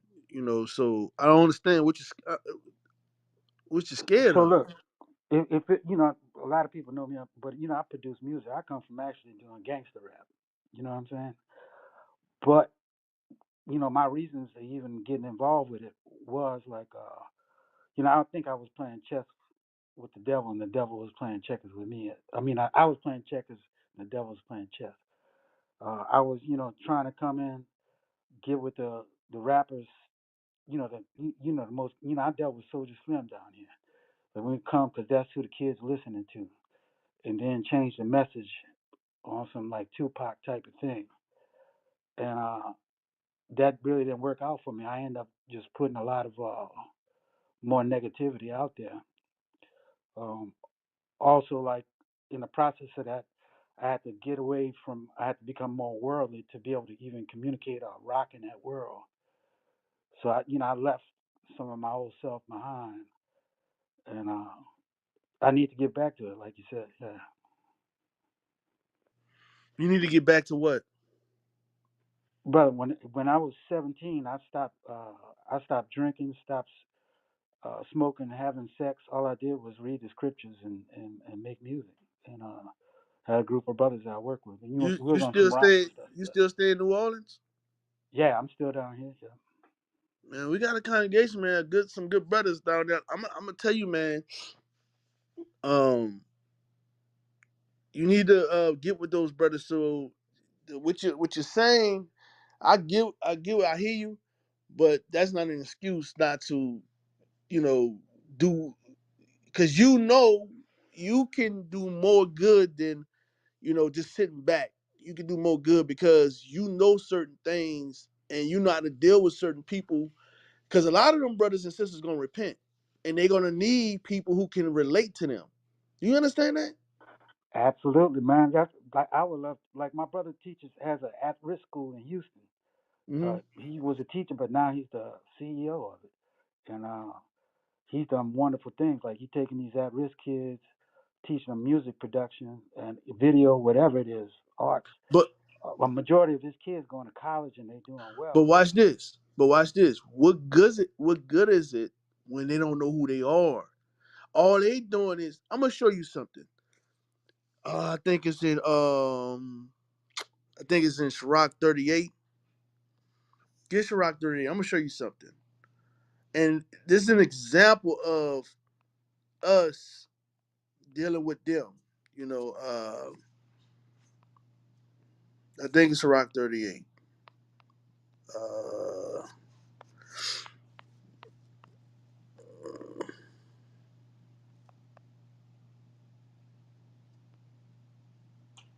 Start at 24. The book of Ecclesiasticus, chapter 38, verse 24. The wisdom of a learned man cometh by opportunity of leisure. So your job is to get in these scriptures and learn. You know, and their job is to get in these scriptures and learn so they can guide their people and help their people. But read on. And he that hath little business shall become wise. And he that have little business should come wise, right? They ain't occupying in just their business, their own selves, right? He have little business. He's focusing on his nation, his people. He's, you know, in the scriptures. Read on. Verse 25. How can he get wisdom that holdeth the plow? How can he get wisdom? What wisdom? It ain't talking about wisdom of how to, because you just bought. They're doing great things. They learning. They going to school. They're getting wisdom. But the wisdom like this can no man take from us. Once we understand the wisdom of the scriptures, this Bible, that's the most dangerous thing on the earth. Us knowing who we are, waking up. They don't want that. But them And going to look, school, that's how I would see it. Like, say we teach them, and you at the same time he's teaching them about the scriptures while you right? teaching them these other things. You know. Read on. Verse 25. How can he get wisdom that holdeth the plow? Meaning And that he's all he want to do is work, holding the plow, going into working. Read. and that glorieth in the goad And they that glorying driveth in gold. Read. that driveth oxen, and is occupied in their labors, And they occupied in their labors. Right? Read. and whose talk is of bullocks. Mm-hmm. He giveth his mind to make furrows, Mm-hmm. and is diligent to give the kind fodder. Read. So every carpenter and workmaster that laboreth night and day, and they that cut and engrave seals.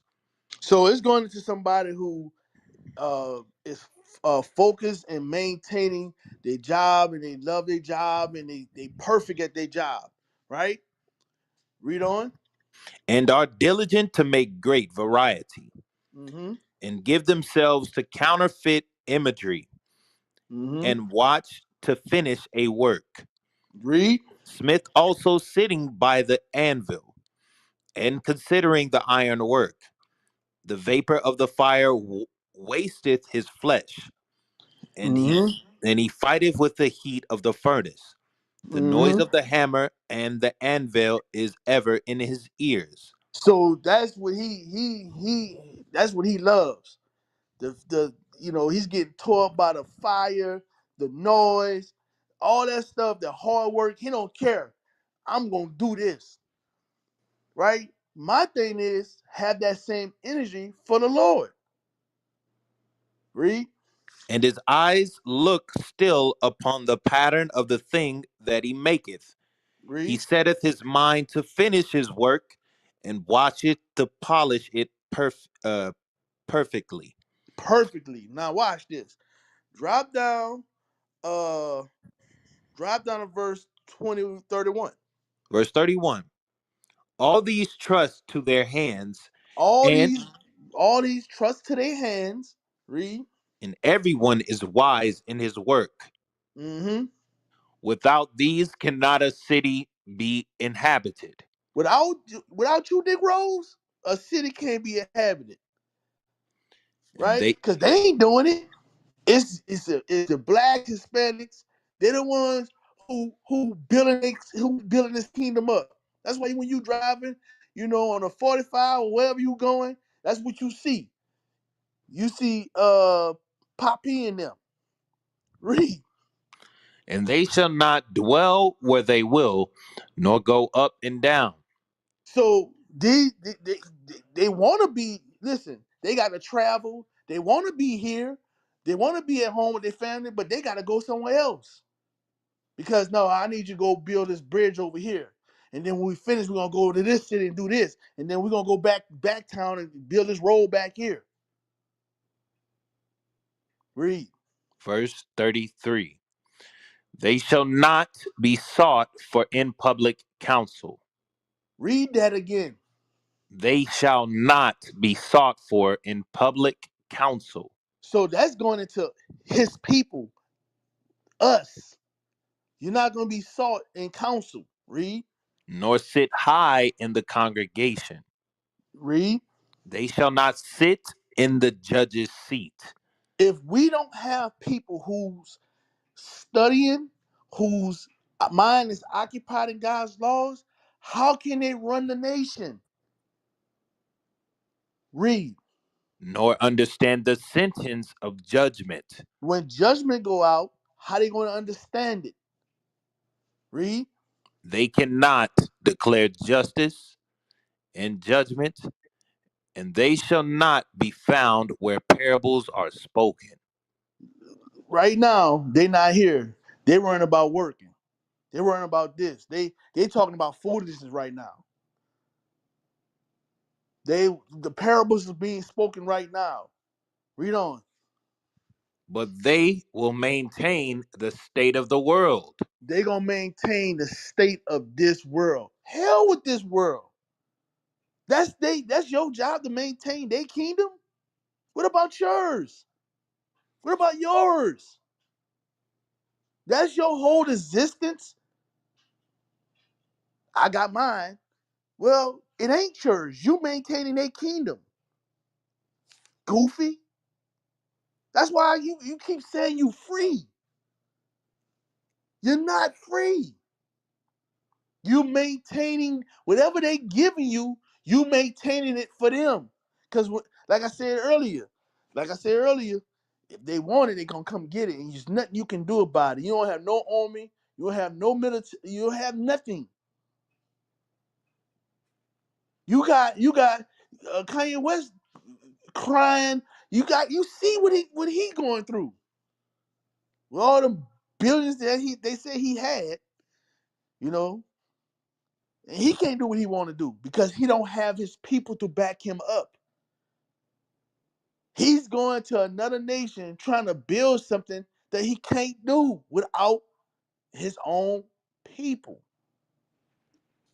Hey, King, and even if we do back them up, there's nothing we can do about it when they take them down.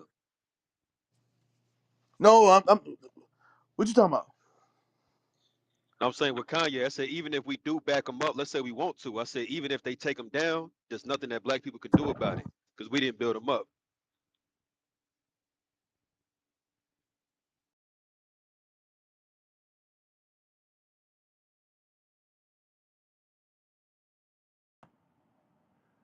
All right.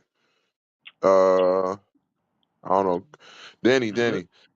yo, Hey, we got the email up at the top. I know you've been here before, but you know, the point I think King was making to you is you want to make sure find a group down you here.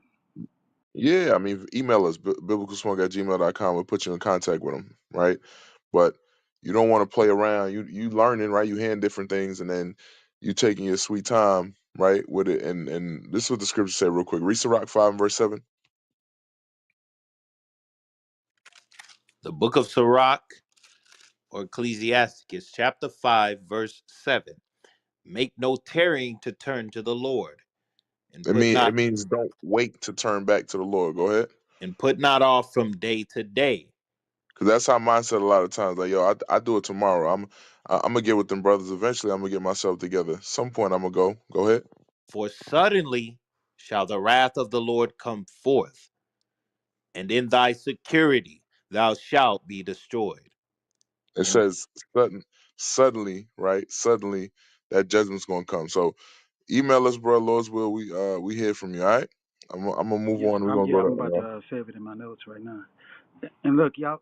Also, a big part of y'all was speaking about the armor earlier. You got your chest plate to, protect your heart, your shield of righteousness, and the thing, your helmet and all that.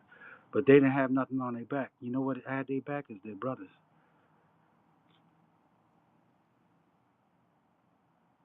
I ain't even here. Repeat it one more time, Danny. I Well, y'all caught brought part up of it. the armor of right, earlier, the scripture that I love. Yeah. But the shield, the chest plate, the sword, Yep. Yep. Yep. Put on the whole armor of God. yeah, the armor of God.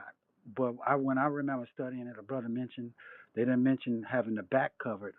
And it's like that's what brothers and brothers in faith, brothers and sisters are there to help protect your back, to watch each other's back and be there for each other.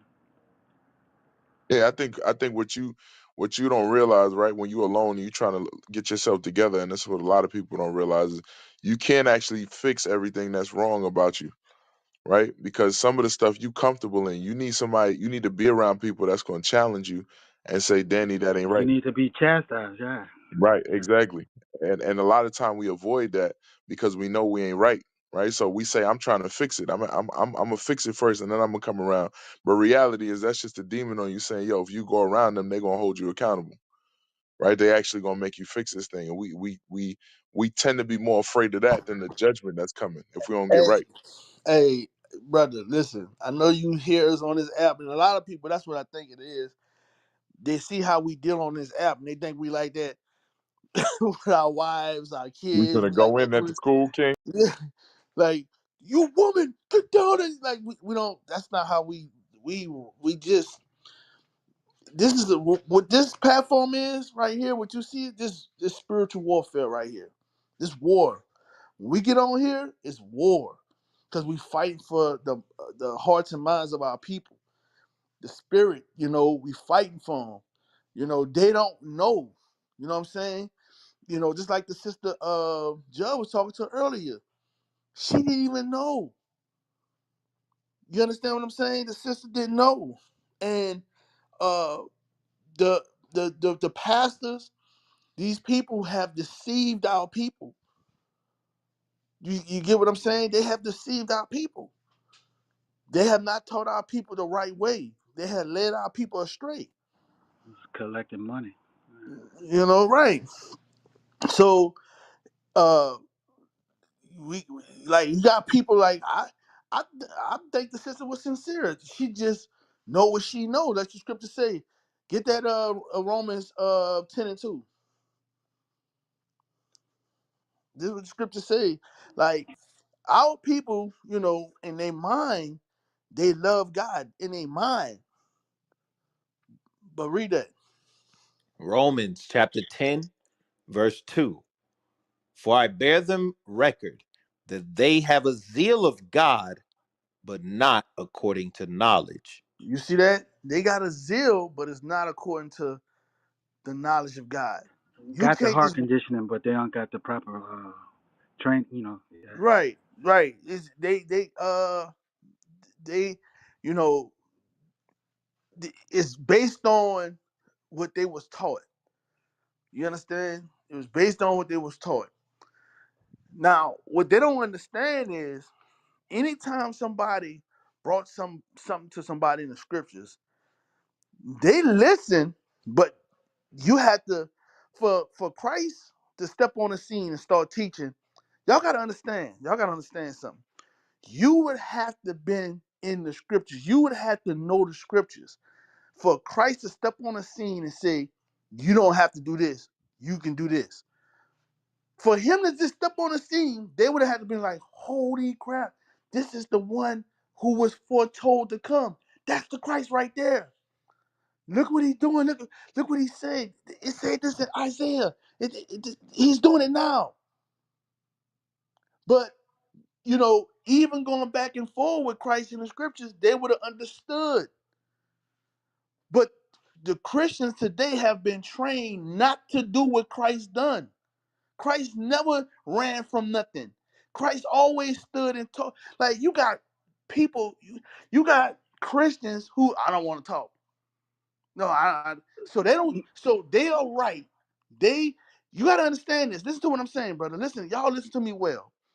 You got Christians who believe that their way is going to heaven. The way they are going, they're gonna make it to heaven. The way they doing, and that's the right way. So in turn, then we got the wrong way. So why won't they help us? Why won't they sit down and talk with us? No pastor want to sit down. No pastors want to sit down and talk to us. Maybe one or two, but I'm talking about these pastors is evil as hell, man. We see discrepancy in the scriptures that you teaching, and it's not working. Whatever you teaching in our communities is not working because our communities ain't shit. But how's it supposed to work when this religion was hijacked from Europeans, used as a tool to oppress and control, and then given back to the very people it came from? It starts with you and It's me. It starts with you going to the school. Because just like I wasn't going to the school, but now I am. It's been, going on 13 years now. You got to start going to school. And that sister who listening to me now, she got to go to school. And the other brother who listening to me, y'all got to get off your butts and go to the school and start keeping God's commandments. And that's how we going to do it. Like that. One by one. That's it. That's how we going to do it.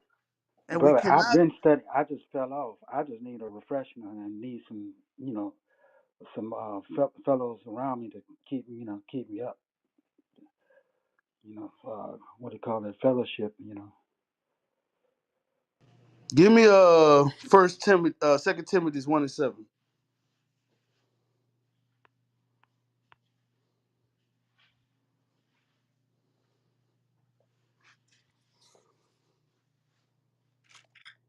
The book of Second Timothy,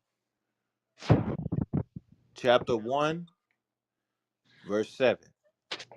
For God hath not given us the spirit of fear. So listen, that spirit of fear, that ain't coming from God. It's coming from Satan. You understand? Cause guess what?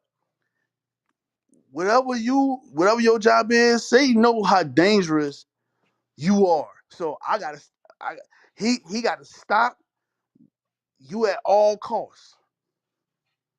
He got to stop you at all costs. He got to fight against. He got to put all kind of thoughts in your head and it's not but Satan. Read it again. For God hath not given us the spirit of fear, but of power, of love, and of a sound mind.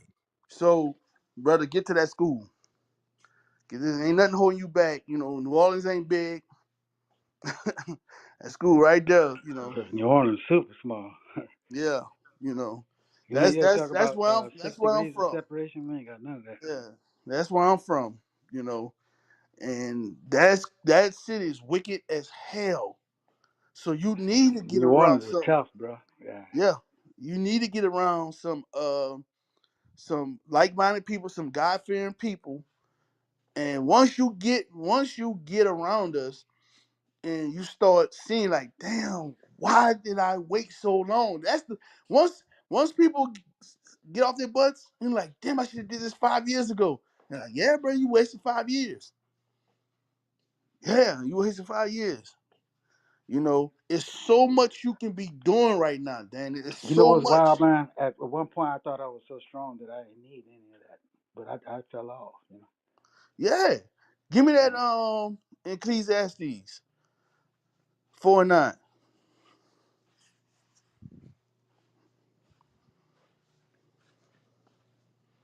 Every scripture got Ecclesiastes, everything. Read. Ecclesiastes 4 and 9. Two are better than one, Mm-hmm. because they have a good reward for their labor. Mm-hmm. For if they fall, the one will lift up his fellow. But woe to him that is alone. You see that? You know, so if you don't have no one there to help you, you will fall. And it says, woe to him that falleth. Read. When he falleth, for he hath not another to help him up. Read. Again, if two lie together, then they have heat. Mm-hmm. But how can one be Go ahead. but how can one be warm alone? Uh-huh. This is And if giving you straight logic. Straight logic. See, You know what I'm that was saying? hard right there. Yeah. Yeah, it's straight logic. It's simple. And this is the Bible. This is the Bible that we have to. I didn't know the Bible before. When I was in Christianity, I didn't know the Bible had all the answers like this. It was the Bible's so multi-layered, bro. It's got all kind of things. Yeah, it's bad, man. Listen, bro. Sometimes I gotta pat myself on the back. Sometimes I became. Before I didn't know how to be a husband. I did not. But learning the scriptures, I learned how to be a husband to my wife. I learned how to deal with when problems come in the household. I know how to deal with them. That shit feels so good. That feels good when I go like, all right, this is what we're gonna do. God gave me that. Read. yes, sir. Verse 10, verse 11. Again, if two lie together, then they have heat. But how can one be warm alone? Hmm. And if one prevail against him, two shall withstand him. That's what you said earlier. When you brought up about somebody having brother having your back. You brought that up earlier. It's in the Bible right here. Read that part again. And if one prevail against him, two shall withstand him. Right. We got each other back. Ain't no one on one. You know what I'm saying? You ain't come to get. You ain't jump. You ain't nothing. No, we Don't let it be together. more than two. Well, Lord. Yeah. Read. And a threefold cord is not quickly broken. Right. It's talking about growth. Growth. You know what I'm saying? Ain't nothing wrong with it. But you got to do it in the right way. And the only way is the right way is God, law, statutes, commandments, and the faith of Christ. You know. You know. And what's that saying about like with counseling, many things are accomplished? What you said? With counseling, many things are accomplished. You know, you got more brain. Like, say for instance, I do want to do something in hip hop or rap, but I could bring it to a group of brothers, you know, that are on that level, and kind of go What? to the What? Listen, plan with you them. must not know. Well, you must not know who you like. The men on this stage, like right now, what you need to do is get yourself together because we got righteous music. That's all we got. If anybody like, you don't even know what you like. That ain't nothing for us. Like the music, we got music upon music, and we got people stepping to us. You got the outside world trying to step to us to sign us, and we denying it because guess what? We know what that lead to. And actually, you don't really need that right now. Right? You don't. You don't. But that's what I'm trying to tell you. You don't have to be in that world. You don't have to be in that world. That's why you need to get, once you get around and once you start keeping the commandments, you're gonna see what we're talking about. We got some bad music, man. We got some bad music. You know what I'm saying? Well, you know I what's ain't talking about interesting? bad meaning bad, but bad meaning good. No, I know what you mean. You talking about, yeah. I'm You being know, serious. like in New Orleans, yeah. Come on, we don't play. But y'all seen this thing with D1 down here when he called out? Yeah, that said D1 is a something. damn D1 is a hypocrite, man. I don't that dude that's garbage. D1 is garbage. The people like him, like they fake as hell, bro. I like Well, I don't know if he's garbage as much as like people ain't really feeling him. no, And I'm also, talking like about that, there's the meaning fine line of being preachy. what you mean? Like like being preachy, like you better, and you just telling people, there's a He difference between like he got like this conscious so-called conscious rap. Like he is but he's garbage. He's garbage. He don't promote he's a Christian, right? He promote boyfriend and girlfriend. He does all that, you know. Uh yeah, we seen him, he ain't want to deal with us. You know what I'm saying? He ran, he ain't want to talk, he ain't about the community. We are a part of the community. We are a part of the community. And you don't want to deal with us? All he want to do is deal with white folks, and I don't know. He just love white people. he just cheesy on a certain level. You know, D1 is Uh, corny, bro. When but he look, did that like a shit, Mac, I'm tired of with Mac. Like I feel well, like I could do the reason why some. I'm saying that, is because here it is. You won't call out, who he called out. What's his name? The dude from Florida. I called out your boy that just got out of jail, and No, no. Oh, he did. Somebody. I don't. Rick Meek Ross. Mills That's his and your name. boy, but Rick your boy Ross. He bounced called back out out. Rick Ross talking Rick about Ross, Rick Ross talking about the murder and this dude represents Christianity. You a hypocrite ass dude. Y'all don't believe in no keeping no laws. And you want to talk about uh uh Rick Ross. This is the confusion shit I be talking about with Christians. How you going then they say, the Christians say, well, uh thou shalt not judge. Well, I don't know what scripture it is, but that's what they say. You can't judge me. That's the book of Tupac. That ain't the scriptures. That ain't in the scriptures. But that's what these dudes do. And anybody who stand in front of Christianity and push Christianity like that pisses me off, especially our people. You know, I mute my mic before I say something. Shit. Well, look, I love you, brothers. I gotta dip out. But I saved the email. I will get in contact. You hear me? Yes, sir.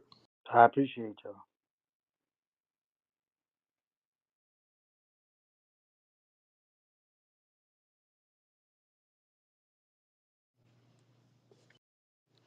No, the children should listen to. We got hold on, let's see. We got make sure I say it right. Hold on. I'll be right back. Who moderating?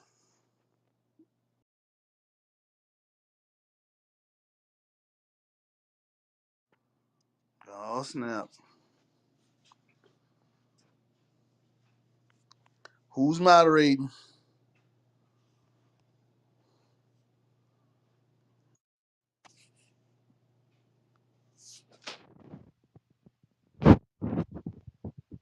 Hello, moderators.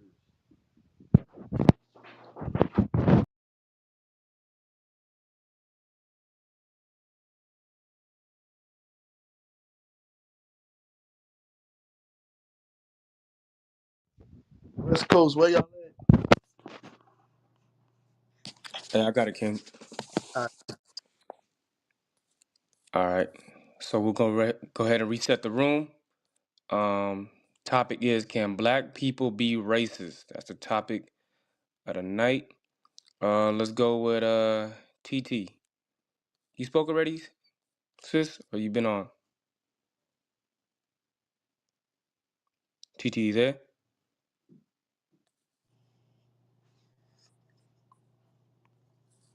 All right. Bishop. Yes, sir. I had a question in the chat, to be honest, but I'll answer the topic real quick. Um, so from my understanding of racism, it has to be something systematic.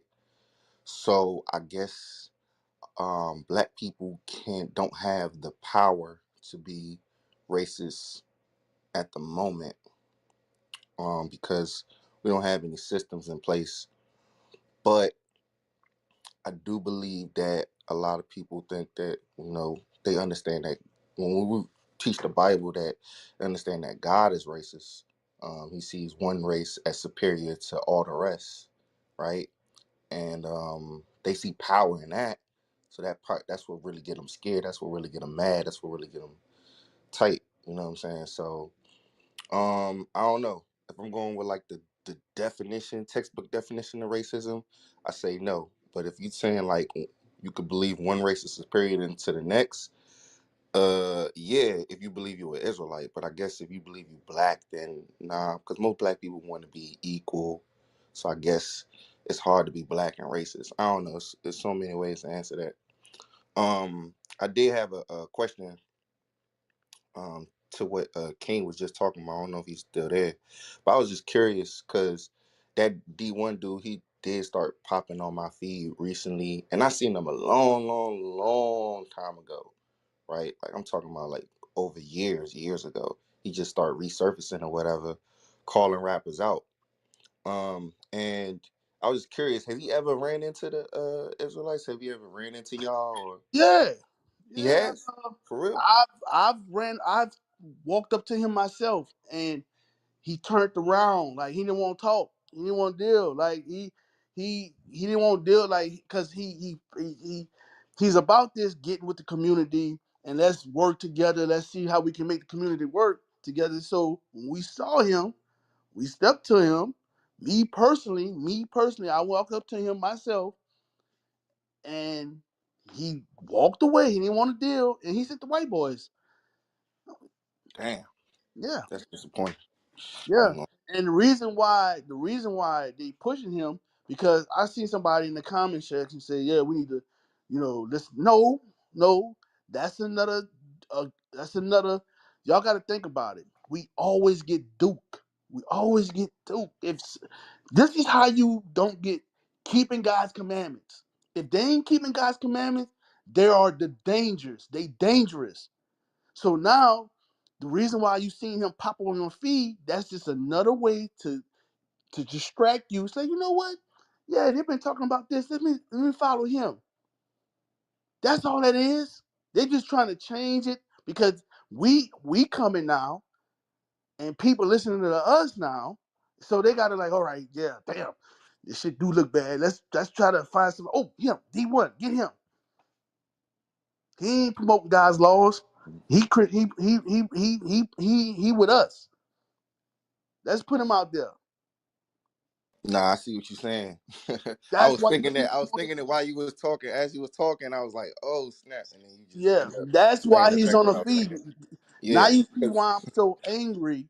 Now you see why, I can see it when you keeping God's commandments, and you seeing it through the Bible. You see God.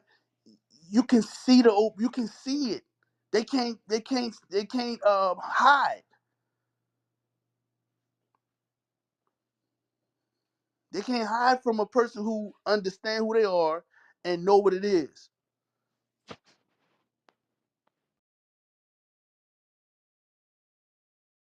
okay, appreciate that. Thank you. Yeah, yeah. I didn't know he ran into y'all, so I was thinking like, this dude didn't know no better, but he want to see some type of Nah, change, and no, all he need to do is a flyer and run into one of us, and then boom. You know what I'm saying? But no. I didn't know his history, and what you said at the end make a lot of sense. So, Yeah, yep. that's all it is. It's just another distraction, bro. He just keep us sleep. You know what I'm saying? He coming with that same old vote. He coming with that, that feminist stuff. It's the same spirit, bro. It's the same spirit. It's just another way to giving it to you. You know, so that dude is he to me.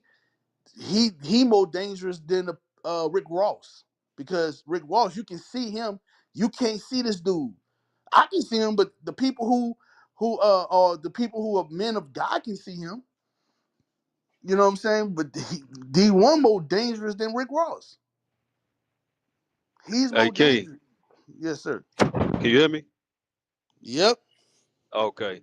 Hey, before it was D1, man, I remember it was David Banner. I remember he was running around, pushing his thing.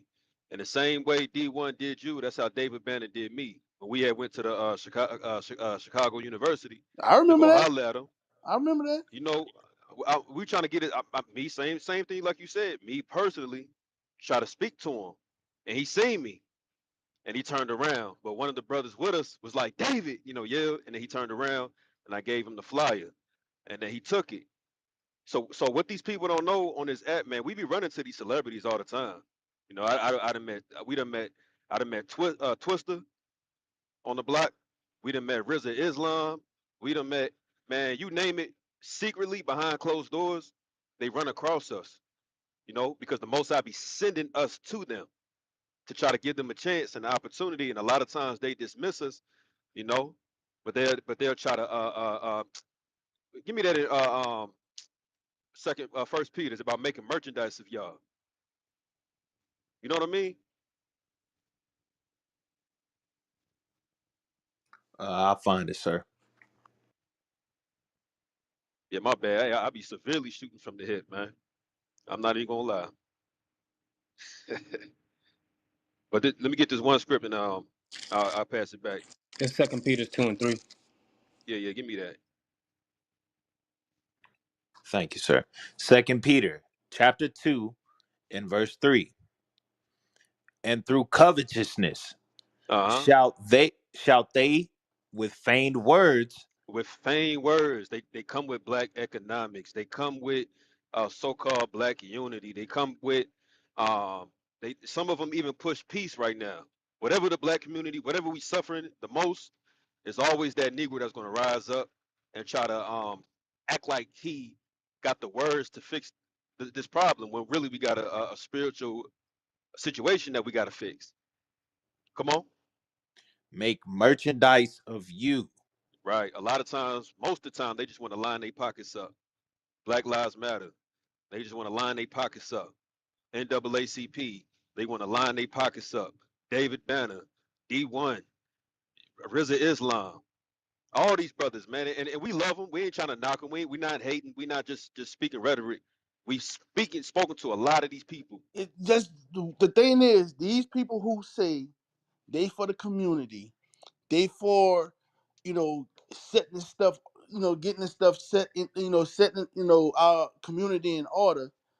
Okay, well, we got some solutions. Let's sit at the table. Let's go through it. They won't even do that. That's what we saying. That's what we saying. We saying that these people are faking, they lying. Hmm. It's a whole game. So that's why I'm bringing this up. I'm showing these people as liars. They're not. They're not what they say they are. You know what? I got a topic. Got a topic for that ass. I mean, Mike. He inspired. Tomorrow. Yeah, I got a topic for that ass. I'm gonna type it. I'm gonna type it up tonight. I'm gonna show you. Pray. Hey, let's do it. Cool. Jakara went. No, no. Nah, we on I. We on I next. All right. What's up? What you got on the topic?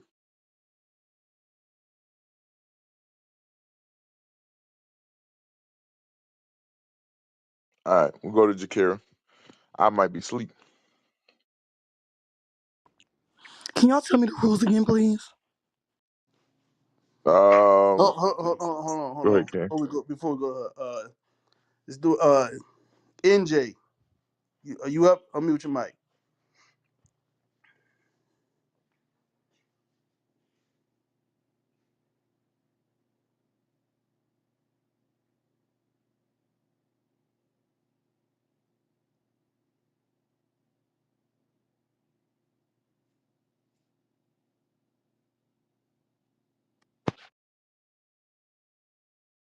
Go ahead. You want to unmute the mic?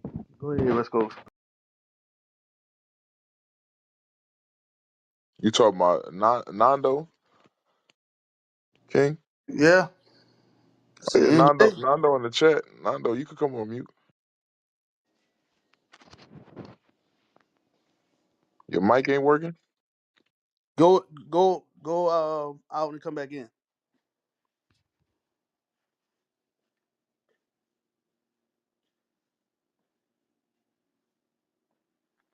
Hello? Yeah, Hello? we hear you. Yeah. We hear you. Okay, yeah. Listen, no disrespect, brothers. I hear Mm-hmm. y'all talking about these celebrities, but Mm-hmm. y'all cannot expect them to join Israel when they built their empire off something total opposite of that. I'll give you Okay. a quick example, then I'll leave it Hold on one alone. second. Hold on My one second. father. Hold on. I don't want you to fight a point that we're not fighting. That's what I'm trying to get. That's why I Right. gave you Oh, okay, unmute. okay. You Oh, okay, you my going bad. down somewhere that we're not. I'm not. I don't. I don't care what. Listen, I do want my people to repent. I do want them to I repent. understand. So, but watch this. Watch this. They are talking about uh conflict resolution, getting with the community, right? They talk Mm-hmm. about we got to stop this, we got to stop that. They got a big voice. They say, we need to get together and talk. And I'm telling you, they're lying. I see what you're That's saying. all I'm Okay. saying. That shit they saying ain't true. They That's what just I'm doing it trying to for tell you. views That's and what I'm okay, all saying. right. That shit they saying, we the ones who telling the truth. We the ones who really look who, bro. We'll be on this thing 3 days. You don't see no Muslims doing this. You don't see no Mm-hmm. Christians doing this. I'm talking about we won't get no sleep. We answering people questions day in and day out. We don't now stop. We don't stop. Mm-hmm. We really trying to touch the community, and we will talk to anybody. We ain't running for nobody. So we showing you that they not the dudes. They're lying. That's I all I'm see. bringing Okay. up. That's my point.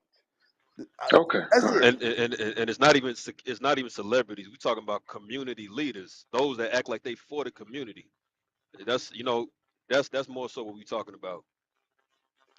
Okay. Because my Hey, we whole also point we was also don't want them to, obviously, because like you said, they build an empire. We ain't expecting them to come in the front line, but behind the scenes. And I'm gonna show you an example of that. Give me John 3. I'm gonna show you it was celebrities, it was big shots that helped the body, that helped Christ, but they did it behind scene. This the proof. John 3:1. I'm gonna let you mhm. speak, brother. I know you want to make a point. Just John 3:1. They could help behind the scenes, brother, and that's what we talking about. We don't want them to be in the front line. We don't want them to be on the news, on the streets.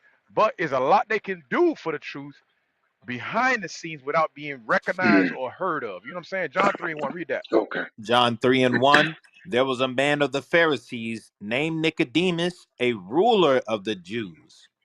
So And this said, guy was a popular man. He was a ruler over Jews, meaning he was a leader in the community at this time in Rome. Read. the same came to Jesus by night By and what? said, by night, By what? by night, So this guy understood I can't come to Christ publicly because I got reputation. I'm known in the system. I'm known in the communities. I'm a representative, like a high official, like someone in the Senate or the White House. This guy came by night, meaning secretly, behind the scenes where no one Okay. could see him by night. Read on. and said unto him, Rabbi, we know that thou art a teacher come from God. So he believed, but he was still connected in the world. He had money, but he believed. He said, I know you come from a prophet from God. Read on. For no man can do these miracles that thou doest, except God be with him. So I just wanted to show you that we had as many examples in the scriptures where though there was a lot of them, like we got Luke. Luke was a physician. So it's many examples. I just want to Okay. show you this one to show you this man was behind the scenes. But go ahead and make your point, bro. Okay. Like for example, my father, he's not a popular gospel person, but he's known in the Baltimore area, a couple places. He's known. And I tried to talk to him about Israel, just about showing him the contradictions in the scriptures. I brought him the Apocrypha. He completely rejected it. I mean, completely. And I had to think about why did he do that? I left the house and I was driving. I'm like, why did he do that? And I had to think to myself, if he were to accept that in any way publicly, just at his church, New Psalmist, or the other churches that he goes to, they're going to look at him differently. The lifestyle he's not even a millionaire, but that lifestyle of six figures that he's living, that's going to slow down if he were to ever join Israel. So just imagine what these other guys going to do. But I get your point. You're saying they can at least converse with you behind the scenes and get ideas and see Hey, if you brother. guys can build. They're not Hey, even doing that. So I get that point. I get hey, that but point completely.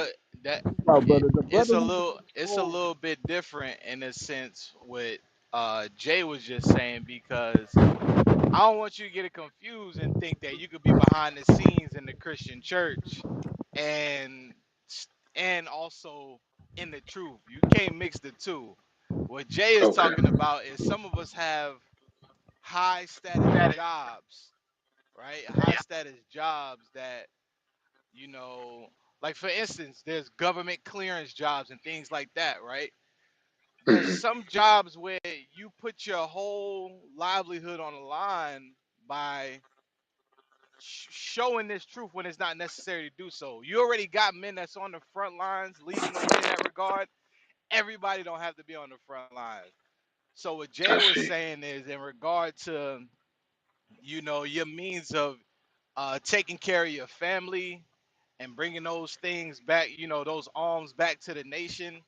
That's what he was referring to. But you can't be a damn, you know, a pastor or a damn gospel singer in the Christian church, you know, singing about white Jesus, and then on the back end, you know, acting like you for the commandments of God. You can't mix the two. Yeah, you would have to destroy, So, you would have to really go for the truth and destroy that other stuff and just leave it alone at a financial cost, though. So, yeah, I get all that. so the brother who was just on, and remember he said he was fearful.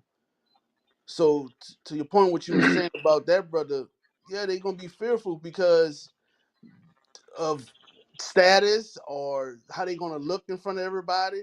You know what I'm saying? The Hmm. brother just said it on here, just not Danny. Hmm. You I was know, listening. yeah, he said I'm afraid. That's what he said.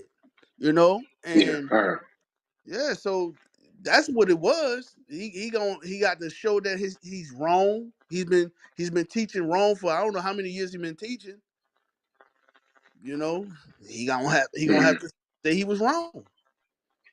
And Yeah, nobody, yeah, people don't want to do that. They don't want to do it. You know, but he gonna have to do it to obtain the kingdom. He gonna have to denounce Christianity. He gonna have to do it. He gonna have to. yeah. And I just want to say one thing, then I'm going to mute my mic. I used to play the drums at a couple of churches. This is back in the day. We talking, maybe 20 years ago or so. And I should stop going because a lot of the stuff they were saying didn't make sense. Now I'm glad I stopped. I've completely cut myself out from that world. I never got to the point where I could get real status. Thank the Most High that didn't happen. Now I can go back to the school and take the truth and do what I need to do and just not even caught up in that because my father wanted me to follow in his footsteps. But in the back of my mind, I always knew something was wrong with this. I wasn't learning nothing. We weren't really getting any scriptures. That stuff, y'all know, it's more like a culture than anything. It's more like a lifestyle. You're not learning how to really live and have a spiritual higher sense of self in those churches. They just giving you culture and lifestyle and do the same thing all over again. Give the pastor some money. He give you a couple scriptures. It's more like a motivational speech. And you do the same thing all over again next week. It doesn't make any sense. So I'm glad I didn't go that far like he did. And I'm glad I'm with this truth as opposed to that. Come meet my mic now. All praise to the Most High. Hey man, if you're in the audience and you listening, right, come up, raise your hand. Can black people be racist? Look like Jakira coming back. Can black people be racist? Remember you can email us biblicalsmoke@gmail.com. You can send us your contact information. Also, we can send you the free beginner booklet and get you in contact with a school in your area. We've been talking about a whole bunch tonight. You know, the conversation of veered off, but it all tied back to can black people be racist? Clearly, we can't if we can't even organize, right? We can't even get on the same page about what we need to do. So there's no way we can enforce power or oppression on a large scale. But Lord's will, y'all learning, man. All right, we're gonna go to Jakira. I think he was on stage, and then we'll jump back to Bishop. Shalom. All right, shalom. Sis. What you got on the topic? So I need some emails that way I can ask these questions. I just need an email in writing of how y'all do things up here because some of y'all inform me, but I like order. So I don't know. I just want to ask questions and that's not how y'all do things. Y'all do precepts. I don't got that full understanding. I just want to be on the right page. Are you congregating? Absolutely.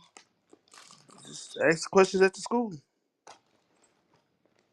It's a little different there.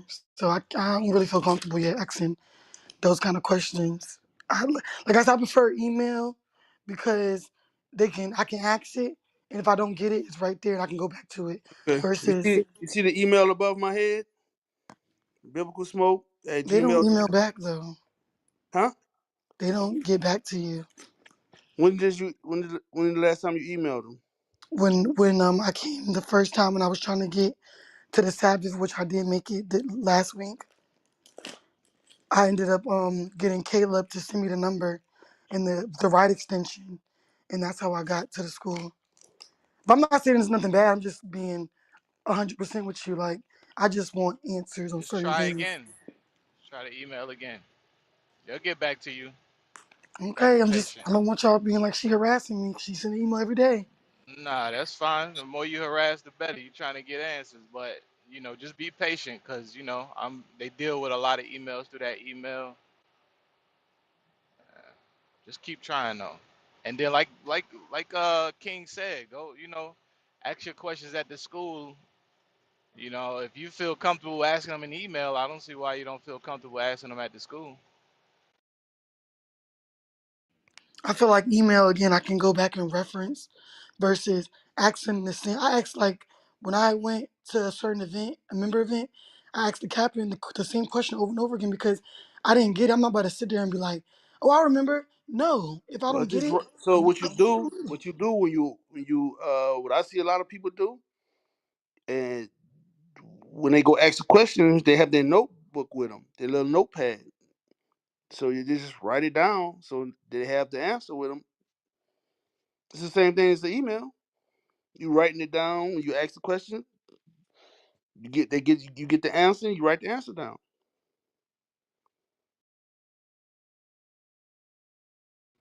you right about that, King.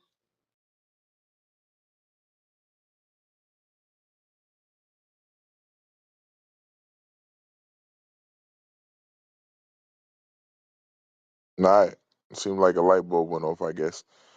Uh, I guess she gonna ask it at the school. But yeah, sis, that's what the men is set up for to answer the question. So I could speak for the men on this stage and definitely at the schools. I know they're gonna answer whatever questions the people got. It's what they put in place for.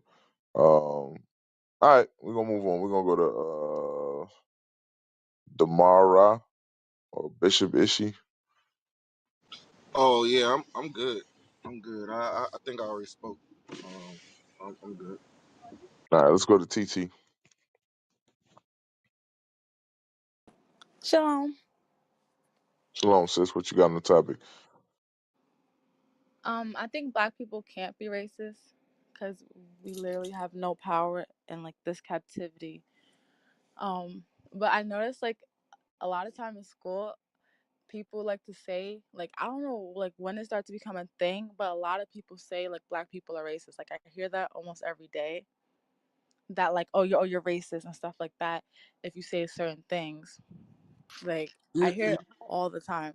you know why? You know why they say we racist? It's gonna be the stupid. Here you go. I'm gonna tell you, it's gonna be stupid as hell when I tell you this. These people oppressing us. We don't have nothing here. They got everything. We in the ghettos. You know what I'm saying? Uh, they take everything from us. They use us. You know, we don't have no justice here. They call that racism. I'm getting kicked in my ass, and I'm saying, "Damn, you kicked me in my ass." They call that racism. Don't you think that's stupid? Yeah, I mostly hear it from like black people. Like I like Yeah, literally yeah. haven't Black heard it. people, yeah, yeah. Black people love. They love the white man. They love him. Hey, you know what black people have done? We've been told for so long that you got to pull yourself up by your bootstraps, right? That black people have adopted that same mentality. We was going over this a little bit last night about how many of our people who have achieved a certain level of success, they look back at those of us who aren't as successful and they look at us like you niggas. You niggas is lazy. You niggas is slothful, Bla- uneducated. Blame the white man for your problems. Yeah, you all you do is talk about the white man for your problems. The white man ain't holding you back. It's nothing but opportunity here. That's how they speak now because they've used certain things within the white man system to get to certain places. So now they've taken on that same mentality that the white man has towards us. They just what do you call them? Chocolate covered Edomites, you know. Um, so that's all what it boils down to. And I'm sure in school, I guarantee those people that are speaking in that capacity, they come from a certain household, a certain lifestyle. You know, so you just gotta, be mindful of that. I mean my mic. Right. Look, listen. You got to get Deuteronomy 28:68. Watch this. This is what we doing. Look, we don't give a damn about the white man. We don't. We don't give a damn about the white man. We care about our people. We too busy loving our people to care about the white man. I don't care. But I am gonna show you, and then the scriptures say, expose his ass. He's the wicked. He's the enemy. I'm not your enemy. For too long, we look at each other as enemies, and we stand up and say, "Hey, something ain't right. We gotta stop fighting each other." Read that. The book of Deuteronomy, chapter 28 and verse 68. And the Lord shall bring thee into Egypt again with ships, by the way whereof I spake unto thee. Thou shalt see it no more again. And there ye shall be sold unto your enemies for bondmen and Stop. bondwomen, It and says you're gonna be sold unto your who? unto your enemies. Your enemies. Your enemies. Right? Sirach 12:10. King, I think it said friends, man. I Nah, think they man. think it said friends, man. No, brother. You gotta get it through your thick head. Ecclesiasticus chapter 12, You might as verse. well you might as well like what the lean on me, Joe Clark. You might as well jump. You know what I'm saying? You might as well go ahead and jump, kill yourself early, trusting your enemy. You trust your enemy? Read. Ecclesiasticus or Sirach chapter 12, verse 10. Never trust thine enemy. For There you like go. The Bible says never trust your enemy. We were sold over here to our enemies, and y'all people trust them. It says never trust your enemy. I'm not. It didn't say go kill them, but it didn't say eat dinner with them either. Sit down and party with them. Look, we look. I ain't about to go over there and bomb them or do nothing. I want us to come together and keep God's commandment. That's all we want. That's all God wants. You understand? So we are not enemy. We ain't your enemy. I'm your brother.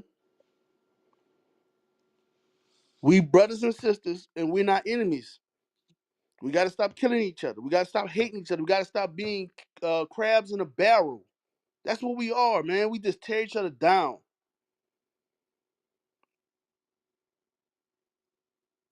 and we got to stop it. So that's why we bring up the white man to show that you trust in him. Stop trusting him. He, you go to his school and you think his school uh is the top notch. You know he can't lie to you. You go to his religious schools. The sister who was on here earlier, she what's his name? John. What's his last name? Cavent. Damn, I knew I was gonna forget his name. Um, that that sister was up who was talking to Judge. That religion she was in. I never heard it before till she came up here. Y'all know what I'm talking about? That Calvinism. that Calvin in. Yeah. Calvinism.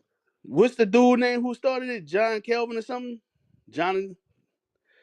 Uh, she knows that that white man started that. Just that's, it, but that's the truth. The Bible said never trust your enemy. Never. Not after 100 years. It's no time you can trust your enemy. All right. I mean, one mic. So like All right. I'm sorry. Go no. Go ahead, sis.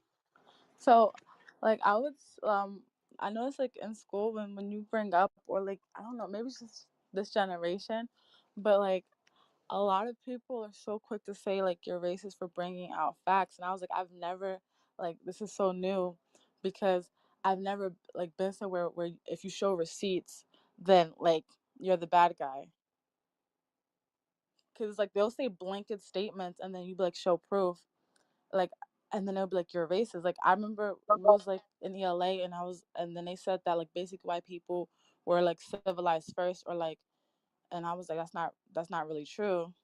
Like they came from caves, and they were like, oh, that's racist, you can't say that. And I was like, since when? And then I asked, I'm like, how can I be racist? And the teacher was like, well, technically any like you guys can be racist if you excluding white people out.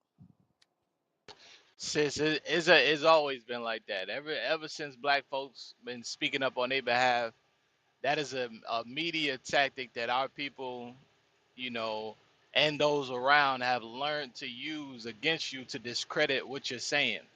It's just like the word anti-Semitic, right? They'll use these different tropes to try to discredit what you're saying and label it hate. That's why they use these words like racist, anti-Semitic, all these different words that they use to make your points invalid. So the world isn't gonna agree with your viewpoint, and you have to remember that when you're going throughout your daily life. Like I know you say you're at school or whatever the case may be. With knowing that, you got to use certain, tact and things like that, because you don't want to get in a situation where, um, because you're, and I'm not saying that you are, but if you are, trying to tell your, whether it be your classmates or teachers, whatever the case may be, you're teaching them things regarding, you know, biblical history and things like that. Using that in that type of setting, it isn't the right place or right time to do that, you know. And again, I'm not saying that you are, but I'm just putting it out there so that if you are, you don't do that. And also just, just expect that you're going to, when you start talking about things that happen to black folks, the conditions that we in, um, the history, right? You're gonna get that lash back from those who, you know, don't pay attention to those same things. When you're not focused on your history, you're caught up into entertainment, you're caught up into sports, you're caught up into rap music, you're caught up into gossip online, who slept with who, who in beef with who. And you don't want to hear about what happened to black people. That's why people get so upset about that stuff, because they not entertained by that. They do not want to hear about that. So just be mindful. A Okay. lot of times, um, they don't want you to stir up the pot. You know what I'm saying? Damn, everything going fine, good. Here you come. Nah, you don't do that. You're gonna make them feel uncomfortable. You understand? Sis, listen. Oh, you congregating? I'm trying. Every time like I get paid, then I go like to the Sabbath when I don't have work. But I also have a question about that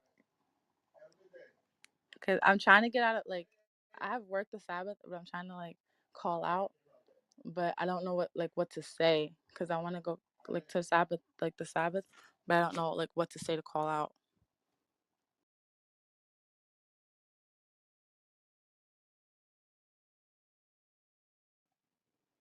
Huh? You say you don't know what to say to your job to call out. Yeah, because I was off like last Sabbath, but I got sick, so I couldn't congregate. And then when I checked my schedule, they have me for like Friday and Saturday.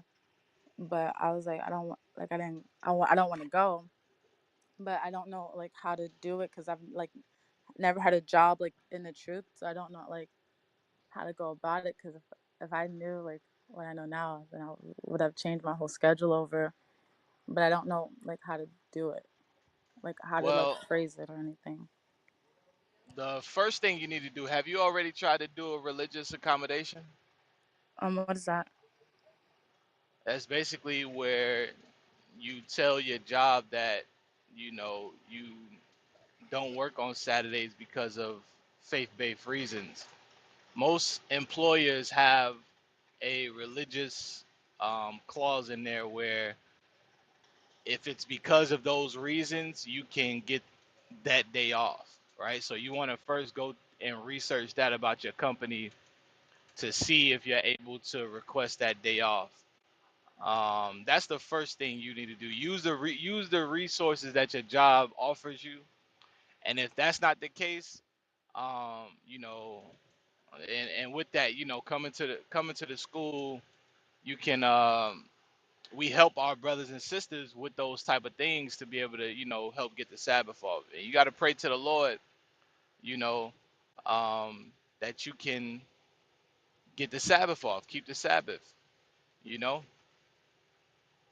So, you know, the best thing you could do first is to go to your job, see if you can request a religious accommodation, and you got to pray to the Lord that He grants you that a job where you can pay the bills and be able to keep the Sabbath. You know, um, if your job isn't allowing you to keep the Sabbath at all, then I'm not telling you to quit immediately, But now you got to start looking at um, ways to keep God's laws.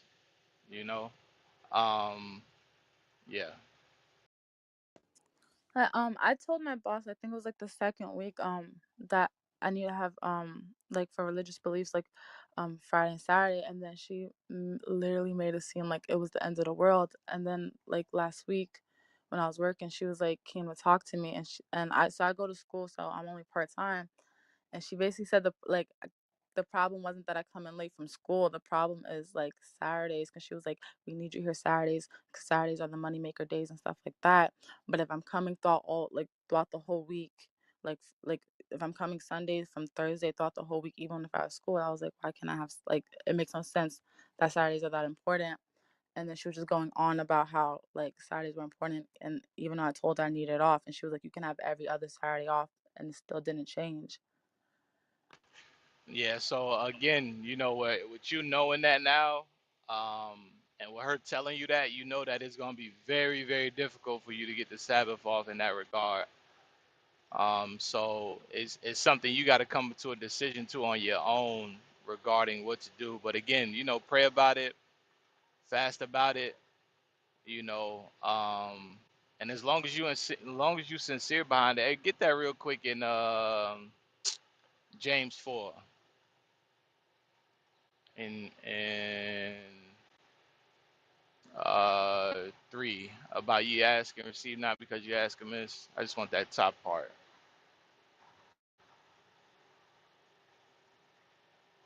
The book of James, chapter 4, and verse 3. Ye ask and receive not, because ye ask amiss. So sometimes, you know, for one, sometimes we don't even ask of the Lord these things, right? We just assume that it's supposed to just drop down out of nowhere. But two, sometimes we ask things and it may not be for the right reasons, you know, so we don't get those things that we ask for. But the point I'm proving is that, you know, you want to be asking the Lord to keep his commandments. He's going to make a way. He's going to make provision. If you sincere about it and you seeking at things, you know, for real, the Lord is going to make a way for you to be able to keep the Sabbath. But there's things in your life that are going to happen for you to make a decision, excuse me, for you to make a decision to come to a space where you can keep the Sabbath, right? Maybe he might throw another job opportunity at you. You know, maybe it's the religious accommodation letter. You know, maybe your manager, once you keep pressing her about it, she'll see how serious you are about it, and she'll give you the day off. I don't know, but the thing is, you have to take the steps necessary in between to get there. So if you know, hey, they saying Saturday's the money maker, it's vexing my spirit to not be at the Sabbath. I'm gonna go and I'm gonna talk to my manager again. If she tell me no, then I gotta start making, you know, uh, making steps to find a different job that will allow me to keep the Lord's Sabbath day.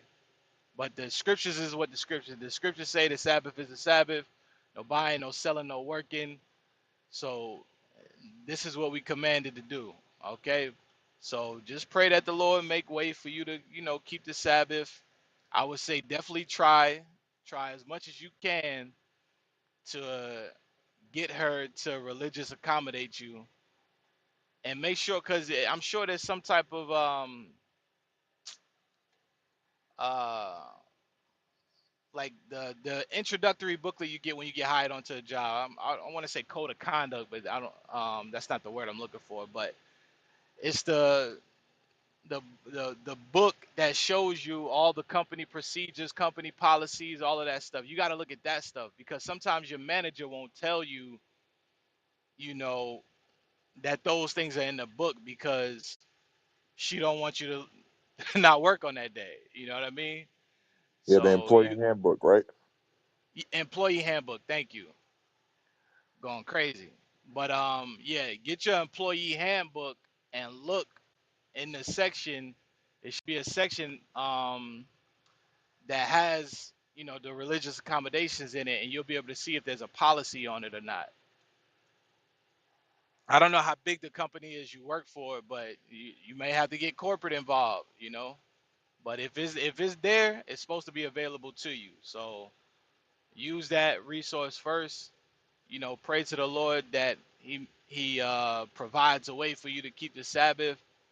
If the job that you're at is not giving you that opportunity, you have to start looking for other jobs to be able to work. There's tons of jobs out there. I know you say you work part time, so I remember when I was part time, very early on in my career, Saturdays and Sundays was a must for us. But I wasn't in the truth at that time, so it really didn't matter to me then.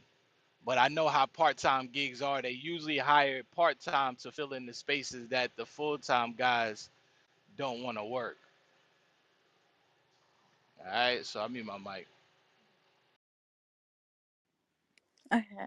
I'm gonna do that. My mom told me, she told me to come and ask because like she didn't know what to do. Cause I said I was like I'm not gonna show up. Cause that's what like I just don't show up. I do that at school. Like cause at today like they're having like all week they've been doing the Thanksgiving thing and I just don't show up. Like my teacher would be like be here and I just don't come. So I'm like I told my mom I'm like I'm just not gonna come. I'm gonna just go to the Sabbath. And she said ask and get counsel on it before I do anything. Hey, I mean, I'm like you, sis. I mean, at the end of the day, I'm like, man, I can't do this. You know. Um. So as far as you not showing up, listen, that ultimately that's your decision to make. But I know me. I know me. You know. So if you got a certain, zeal to, and now are you working all day on Saturday? Yeah, she wants me to work for like the Black Friday thing event or something. Oh God, Yeah. I was like, yeah. I forgot like Black Friday because like we don't do that stuff no more. So like it really slipped my mind until like when I was at work earlier and they were like, the Black Friday thing is big. And I was like, when was that? And then, because it really slipped my mind. And then the only reason I knew it was like Thanksgiving is because my coworkers told me and then they said it in school. Because I was like, it really slipped my mind. Because I didn't know, like, my mom said it gets really dangerous, like, around that time. And she don't think it's smart for me to work because it will get really dangerous. And I don't want to work anyway. But Yeah, yeah. Nah, I feel you, sis. Hey, go ahead, So hey, moderator. so use that. Hey, I don't feel like it get crazy around this time. I'm sure I fear for my safety. You'll be stealing, people be going crazy. You know, hey, try. I don't know. I've used that. I'm gonna text my boss. That's funny. I like that.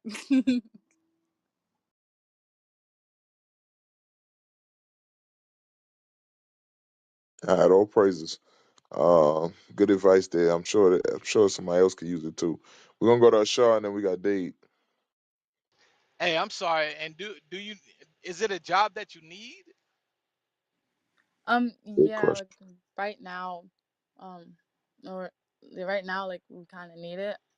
So I'm trying to be smart because my mom is like she was telling me like things like I know things are kind of rough, so I'm trying to help out, but like I really don't want to like Yeah. work. If I was you, I would. If you're gonna move the way you plan on moving, you definitely want to start looking for backup plans. Don't wait until she fire you or she get rid of you. To start looking. You need to be having things on the back burner just in case. All right. So you want to move wisely. Okay. Hey, one more before we move on, because I want to. I hear the sister Faith. I want to strengthen that. Get 1 John 5:14 to complement that James 4.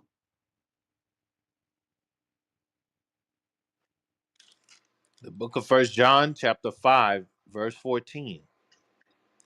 And this is the confidence that we have in him. You see that? The confidence. Understand that the Most High, He made us. He made us and He gave us His law. So He is going to step in and intervene on our behalf when things get tight. Right now is an opportunity for the Most High to show His power. That's why a lot of times we get put in these situations because the Lord, like, For lack of better terms, he want to flex. You know, he want to let you know that, hey, I am real. Trust on me.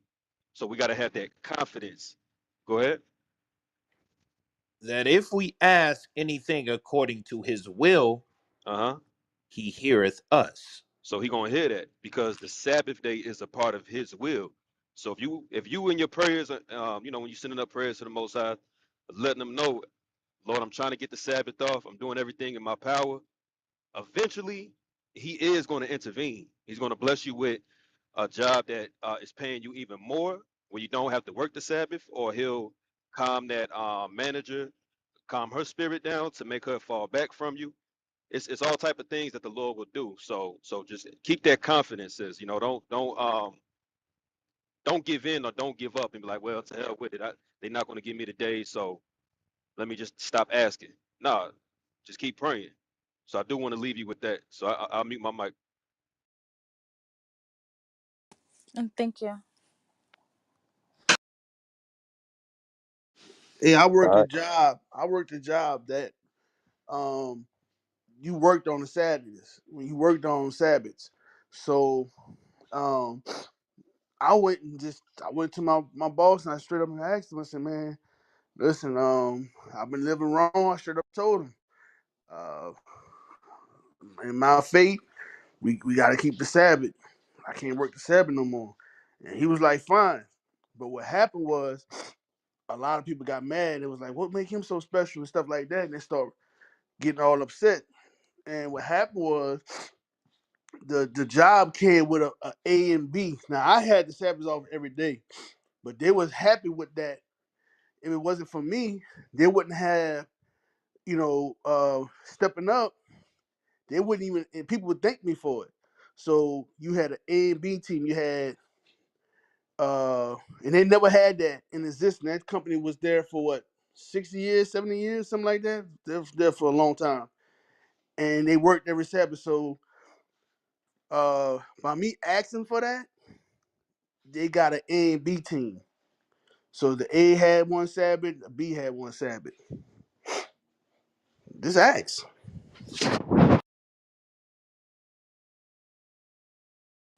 I will. I'm gonna do it this week when I go back into work.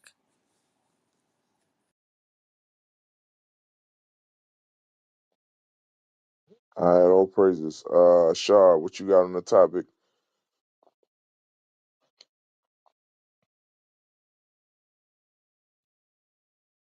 Shar, you there?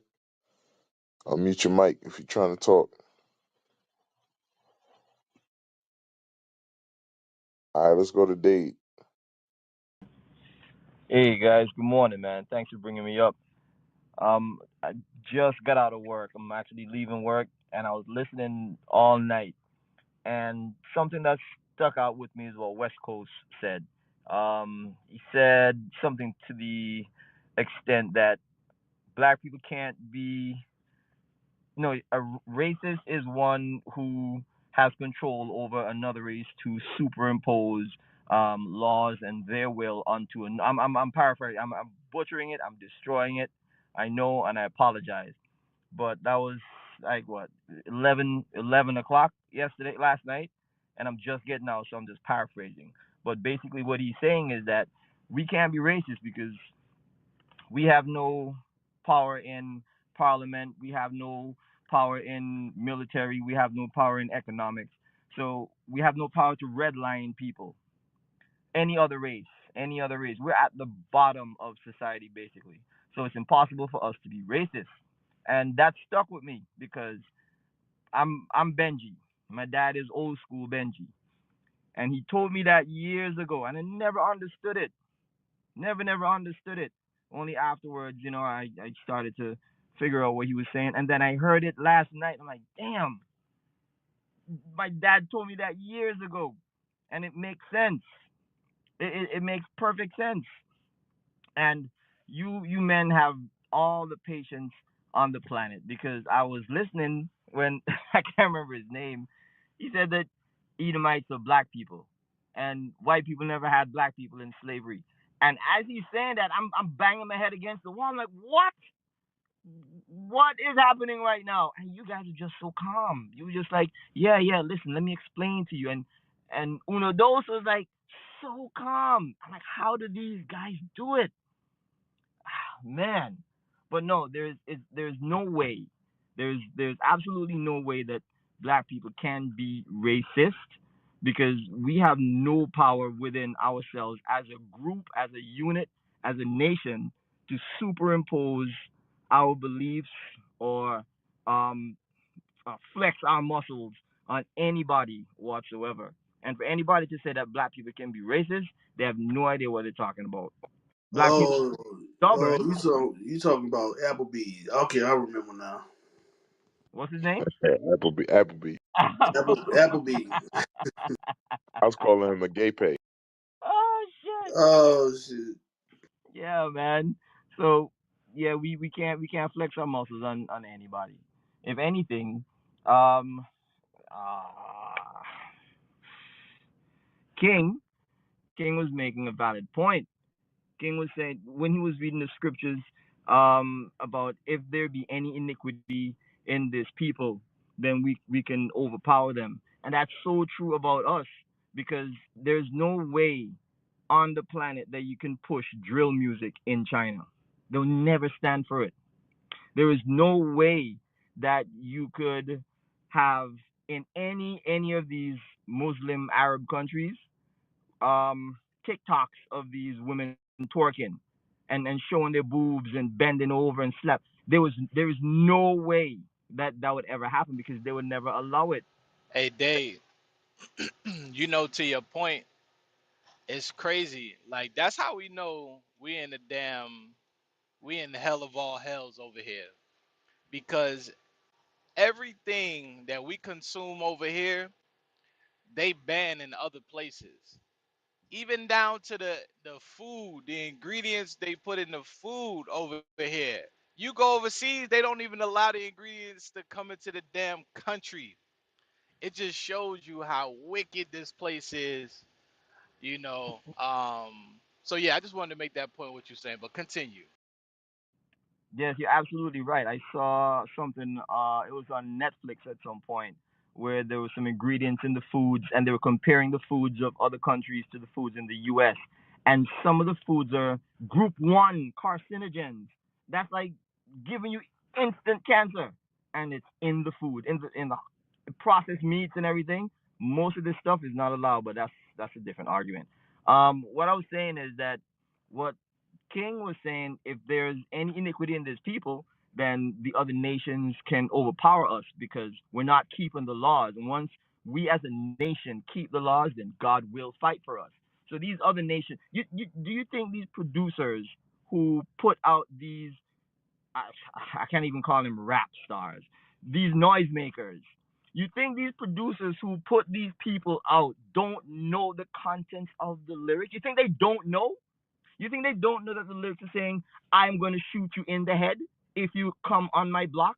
And it's only black people talking to other black people. You'd never see a Chinese man stepping on a Chinese man's shoes and he goes, Wei Feng, you stepped on my kung fu shoes. I kill you now. You never hear that. You would never, ever, ever hear that. He would be like, oh, I'm sorry, I'm sorry. And the other guy would be like, okay, that's fine. Let that happen to one of us. Hell no. Because we've been conditioned that the person that looks just like you is your enemy. And Caesar Borgia is your savior. And everybody that looks like Caesar Borgia is your friend. But man, they did a horrible number on us, man. So everything that you guys are saying is making sense. And for somebody to say that they can't see it or don't know what you're saying or can't understand it, it's smeared with madness. And I'm ashamed because I used to be that way. But knowing that the Most High chose me to see the word and understand, I look at that as winning the lottery. And that is an opportunity I can't throw away. I can't take for granted. And I could care less what people think about me now whenever I talk to them. It doesn't matter because all this right now is just a moment in time. In the kingdom, we're going to look back at this and it's going to be as if it was just a dream, just a memory. So, gentlemen, thank you so much for doing what you do. Don't ever stop. And I will be congregating with you men very, very shortly. And on that, I mute my mic. All right, all praise to the Most High. Man, I'm glad you coming, bruh. Long awaited. Alicia, what you got on the topic?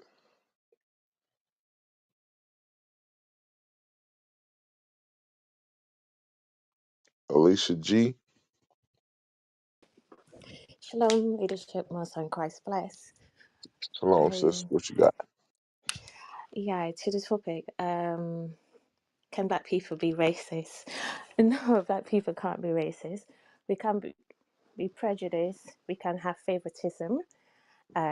But racism demands something more complex to be able to carry out. Racism is written in their laws, their housing laws.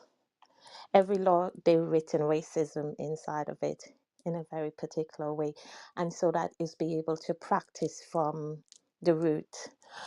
But one thing I've noticed with the palm colored people is that, and I've just recently realized it, they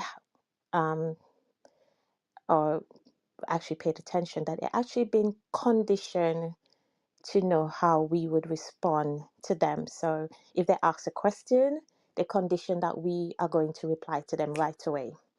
Or if they say something to us, they condition that we would not ask further questions. We would just believe them right away. And I see that in my work because when I have to ask questions, they get really offended, or you could see the question mark on their face, like why is she asking me more, why she's not believing me, and they're conditioned to have that kind of response from us. So when they shot back at something, they're conditioned to believe that we are not articulate, we cannot think critically, and to be honest, a lot of us cannot think critically. It shows every night on this platform with the or people that come up and the things that they say. We they understand, or they condition to understand that we don't know how to respond to them. We are fabulous, whatever the word, at them when we see them, because they their whiteness, and they use all these things against us. So when they say something, we quickly want to reply, or when they give a command, we just quickly go and do it, and so forth. And you see that, and even when they're saying that because we are racist because we are saying that they weren't the first people, or they did not really build civilization. They already know that we're not going to be able to come back and say, or some of us not going to be able to come back and articulate a proper answer to them. And so they continue to perpetuate that kind of stereotype on us, and we actually fall into it as well. So it's down to the fact that we're not keeping the commandments, and we do not read at all. So yeah, that's all I have to say. Excellent point. Um, yeah, I think a lot of time people will hear the response here racist, and like you said, that we're not able to comprehend it and reply back like why that's false. So once you hear that, it's kind of like, oh dang, I'm just never gonna say it again. I'm gonna shut my mouth. It's like slapping that spirit to rise up back in the hole with just the words that, hey, you racist. But if you ever looked up the word again, you would see the definition and see you can't be racist, right? Or you would examine what that really means. You'll realize you can't even be racist. So that's what we've been going through a lot tonight. Into now, but it's a true point that our people, when they hear it, they just, that's it. They hush their mouth and kind of accept it.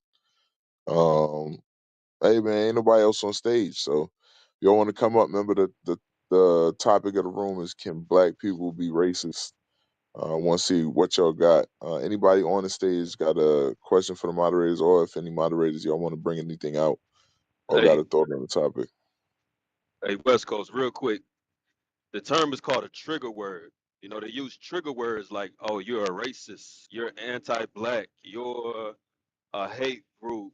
You're all these things to shut you down." You know, that's they're trying to create a climate where they're going to start attacking these men that's bringing out this, this understanding to the people, to make it waking the people up. So it's all in, Matthew 24, you know, like the sister was bringing out. It's trigger words, but that shit ain't gonna work on us, and that's why, like Christ prophesied, they gonna come for us. They coming, but until then, we're gonna bring this out. We're gonna bring it out. So let me mute my mic. Yes, sir. Now you're on point. That's exactly what it is. It's exactly what it is. Like anti-Semitism is another one. You know. All right, we're gonna go to Shabbatai. What you got on the topic? All praises to the Most High in Christ blessed leadership. Um, that's like really a front loaded question with a back end and answer because do we have a right to be racist? I think so. The Bible tells us not to hate our brother Esau in our heart, not, you know what I mean? So that's kind of a hard question. With everything we've been through, why shouldn't we be racist? You know what I'm saying? So that's a really tough question. Try Yeah, that's not to talking. be. That was talking about when we was in the land. That's Uh-huh. over. That's over. Right, That right. that that don't have nothing to do with today. But that's what I'm saying though. That's my point. Like, do we have a right to be racist with everything we've been through? But still, the way we carry ourselves, even those who are not in the truth, you know what I'm saying? Like, what do they say? Like, we're the most docile people on the earth. Even when everything goes wrong against us, we still have compassion in our hearts. You know what I'm saying? So that's a really tough question.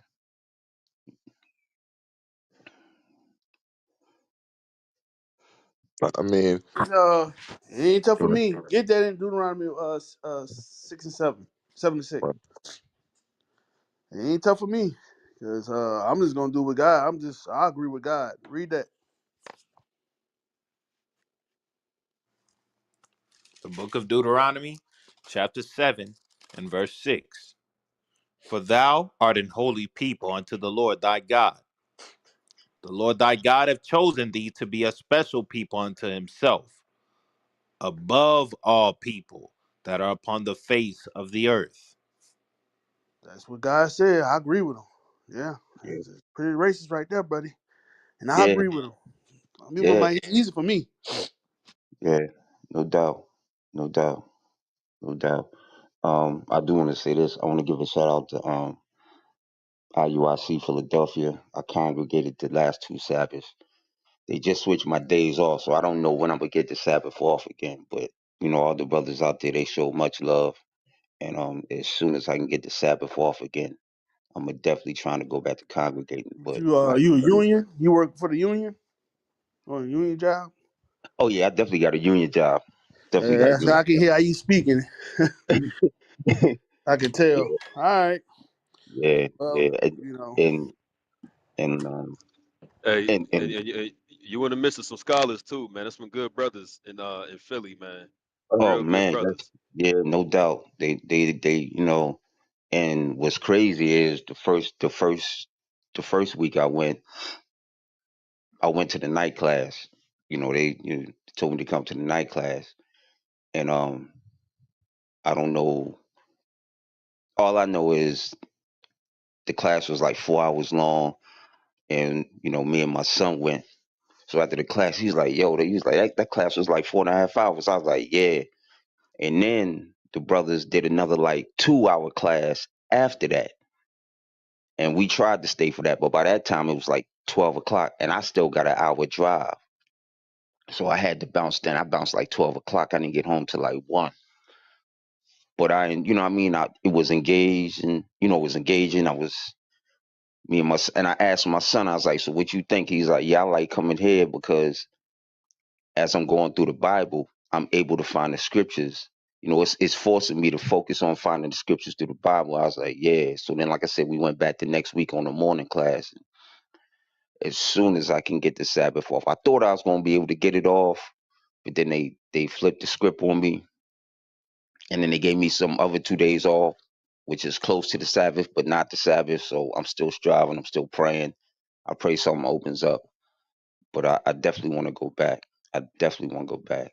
So yeah, but like I said with that racism question, right? The Bible is a true book, and it says what it says, and can't argue with the Most High. I'll mute my mic. Hey, then another thing, the right now it's a like you got the Chinese. They think it's a shift is going to happen in the earth where they're going to rule. People say they're going to be the next rulers. They're not thinking about you. They're not thinking about me. They thinking about ruling, and they thinking about being on top. Everybody want to be on top, so we the only ones who have a hard time with this question, and it should not be. It's just that we've been beat down so low to where we can't think, damn, I'm above other people. Nah, we yes, you better than them. You know what I'm saying? That's what God said. Give me Revelations 3 and 9.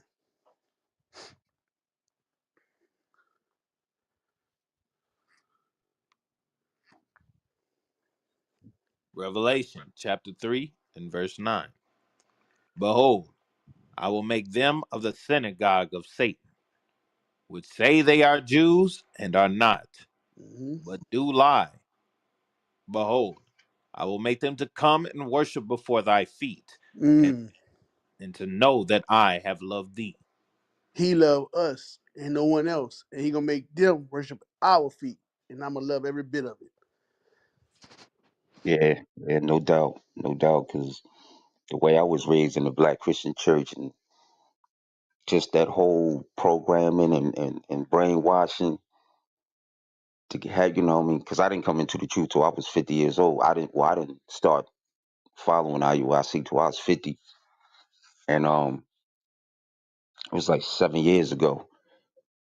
And in the 7 years, I've learned more about the Bible than 50 years in the church. And that brainwashing is serious. Like it's mind boggling how they flip the script on us. But like I said, what I know now, and I realized I still don't know nothing because when I went to the school the first time I went, it was these young kids like 7, 8, 9, 10, 11. It was blowing me out the water. I was like, and that's the point I'm trying to get my son to, and he's 14. And I'm like, yeah, yeah, yeah, we definitely gotta congregate because I don't want him to get conformed to this world, and he's on a good path right now. I believe, I pray. So yeah, I'm mute my mic.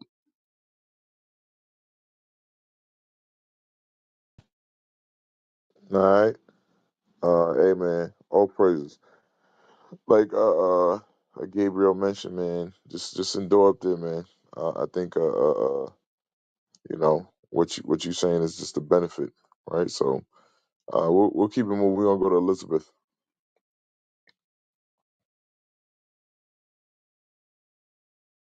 Shalom, Most High in Christ bless. Um, I listened last night and I was hearing responses that people were making, but yet, no, we can't be racist because we don't have any power. But what I did like from some of the responses that I heard, um, I've heard, heard some, I remember one, sister Yvette had mentioned about her being a hairstylist and meeting um, a brother that was racist to us, which we are racist towards each other, unfortunately. But also, just her when she talked about just being looking out, well, trying to look out for the brother, and it ended up kind of backfiring because he didn't care enough about his people. And I feel like that that is the problem a lot of times, that we're racist to each other, and we need to get to where we care about each other more and look out for one another. And for me, I'm grateful for my parents, because they kind of instilled that in me and my brother growing up, that, well, number one, with me and him, that all you have is each other. But as a people, that we're all we have. And so I kind of grew up with that mindset. And even though I've never been in like a job where I had major power, even in jobs that I've had where I can do just a little bit to help my people, I've always tried to do that. I'm an executive assistant, and so sometimes I have to, um, help with event planning and that sort of thing. And so I always made it my point to look for my people that have services that can benefit, even if it's just catering. I'm looking for people who cater, who make stuff. And so I remember one time I had a classmate who was going into culinary as far as baking, and she would, do it more locally. And so I asked her, have you ever thought about catering, for something bigger? And she's just like, well, what do you have in mind? And I told her like, hey, I'm trying to do this event at my job. And so when I told her what I wanted, and it was just, something small, we're ordering cupcakes. But when she sent me the bill, the invoice, I looked at the invoice and I was just like, this is what you're sending to, get money. And she's just like, yeah. And I was like, oh no, no, you're gonna change this. You're gonna ask for more money. This is a $1 billion industry, because I was working for the railroad, and most people that they know, the railroad's been around even before Social Security. So they have billions of dollars. I was like, you're gonna ask for more money. So I pushed her to ask for more money from them, because they employ their cousins, their brothers, their nieces, their nephews, and they make their money. And I saw them make their money. So I made sure that she made her money. And so even to this day, anytime I run into her, she's like, that sister right there, bless me, my business. Because I told her, it's one thing to try to get, I understand you trying to give me a hookup as a Black person, but this is not my business. This is a white business, and you're going to make your money. And I think that our people have to have more of that mindset, that even in the small things, if we can help each other, we need to have the mindset to help one another. And I mute my mic. Hey sis, it's go back to what the brother was saying. We don't know our worth. We look at ourselves as less. You know what I'm saying? So we don't deserve that. No, you ask for the max. Let them, you know, I want 1 million a year. 2 million a year. Let them say, I give you 1.5. But you going there asking for 50 grand. You know.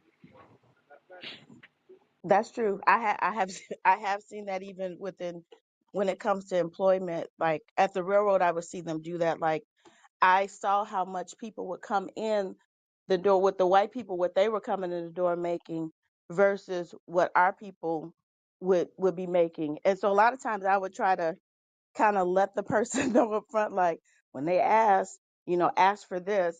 But you're right. Like even people that I know, when I would tell them to ask for more, they would chicken out. They would ask for a little bit less, because it's like, oh, I don't want to ask for too much. They might not hire me. But it's like, you have the skill. This is what they're looking for. It does, just go ahead and do it. But you're right. Most of our people be afraid to ask for more.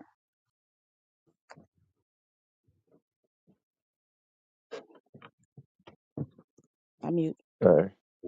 Hey, Chris Joseph, man, come up to the stage instead of going back and forth in the comments. He's saying that black people can be racist. Like if you think that, that's exactly what we got the room for. Come to the stage instead of typing about it. Want to hear your cause. What's the reason that you say black people can be racist? All right. We go to Anna. Shalom, leadership. Shalom, family. Yo. Uh, I like the topic. It's very smart. It's a good topic. Can black people be racist? Like the young lady just said, we're racist to each other. And I wanted to make a point to what the young man who came in, who's a Benjamite, said. The problem that we have, that black people have been bred to be dual personalities. We all have dual personalities. I heard it yesterday. When a bill caller, somebody calls to collect the bill, we immediately change our tone of voice. We even change our accent sometimes to accommodate them, whoever is in power or whoever we think is in power. Usually, and the Edomites, and that's the way we are. We're dual. We're the only people that we have schizophrenia next to our name. Every time you go to any young man does anything or a young woman, it's always schizophrenia. Oh, they went off because they have schizophrenia. Yeah, we do. Because we're trying to live two personalities in our head every day until we get home and probably try to sleep.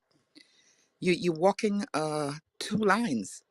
You have one face for your people and one face for the other people, whoever they happen to be. We know that maybe the Chinaman, you have to be careful in a store because he's going to be looking at you and walking behind you. Most store owners, they or Arabs or whatever, they follow you around. So you have eyes in the back of your head all the time. You don't want to ask for things because you know most 10 times out of 11, yeah, they're going to blame you. They're going to say no. And so you start developing a dual personality. You don't know how to make yourself heard because you have to be careful of what you say, who you're talking to. That will that will send an oppressed man mad, as in paraphrasing. But that's what I wanted to say. We have to, when we come into this truth and you start examining yourself, you're going to strip a lot of that crap off. You're going to start saying, I'm me, because you have to believe on the Most High God. You have to believe on the Black Messiah. You have to believe Him, and He will change you. He will strip away all those things that's wrong with you and your mindset. And if you continue with it, you know you're in sin. You're going to burn in hell wherever. We're going to be gone from this earth. We're not going to have a good life. We're not going to get that eternal life that we all want. So all I'm saying is that when you come into this truth, examine yourself really well, because we do have that dual personality. And sometimes the one that's very pliant and yeah, yes sir, yes ma'am, whatever, that's the one that will always dominate our lives. And how could you raise children like that? So we have to be thankful, and if we have parents that are strong and who impart to us the knowledge that they have of having lived this life, this dual personality all our lives. So on that, I mute my mic, and most praises to you guys. May Hey, the higher. Mhm. I guess I'm the only person that's gonna have the opinion that anybody could be racist. I think. Hold on, Uh, Dom. sh- Hold on, Dom. man, Yeah, you don't do that shit nowhere else, man. You don't just go in places and just start talking, bro. that's If you not go to true. you don't. I know you don't. When you go to the store, you don't just walk up and skip the line and say, "Yo, you gonna check me out?" You wait. I know you do, because that's order, right? You understand it when it comes to not dealing with your people, but when you come in and you see moderators that look like you, the first thing you do is jump out the window, and start talking. Just wait. It's okay to disagree with us, but let's have order. All right. Hey, any moderators want to comment on what Sis Anna said? All right, Dom, you on?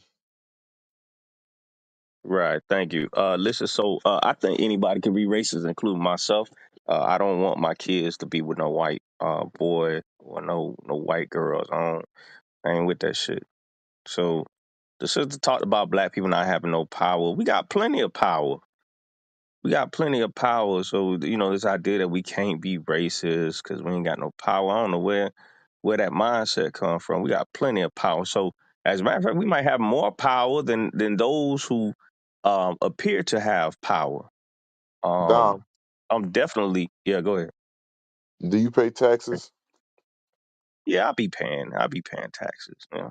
Okay. Dom, if you get the water cut off in your neighborhood, right? Say they cut off the water supply. Wait, wait, What's wait, your? wait, wait, wait. Go ahead, Hold King. on, cause I know you. I know you're gonna give it. You know, you're gonna explain it to him. But I want him. I want to know how he's gonna like what how that look. We got power. How we gonna use that power? What is the power? And how we gonna use the power? Because you saying it, you know what I'm saying? So this is what the conversation about. Okay, you here now. You said we have power. How does that power look? And you know, how we gonna use it? Yeah, so we have an untapped power for the most part collectively. Our powers are untapped because we were stripped of our minds. See, our minds come back, right? We realize who we are. Then that's when the true power is unlocked, right? We believe in lies. We believe that we are less than because of the color of our skin. We believe these things. We believe, but imagine a man who looks like you that don't believe that he is lesser than. That's a powerful man. That's a powerful man. If that mindset, that ideology gets spread out throughout the group, oh man, we dangerous. We dangerous. But I stand on what I said as far as anybody could be racist. I don't want my kids to be with no white people. That's racist, isn't it? If a white man said he don't want his kids to be with black people, he'll be racist too. And Don, I that's can't not say, racist. Listen, that's not racist. That's prejudice, right? What uh, the word racism, right? Again, I've been saying it all night. It means that you have a bias to superiority and you have the ability to enforce that superiority. You don't have no yeah. power to do that. You No, can't create like, you can't create systems that keep white people oppressed. yeah, I don't care about oppressing all white people on the planet. So then But my you thing can't be is, racist, Dom. so, That's what I'm saying. So but for you to jump on stage and say I could be racist and you don't even know what the I word am means. racist. I am racist. I'm saying, listen, I'm judging. Listen, this is what I'm trying to say. I'm judging a person off the color of their skin, not they. I'm not. I don't care about his inside. If Hey he's a good Dom, person. If he, that's can not I finish saying racism. what I'm saying? Can I please Uh, finish what I'm saying? Hey Gabriel, he's smarter than us, Yeah. man. Go ahead, It's Dom. yeah, not about being smarter than. I'm go trying to get my go point. ahead, I Dom. keep getting interrupted. So respectfully, I'm just saying, like, uh, Hey I Dom, you're don't. not saying shit. That's the problem. We But you listening to keep you. interject. But We y'all listen. keep No, no, y'all. listen, Dom. I'm gonna From let the you time talk. I I'm gonna let you started, talk. y'all ain't give me a fair chance to Dom, talk. we That's just all. let That you shit talk crazy. for like 2 minutes. No, We y'all let you didn't. go. Y'all interject. King Y'all asked you to literally explain it, and you in started to the middle of explain it. me We let you talking. explain it. But in the Oh middle of man, me talk, all this is happening in the middle of me talking though. All the commentary, all the interjection, all the Dom, questioning Dom, in the just middle of listen, me just talking. listen, just listen, See, just listen. What we telling you is basic words. The definitions you're using is not correct. That's what we're and telling you. You can and this say what you're I'm. racist all you want. That's not what racist means. We're telling you you're prejudiced based upon what If you're you saying. if you Go ahead, say mistreat what you want to somebody, say, but that's basic English. if you mistreat somebody based on one thing, and that is the color of their skin, you saying that that's not about race, even though you don't like this person because of his Hey, race. hey Dom, did you hear the definition? Yeah, and I'm saying the definition So ain't so apply. so so The the definition definition ain't says the systems in definition not place. founded in, but it's not It founded don't. in reality. And when I'm telling But you I don't like this that's what the person because of the definition color, is. but if I tell you I don't like them because of their race, right? I'm saying this, right? There ain't no height. It's not their height. It's not their character. It's not their shoe size. I'm telling you, it's about their race. Okay, But that's nothing not else. They racism, race. So so what? So how is that not race?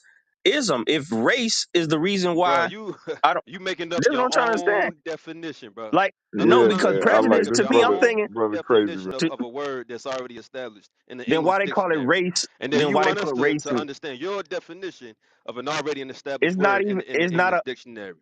It's You not. crazy, It's not bro. my word. It's not my definition. It's just what makes sense. It's about race. It I'm don't. That's what focused makes on sense race. to you. That's what makes sense to No, it you. made clear. It make plenty of sense to you too, but you gonna What push back on it. system do you have to keep white people oppressed as a collective that I makes you don't care racist? about. Oh, listen, I don't care about oppressing all white people on the What planet. system do Just you have then? like they don't have. Listen. Do you think that just because you black that you live a lesser existence on this planet?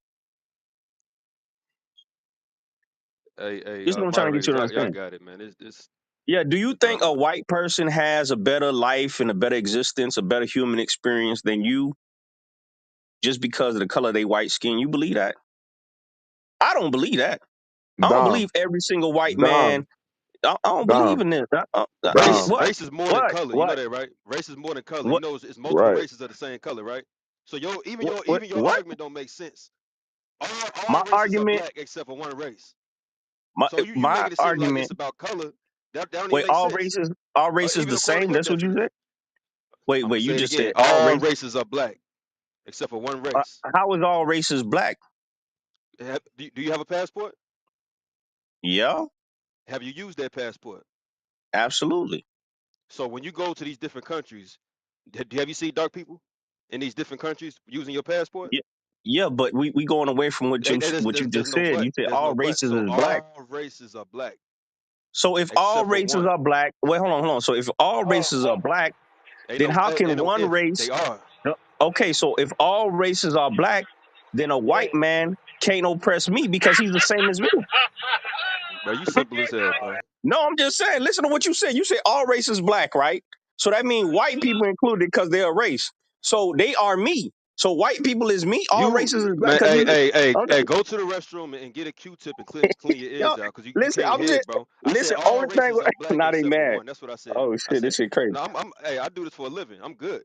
I don't And get I'm and, mad. I'm happy for you, brother. I'm, I I'm don't get glad that you're glad. making a living. But I I'm don't just get trying mad. to I get figure out glad. like But what I'm why trying is to figure black. out why you can't hear, bro. I heard exactly what you said. You No, said you all didn't hear. races are black. You said I said that all races are black. I said all races No, are no, black no, no, except no. for one. You said that. I didn't say that you said that. You said that. Everybody Bro, heard you you a say troll, that. You say man. all races are black. I didn't even put that in your mouth. I even repeated what you said. You said all races are black. And then Save I one. came back and I said, He said it. He said all yeah, races are black except one. Dom, did you hear that? which one's the one? Which one is the one? The white race. That's the point. Okay, what is it about them that make them not black? Do you believe in the Bible before we go down this path? Absolutely. What is it about the Okay. white people that make them the one exception? Okay. I don't know Because if we we even got got to black, read it. because we got albinos, right? We got albinos. They look like they white. So I'm trying to figure, like they got blue eyes and all that. Like they don't have no pigment in their skin. I'm challenging y'all, right? I'm challenging y'all, just to get perspective. I'm trying to get some things clear because as far as Let what me I ask you know, something. Let me ask you something. Are the French racist for putting your forefathers on the island Hispaniola? absolutely, So that's racism. absolutely, yeah, You not racist absolutely. because you They don't want your mistreated. child to They deal with another mistreated. race. That don't make you racist. Yeah. That make you But prejudiced. wait, hold on. Look. This is my logic, right? But The French your people logic mistreated. is Uh, it ain't true, bro. You just making shit up. but hold on. Let me get my logic out. The French people. You brought up the French. The French people mistreated my ancestors because of what? The color So that makes of them their racist. skin. Absolutely not. Yeah, they mistreated them. Listen. Absolutely not. Yeah. So if they mistreat somebody because of the color of their skin, that makes them racist. See, that's the thing you're not understanding. You Oh think man. that okay, I ask you Oh this. man. Okay, so why is it an Indian man can come to the hood tomorrow and open up a gas station, but the black people who've been there for 3, 4 generations can't do the same thing if they both black? There's plenty of black people Why is that that? have. There's plenty Why of is that? black people that I'm got. But not on the mass but level. hold. Nah, let's not act stupid now. Not on the mass But, level.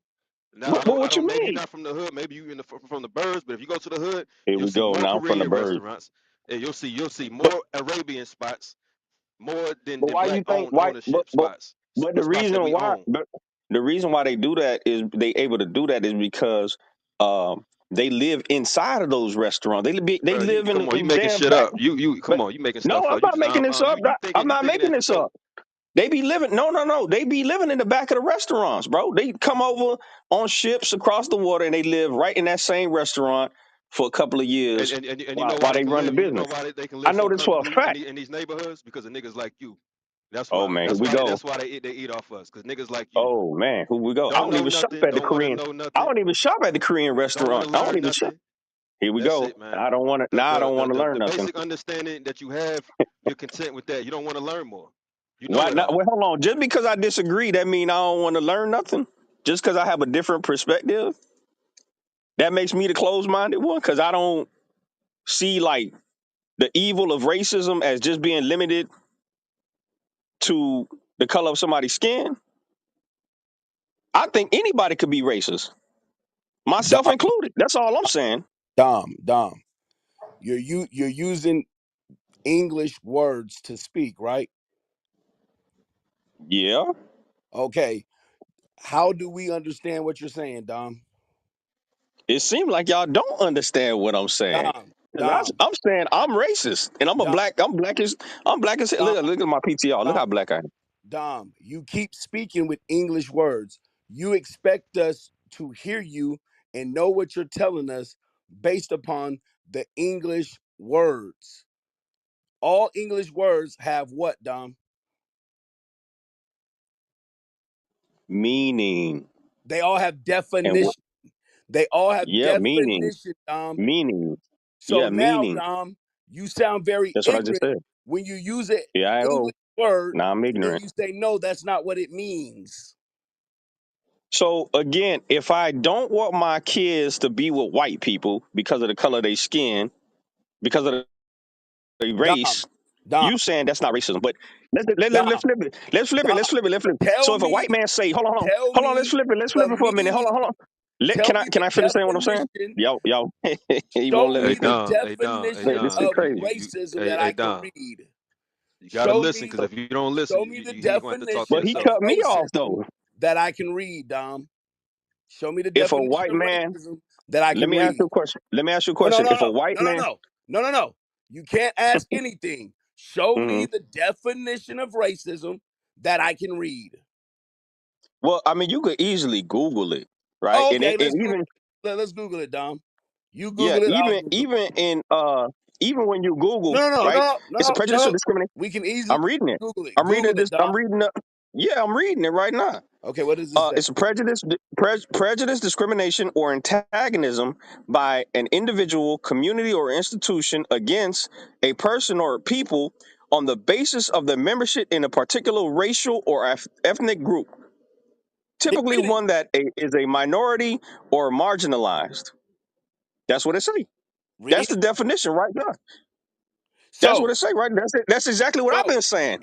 so now Antagonism, an it says antagonism against. Oh man, basis of their membership. What does that mean, Dom? yeah. Yeah, on the basis, yeah, on the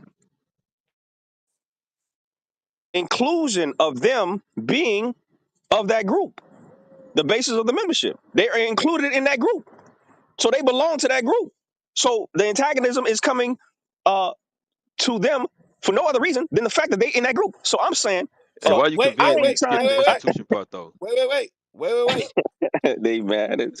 Now This, you're this reading that, dude, right, yo, Dom? So you're reading that, and you explain, Yeah.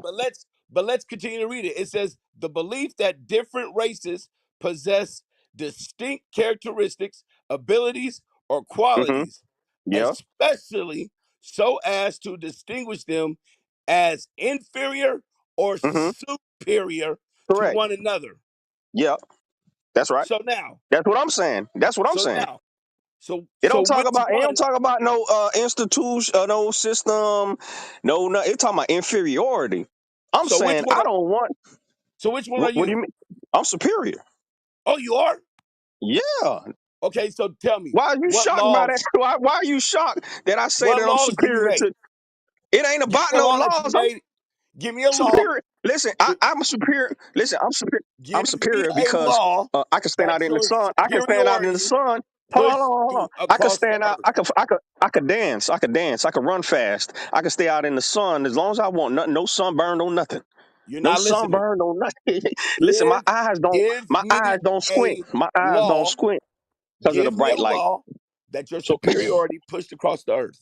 that's God's law. That's the law that reigns supreme. I stand out in the sun right now, early morning, and I ain't getting no sunburn. The God's law. That's supreme. So what you That's the law. so what you're That's the telling law me that is so what you're telling me is you cannot give me a law that your superiority pushed across the earth. Hey Trace, it's all good, man. Niggas like that, give it to them, kick them out, man.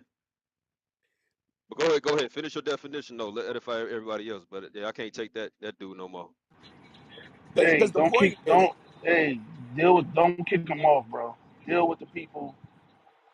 Okay, the bring it point back. is Don't kick them off, because the we brother ain't running can't from nothing. prove his superiority on earth. Yeah, he's trying to make a point of superiority. Why? Because he's trying to say that we are the superior race. We're supposed to be. But he doesn't want to listen to the fact of the matter that he doesn't have the superiority to push anything on the earth. And he understands that. That's why he keeps trying to say the mindset. But that's not the point if you're going to the definition. The definition doesn't say anything about the mindset. I mean Yeah, my mic. ain't no way in hell you conveniently skipping the definition of the word, bro. But hey, Dom, go ahead and raise your hand so we bring you back. Nah, I was he was dealing with him, but if you think about it, listen to what he said. By his definition, he cannot be racist by his own definition. If y'all listen to what he said basically that he don't want to be racist, over certain people. Well, then you can't be racist by. It's just confusing. These brothers be retarded, bro. Hey King, Like he heard us, man. He know that. That's why he was laughing no, because he was getting his ass cut up every step of the way. yeah, man. This is crazy, bro. It's a But barbershop scholar. I'm bringing it out so other people can hear it and catch it because I'm just making sure people, you know, uh, hearing what he said. So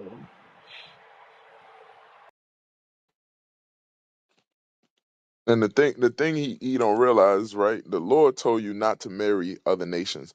That's a law of God. So we don't disagree with that, right? But the angle he coming from to say he's he racist or he got power to be racist and he got to take his black behind to work and pay taxes and deal with all the oppression, but in his mind somehow he has the ability to create a system of superiority. Nah, it's two different things, right? Like that's what we're trying to explain to him. Like, and I don't think he's catching the fact that when we saying it, it's typically used as a trigger word or something to put the people down. He think we on here talking about we nothing, we on the bottom of society and we ain't never gonna be nothing. Nah, it's the exact opposite. But if Dom could just listen for 10 seconds, he'd be able to actually learn something. That's the problem with our people. You try to get them on point so you could move them forward, but they so deep they won't even take anything in. I don't know where he at. Probably got and up Yeah, out that's of here. bro. and that's what I was saying earlier to I think it was Danny I was talking to earlier. I was telling him this is the mindset of our people. We ain't ready for no. I can't remember who it was who I was speaking to about war. We ain't ready for no goddamn war. Look at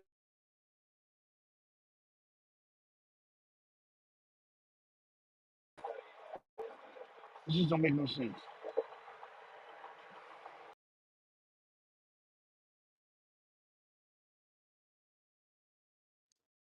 Right, the strategic mind is not there.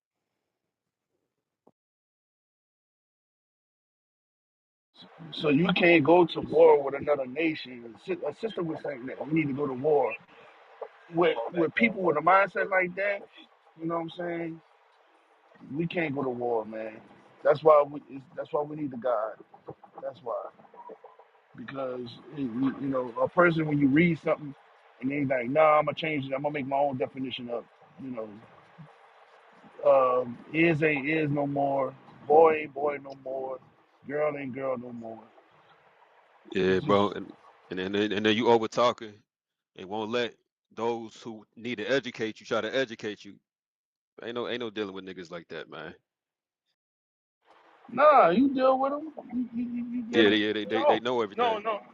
no, no. You deal with them. You just let them talk, and then you edify everybody else. You know, just edify everybody else while you let him speak, y'all see how stupid this dude is. This is the type of idiot you getting out women pregnant. Right? Because the more he spoke, the more ignorant he sound. The more he spoke, more things start coming out. Just like, well, okay, now he's really not making sense. So he's actually helping us.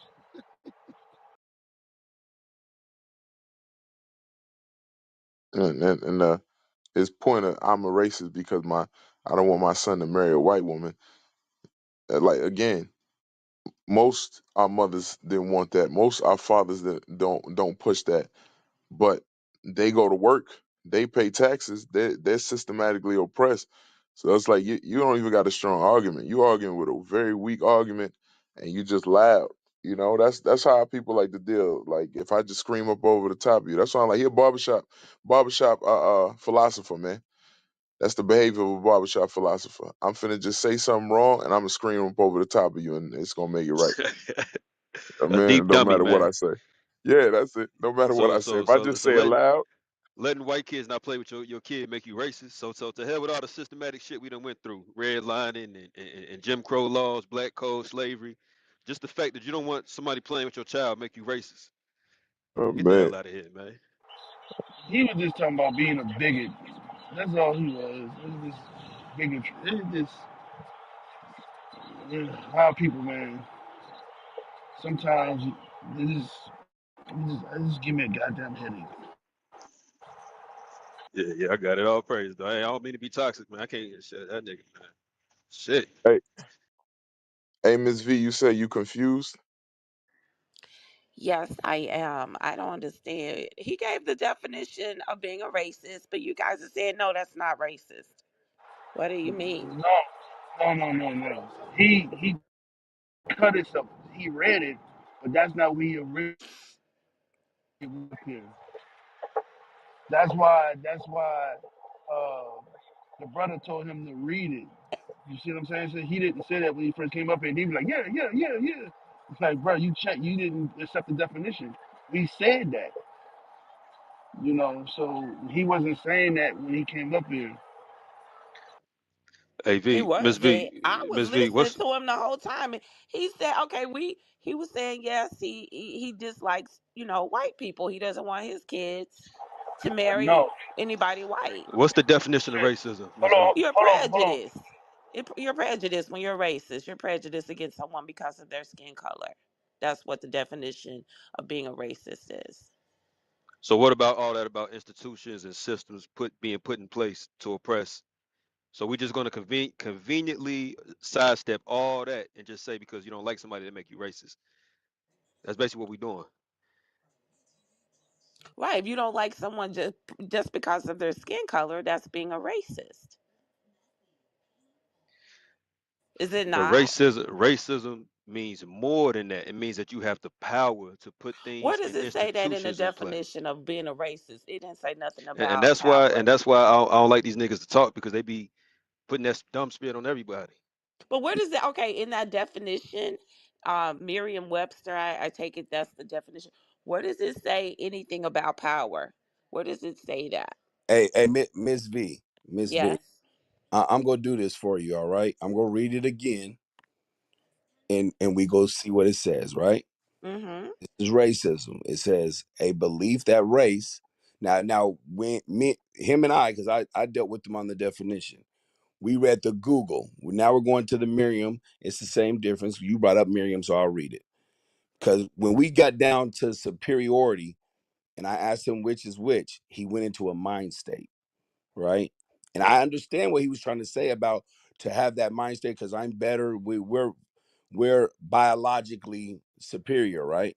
But when we're reading the definition of the word, it's talking about this: a belief that race is a fundamental determinant of human traits and capacities, and that racial differences produce an inherent superiority of a particular race. You see that? Okay, so yes, I understand that. That's the biological part of it. No, well, no, that's because the inherit of the superior of a particular race is because they have superiority on earth. Where does it say Power, that? Where does it power. say Watch, that? watch, watch. I'm going to keep reading because it Okay. tells you. Latino elites used racism to justify the displacement and enslavement of the indigenous population. And these beliefs, You along with gotta the, have power to do that. You gotta have you see power to that? do that. God damn. These beliefs, along with the resentment created by the continued exploitation of indigenous land and labor, culminated in the Guatemalan Civil War. Now it goes into speaking even about war, using that meaning what? Because you have to have some sort of power. Now, watch what Now, the definition okay. says. It says also behavior or attitudes that reflect and foster this belief, racial discrimination or prejudice. That's prejudice because they say, well, we don't like you because of your color. That's prejudice. Racism goes into now I have the power to maneuver based upon my prejudice. You understand? Right. I know what the definition. I mean, but being prejudiced, that's a similar word to being a racist.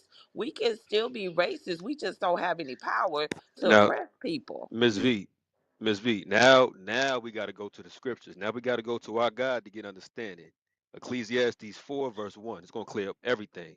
Because Solomon already let you know, in the future we will not have power to be racist. Trace, you might have to read for him real quick, or I might have to. We don't have a reader. Oh, damn, we don't Okay, got to read it. I'll read it. I'll read it real quick. It says, Ecclesiastes 4 and 1. So I returned and considered all the oppressions that are done under the sun. And behold, the tears of such as were oppressed, and they had no comforter. And on the side of their oppressors there was power, but they had no comforter. So the oppressor and the oppressed both can't share the power. One has power, one is doing the oppressing. One is exercising racism, one is the recipient of that said racism. We are the recipient of that said racism, so we can't be racist. Now we can be biased, we can have bigotry, we can all that, yeah, we can be prejudiced, but by definition, racism, nah, you need power. Do you get it? Okay, so let's just bring it down a notch. So if you have a party, right? And okay, you're having a party for your kids, right? Okay, your kids, whatever, what, just a little get together, and your kids want to invite kids from the other nation, and you say no, and you know why? Because you don't like them. So is that there? Is that not being a racist? That's prejudice, Miss V. Okay, but is it prejudice and a similar word to being a racist? Doesn't the dictionary Listen, say that? yes, Exactly. I just read it to you. When you're prejudiced, you don't like someone because of their race, but you do not have the power to do anything to them. When you're racist, you're prejudiced against them and you have the power to do something. That's the difference. Where does it say that? I read it to you. Oh Outside of, I'm talking about God. just the Oh definition. God. The definition Hey, just say that. it literally says it in definition too. Where? It literally says it on Webster's. It literally says it. It literally What does says it it on say? Google in definition too. It says it. For It you, says it multiple places. West Coast, West Coast. For you Go to ahead. put somebody, for you to put another nation. This is mind boggling. This is mind. I can't. I'm about to get off here, bro. I'm about to get off. I'm getting a headache. For Okay, so where does it you, say that? sis, I'm talking. Mute your mic. I'll just get off the stage, honey. Yeah, get off the stage. Get off Bye. the stage. Bye. Yeah. For you to have, for somebody to have power, I mean, for someone to put somebody in slavery, they have to have the means, meaning they have the power to do so. You can't do it without the power. I just don't understand how they can't see that. Man, they hear what they saying, what we saying, man. They just know it all. You know what I mean? We a bunch of niggas on the stage. We don't know nothing. They know everything. You know, it's that self hatred that's in them. That's what I go back to. When you look on Webster's right definition too, it says the systematic oppression of a racial group to the social, economic, and political advantage of another. It's literally what it says. Right? What they're doing is again what Esau does today. Esau will take the word and throw it out there, and you'll now, because of the system that was created, you say, "Damn, well, this person wants to keep another nation down," and all the negatives that come with being a quote unquote racist, right, comes with that word. But when you look into what the word actually means, when people used it historically, right, it went into the system of oppression. It didn't go into your race was above another race because again, there's not a bunch of Negroes in China right now. They stay in China to themselves, so they would be prejudiced if a Negro came into their neighborhood, right? But they're not in America keeping us on the bottom of society. They didn't come here and do that. But if we go over there, guess what they'll do? They'll keep our black asses on the bottom of society because then they will be exercising racism. And that's all we're saying. Like, in order to be a racist, you have to have the ability to exercise racism through a system. You cannot do that. I'm like, our people don't read, man. Our people don't read, bro. It don't matter if you don't want to invite them to your little silly ass birthday party, bro. That don't that I, that ain't affecting nothing. The hell, stupid ass damn examples y'all giving on here, man.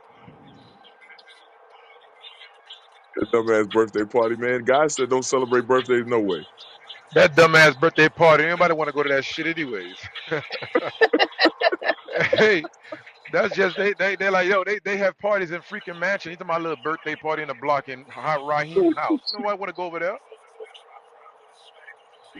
Oh listen. my How goodness. can we listen to it? Listen, that's why we need God, bro. Listen to the people. Listen, y'all. This why what I said earlier to the brother. Now y'all see why we are not capable of going to war with no one without God. We are not capable. Do you hear this dumb shit people saying? Dumb. Hey, Yo, Shalom, man. family. Hey, I just want to let y'all know I came up to read for you. Okay. All right. Understood solo. Hey man, it's just to me it don't. It's incredible, right? That our people can't grasp this concept. I'm like, you can't. You don't have the ability to affect nothing. You about to take your black behind to work, and you better not be late either. You better clock in 5 minutes early.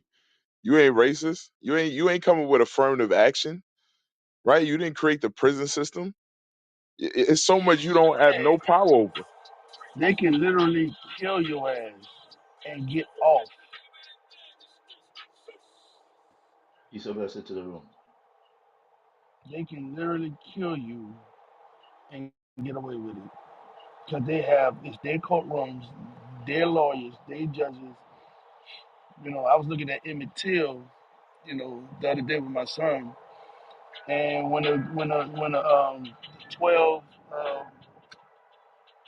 people came out, what you call them, the juror, the jury, when they came out, uh, it was all Edomites. And she was looking, she was like, damn, you know, she was just like, it's, they got the whole thing. They got power. I just don't understand how they don't see this, bro. You know, and I'm not talking about just her. I'm just saying our people, period. For them, this it's not just her who got out the stage. It's not just the other brothers.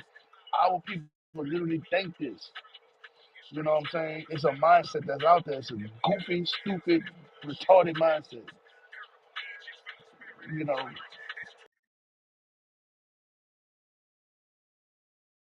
Yeah, I'm like, we trying to keep it simple, but if we want to look at what race comes from, it go back to them making classes of humans, right? Saying the Negroes on the bottom class. You didn't do that. You didn't have no ability. When the word was made up, your black ass couldn't read. Like, it's ridiculous, bro. I like this is incredible. Like, didn't judge, oh man, didn't hey, didn't judge. I'm sorry for cutting you off. Bro. I'm sorry. nah, you good. Oh, no problem. Didn't Judge say earlier? Uh, uh, it was all the women have that Eve in them. Remember he said that? It was yesterday, or I can't remember what it was. Hell yeah, yeah. He said that yesterday. Yep. Yeah, it was yesterday. All of them had it, and Miss B was on there saying, you know, when he was talking about who eat first, and everybody was, you know, giving the praise and this and that, and it goes to show you, Eve is in you. That Eve is in them. It'll come out. It'll come out when correction come, or when you're wrong and you get corrected. Eve will come out. Yeah. Man, Quick. it'll come I'm out. sorry. It amazed me that you just found out who you was 2 days ago, last week. If you so wise, why is it that you thought you was walking around in darkness all this time? The Lord used men to wake you up, and now these same men are still teaching, but you know better. Disrespected. You crazy. That's that Eve spirit, man. Yeah. Morning to the room. Hey, hold on, real quick. I put a link at the top, right, so we can see, so y'all can see what's happening, right? So we ain't making nothing up. The word racism or racist stems from the word racialism, and if you click on it, right, y'all click on the link at the top. Don't let people come in here black and confuse you. It goes back to tribalism, which is a political system advocating superiority and exclusive rights based on race. You Negroes cannot be racist. I don't care what you say. I read. The men on the stage read. Shit's Hey, crazy. She suffer hey, from King. reading comprehension. You Hey, but 100% King said it right. earlier though. It's because we come from these different areas, man, and they perceive us to be unlearned and ignorant men. They like, oh, these niggas, man, they from the ghetto, they from the hood, or they not educated. They can't articulate it the way I can. They don't know nothing. It don't. It don't say power though. It don't say the. It just don't say power. Where does it say that? I'm like, oh, I'm about to throw my phone out the window. She just started learning how to read at 50. Somebody don't say power. Hell out of here, man. Yeah, man. Hey, let Hey, me pull this real quick. This go Matthew ahead. 24:34. Wherefore, behold, I send unto you prophets and wise men and scribes. So the Lord said in these last days, He's gonna send wise men to you. Hey, And Gabriel, yes, Solo Styles will read for you. who? Solo Styles at the bottom. He said he gonna read. Okay, hey, all praise. Solo Styles, you got me? Matthew 23:34. I'm gonna keep it brief. Just want to pull this one. You said Matthew 23. Yeah, Matthew 23, 34. All right. This is the book of Matthew, chapter 23, verse 34. Wherefore, Start at 33. verse 23, 33. 33. Yep, yep, yep. The book of Matthew, chapter 23, verse 33. Hmm. Ye serpents, That's what our ye people are. Our people are serpents, man. They'll come to the school, they'll give you flattery, they'll praise you, but then they'll bite you a week later, 2 days later. That's why I told you earlier, I'm not worried about flattery. I know the Lord put the spirit on some of us where this thing sounds so eloquent. All that don't matter. What matters is y'all keeping the commandments, us keeping the commandments. Go ahead. ye serpents, ye generation of vipers. Vipers are poisonous snakes. Christ called our people snakes. Not just any snake, but a poisonous snake. Go ahead. Ye generation of vipers, how can ye escape the damnation of hell? Yeah, y'all keep playing, y'all gonna stay in that hellish state. You're gonna keep thinking you African American around here. You're gonna keep thinking you Haitian, Congolese, Mexican around here, Hispanic around here. The Lord gonna keep you in that dumb state if you don't want to listen to the words that the Lord is bringing forth. Come on.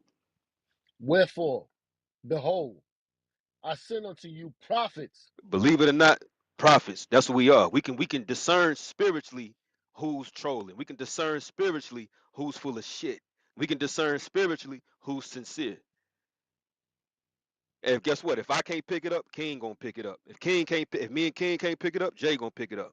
Yosef gonna pick it. One of the moderators, Wes is gonna pick it up. One of the moderators is gonna pick it up because the Lord, that's what He do. He uses His men. Go ahead. And wise men.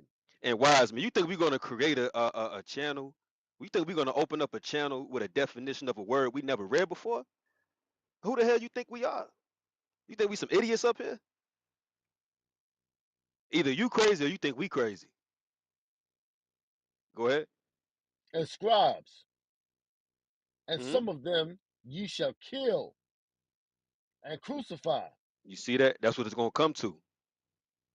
Some of them, some of us, we gonna get killed by our own people. We gonna get crucified just like Christ did by our own people. Go ahead. And some of them shall ye scourge in your synagogues, You see that in your synagogues. That's some Christian churches today. In your synagogues, because that's what you hold. You hold on to that Christian doctrine. Now, yeah, back then Christ was talking about the Pharisees, but today, if you speed it up to today, it's talking about these religious institutions. That's your churches. That's your synagogues, because that's what you uphold. You uphold white Jesus.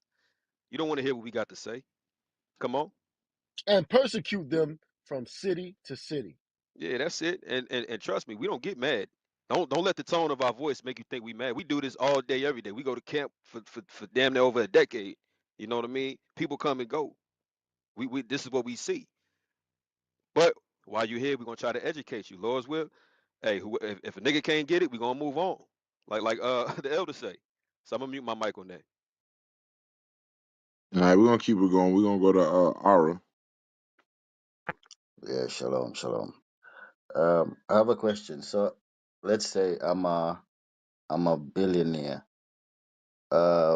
Does that mean that I have any power because I have money? Would that put me in a place of power if I have Nope, billion? No. nope. Mm, We got a lot of black billionaires out there. What law they change? Mm. Ain't Because got I You no was ain't see, gonna. power. Money is not wealth. you There's is money and then there's wealth. you I mean, no, there's Mm, wealth and there's power. you Two didn't different see, things. you didn't see you're Kanye correct. West crying. You didn't see how Kanye West was crying. You Yeah. didn't see So that. Yeah, he was a billionaire. I was just gonna bring the scenario. Let's say I'm a billionaire, but I'm a boxing promoter or something like that, and I refuse to work with let's Yeah, say you Mexican just you fighters. just a $1 million slave. That's all you are. $1 billion slave. That's it. Hey, Money don't McDonald's gonna. change your status. Mm, Money only thing money do is as far as status wise, it makes you more in a better position or better financially position than your fellow uh, nation. But other than that, that's as far as it goes. But compared to other nations, you're nobody. mm. Take your billion to Dubai, see how much they respect you. See what they did to that black basketball woman. What that was that sister that ran her mouth. Mm. So another instance. So let's say in the Caribbean, um, we're known to be let's say racist against like Haitians, especially let's Man, say Benji ain't racist. Benji broke. We broke just like Levi broke. Come on, man. I grew up Benji. Don't talk about no we racist. I ain't even gonna let you get that shit out. We ain't racist. We broke together. We just talking uh, uh, shit. all right. Let's say let me go back to Jamaica. In certain countries in the Caribbean, they don't even allow Jamaicans in their country for some reason. Is that racist or is that? It so this is the point we making, right? Like think about Mm, the Chinese man that comes to our country, right? And mm, or whatever country. They go to Africa, they go to Jamaica, right? I don't want to call it our country because damn all right. of these countries. I'm trying to go back to Jerusalem. But let's say Jamaica, right? When they come over, they create systems, right? They Yeah. take over the construction industry. They take over every industry where you can make money, they take it over. Then at that point, you're not able to work in that industry unless they want you to. That's political power, and then they're able to base it upon your race. They say, we don't want no Jamaicans working here. There's nothing you can do to prevent that. I don't care if you got $1 billion. You don't have political power. You know why? Your people are not united.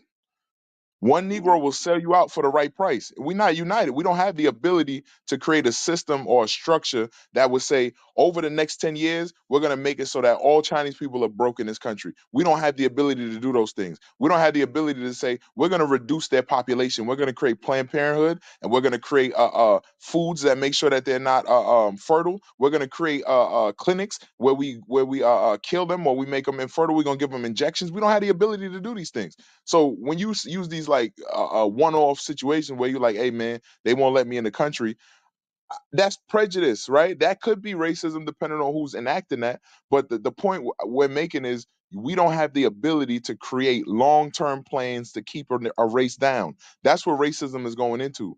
Now today you use the term, you just say, oh, that dude's a racist. But in order to be a racist, you have to be exercising racism.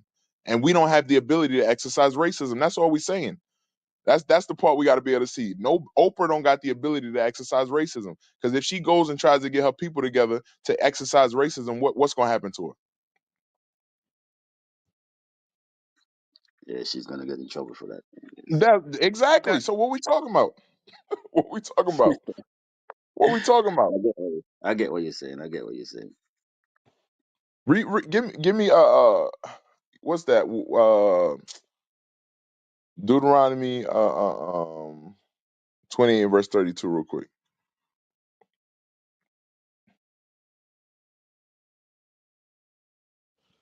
The book of Deuteronomy, chapter 28 and verse 32. Thy sons and thy daughters shall be given unto another people, and thine eyes shall look and fail with longing for them all the day long, and there shall be no might in thine hand. The point I wanted out of that verse is we have no might in our hand as a people. So when we talk about racism, it goes back to that. It goes back to the ability to exercise might. We don't have an army, right? We don't have political power when it on a national scale. There's no Negro from the especially from the U.S. on the United Nations. We don't have a nation that we can go to and say this is what we're gonna do, right? And we're gonna ask the other nations to get with us in order to enact this, right? When you think about us being kept down as a people, it's being perpetuated by all nations. The Bible speaks about it. I'm gonna let the moderators go if they want to bring it out, but the Bible talks about how the other nations are all on the same page in terms of keeping us in a position that we in. It's not just one. It's not just one Negro with a couple dollars talking about, "Yo, I'm gonna keep the white race down." You really have no power. There's nations that are out to get you. No matter which direction you turn, there's a nation that says we don't want them in our school systems. We don't like the way that they dress. We're not going to sell our clothes to them. We're not going to allow them in our restaurants. We don't want them in our country. We don't want them to thrive as a people, no matter where you go. There's a derogatory term for the Negro everywhere that you go in the world. That's you're experiencing racism, and there's systems that go with those terms. So that's what we're trying to get people to understand is we're not saying you can't be prejudiced. We're not saying you can't, because God tells you that He don't love everybody in the Bible. He tell you that He loves Jacob, and read that Romans 9 and verse 13. God tells you, I have a specific race, a specific group of people that I prefer. Tells you that. Understood. You got me? Can I ask? The book of Okay. So, Yep. I'm coming back to you, Ari. Give me 1 second. Romans 9 and 13. the book of Romans, chapter 9 and verse 13. As it is written, Jacob have I loved, but Esau have I hated. You see what God say? He say He loved Jacob and He hate Esau, which is the so-called white man. That's written in the Bible. So God got the ability to exercise racism, right? At some point, maybe, right, when in the kingdom, there'll be an ability to exercise that. But right now, we ain't got no power to be racist. You got the ability to go to work and pay your bills, right? You have the ability to have racism exercised upon you, and then for you to be oppressed. That's where you at. We got to face reality. When we start talking about we could be racist, you really can't. You can't produce no TV shows and put them on primetime news that show you every single night, show the people that you claim you dislike in a bad light. You turn on the news right now, it's a Negro on there with a mugshot, and they talk about, yeah, Tyrone did this every day. Every single day. You don't got the ability to do that, to change and slander a whole people's image because you don't like them. You don't have that ability. You don't have that power. So that's what we got to understand. We don't have a media system. We don't own social media. We don't have newspapers. We don't have the ability to create an image of a people and keep them down. We don't got that ability. Go ahead, Ari. You say you was gonna ask something. Okay. When can we look forward to Isaiah 14 and 16? Hope I didn't take you guys away from the topic. Isaiah 14 and verse 16. You did take us away from the topic, but I want to see if you. I'm like, you asked a question, ain't got nothing to do with the topic. That's it. Oh man, when can we look forward to it? It's happening now. Read it real quick so we can get what he was talking about. The book of Isaiah, chapter 14 and verse 16. They that see thee shall narrowly look upon thee and consider thee, saying, is this the man that made the earth to tremble, that did shake kingdoms? So this is going into America, the so-called white man, right? And any moderators, you could jump in and feel free. But it's happening now. You see the war going on in Israel. It's going to lead to World War III. So it's in the process. It hasn't. They haven't fallen yet. The Bible talks about how Babylon's going to fall, but the process is taking place at the moment we speak. So can you look forward to it? Turn on your TV. You seeing it happen. You living in it. You know, I stopped there. I don't want to go on a whole rant. I'll be here forever trying to explain it. But any moderators want to chime in on that as well? Yeah, I just want to say, things are going to change, innit? Right now, we don't have any power at the moment, but according to this verse, things are going to change. So at least we have something to look forward to, innit? So that's my last comment. Yeah, Hey, all praises. All you got to do is continue to keep the commandments and keep your patience. Simple as that. That's it. I'm trying. I'm trying. West 1:22. Oh, you cutting in and out, Jay. Say it one more time. I heard Psalm Psalms. I think. 139. Then you said Psalms 129 or Yeah, Psalm I'm in it. 29. Psalms 139, Okay, and two. 22. Yeah. Yep. Okay. Reader, you got it. Can y'all hear me now? Psalms 120, 139, 22. Yeah, we hear you now. Oh, okay. All praise. Yeah, this service is horrible up here. Come on, Solo. You got him. I'm on a call right now. Damn. Hold on. Yeah, I got it. I read it. I read it. He on the call. He can't read it. Sheesh. All right, this is the book of Psalms, chapter 139 and verse 22. It says, I hate them with perfect hatred. I count them mine enemies. Yeah, that goes with Romans 9. And verse 13. Yep. Tie right in. Right, going with Most High hate. Yeah, God is prejudiced. He hate. hmm So we're just showing you, just to go with. Yes, sir. Yes, sir. That's why, and that's the point, right? We ain't saying that God is a lover of everybody, right? We ain't making that point, but we just trying to show y'all don't have the ability to exercise racism. King, man, I got to call it out because I see it. Your your image, your PTR. I don't know if you're free, but that joint got me dying. All right, we're moving on. We're gonna go to Kadesh.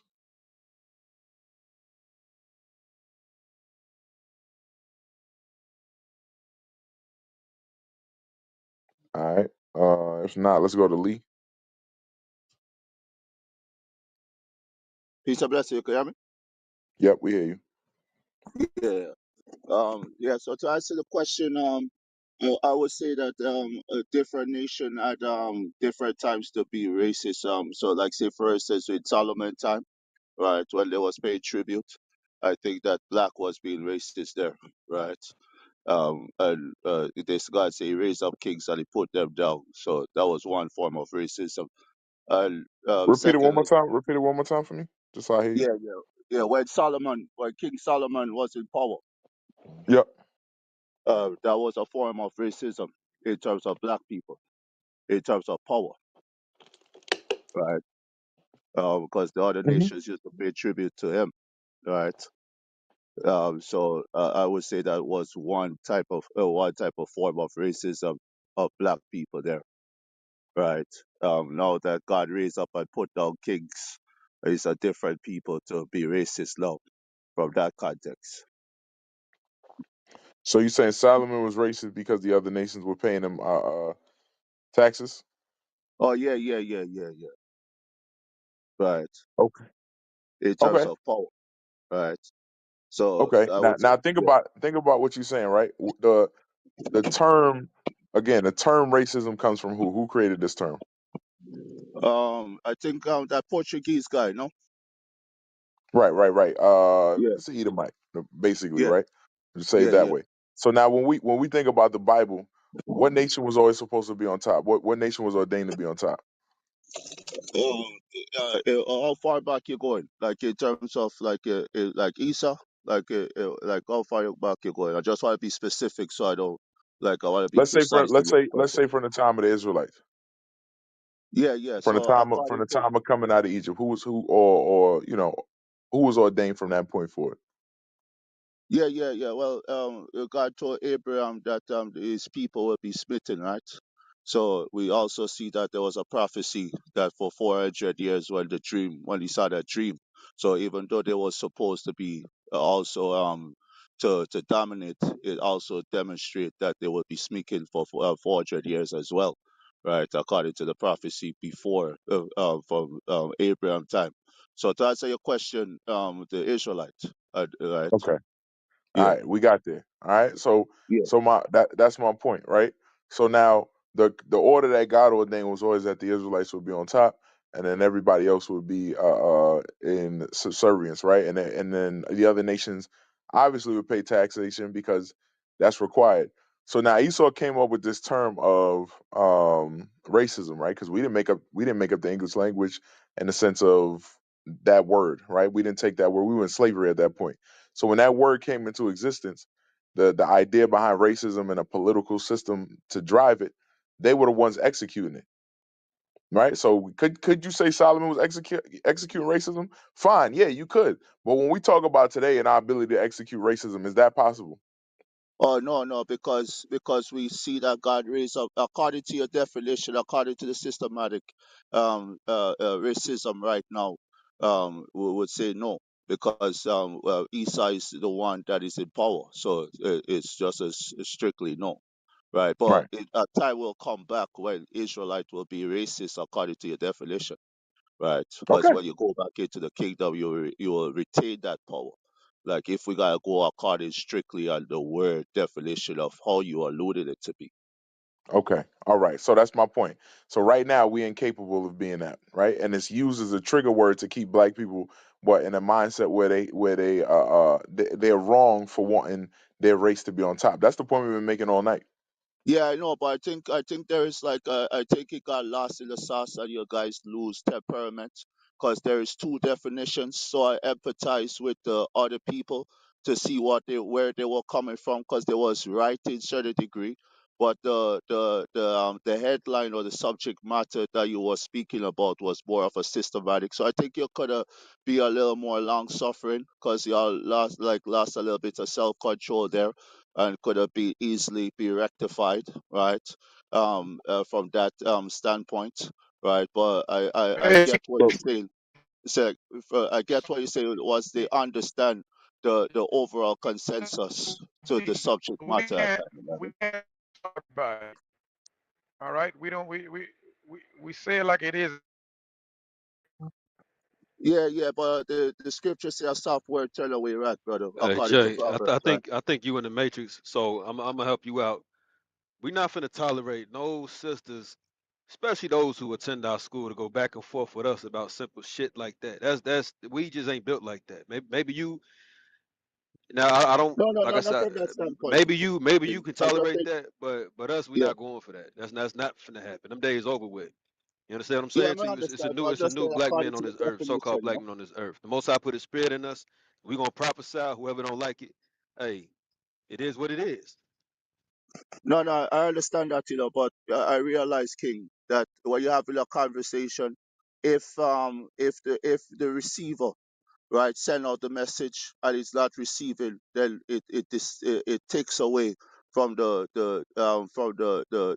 purpose of having the dialogue, right? So the question is if a person don't receive it, then the message did not get across, you know. So I think like all about like what you're trying to portray, and I can tell a man how to stand on his grounds. But they say that you could hearken unto wisdom, like you know, if you want to consider it, you know what I mean, from that standpoint. I've just said it could have been diffused, according to the understanding, because All good if the person shows some. That's all good. Grow. That's fine. But if they come in a challenge and speak over and go back and forth, that's a different story, brother. That's a different story. yeah, but I think they got lost in the terms of the main props, right? I Hey, think that's because Kadesh, that's I think yeah Kadesh. yes. Did we not ask them to explain racism to us and then explain the definition that we're basing it on? Did we not try to explain that? No, but I think that's where it got. I think that's where it got muddy at both parties. That's where the disconnect comes in. Is what I'm saying, you know, because y'all still have to take in mind that it's still your No, the system. Y'all disconnect still got came when to. they told her to be quiet and she didn't be Right. quiet. Oh, That's the disconnect. You're missing the point. The my disconnect apologies. came when they say be I quiet. did She get don't that. want to be quiet. She was running her mouth. Oh, I This missed that is part. what took place. And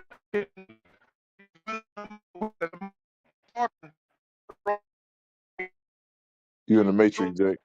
she just stayed. Yeah, and that's Oh, exactly. I mean, I heard some of what Jay was trying to get at. The point was we described. They came on right. They said if a black man throws a birthday party and he doesn't want the little kids to come, is he racist? We were like, no, right? That's prejudice. And then we looked at the definition and we're like, okay, the way you're interpreting it, right? We explained the way people are interpreting it. The definition is that if you don't like somebody, that makes you a racist. And we explained in order to actually exercise racism, you have to have systems. You have to have the power to enforce, right, your prejudice. That's what we said. We explained that multiple times. We got screamed over, right? Dudes yell. We let them talk for a second. We let them talk for damn near a minute and a half, 2 minutes. Then when we tried to jump back in, he said, "You're not letting me explain myself." Then the next sister came behind him and said, "Well, I think he's right." Then we let her talk for a second. Then we went to the definition, tried to explain it to her. Then she said, "Nah, you're wrong."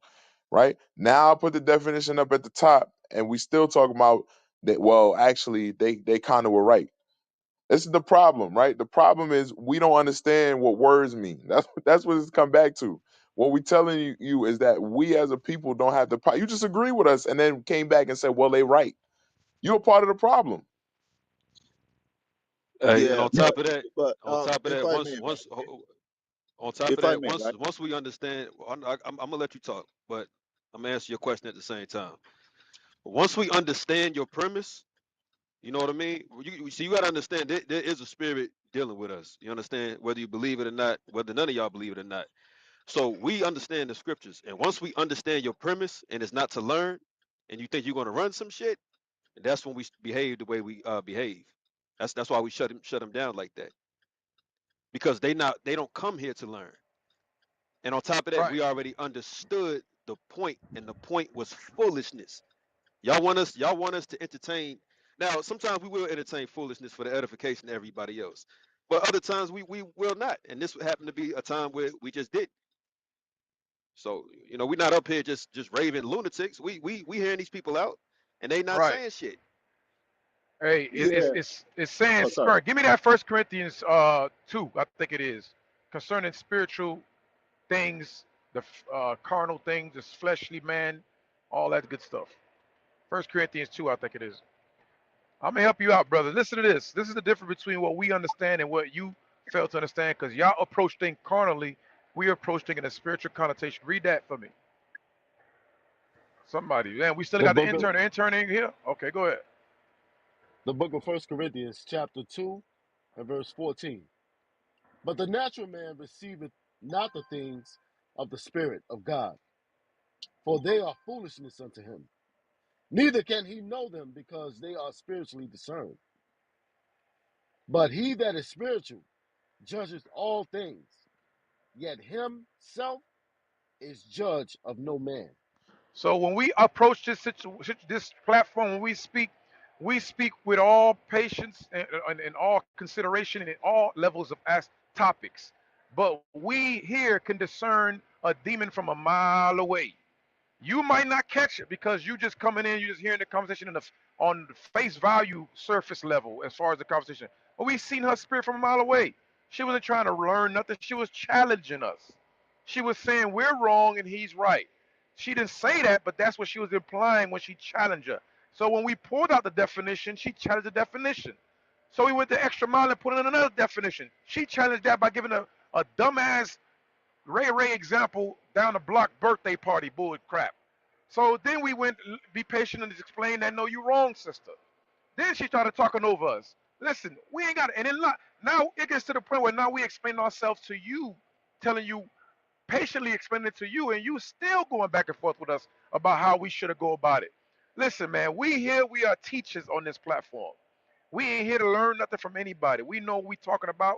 We speaking about thus says the Lord as it is written. Sometimes it's gonna rub people the wrong way. That's fine because truth does do that sometimes.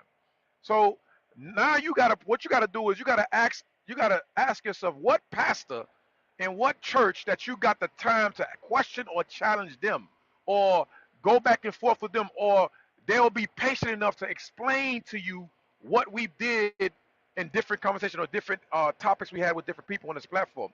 No pastor on the face of the earth would do it.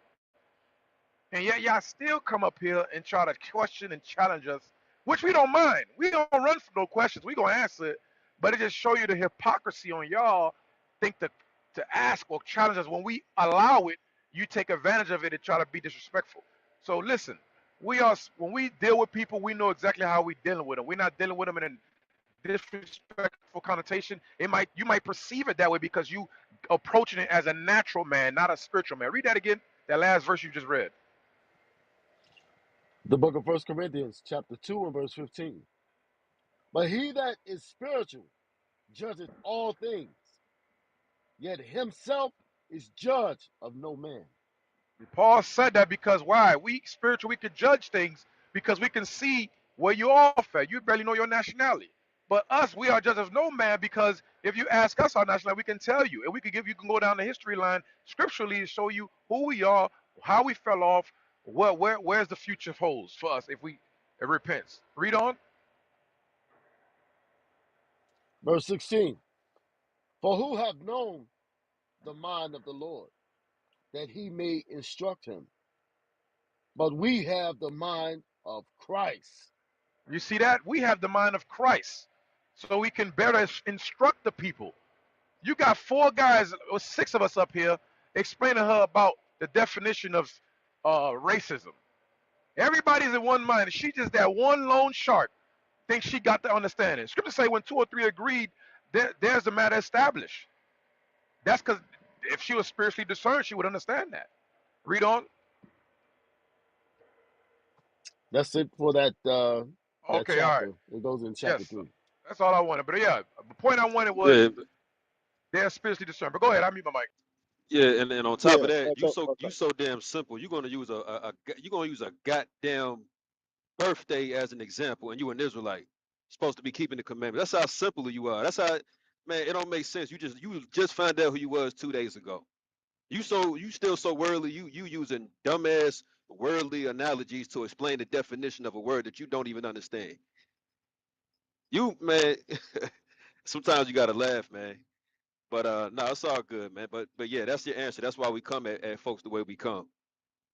Oh yeah, I wasn't really ostracizing, like in terms of the approach. I was just saying, like I'm saying, like in terms problems without solution is just problems. You know what I mean? So I was just saying, there's a famous quote that is up to the teacher to get it to the student.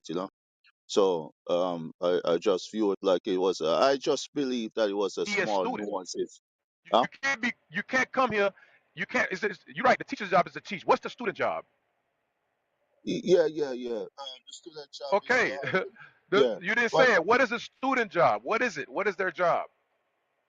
yeah, the student job, but the context is I'm placing the emphasis on the teacher, right? Yes, we Right. could So talk what about the student. student would go to a university to Yeah, challenge the teacher? yeah, but what you saying? To answer the question, they wouldn't find student to challenge, but it does happen where a student may challenge the teacher, even though it's not supposed to be. But you would find some students challenging the Okay, teacher that's according. very rarely that happen in universities because when you go to universities, they go to get lectured and they just sit there quietly listening. And if they Yeah, have but questions, they'll patiently wait a minute. oh, You're my doing it apology, wrong. brother. You don't do the yeah. When you go into universities and you go in and you can ask questions, but you'll raise your hand and ask the question, and then you'll wait your turn to respond. So you'll wait for the wait. That's what civilized normal people do. But then you got those rebellious ones that want to do their own thing, speak out of place, speak out of turn, speak over you, challenge you. That's not taking place in a white man university today. Ain't no student in the university right now in Harvard or Yale. I mean, challenging no damn professor. They ain't doing that. That's because they see the respect. They respect them enough to know that they're teachers. Like Gabriel said earlier, y'all just see us as niggas up here. That's what it is. What it boils down to, you don't see us as teachers. You see us as just niggas with Bibles. So with that being said, that's why you feel that you got the authority or feel that you got the audacity to question or challenge us after we explain it to you 100 times. So when it gets to the point where it's unbearable, we like, all right, go on about your way. Remember, she left for home. She decided to leave. We don't kick nobody. We barely kick people off the stage. They kick And she said, themselves off the stage because "Bye." they can't hurt. Yeah, she said bye and it I was ran. just We gonna didn't say kick her off that. the Bye, stage. bye. Like Come on, that's man. her. She chose that path. That's So Hold you're on, trying that's to a hold, demon. say it's because of the teacher. It ain't because of the teacher. It's the student is not patient enough to hear the answer, and when they hear something they don't agree with, your job is to go do your research later on. You don't keep challenging, going back and forth with the teacher. Like how you doing now? You're telling us how we should have teach and how we should have dealt with the situation. no. What what Don't do what that. student Don't do do that, that in the brother. Don't do university? that. Don't do that, brother. Don't do that. Right? Don't do that. Right? Because if you I'm Okay, not so what is the whole notion of your? Okay, we said don't do that. What is the whole point of we talking about here now? You're Oh yeah, telling us how we no. handle the Just say situation. so. First of all, I answer your question, right? Second of all, I'm saying according to the definition, right? There is different definition because you say according to the Webster, that's the second definition of the meaning of racism. So I'm saying because there could be many definitions, I could see how could be discrepancies in one understanding. That's all I'm saying. So I'm saying the Yeah, context. but you forget Oh, let me you finish, also brother. Let added me just finish. I'm gonna you give it to you, brother. Let me just finish. also hold on before you finish you also added you got to turn a soft answer turn away rap. Did you not say that? No, within the context, brother, you say that in terms of if someone is trying to overpower you, right, or talk over you, I'm saying that sometimes, according to the scripture, a soft word could turn away wrath. So everything is Okay, within the context got it. because So what was the point right. of you So saying that? What was the point? What was yeah. I'm just Hey, saying. I'm just saying. the hey, Jay, subject matter? Yeah, I'm just Jay, saying, brother. I say Jay, that Jay. Hey, hold on, man. You still fighting with this guy right here, man? You still fighting with this guy. Every time he come up here, he always come up here like this, man. For real. He never come up here like he wanna learn. He come up here with his voice shaky, weak like somebody who reached in like 85, yeah, like 85-year-old man. You always come up here like that. But you have your thoughts and what you want to establish on our platform. If you so intelligent or you so known about the scriptures, why you don't build a platform for yourself, man? Why you always come Right. over He here doing the same thing that Jesus did. every time you come uh, over here? So first of all, brother. my question to you, Yes, right? Can we find race in the Bible? Are racists in the brother. I Bible? answered the question. Is that a new My question? question to you, can we find race in the Bible? I haven't studied that, so I will have to get back to you and So on a why later you note. come on our platform and want to tell us what to do then? No, I never told you what to do, brother. That's what I'm you're just saying. saying. No, That's no, what no. you're What I'm saying. But you saying, feel like say you what I'm can come. saying and No, what I'm listen, telling is two different listen, things, man. brother. Listen. You always come over here and do that. Brother, Always. what did I You do? never yet come Correct over me, here. correct me if I'm wrong, brother. What did I do? That Yes, that's you what. say But you that I still don't always want to do. get the correct. The brother been correcting you for more than 30 minutes, and you're Well, still what coming was he back. You're still correcting? coming He back. was just speaking of You understand, on the oh, point of the conversation. That was you Brethren? say This you use listen to the script, hostile words like fighting, but I bruh. wasn't fighting You nobody. come over here to learn. All right, when you come over here with the foolishness with us, use the scripture and get you out the state. That's what it is, man. Because every time you come over here with this, bro, you never come over here like you want to learn. You ever come over here and you don't stop, you do not stop. And when you be But corrected, you're still going on, man. You see that? but Give me one I answered scripture.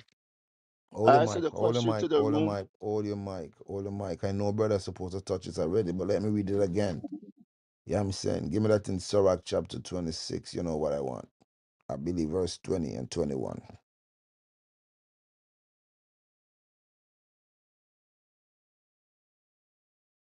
Where do we read that? The book of Sirach, chapter 26 and verse 21. So thy race, No, which thou start from verse 20, 20 and 21. verse 20, when thou hast gotten a fruitful possession through all the field, sow it with thine own seed.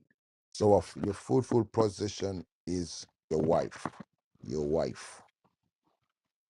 The scripture said, sow it with your own seed. It means do not go out of your race.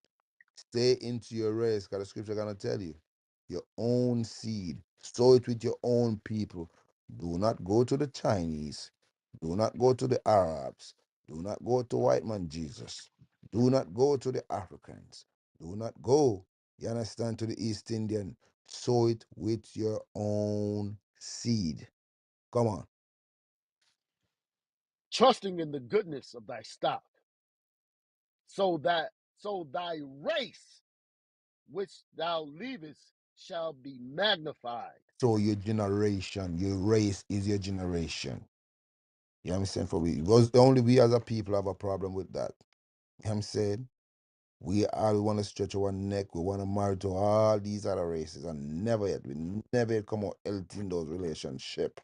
So when we over here trying to talk about race, many of you do not, as what Jay said, you don't understand what race really mean. You don't know the root word for race. Race is about your own people. You love your own people. Every race, every other nation love their own people. It's only we are the one have a problem when race come out. Oh, we have it. Okay, you're racist. Come on, stop it, man. Stop it. The full time don't for you guys. Stop, man. For real, you fight your own people more than how you fight the other nation, and you don't see what the other nation been doing to us, man. So why when you come over on our platform now you want to come and use, you want to stretch you and try to defend your error when you error over here. Come on, stop it, man. Stop it, bro. For real. So you ever come over here look bad, bro. For real. You probably don't see that, but we seen that thing. And everybody on this side see that thing. I don't know where on earth you are to say in Europe or England. Bro, over there you can see. You know what I'm saying? All the people before Margaret Thatcher in the time of Margaret Thatcher, how they deal with us as a people. And you want to tell me about racist, bro? Come on, you stop, man. Go sit down, man. For real. We ain't want to hear you, bro. For real. 'Cause if you But don't know that history with Margaret Thatcher, over there where you at, how they deal with us as a people, how they deal with black people over there, and you want to tell us about racist? We come on, man. Stop it. Stop it, bro. Hey, man, if you Ernest, guys wanna play that was with never if my you position. if Right? you I guys wanna answered the play question to the if you room. guys wanna play with you, man, just listen, man. If you guys No, wanna but play fight, you're because slandering me without a cause, right, brother. Like a full you time just now to move on I to wasn't somebody in my else, man. I've been position. over here tired. Tired of you, bro. Full time now for move on to somebody else. For real. All right, we're gonna move on. Let's go to RJ. And we come back to Emmanuel. Peace, King. To answer the question, can black people be racist? Uh, yes, but I think we have no power in our racism. And to me, racism is the personification of ignorance and fear. Um, in the term of its use, when people say, oh, black people are racist, there's no effect. We haven't effectively done anything to adversely impact any other culture in mass due to our bias or racism. However, I think that we should practice racism even more in terms of banking, group economics, family structure, community development, community involvement, impacting those communities, education, shared resources. I think that we should exercise our racism. If you work at McDonald's and you see a black person behind a white person, put that black person in front of that white person. You know what I'm saying? On a minute level, if you work at a bank, you should make sure that those people that look like you receive access to the resources that others have access to. So we should exercise our racism, but for some reason, because of racism, we don't. Hey, Right. look, Go hey, ahead. this right. When we were in Egypt, yeah, I'm saying for real. We were in Egypt. We were the one who oppressed in Egypt. Yeah, I'm saying, do we stick to our race? Let we see. Let we see if we stick to our race. Give me the Exodus chapter 1 verse. You know what I want? Verse 8. Start from verse 8 and read up. Let me see if we stick to our race. Who's that? I was listening to a telegram. I apologize, sir. Okay. All right. Exodus chapter 1. Start from verse 8. We're gonna read up to verse 10. All right. This is the book of Exodus, chapter 1, verse 8. Now there arose up a new king over Egypt, which knew not Joseph. And he said unto his people, Behold, the people of the children of Israel are more and mightier than we. See that? So this was in Egypt. You know what I'm saying? For real. So we acting, we know we in the spiritual Egypt here, and our mindset been blown. Like it can't be done. You see that? It can be done. We don't have to have power. You understand? To cleave to our own race. Watch this. Come on. Come on, let us deal wisely with them, So the people of the land said, Come, let we deal wisely with the children of Israel. Watch this. Come on. lest they multiply, and it come to pass that when there falleth out any war, they join also unto our You enemies, see that? Lest they multiply. How we multiply? We stick to our own people. We have kids with our own people. That's how we multiply. Watch this. Come on. and fight against us. That's their And so, mindset. That's their mindset. You know what I'm saying? For real. That's why they use this word here, and we do not dig up the definition for when they said racist. Racist mean you love your own people. That's what it means, son. So the children of Israel were oppressed in Egypt, and we grew and multiply. We stick to our own race. We have kids with our own race. That's what we did. Come on. and so get them up out of the land. Watch this. Come on. Therefore, they did set over them taskmasters to afflict them with their burdens. That's what they've been doing here.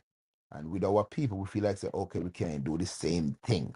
We can do the same thing. That's what the Bible is here for, to gather our people together.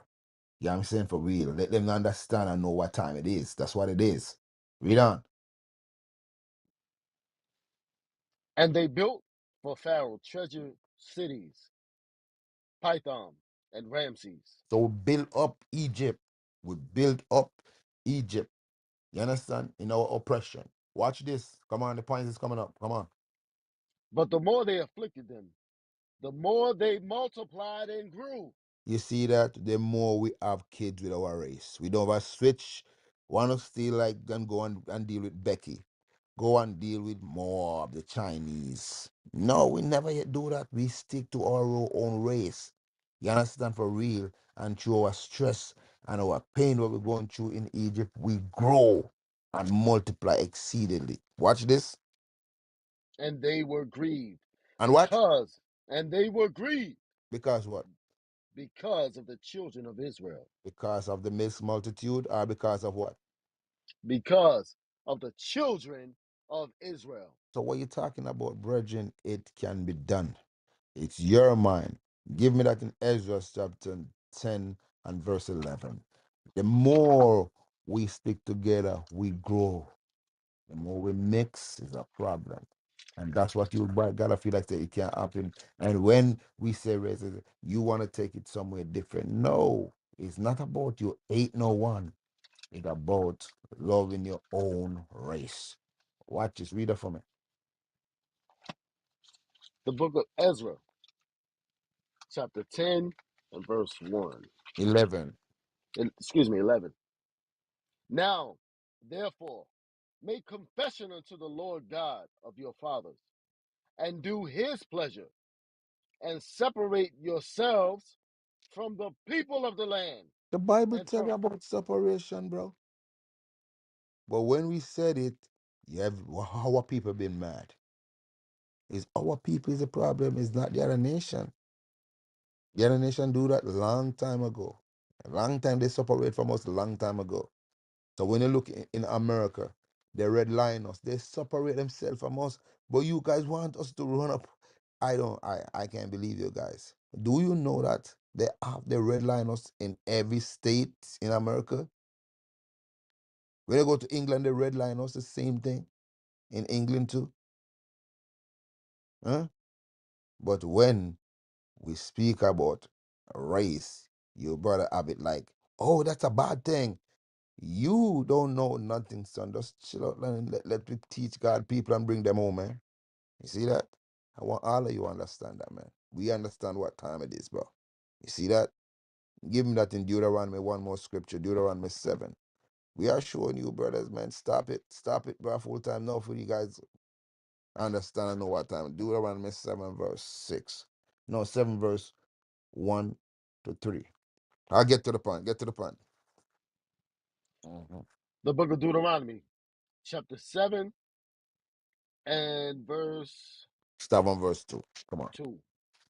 And when the Lord thy God shall deliver them before thee, thou shalt smite them and utterly destroy them. Thou shalt make no covenant with them, You hear that God said, do not make no covenant with these other nation. Come on. nor show mercy unto them. Show son of mercy unto them. Come on. Neither shalt thou make marriages with them. That's what it is. The Bible say that, but we want to run up. The Bible said, do not take these other race into your race. That's what it is. That's Bible prophecy, son. So why you guys be mad with what God said? When we've been speaking it, you guys mad at us because you do not read the Bible. The only book you know in the Bible is John 3:16, Colossians chapter 2, verse 16, Galatians 3, verse 28, Galatians 3, verse 8. That's the only thing you guys know in the Bible, son. Let me teach the Bible for once. Please stop. You see that? Yeah, man. I'm my mic on that, man. Real talk. Mhm. All praises. Yep, 100%. And that's the biggest point, right? Like what Barnabas just went into. We're trying to show y'all what America does is they take that word and they'll turn it into, like you're the same as them, right? Like you're just as bad as the KKK.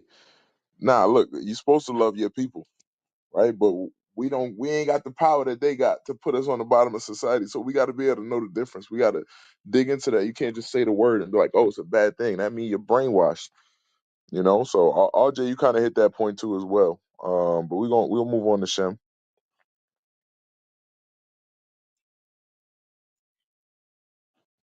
You can't hear you if you're talking. Shalom, how y'all doing, man? Hey, good, good, good. We hear you. What's your thoughts on the Uh, topic? yes, I think the Bible is. I think. Can you saying can black people be racist? Is that what you mean? Hmm. Yep. Uh, yeah, I think they can. The Bible is racist. I think so. When it say Leviticus 19 and 17, when you read that, it's talking about us loving our own people. Correct. We with you. I'm Yeah, with you. you can read that. So if you want to, but that's what it's talking about. Just it said when they say die, a lot of people get mixed up when they be saying love your neighbor. The church be they get mixed up with that. So it's not talking about everybody. It's saying die people. That means yours, right? Your people. Hey, So Solo, you can read it for him. yeah. The book of Leviticus, chapter 19 and verse 17. Thou shalt not hate thy brother in thine heart. Thou shalt in any wise rebuke thy neighbor and not suffer him to sin, and not suffer sin upon him. Thou shalt not avenge nor bear any grudge against the children of thy people, but thou shalt love thy neighbor as thyself. I am the Lord.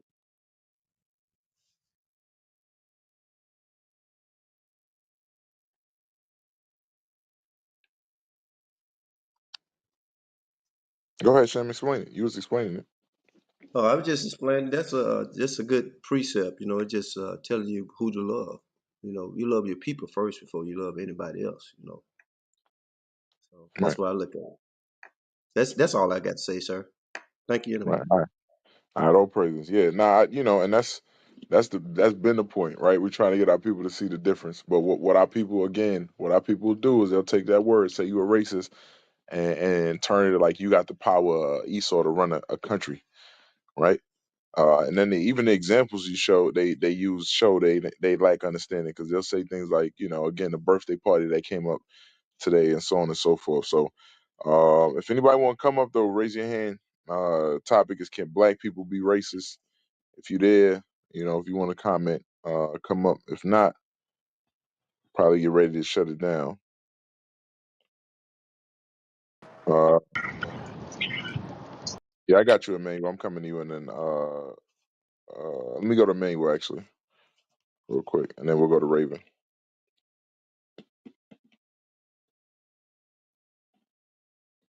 Look like Emmanuel, you on the phone. Let me go to Raven then. God bless y'all, brothers and sisters. All praise be to the Most High. This is a very interesting topic when it says that can black people be racist. I don't believe black people can be racist because, as you have stated, we don't have the power and the control to control one's destiny. But being prejudiced, I can also see because I remember growing up, like my grandma, she lived in Little Rock, Arkansas. She's 81 years old, so she remember growing up picking cotton under the oppression and under the scrutiny of the racism that was being shown to her. So when we was growing up, I grew up, and I'm born in '85. So as I was growing up, she always had a thing against white folks when they did little things, like whether it was a stare at the store or if they put the money down on the counter. She would always mention it based off of the hate that she would experience from when she was a child. So if the answer can be black people can be prejudiced, I can kind of see that, but it's based off of the hate that she was shown. So it was almost like how you teach a child to be racist as a kid. It was an inbred thing and something that was installed to her from when she was a very little child. The same way how most white people become racist, prejudiced. It's something that it's instilled to you as a child, and you can. That's an ignorance that can be unlearned, but you can't do nothing with stupid from somebody who just refusing to see the truth of a matter. And that's all I But have to say. the question is there issue with seeing your people as superior or having preference for your people? Um, it's all right to have a pride for where your culture is because we see that throughout all the other cultures. We see that in the Mexicans; they have their pride from the traditions and things that was passed on down to them from years. We see it with the Native American Indians. We see it with the Irish. We see it with different different ethnic groups.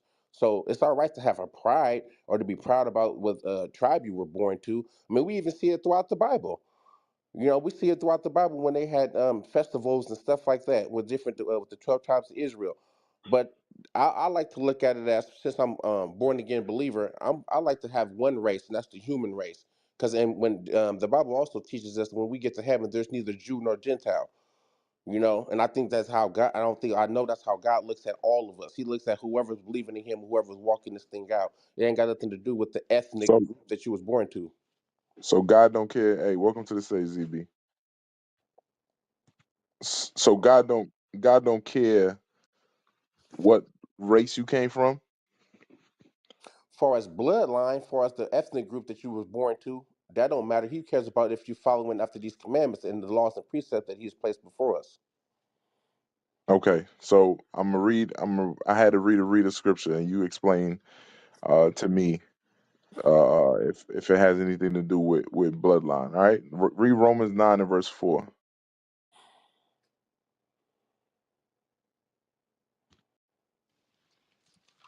Okay, the book of Romans, chapter 9 and verse 4. Correct? Yep, start there. It's the book of Romans, chapter 9 and verse 4. Who are Israelites? To whom pertaineth the adoption So the adoption, right, is the Israelites being adopted back in. Go ahead. Hmm. and the glory The glory of and the the coming kingdom that pertains to the Israelites as well, covenants right? Both the covenants in the Bible, right, old and new. Go ahead. and the giving of the law Law was given to Israel. and the service of God and the promises. Okay, so in verse 4, we agree it's referring to the Israelites, right? Yes. Okay, and all that applies only to them. Yes or no? You talking about far You as them being adopted back in and branched back into the vine? correct. It's saying everything in that verse pertains to the Israelites, right? Yeah.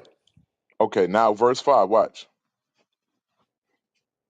Whose are the fathers, and of whom, as concerning the flesh, Christ came, who is over all, God bless forever. Amen.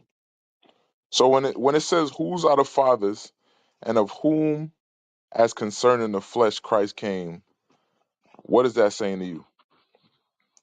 It seems the gospel first came to Israel as they were supposed to be the light unto the world. But since they killed the Messiah and they rejected him, Christ blew their lamp out, and we see that in the book of Revelations, and he took it to the Gentiles. So remember in verse 4 you said everything applied to the Israelites, right? Yeah, pertaining to them being grafted back in. Okay, so now when verse 9 it says that Christ came for their fathers who concerning the flesh. What's flesh? I mean, it's this What would flesh make that we me of live the in. same flesh? What would make me of the same flesh as you? I would have to be from your what? My lineage. Right. Your race, right? Yeah. So who did Christ come for then? A specific race? When you say he come for, would you mean to tell me he's only becoming to a specific group and he was Xing out everybody else? Because when I hear he came for, that means that he came to bring the gospel, and they were supposed to bring the gospel into to be the light into the world. He came for, but we read in that verse, he said, whose fathers concerning the flesh? Again, what's flesh? Ethnos, Okay, which is your what? Your race, right? ethnicity. Right, and your race, Yeah, correct? So Christ came for a race of people, correct? That's what that verse is saying. he came for a race of people to bring the light to the gospel to the rest of the world. He ain't coming Again, specifically for a group of people. okay, we're gonna It read didn't say another. that. Right. That's what I want to see. I'm like, how the disconnect? How's the disconnect coming in? I want to see how it's coming in because you're saying that you're saying that it is a race. Christ came for a race, and now you're adding to that verse that Christ came for that race to give the Bible to everybody else. But you agree with me in verse 4, before we got to 5, that it was only pertaining to the Israelites in verse 5. Now in So, verse, I mean in verse 4. Now in verse 5, everybody's involved. How do we get everybody? so let me ask you this, brother. You mean to tell me Wait, in wait, wait, wait. Revelation? Let's not go nowhere else. Don't do that. Don't do that. I'm telling you, that's what Christians do. We having a conversation about verse 4 and 5. Verse 4 was for the Israelites. Verse 5, you told me they were a race and Christ came for that race. Where did everybody else come in at? Because Christ was supposed to come through that race to be the light. Where does that say that in verse 4 and 5? It didn't say that. I'm trying to understand, like, what is you tying this to? Because this is Paul writing a letter to the Romans, Right. Who are the Romans? the Gentiles. Okay, give me Romans 1. Well, you didn't gotta go wrong one. Read Acts 18 for him. Okay. Yep. Yep. Let's get that. I think it's Acts 18. I think it's 1. Yeah, you start Uh, at one and read on down until hit the point. yep. The book of Acts, chapter 18 and verse 1. After these things, Paul departed from Athens and came to Corinth, Uh-huh. and found a certain Jew A certain named Jew, right? A Jew, right? It's the Israelites. Go ahead. Aquila, born in Pontus, lately came from Italy. Came from Italy. Italy is located where? If you don't know, it's going to tell you. So if you don't know, you can just say, I don't know. I didn't hear you, brother. What you say? Italy is located where? Over in Europe. Okay, keep reading. Watch. It's going to explain to you. Remember, he found a certain Jew, which were the Israelites, right? In Italy. Keep reading. Watch. With his wife Priscilla, because that Claudius had commanded all Jews to depart from Rome, and came unto them. So who was living in Rome that Paul was dealing with? The church that he was writing to, the church that they had started from the first book of That's not Acts. what this verse says. That's not what this verse says. Who was Paul dealing with? That's He was not dealing what with it the Jews. say. That's He be not what it making up whatever said. he want. It don't matter what the verse say. It don't matter what the Bible say. You like, I'm gonna make it up. I'm gonna say what I want to say. The Jews were living in Rome. Read it again for him. Maybe you didn't hear it. Maybe you didn't hear it. Let's read it again. Verse 2. The book of Acts, chapter 18 and verse 2. And found a certain Jew named Aquila, born in Pontus, lately from Italy, with his wife Priscilla, Oh, these are because Gentiles. These are Gentiles. Now keep because reading. These are this. How are they Gentiles? Read the part. He's Let's talking come about on. Hit the Priscilla and part. Aquila. They was and Gentiles. found a certain No, no, Jew. no, no. They weren't. He said he found a certain Jew. What was Jew short for? Hebrew. So what was Priscilla and Aquila? Got him.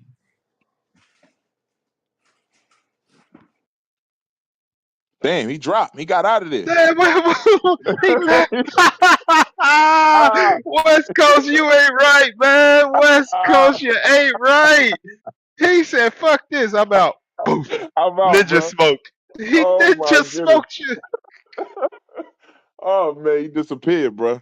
I just had a question. Oh my God. Sheesh, bro. I'm telling you, Christianity crazy. He agreed, man. He said, "Yo, it's to the Israelites." Now we're gonna start asking questions. There's no answer. Amazing. All right, we'll keep it moving, man. We're gonna go to Emmanuel. Shalom, brothers, leadership. Um, so I say we we can be racist, but we're not being racist. Not at this moment. Our racism right now has no effect on nobody. So we're not gonna call this racist, but we should be racist. That's what I want to say. We should be racist. Right. Um, I completely for understand what you're saying. Try to make it make more sense, but I get you. yeah, but what they were saying earlier about us having some ill feelings toward white people, I don't call that racism. I call it prejudice. Hmm. Uh, you have a certain people. Let's say you have a group of people. Every time you invite them in your home, they steal from you. You you're gonna try to avoid that group of people. That's not racism. That's prejudice. And if you end up hating that group of people because every time you let them in, they steal, that's not, that's called a perfect hate. That's a perfect hate. I have the right to hate a white person. God tell me not to hate, you know. But if I should hate them in the sense that every time, because of what they did to my ancestors, because of what they're doing to me as of now, stopping me from progressing in life, stopping my children from progressing in life. If I have some ill feeling toward them, that's called a perfect hate. my I can't be racist toward them because I cannot take a job from them. I cannot stop them as a whole from progressing. I may be able to stop one or two if I have a business, or I may choose to put my own people on because I want them to survive. But I also know that white